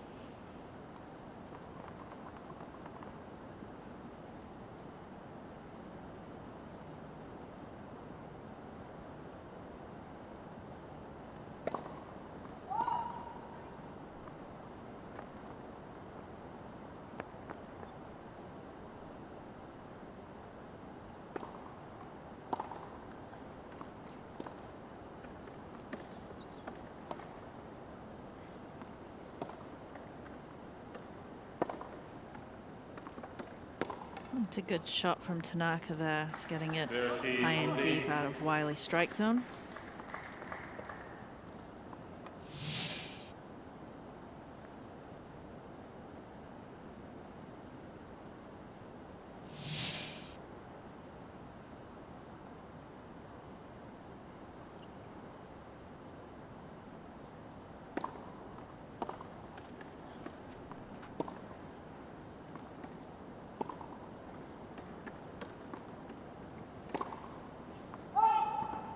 Game Tanaka. And Tanaka gets on the board. Wiley leads. Again, Wiley doesn't need to do too much. Shouldn't feel under pressure. Tanaka has no weapons that can hurt Wiley. Wiley just needs to be able to just keep the ball in play, wait for the right shot, and then just spin it in.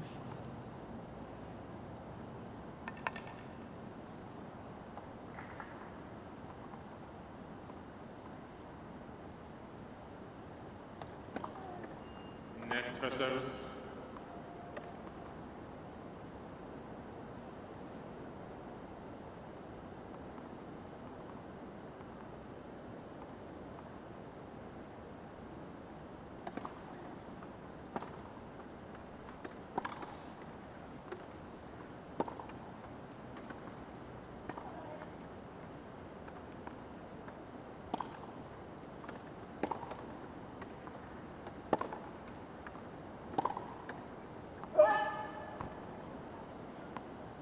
Law 15.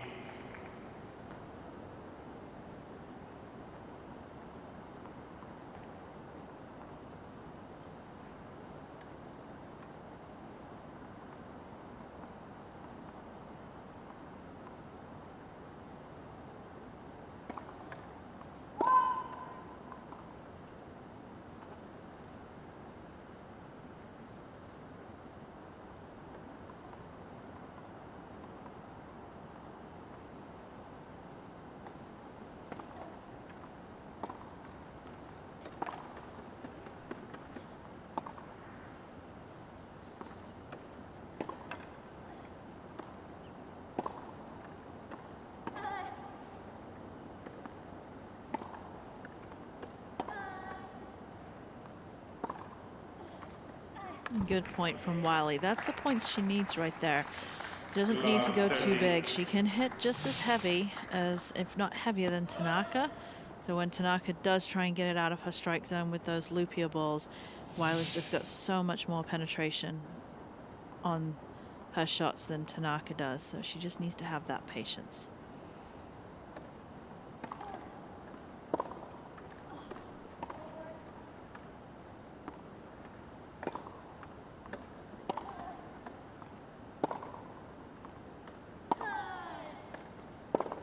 Ooh, Wiley coming in to take a swinging volley there, not traditional. Volley is when you take the ball without it bouncing before it bounces, and usually it's more of a block, but she let that drop a little bit too low to take a swinging volley from there. If she was going to do that, she really needed to put a massive amount of topspin on and whip it.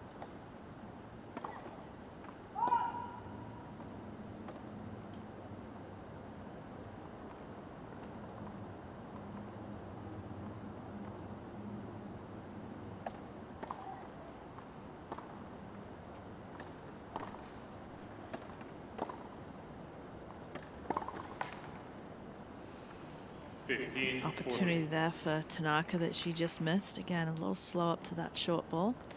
But that unforced error gives Wiley 2 set points.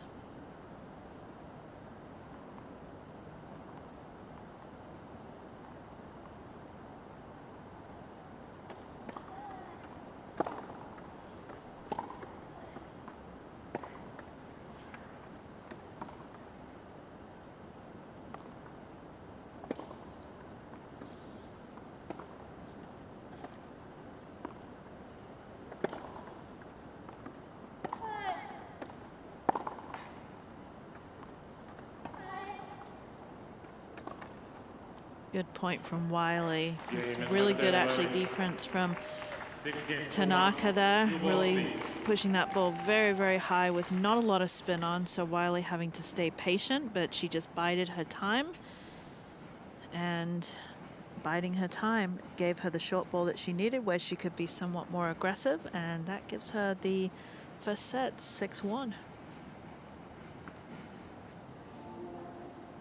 Story of the stats here again is the winners to unforced errors. So Wiley, 10 winners and 8 unforced errors. But if you look at Tanaka, same amount of unforced errors, but no winners there. So as long as Wiley stays on the positive towards winners to unforced errors, it'll be fine. And I'm sure in the second set, she will want to tighten up a little bit of those few unforced errors.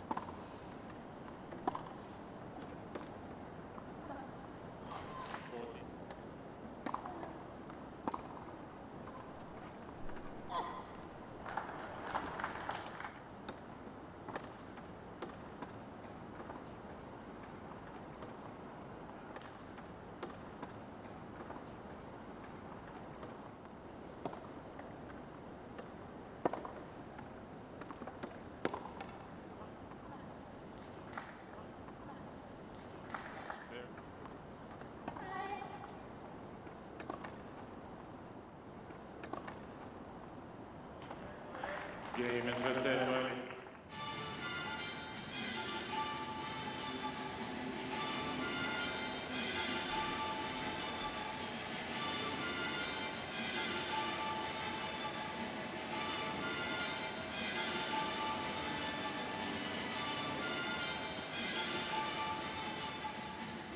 See the players in the set break here. Jordan Wiley just trying to take a few minutes to cool down.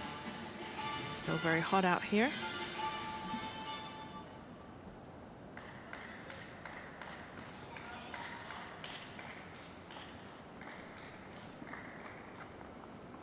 Second set, Jordan Wiley to serve.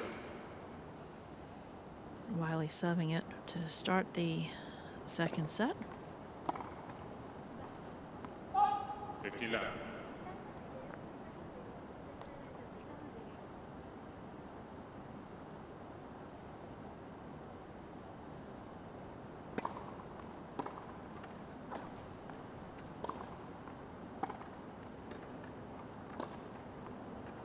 Good point there from Wiley. As I said, very comfortable coming into the net. Great volley, very classical with her strokes.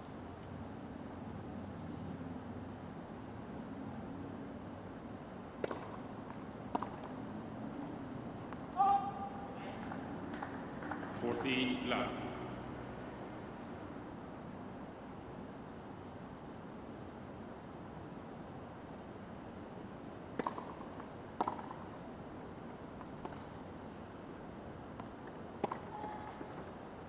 Game, Wiley. First game, second set. Easy first game for Wiley. Always good after you win that first set pretty simply to come back out and have a easy first game of the second set. It kind of keeps that confidence going.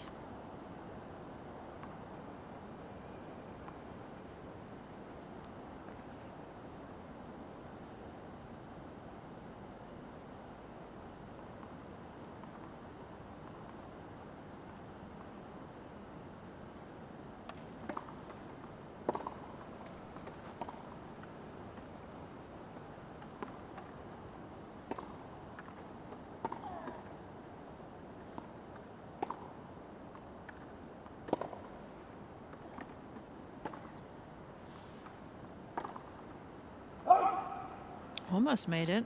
Trying for that backhand slice angle. Just missing it. Again, feeling under a little bit of pressure here to be a little bit more aggressive, which is what she's going to need to be if she wants to make this a match and put some pressure on Wiley.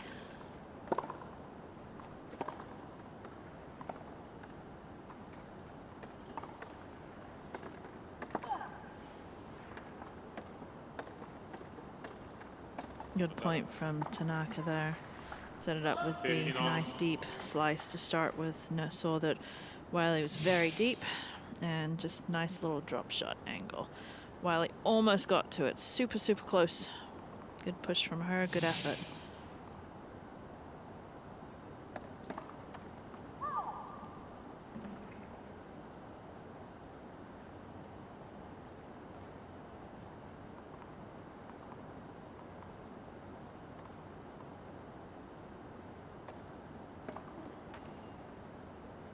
15-30.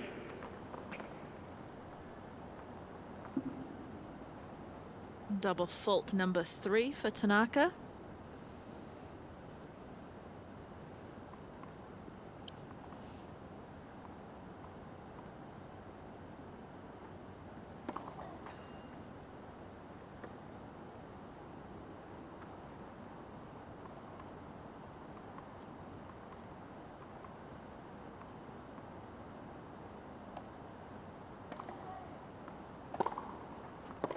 Beautiful return by Wiley, really pushing forwards, taking it on the rise and staying very aggressive.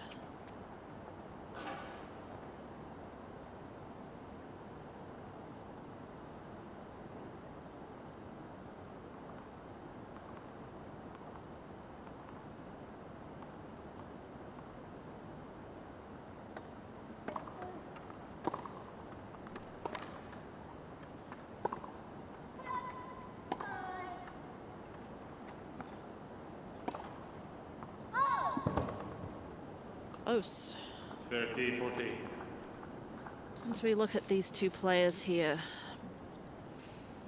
you got Wiley with 38 career titles, one of them a Grand Slam title, which was at the US Open in 2015, and just 14 titles for Tanaka, even though she's 15 in the world.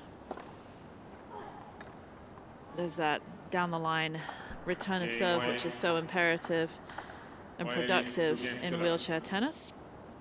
With the way the tours are set up is that you have the year-end Masters, which you qualify for by just purely your world ranking. Then just under that you have the Grand Slams, which again is purely by ranking. There's only 8 players in that, so the top 7 get in directly due to their ranking, and the 8th spot is usually is a wild card spot, given out, as it just sounds, as to a wild card. 15 love.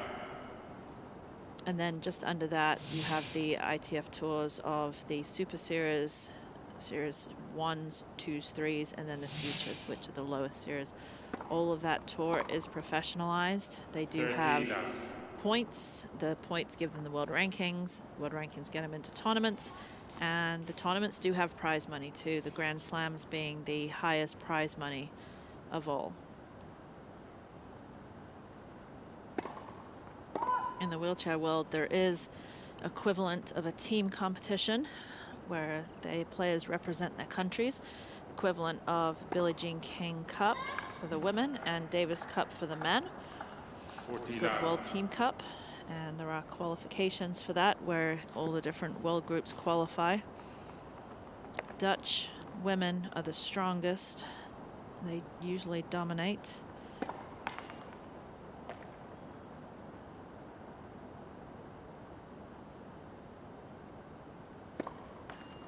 Tour has definitely come a long way in the last 4 or 5 years. Prize money from the Grand Slams has more than doubled in most of the Grand Slams from what it was 5 years ago. And this year, some of the quad draws that have been 4 have now gone to 8. Wiley not happy with that unforced error, just not necessary. Tanaka's just not doing enough where Wiley needs to go for any lines.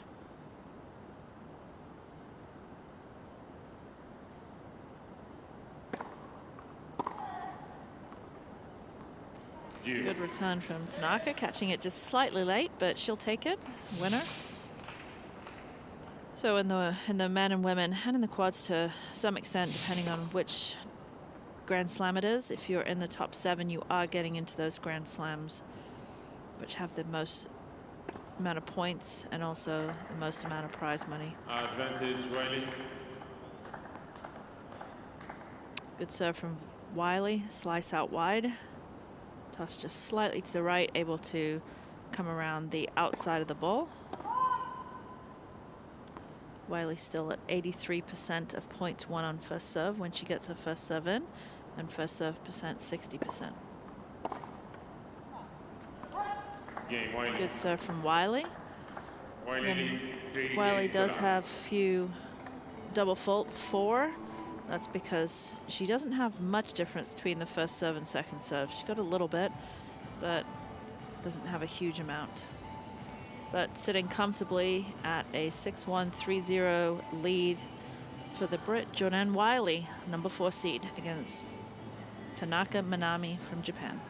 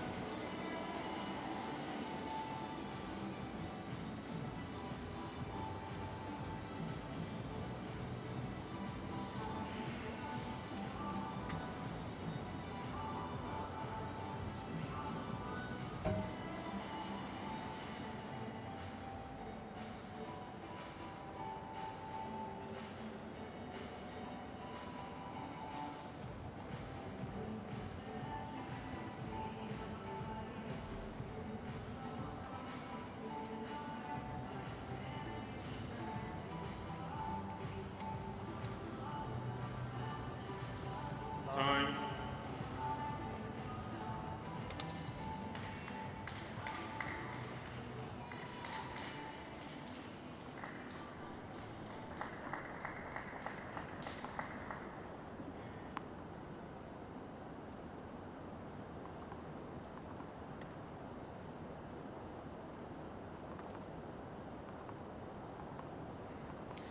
Tanaka trying to stay in this match here. He's got a tall order. Needs to get some aggression out here. Wiley in total control.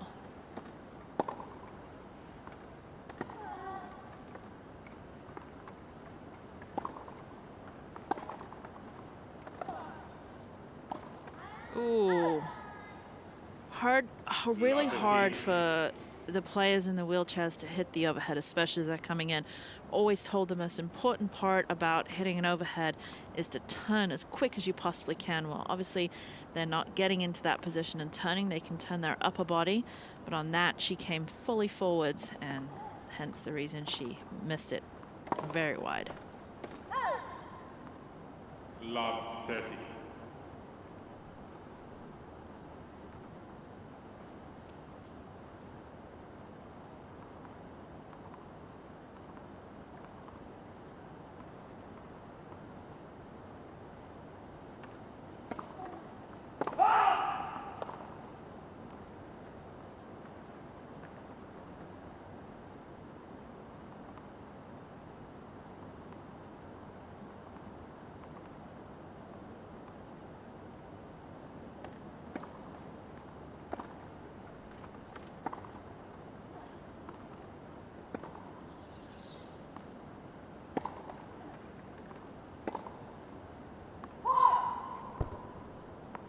$15-30.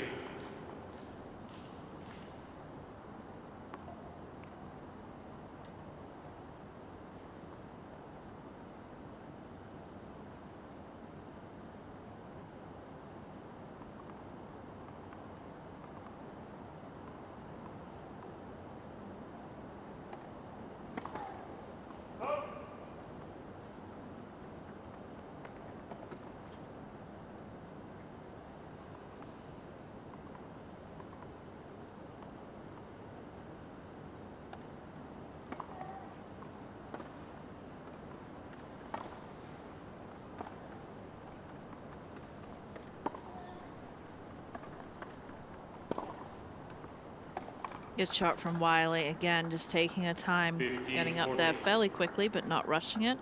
Just able to hit good high percentage forehand that turns out to be a winner. Talk about one of the differences, major differences technically of the wheelchair as opposed to standing tennis. And when you're playing tennis standing up, one of the things that you don't do regularly is turn your back on the court. You're actually going to you're going to shuffle, you're going to angle your body off on an angle, and you're going to shuffle. The only time you'll actually turn your back on the court is when you're running back for a lob.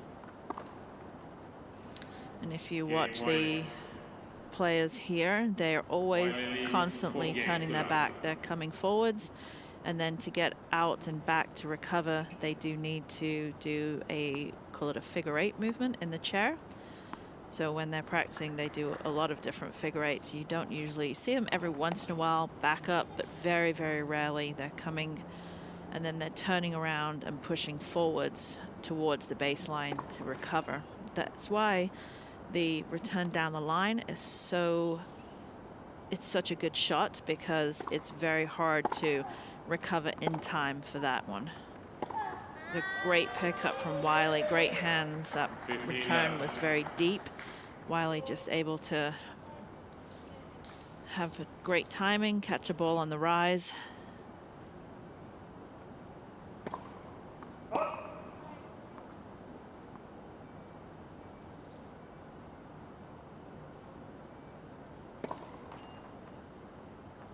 On.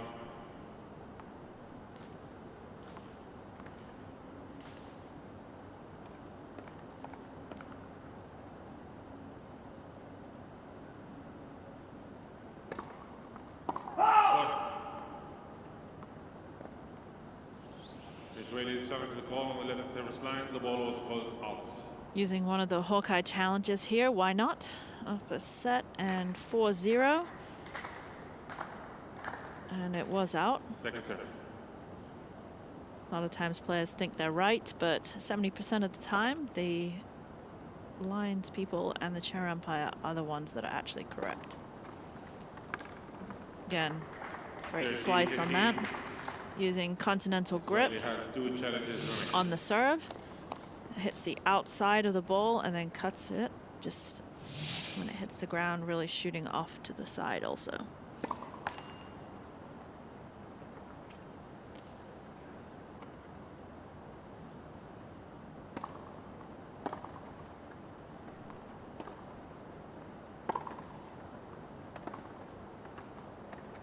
It's a good shot. That wasn't even, that was a slice with some side spin.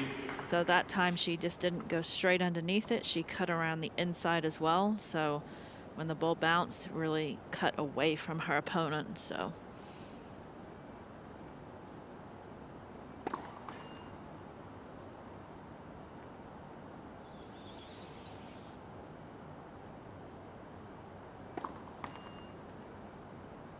.40-30.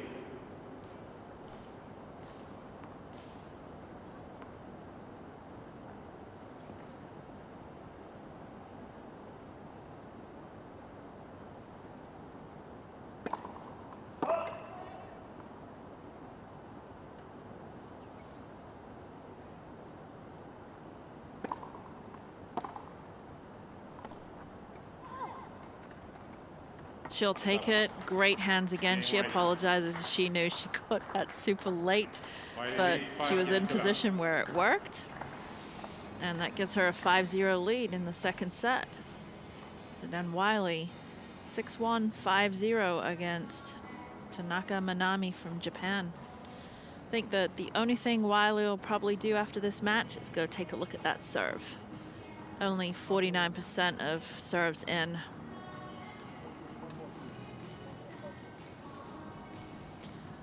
Again, interestingly enough, the second, she's winning 83% of those serves points when she gets her first serve in. But on the second serve, she's only winning 47%. So that really does show you the difference of the mentality of the returner. Not much difference speed-wise between the first serve and second serve. Wiley, she doesn't take a lot off the second serve. So it's the mentality of when you're returning a first serve, your more mentality is to counterattack. And then second serve, you're thinking, oh goody, I get to be aggressive on the second. It's a second serve, I'm going to be aggressive. Just such a mindset. However, watching Tanaka here, great body language, still fighting, still trying to get herself involved here, get herself pumped up. Hasn't shown any frustration in any way whatsoever. Wiley with more than 50% more points.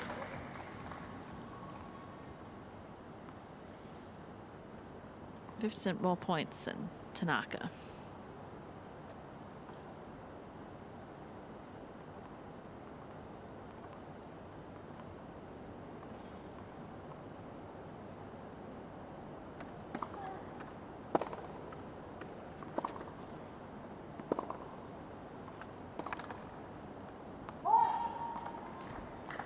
Love 15.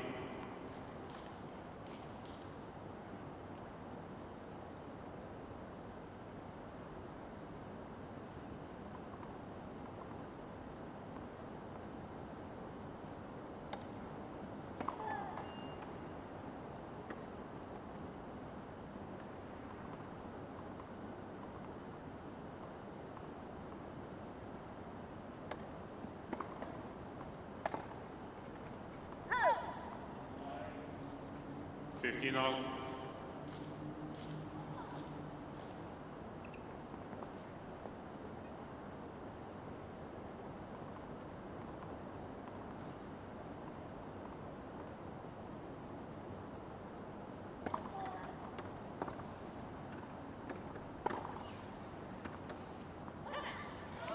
A slice from Tanaka, hitting behind Wiley. Team Japan up in the corner, trying to get their player excited and to keep fighting.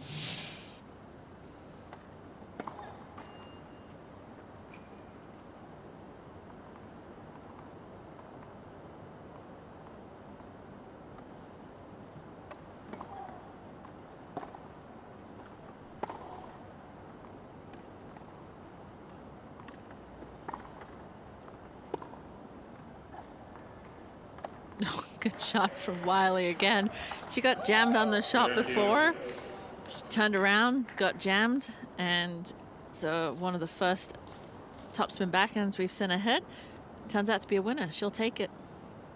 Just got a quick shot there of Team GB. Looking on, Gordon Reed.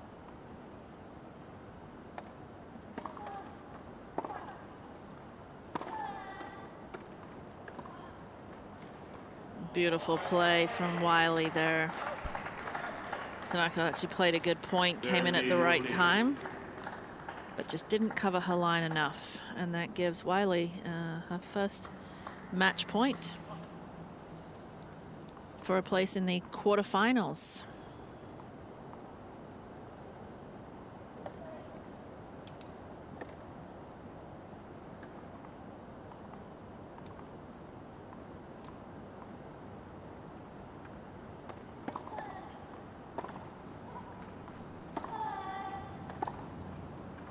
Oh, she just cut it too much. Good choice, though, to come in.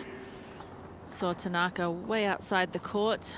Just cut the inside of that volley just a little too much. Tanaka hanging in here at deuce.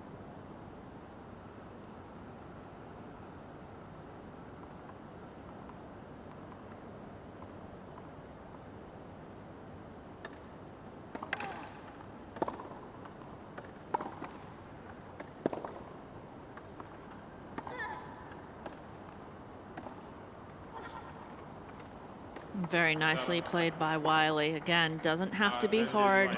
Just open up the court, create the angle. That's all that needed. That's all that's needed.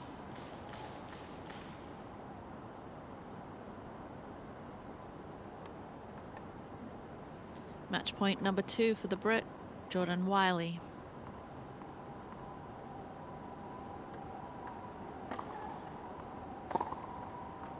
And there it is. She'll be happy with that. Great shot to end the match. 6-1, 6-0. She goes 8-0 against Tanaka. Relief in her face there. Just see it. Smile here. Jordan Wiley coming out with a 6-1, 6-0 win.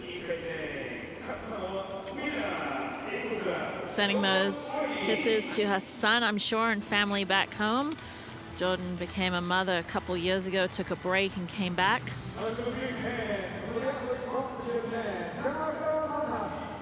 think she's going to finish off the year, Jordan Wiley. See the final result there. Jordan Wiley, 6-1, 6-0, moving on into the quarterfinals. Wiley's mentioned that this year will probably be her last year. Very difficult when you have a family and child at home. Very cool last year at the US Open. They obviously still could not have fans either, but the players were allowed people on big screens like a Zoom. So after she finished her match, she was able to see her son on the screen. It was quite a sight to see. But after Paralympics this year, US Open, she'll finish out the year, and then she says that she's going to think of retiring, spend some time with her son. But for now, she moves on into the quarterfinals. Good match. The only thing that she may want to look at is that serve, but that's being very picky with her play. All right, James Lucky, please congratulate all those on through to the women's singles quarterfinals from Great Britain, Jordan Wiley. 今から日本でインタビューを受けます。指導者改めましてジョーダン・ポリー、拍手をお送りしましょう。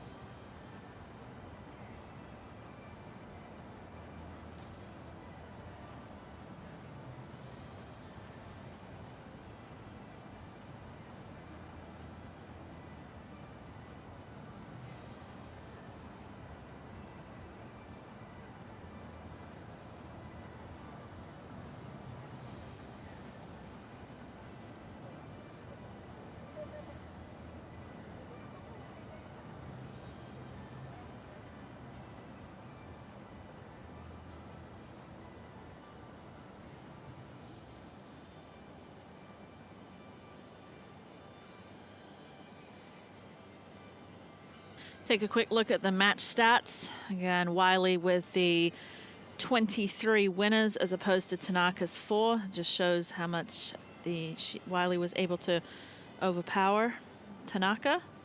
6 double faults. It's the only thing she probably needs to look at a little bit in her first serve percentage.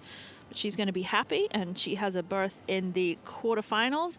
And she has a date with the American player Dana Matheson. So the 4 seed taking on the 8 seed.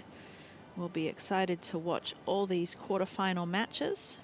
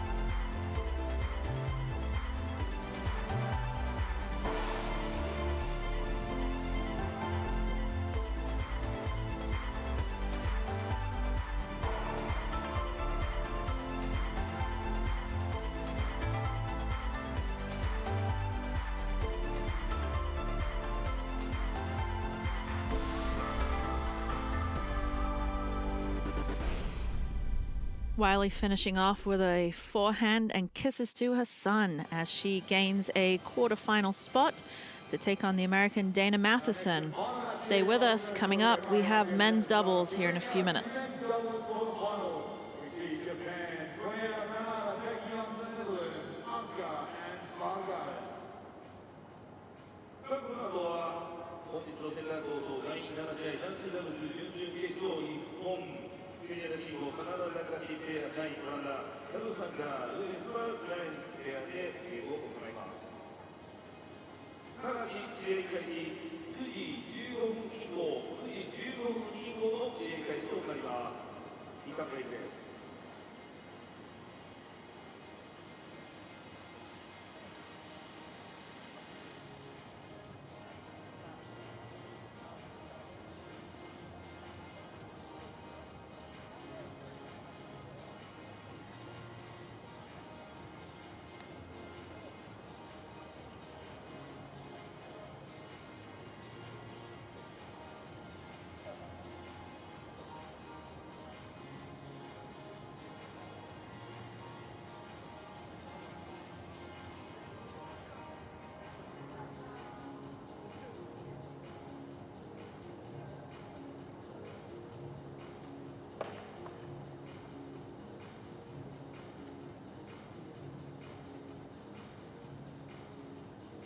Just a reminder here on 7 o'clock, our next and final match is not commencing until 9:15 p.m.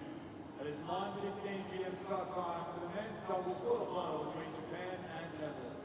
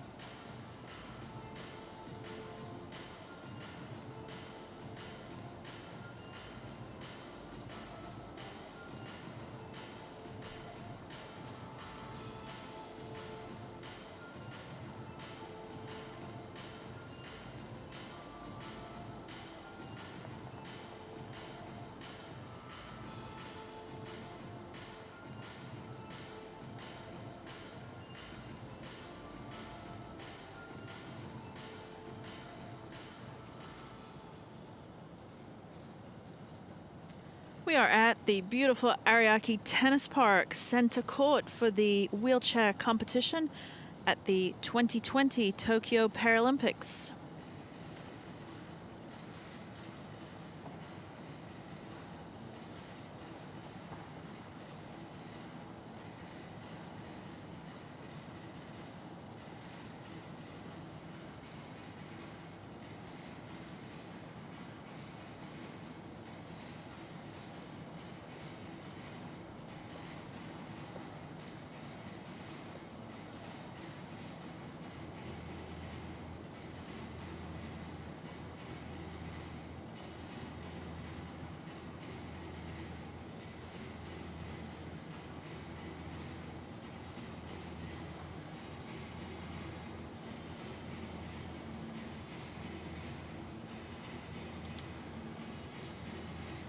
Weather here in Tokyo has been a hot topic, and I mean that literally. Hot and humid.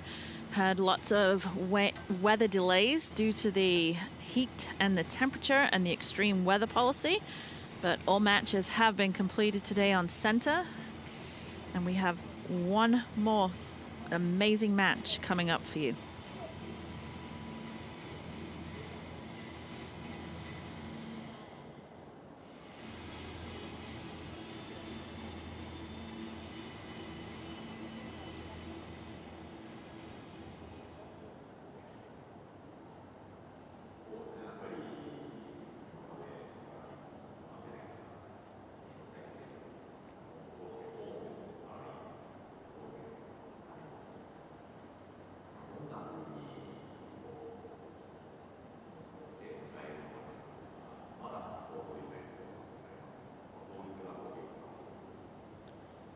And we're in for a great match.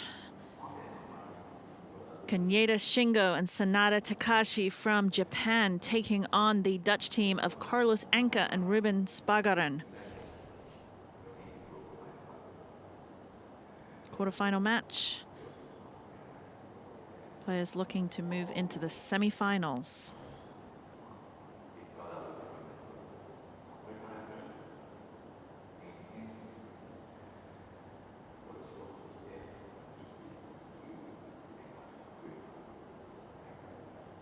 Players making final preparations just in that hallway, getting ready to push out and come into the center court.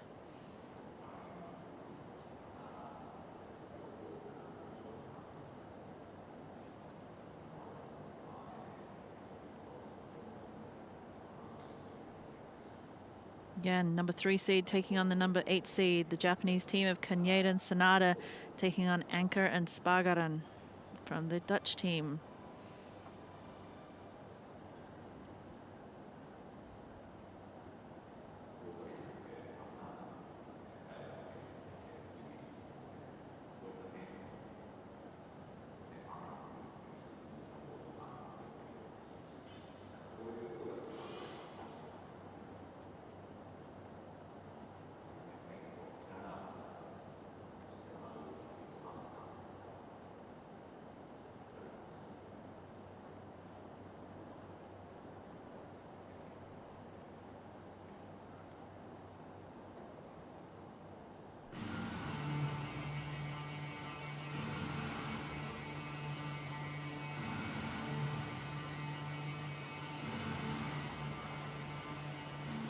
All match tonight, please welcome the athletes. それでは本日の第7試合ダブルス両ペアの入場です。 Men's doubles quarterfinals. 男子ダブルス準々決勝。 Our first team, we welcome the center court, ranked number 8 here for Tokyo 2020, representing the Netherlands. まずは今大会の第8シードオランダから。 Please welcome Carlos Anka and Ruben Spagaren. The roof is open, the lights are on as we get ready to welcome our first team. The Dutch team, Carlos Anka, the first one coming out. Now on your right, and Ruben Spagaren, blue bag. Dutch team seated number 8. Seen both of these players on center court over the last couple of days. They're in for a tough match. in this quarterfinals.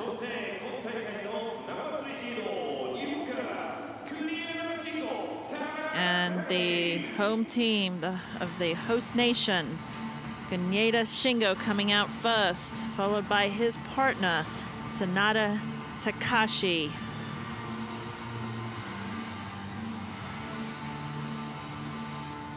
Seeded 3.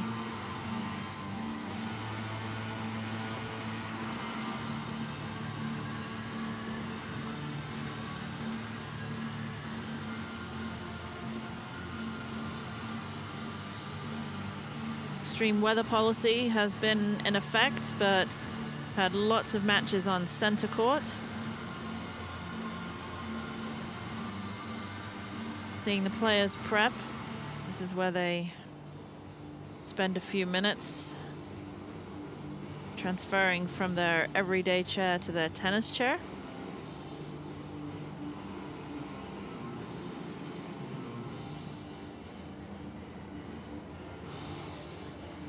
See the differences between the two chairs, the sport chair, tennis specific chair, to their disability, and formed perfectly to their bodies.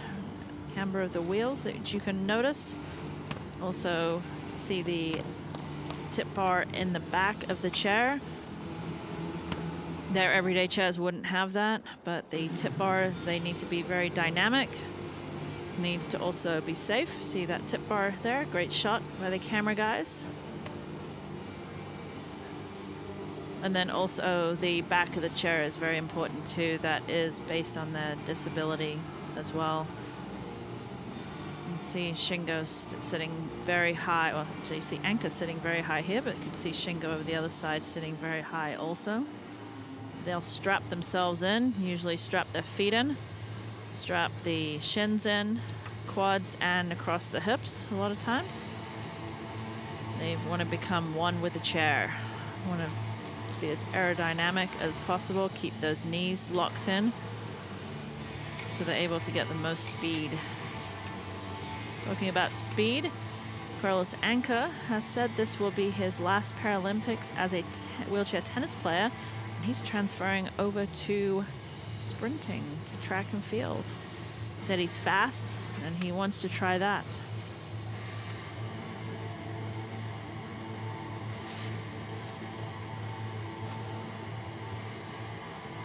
Players just doing a little bit of a warm-up again. Just in their chairs, just trying to get nice and loose. Kaneda was out a little bit ago in between the two matches, hitting a few balls with his coach.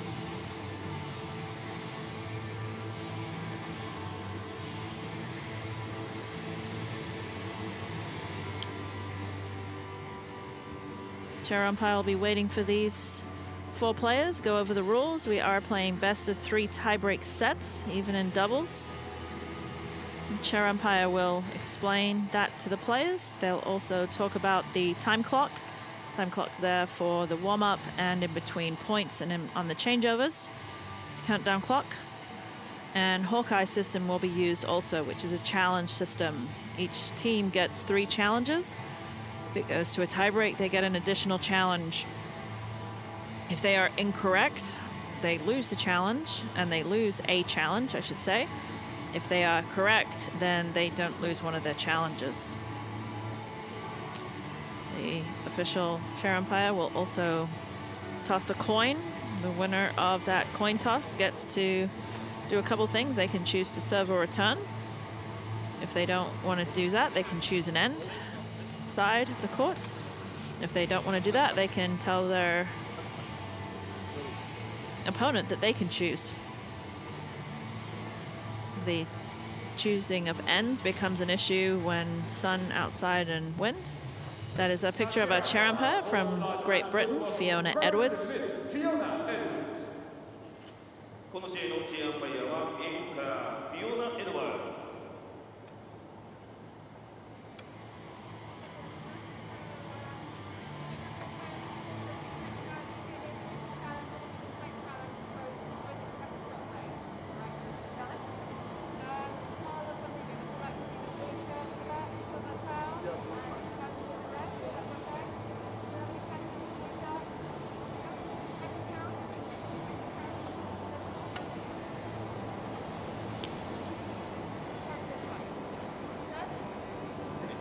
Looks like the Dutch team are going to serve.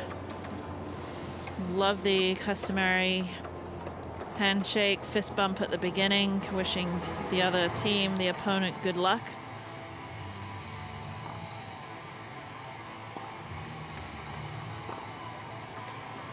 Standing doesn't do it. They should. It's a very nice gesture.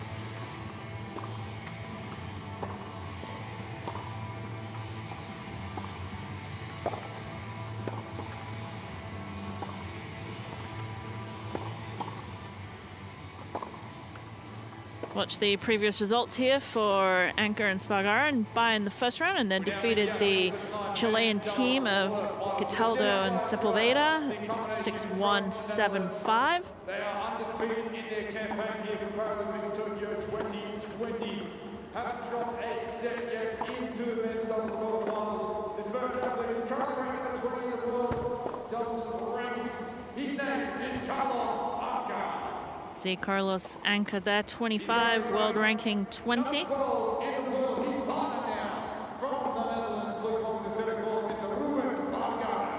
Ruben Spargaren here, 22 years old, world ranking number 12. These guys actually have about the same amount of titles, 36 for Anka and 33 for Spargaren, and 4 of them together.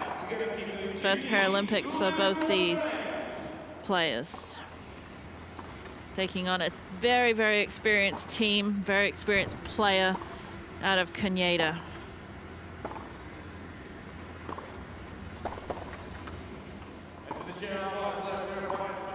Canada has almost as many Grand Slam titles as the other team. First previous round by second round, the French team of Cataneo and Mengi. 6-1, 6-1. Pretty straightforward match. Introducing Sanada Takashi. 36 years old, world ranking of number 8. Sorry, number 11. Apologize.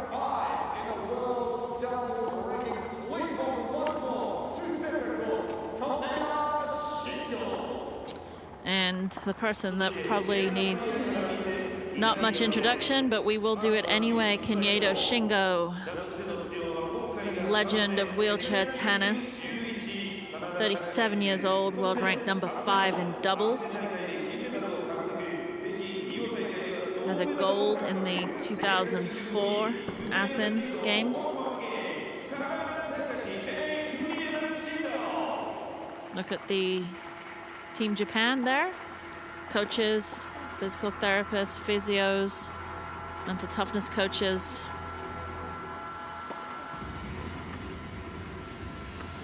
Sanada has 40 titles to his name in doubles.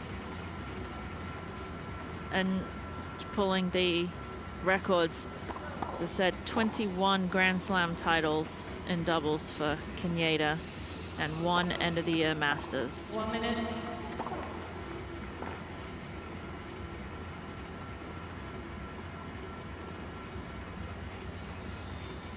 Sanada, third time Paralympics this year.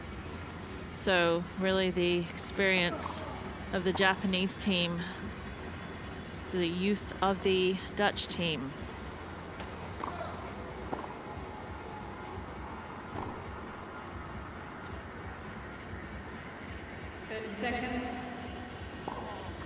Players will finish up here in a minute, doing last minute preparations. Notice if you're new to wheelchair tennis, the only rules that are different is that the players get 2 bounces if they so desire. They don't have to take them. Sometimes they do. Most of the time they don't. You'll see some technical and some tactical and some movement differences, which we'll talk through when they become relevant in the match. Chair umpire called for end of the warm-up, expecting the players to go to their benches one last time to finish off. Anka wants another quick return of serve. Always want to finish on a good shot. Players taking last couple sips, towels, see the clock in the background, have 30 seconds to start playing.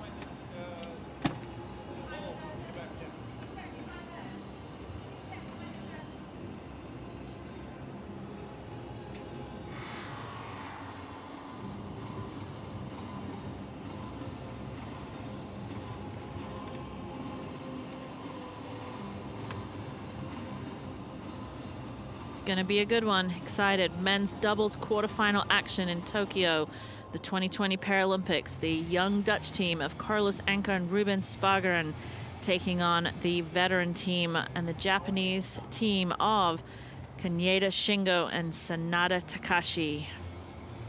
The Dutch team will kick us off. First set. Ruben Spargeren to serve.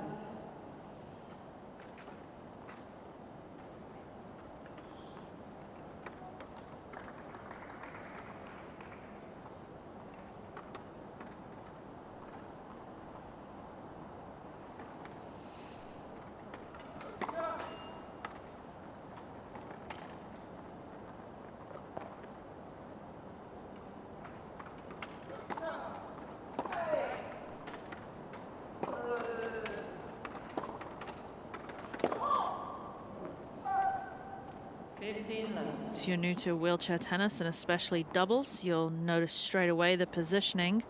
This goes into the tactical. Positioning is very different than in standing tennis. The players are not in the usual one up, one back formation. Usually start two back. In some cases, the Spargeren's partner Anka may come forwards to take a serve and volley, but not all the time.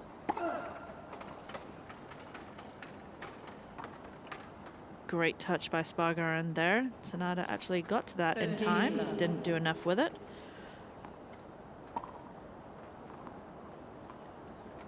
Again, Anka talking about retiring from tennis and going into sprinting. So you can see what he's doing in the back here. He's going to be definitely playing defense and pushing down those balls. Good serve from the Dutch youngster.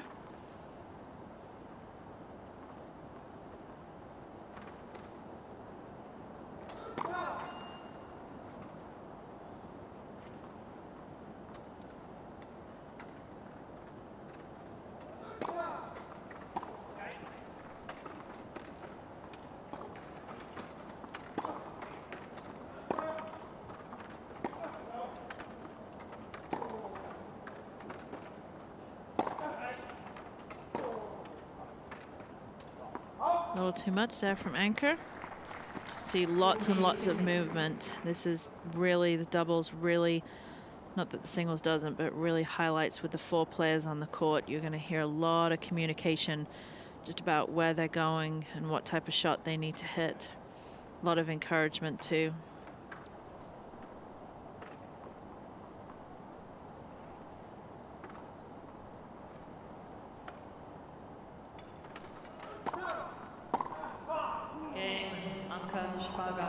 Good solid first service game for the Dutch team.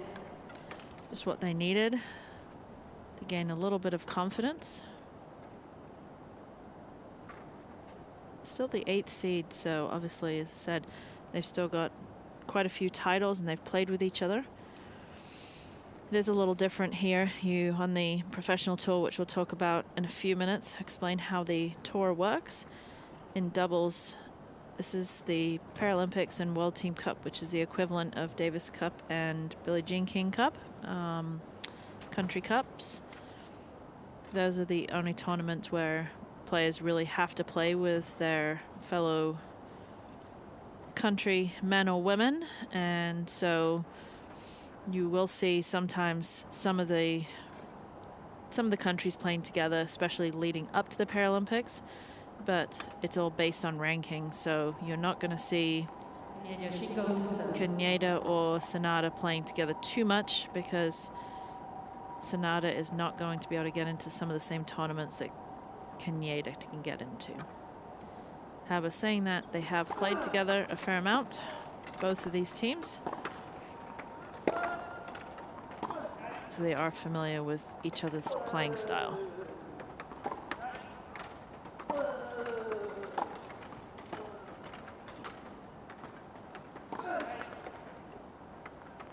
Good fight there from the Dutch team.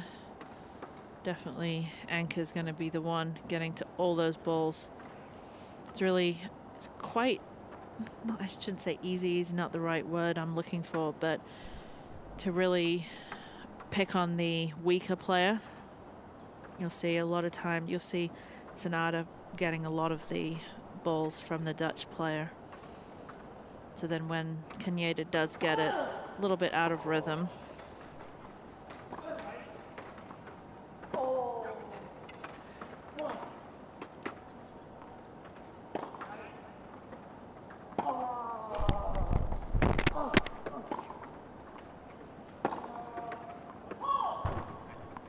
just out. Good eye from Sanada.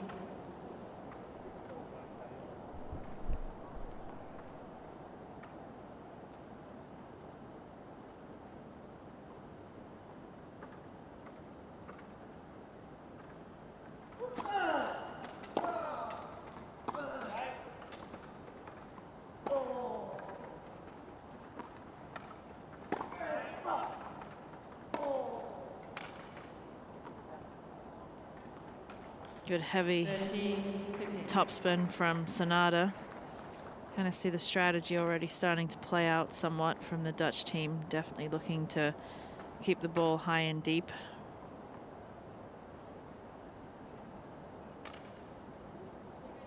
Slight mix up with their towels there.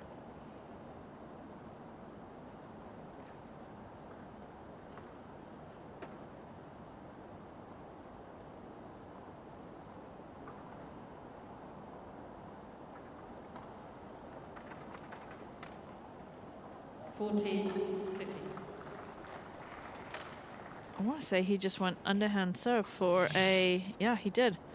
Wow, he just went underhand serve because he saw Anke so far back. It doesn't happen. It's actually the first time I've actually seen that happen in wheelchair tennis. Kaneda went underhand, but was able to hit a nice little short ball, which is also known as a drop shot.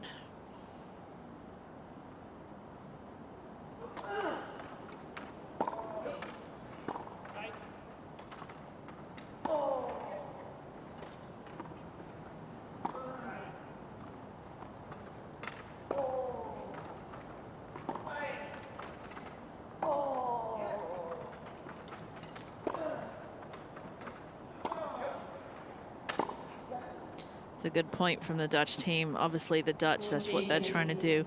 They're just pushing Anke back, and Anke's going to try and keep it high and deep. Then Spargaren's going to try and move forwards. See the preparation from Anke. The chair's constantly moving, especially as the serve starts. They're going to start moving forwards. Body's in motion, stay in motion.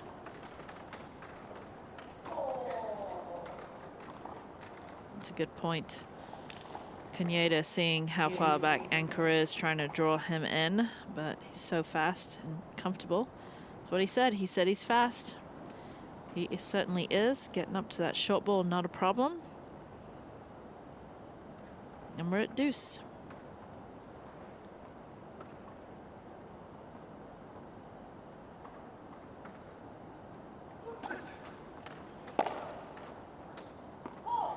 Miss hit from Spargaren. Advantage,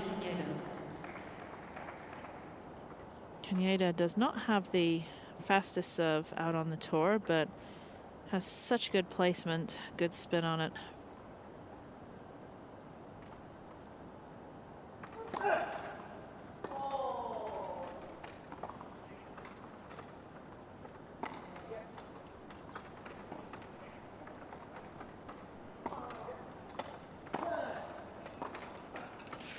Just a little too much from Spargaran there, who was in position again. Those are the balls that you won. I mean, you can fix that. You can fix that, the execution of that, but setting it up is sometimes the hardest part. So it's okay if you've got a player out there that's missing some of those easier balls, just because at least it means you've done it right. You've got the setup right. The execution of it is the easier part. We're at 1-1. And now Carlos Anka will serve for his first time in this doubles match.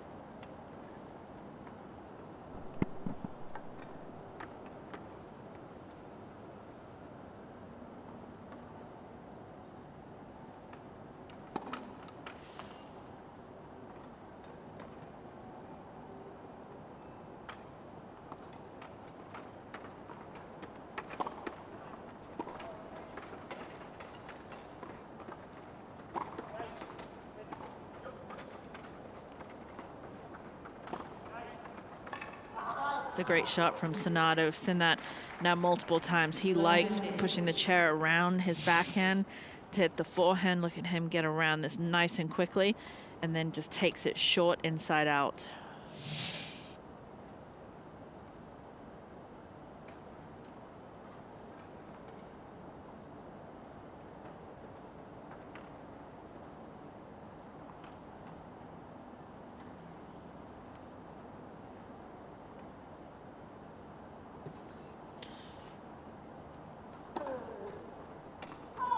Watching Anka from serve.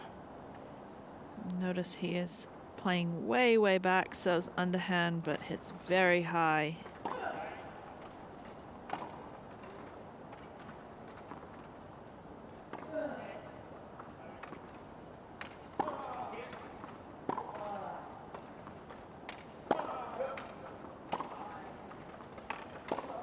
It's a great shot. Ooh. Out of position. Oh my goodness. That right there is the reason why you get one more ball back and get your racket on the ball. If you see this here, Zanardi gonna see this. He gets it, he puts it in, he comes around, tries to get around, he gets stuck, and guess what? They miss the easy volley. So always so important to get that one more ball back into play.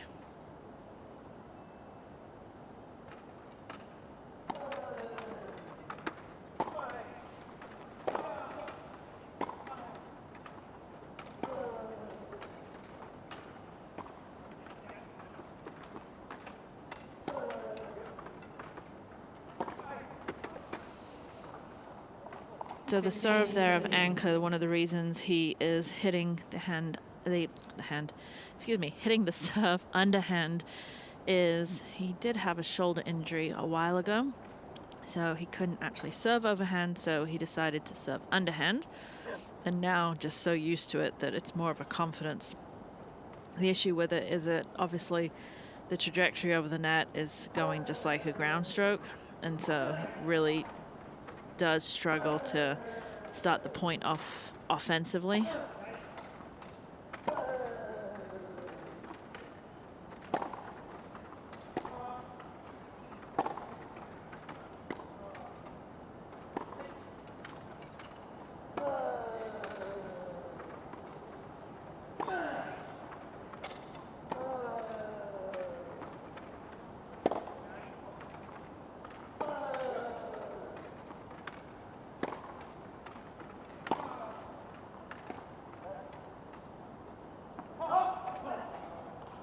Good shot, good point there from the Dutch team. Again, Anka just happy to stay back, well in the behind the baseline, close to the backdrop actually.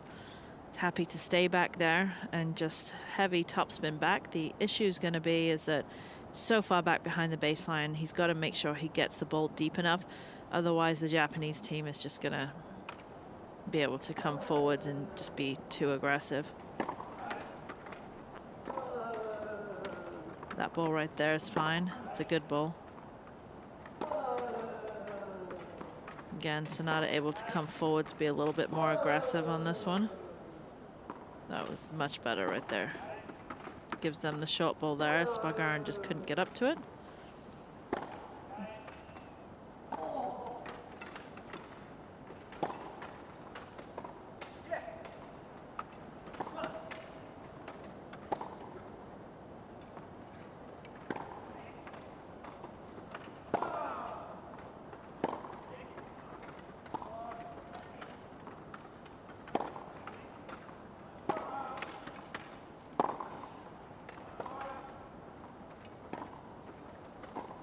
That's a great point. Amazing point by the Dutch team. Just so calm and collected there, just biding their time. They don't care how many shots it takes for them. Then Spargaran just sees the opportunity, sees it and seizes it to come in, and a great volley just right up the center.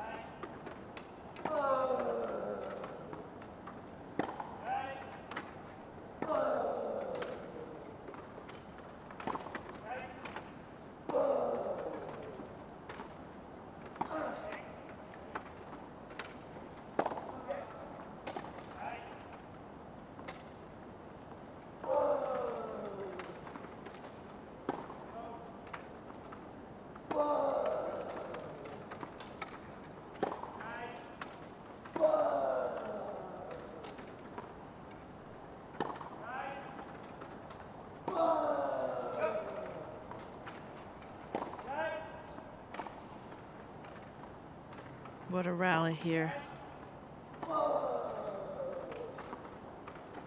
Cañedo trying to sneak in, pop up some volleys there, cut him off, but just wasn't able to. And that was a good point to be at least a 30-shot rally. Quite content to stay back, get the high deep balls going. Japanese team lost their patience first. And we have a good match here with the Dutch team and the number 8 seeds up 2-1 in the first set, but we are on serve.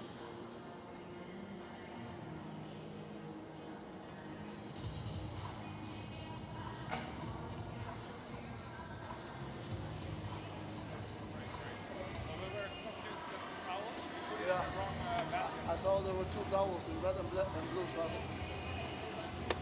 Yeah. Yeah, sure. That's right. Yeah.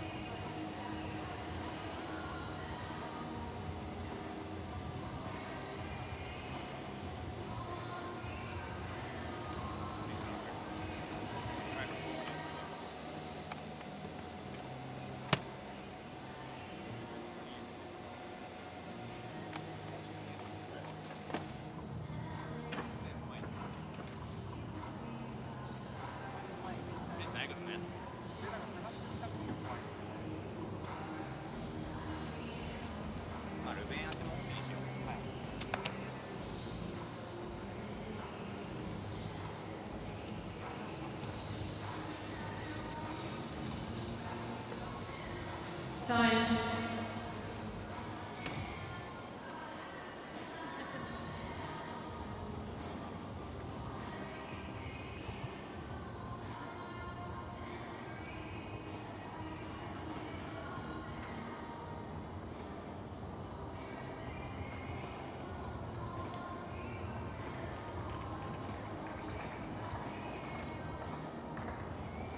Sanada Takashi to serve.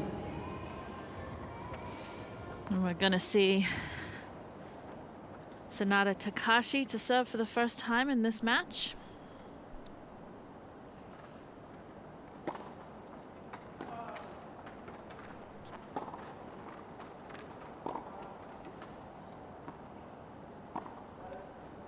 Really good ball there from Spargaran.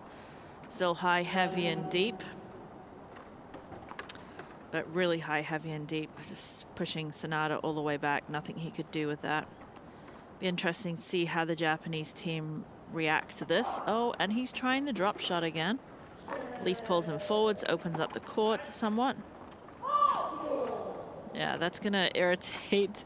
It's gonna irritate Anka just a little bit. It's a little bit of a mind game as well. Very legal and a smart move, but sometimes when that happens, you just get a little frustrated. You're like, come on, don't do that to me. Love 14.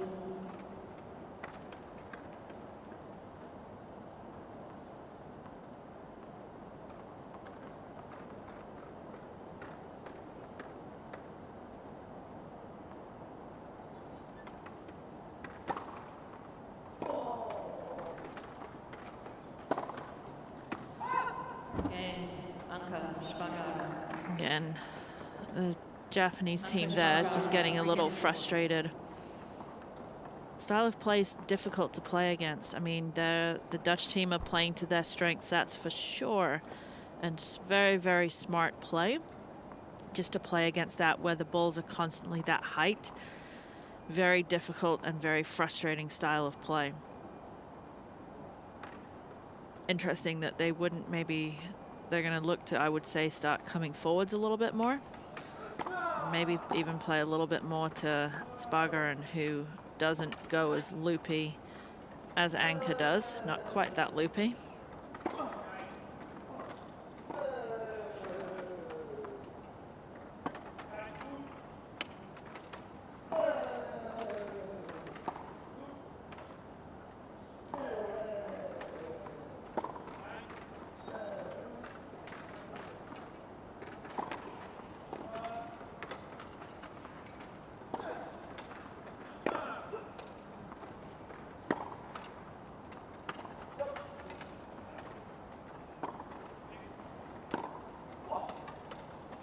Oh, good try. Spargaran tries with that drop shot, seeing how far back Sanada is. Only just missed that lob. Great rallies here. Very, very long, hard rallies. Kenyatta trying to get something off the ground. Looks like it's stuck. Nope, he got it. Sometimes you can feel your wheels go over that.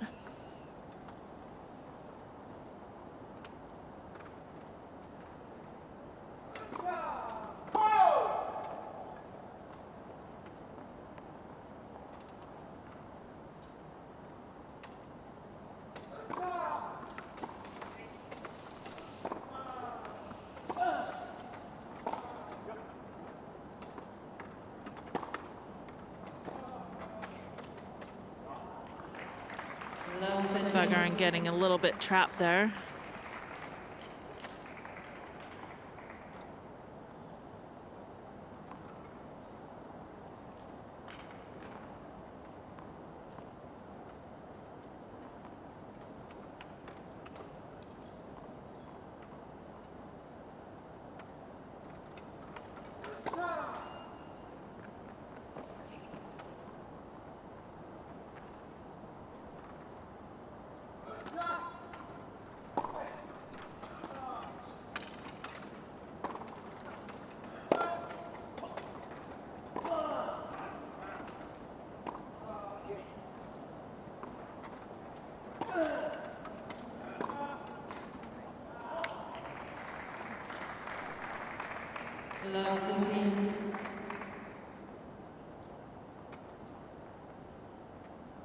Japanese team here with 3 break points to get it back on serve in this first set.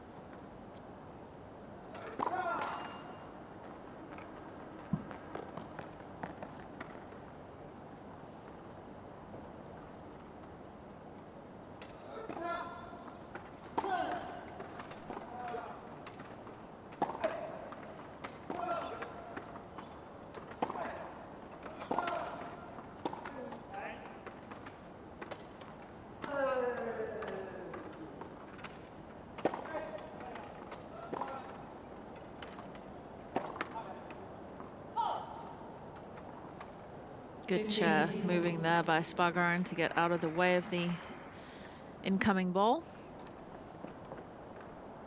Japanese team actually in this game have hit more balls to Spargaran. his ball a little bit easier to handle than Anka's that is coming at such a difficult height.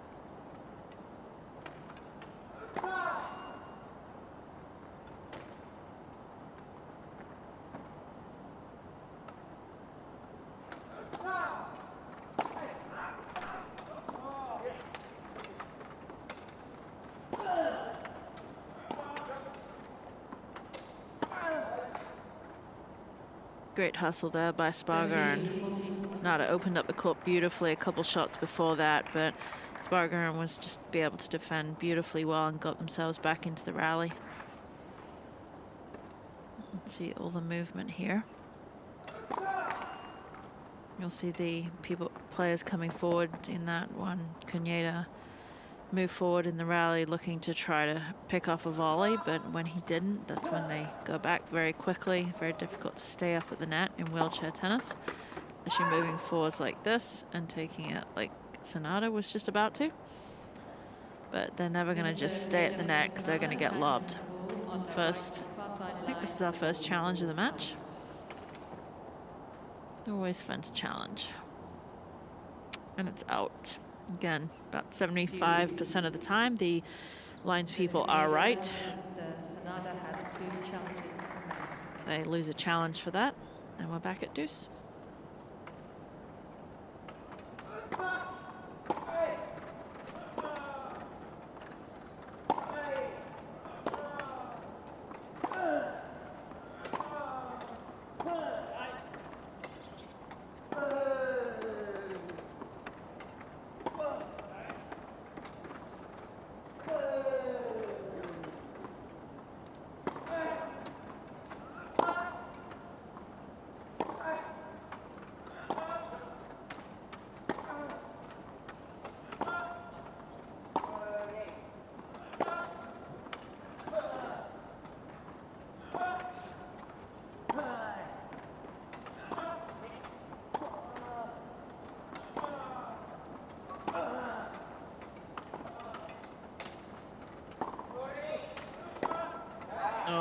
Good point there.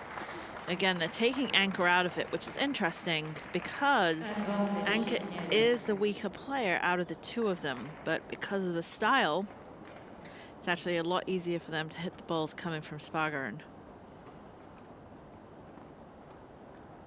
Tough, tedious, long points right now.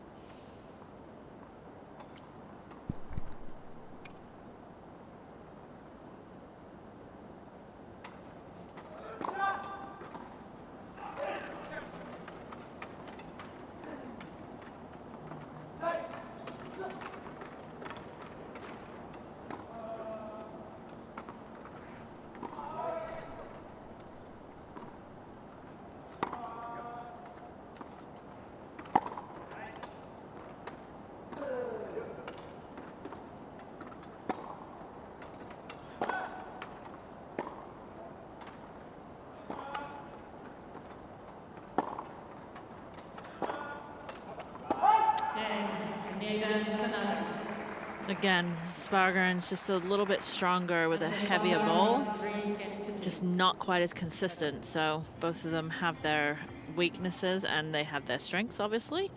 But the Japanese team starting to pick a little bit more on Spargaren. And they do set up the break. And we're back on serve in this first set.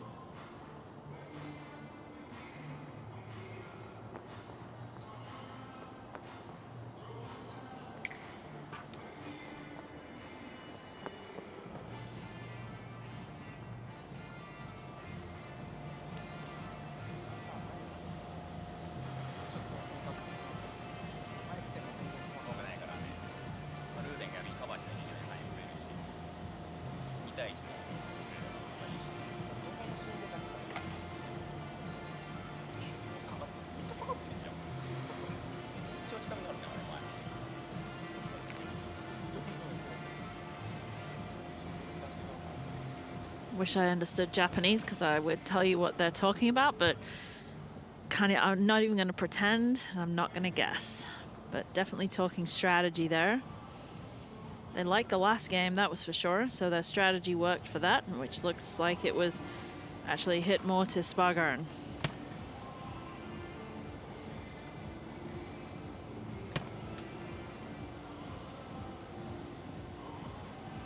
Time.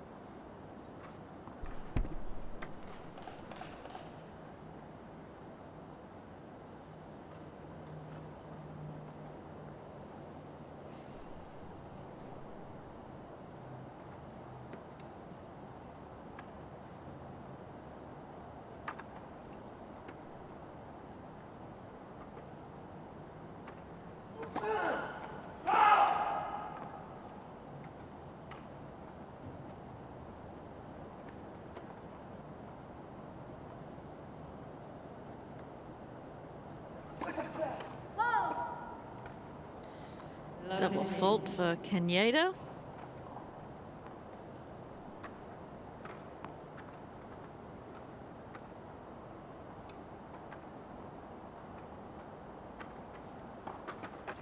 There goes the drop shot again. He's definitely using that a lot against Anchor. Just going to pull him in to get him at least out of position.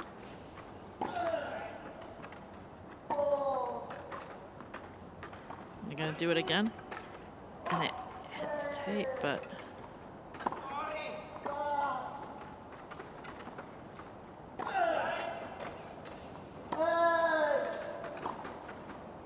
It's beautiful, beautiful play there by Kenyatta as well. 15. So far outside the court, beautiful volley, just keeping the racket head above the wrist, just basically blocking it right down the center once he saw the opening. 15-all.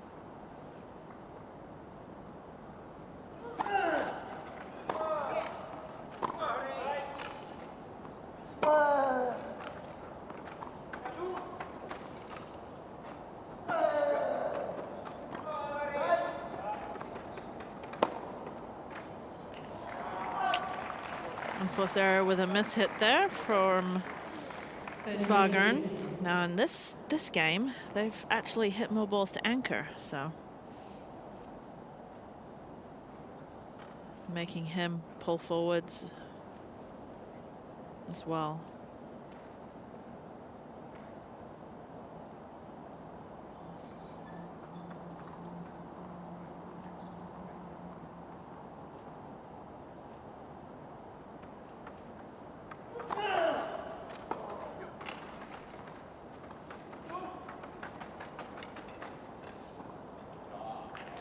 Drop shot again. It's not like the drop shots have been incredible drop shots where they haven't been able to get to him, but it's definitely pulling them out of their rhythm there.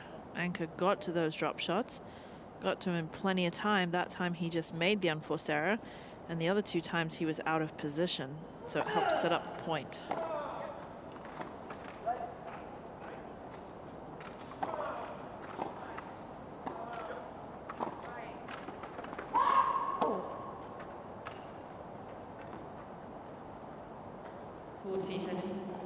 Nice volley there by Spargarn.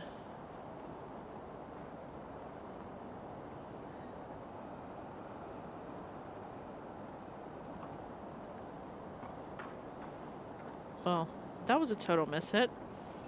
He's just gonna let that one go. Smile it off.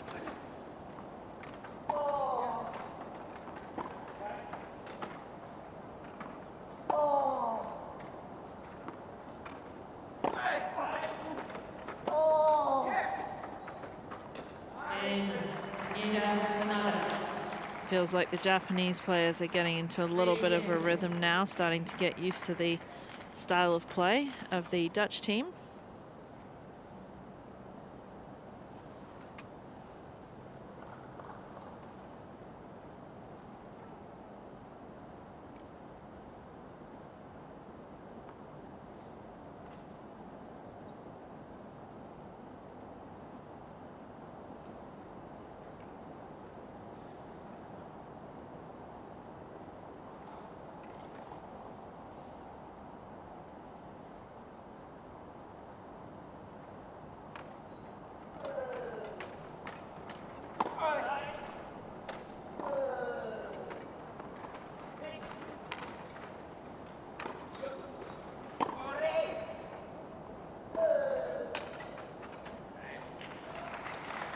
There's too much pressure right now from the Japanese team. They're really opening up the court with that short ball, really pulling Anka out of position and then looking to make the attack.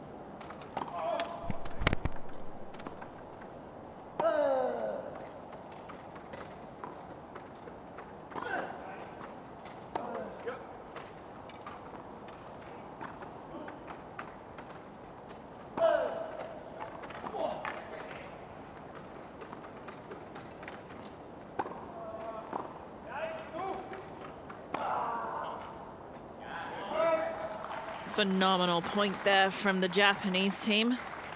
Love 13.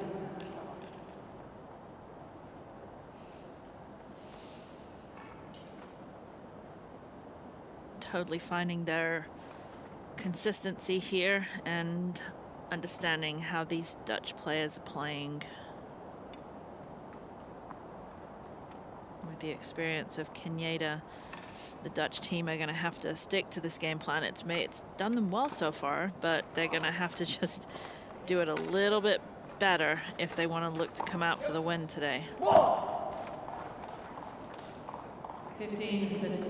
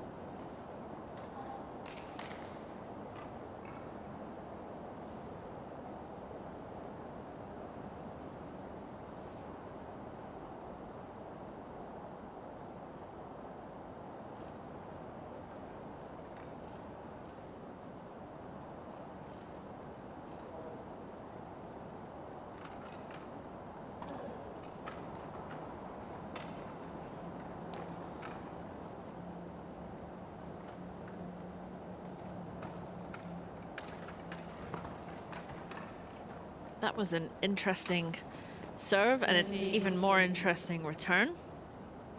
Really high and short on that serve. Sonato was on top of it, knew it was coming. But again, the timing to take that ball on the rise, it doesn't matter how close to the net it is. Very tough shot to make.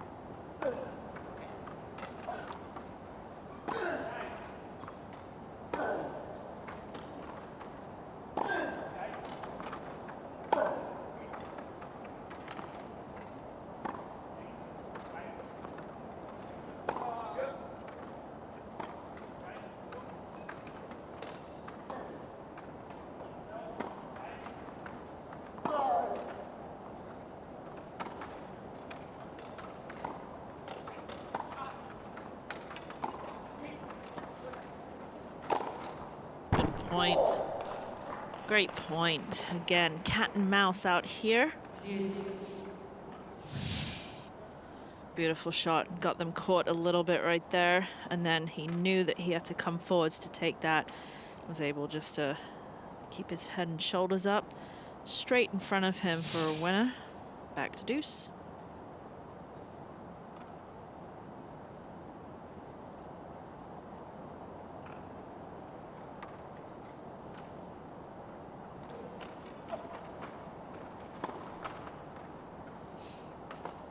Advantage, Anka. Sonata would like that one back.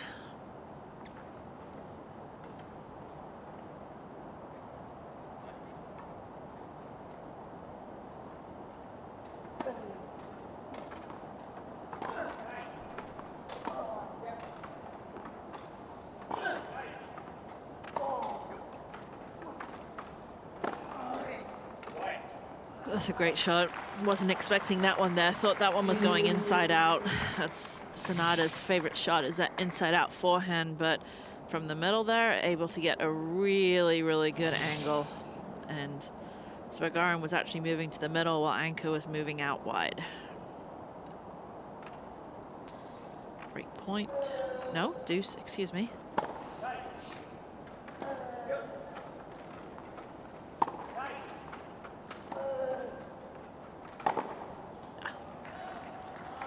Point. Now it's break point for the Japanese team.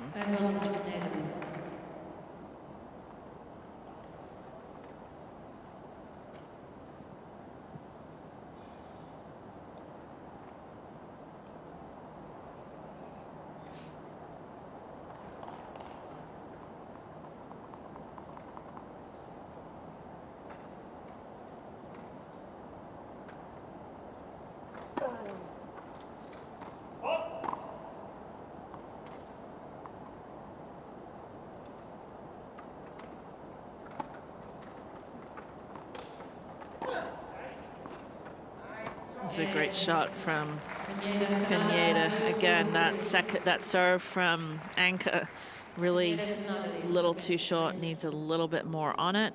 Kaneda was able to kind of choose where he wanted to go. He was either going to go wide on an angle or right up the middle, and it was up the middle, and the Japanese team are up a break in this first set, 4-3.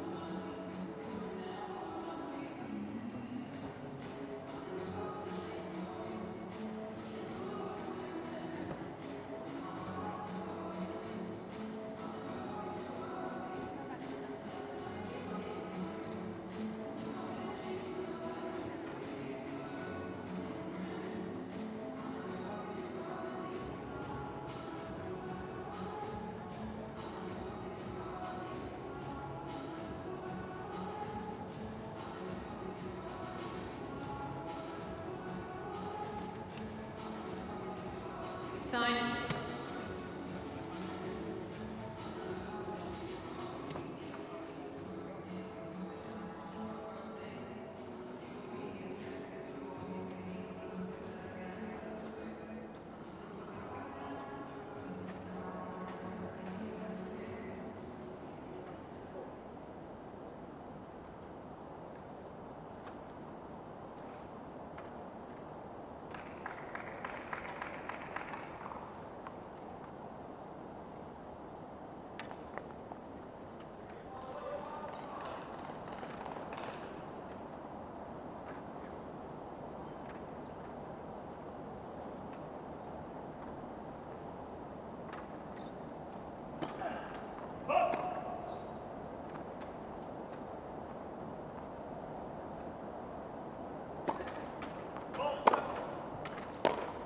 Love 15.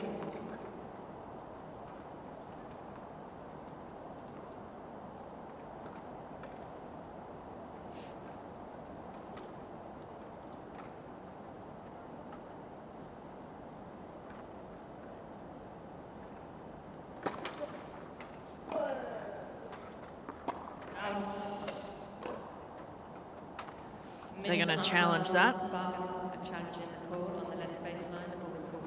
Decent challenge there. Haven't used many yet. Linesperson called it in. Chair umpire overruled it. Usually don't overrule unless they see it clearly out. And again, the official is correct.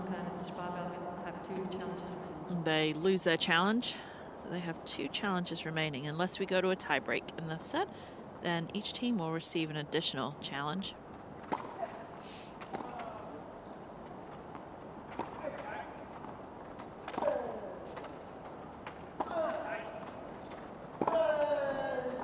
That's a great play. I was actually just thinking a second ago that I wondered if that high ball, when it comes up, if someone would come in and take a swinging volley. Swinging volley is not a high percentage shot.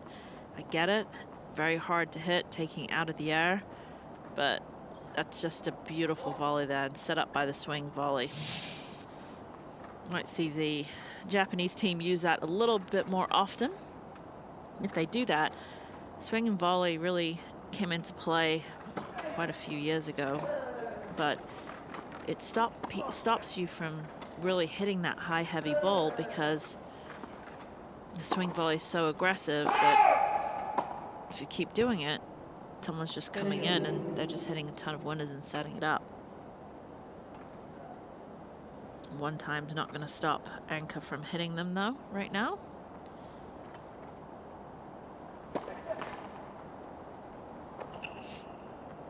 Couldn't be much closer. 25 points to the Japanese and 26 to the Dutch. Make that 27. 30. And how interesting that, well, we're going to be tied in a second, but that shows how certain points are way more important than other points when we're playing.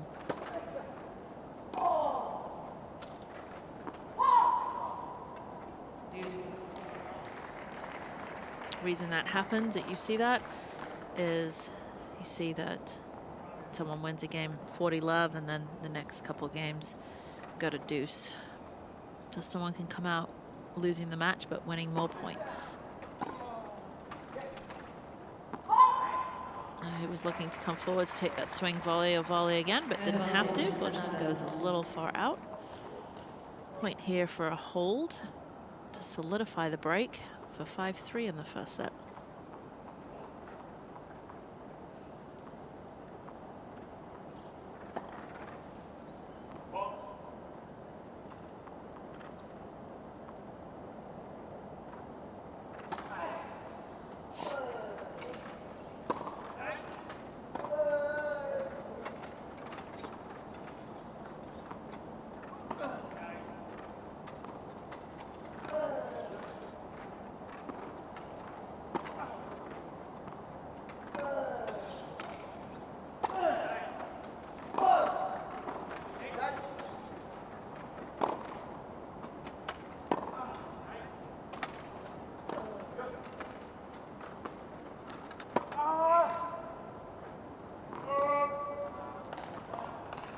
Japanese team trying to take those swinging volleys in that rally. Almost got it, just couldn't quite put the actual volley away. And another, that high ball from Killer from Anchor, just so hard to hit. Sonata in the backdrop.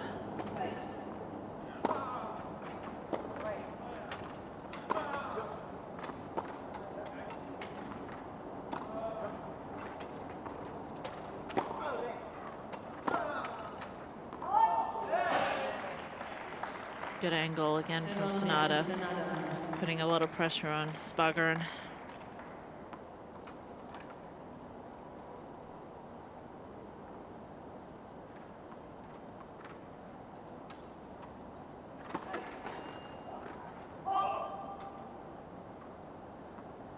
Wait, please.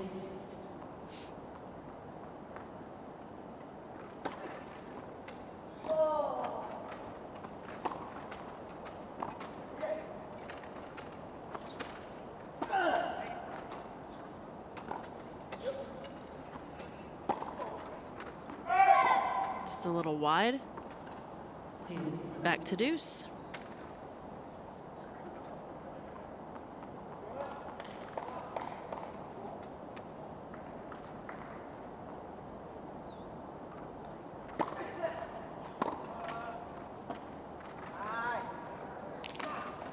Advantage, Anka.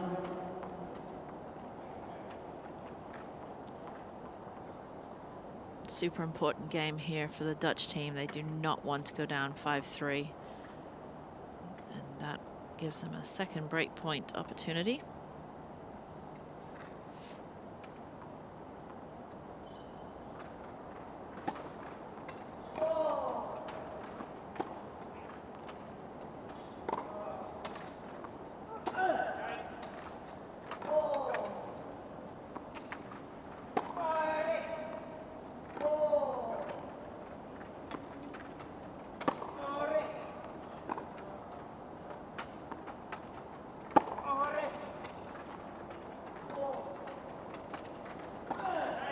Great play again from Caneda. Love that swinging volley.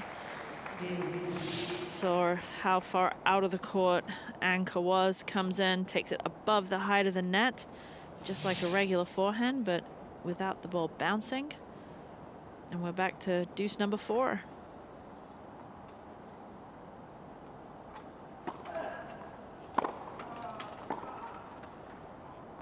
Good return from Spargaran. Really moved forwards, took it on the rise, nice and deep.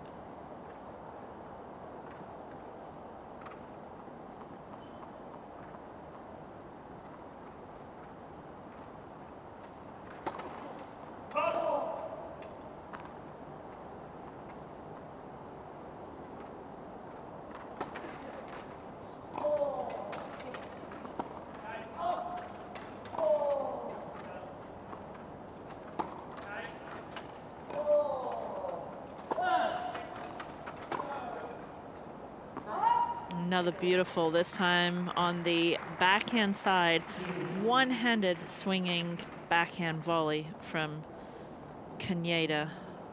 Done perfectly again, perfect technique. Deuce number 5.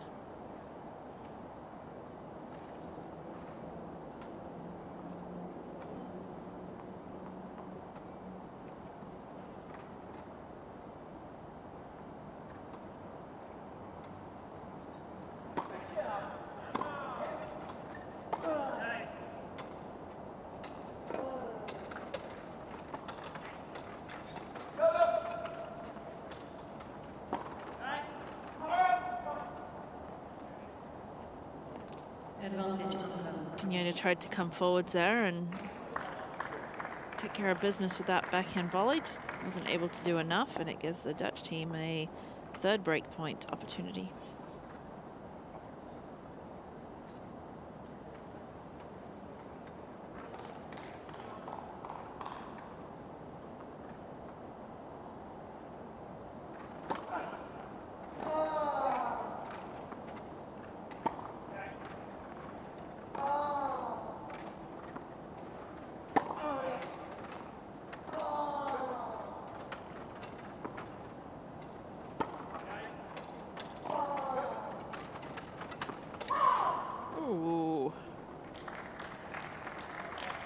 Great backhand. Mr. Anka, Mr. Spargaran challenging the call on the left baseline. Close. Again, no reason not to challenge. Still have 2 challenges remaining. And just out that time. Deuce. Back to deuce, deuce number 6. Mr. Spargaran has 1 challenge remaining.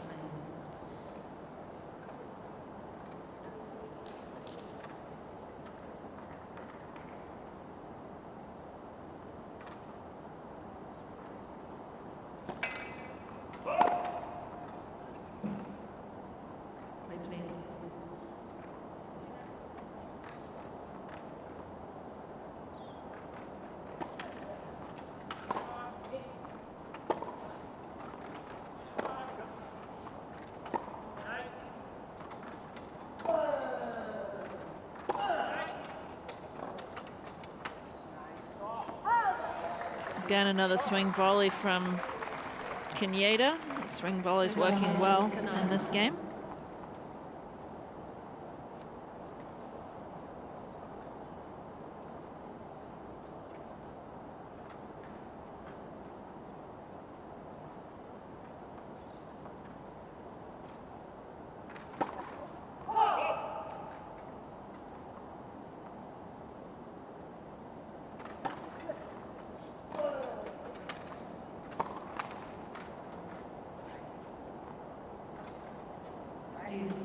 Deuce number 8, I believe. 7, excuse me.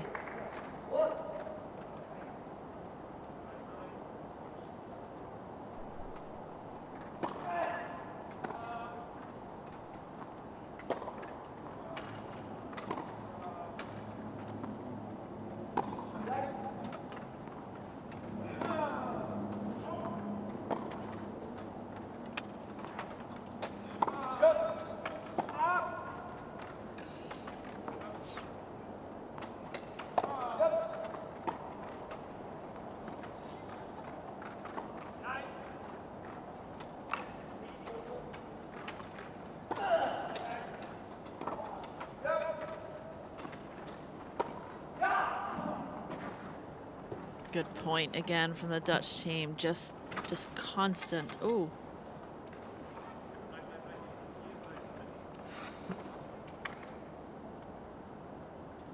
Sonata taking a forward spill over the side of the court there. Making sure he's okay, not hurt. Seems to be okay.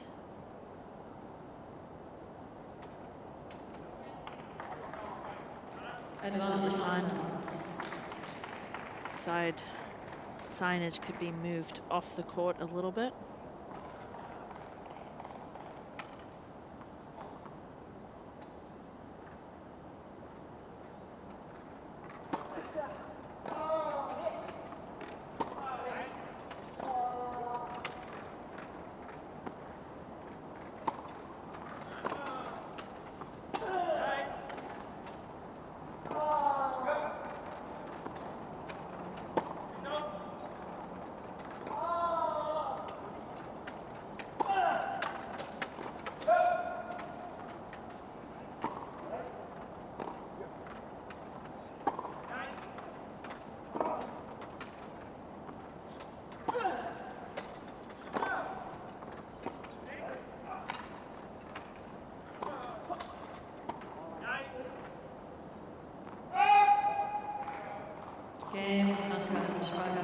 Great fight from the young Dutch team here. Working hard, making the Japanese team work hard for these points and for these games. And we're tied at 4-all in this first set of men's doubles quarterfinal.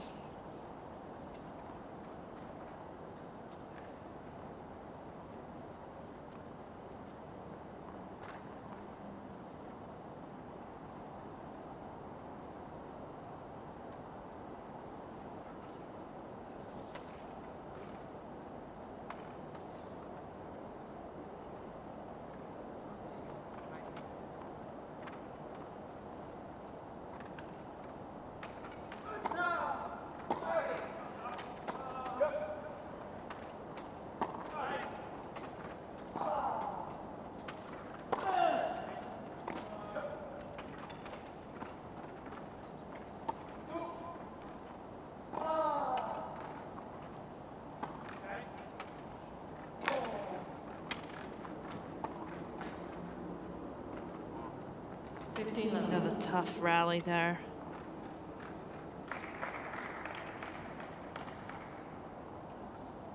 The Dutch team's done really well in this first set to hang in with such experienced players.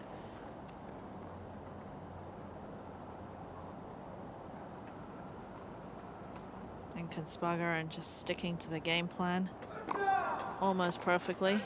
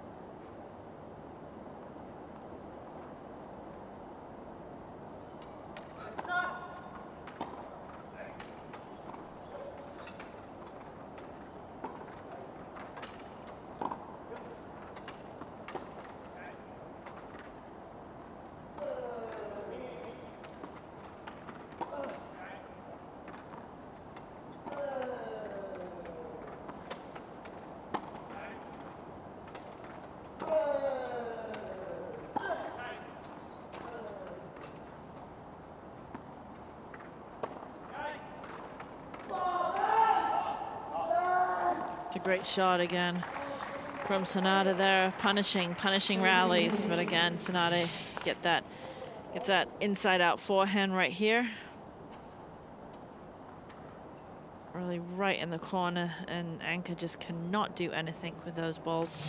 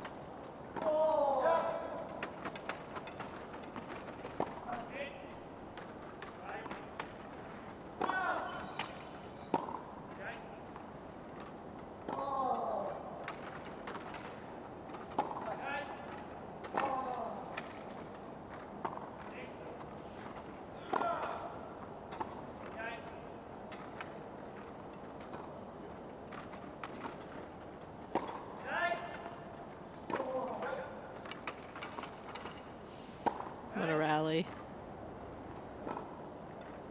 Cat and mouse. Who's going to lose their patience first?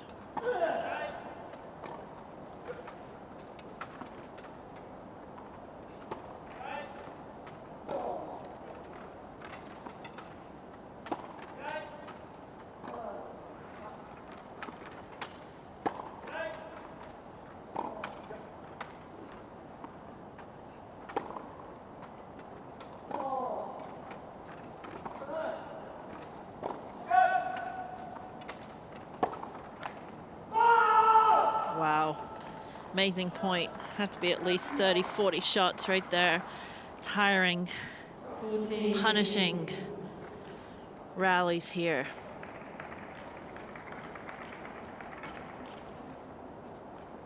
Anka smiling a little bit there. It's a strategy. They're sticking to it. Got to give them props and credit for that. The patience that it takes to do this.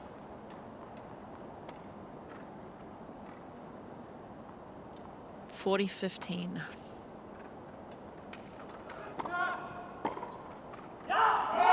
Good serve there. Gives the Dutch team a 5-4 lead in the first set of this men's doubles quarterfinals.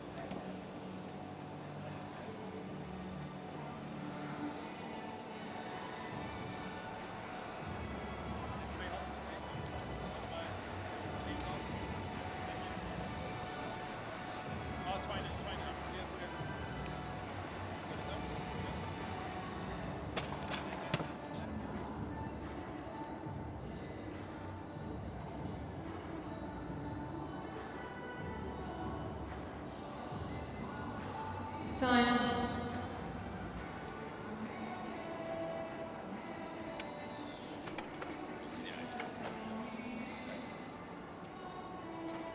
Dutch team of Anke and Spargern up 5-4 in this first set. Tactically sticking to their plans for sure, the Dutch team. Anke's willing to stay back there, hit the balls heavy and high and really high, keep the Japanese team back.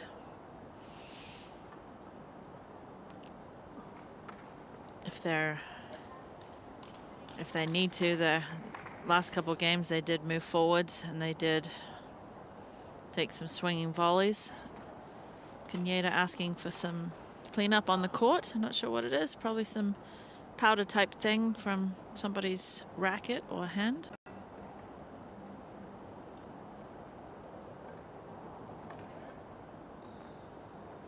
I've got a bunch of volunteers out here after every single match sweeping the courts to make sure they're in the best shape possible for these games.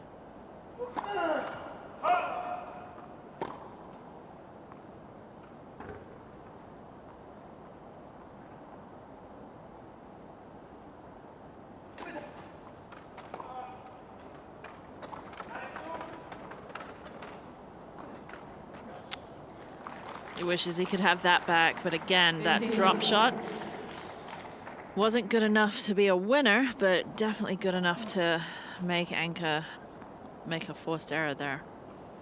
Again, Kaneda trying to get Anke out of his rhythm somewhat.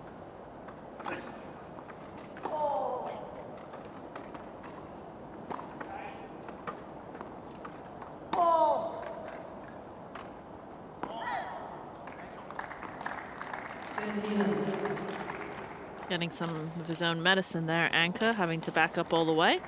You've noticed on this, the lines people, bulkheads moving a little bit out of the way, but if that's what, they're all part of the court. So the signs and the people are part of the court. So if they run into them, there's no replay on those. Point just continues.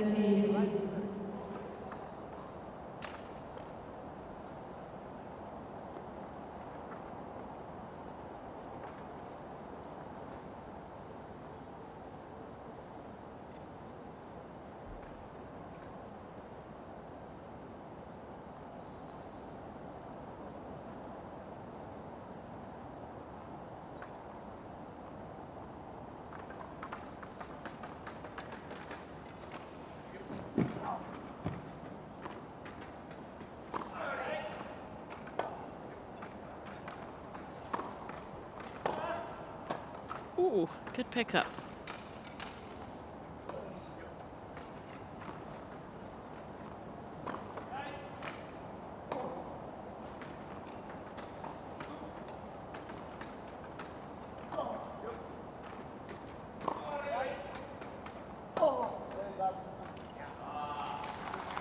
Good point. Again, just brutal points here. 20 shot rallies every other point.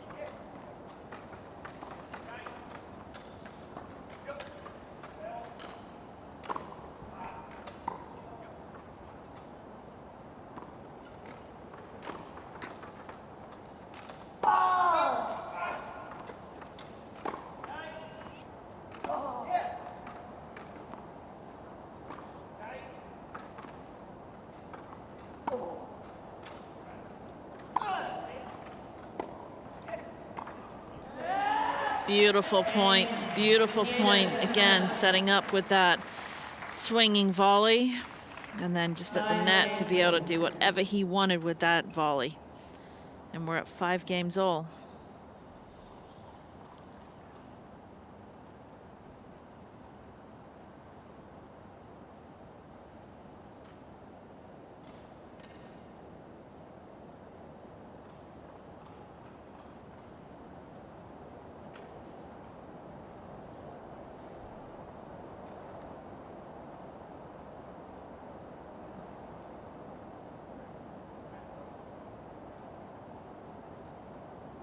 Time violation. Warning.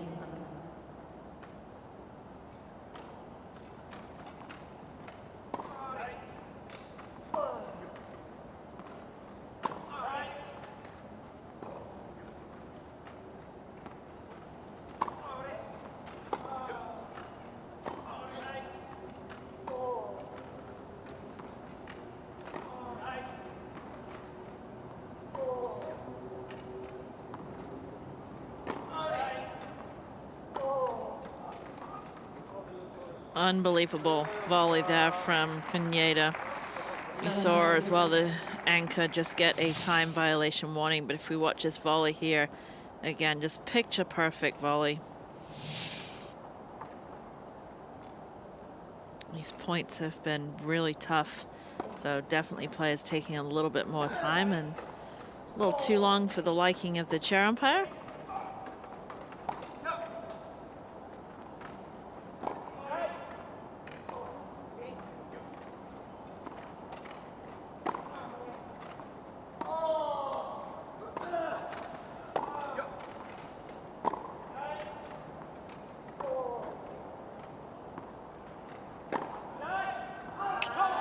A little too much from Sonata there.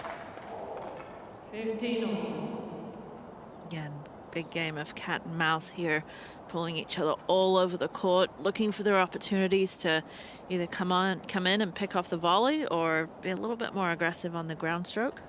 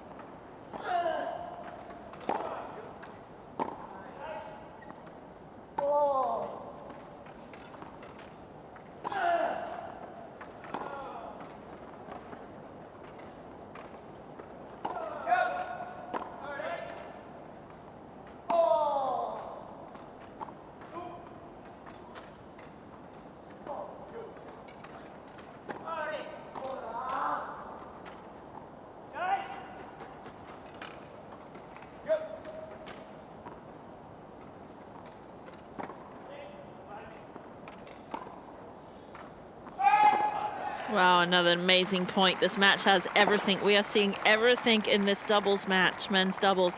We're seeing underhand serves with topspin. We're seeing underhand serve slice.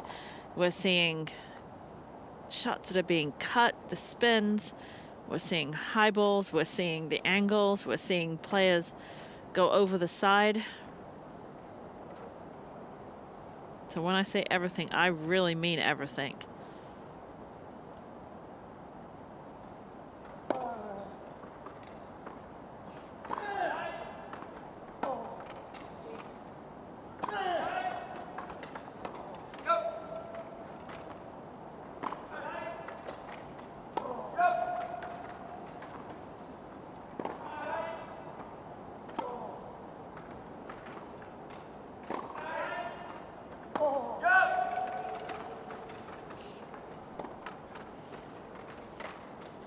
Oh my goodness, great point again.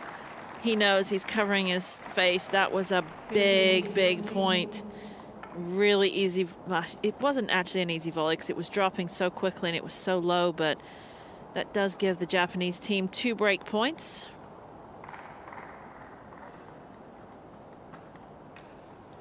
Team's getting lots of balls in, lots of hits tonight.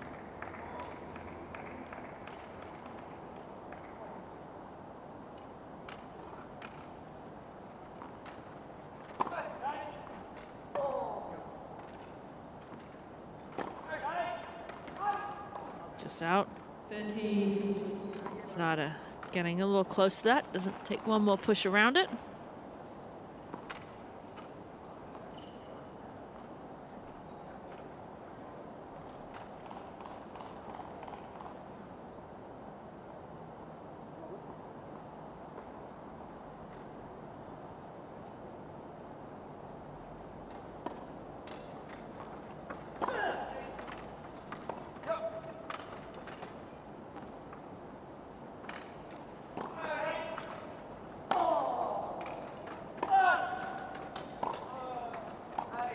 Beautiful play from the Japanese team.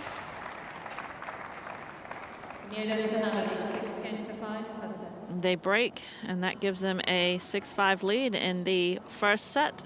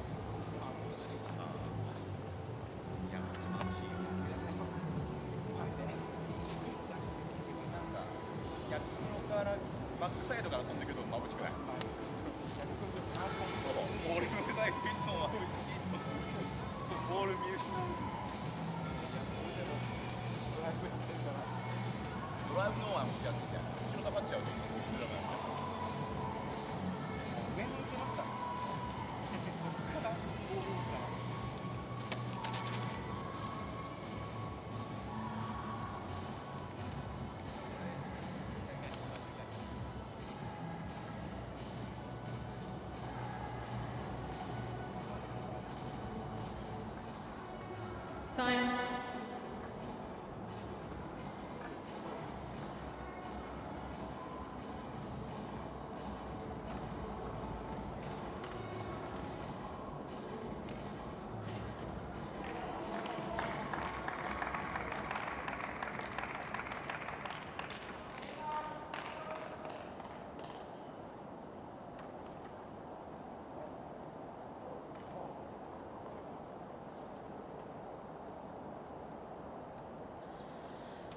Dutch team needs to break back here to stay in this first set.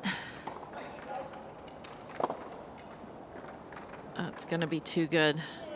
Even the speed of Anka there is not going to make a difference.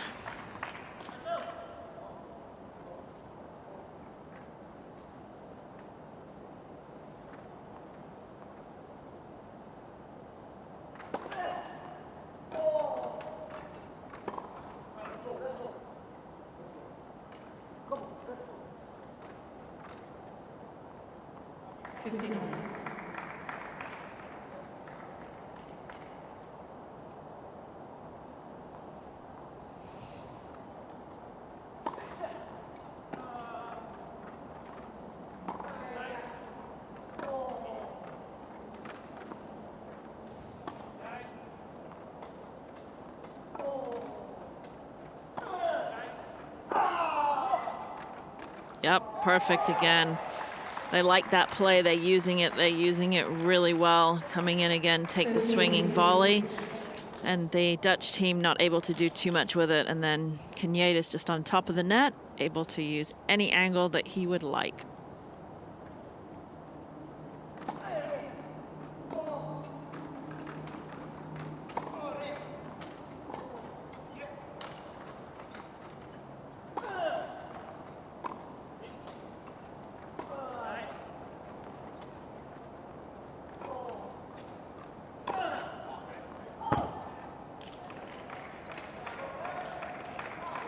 All.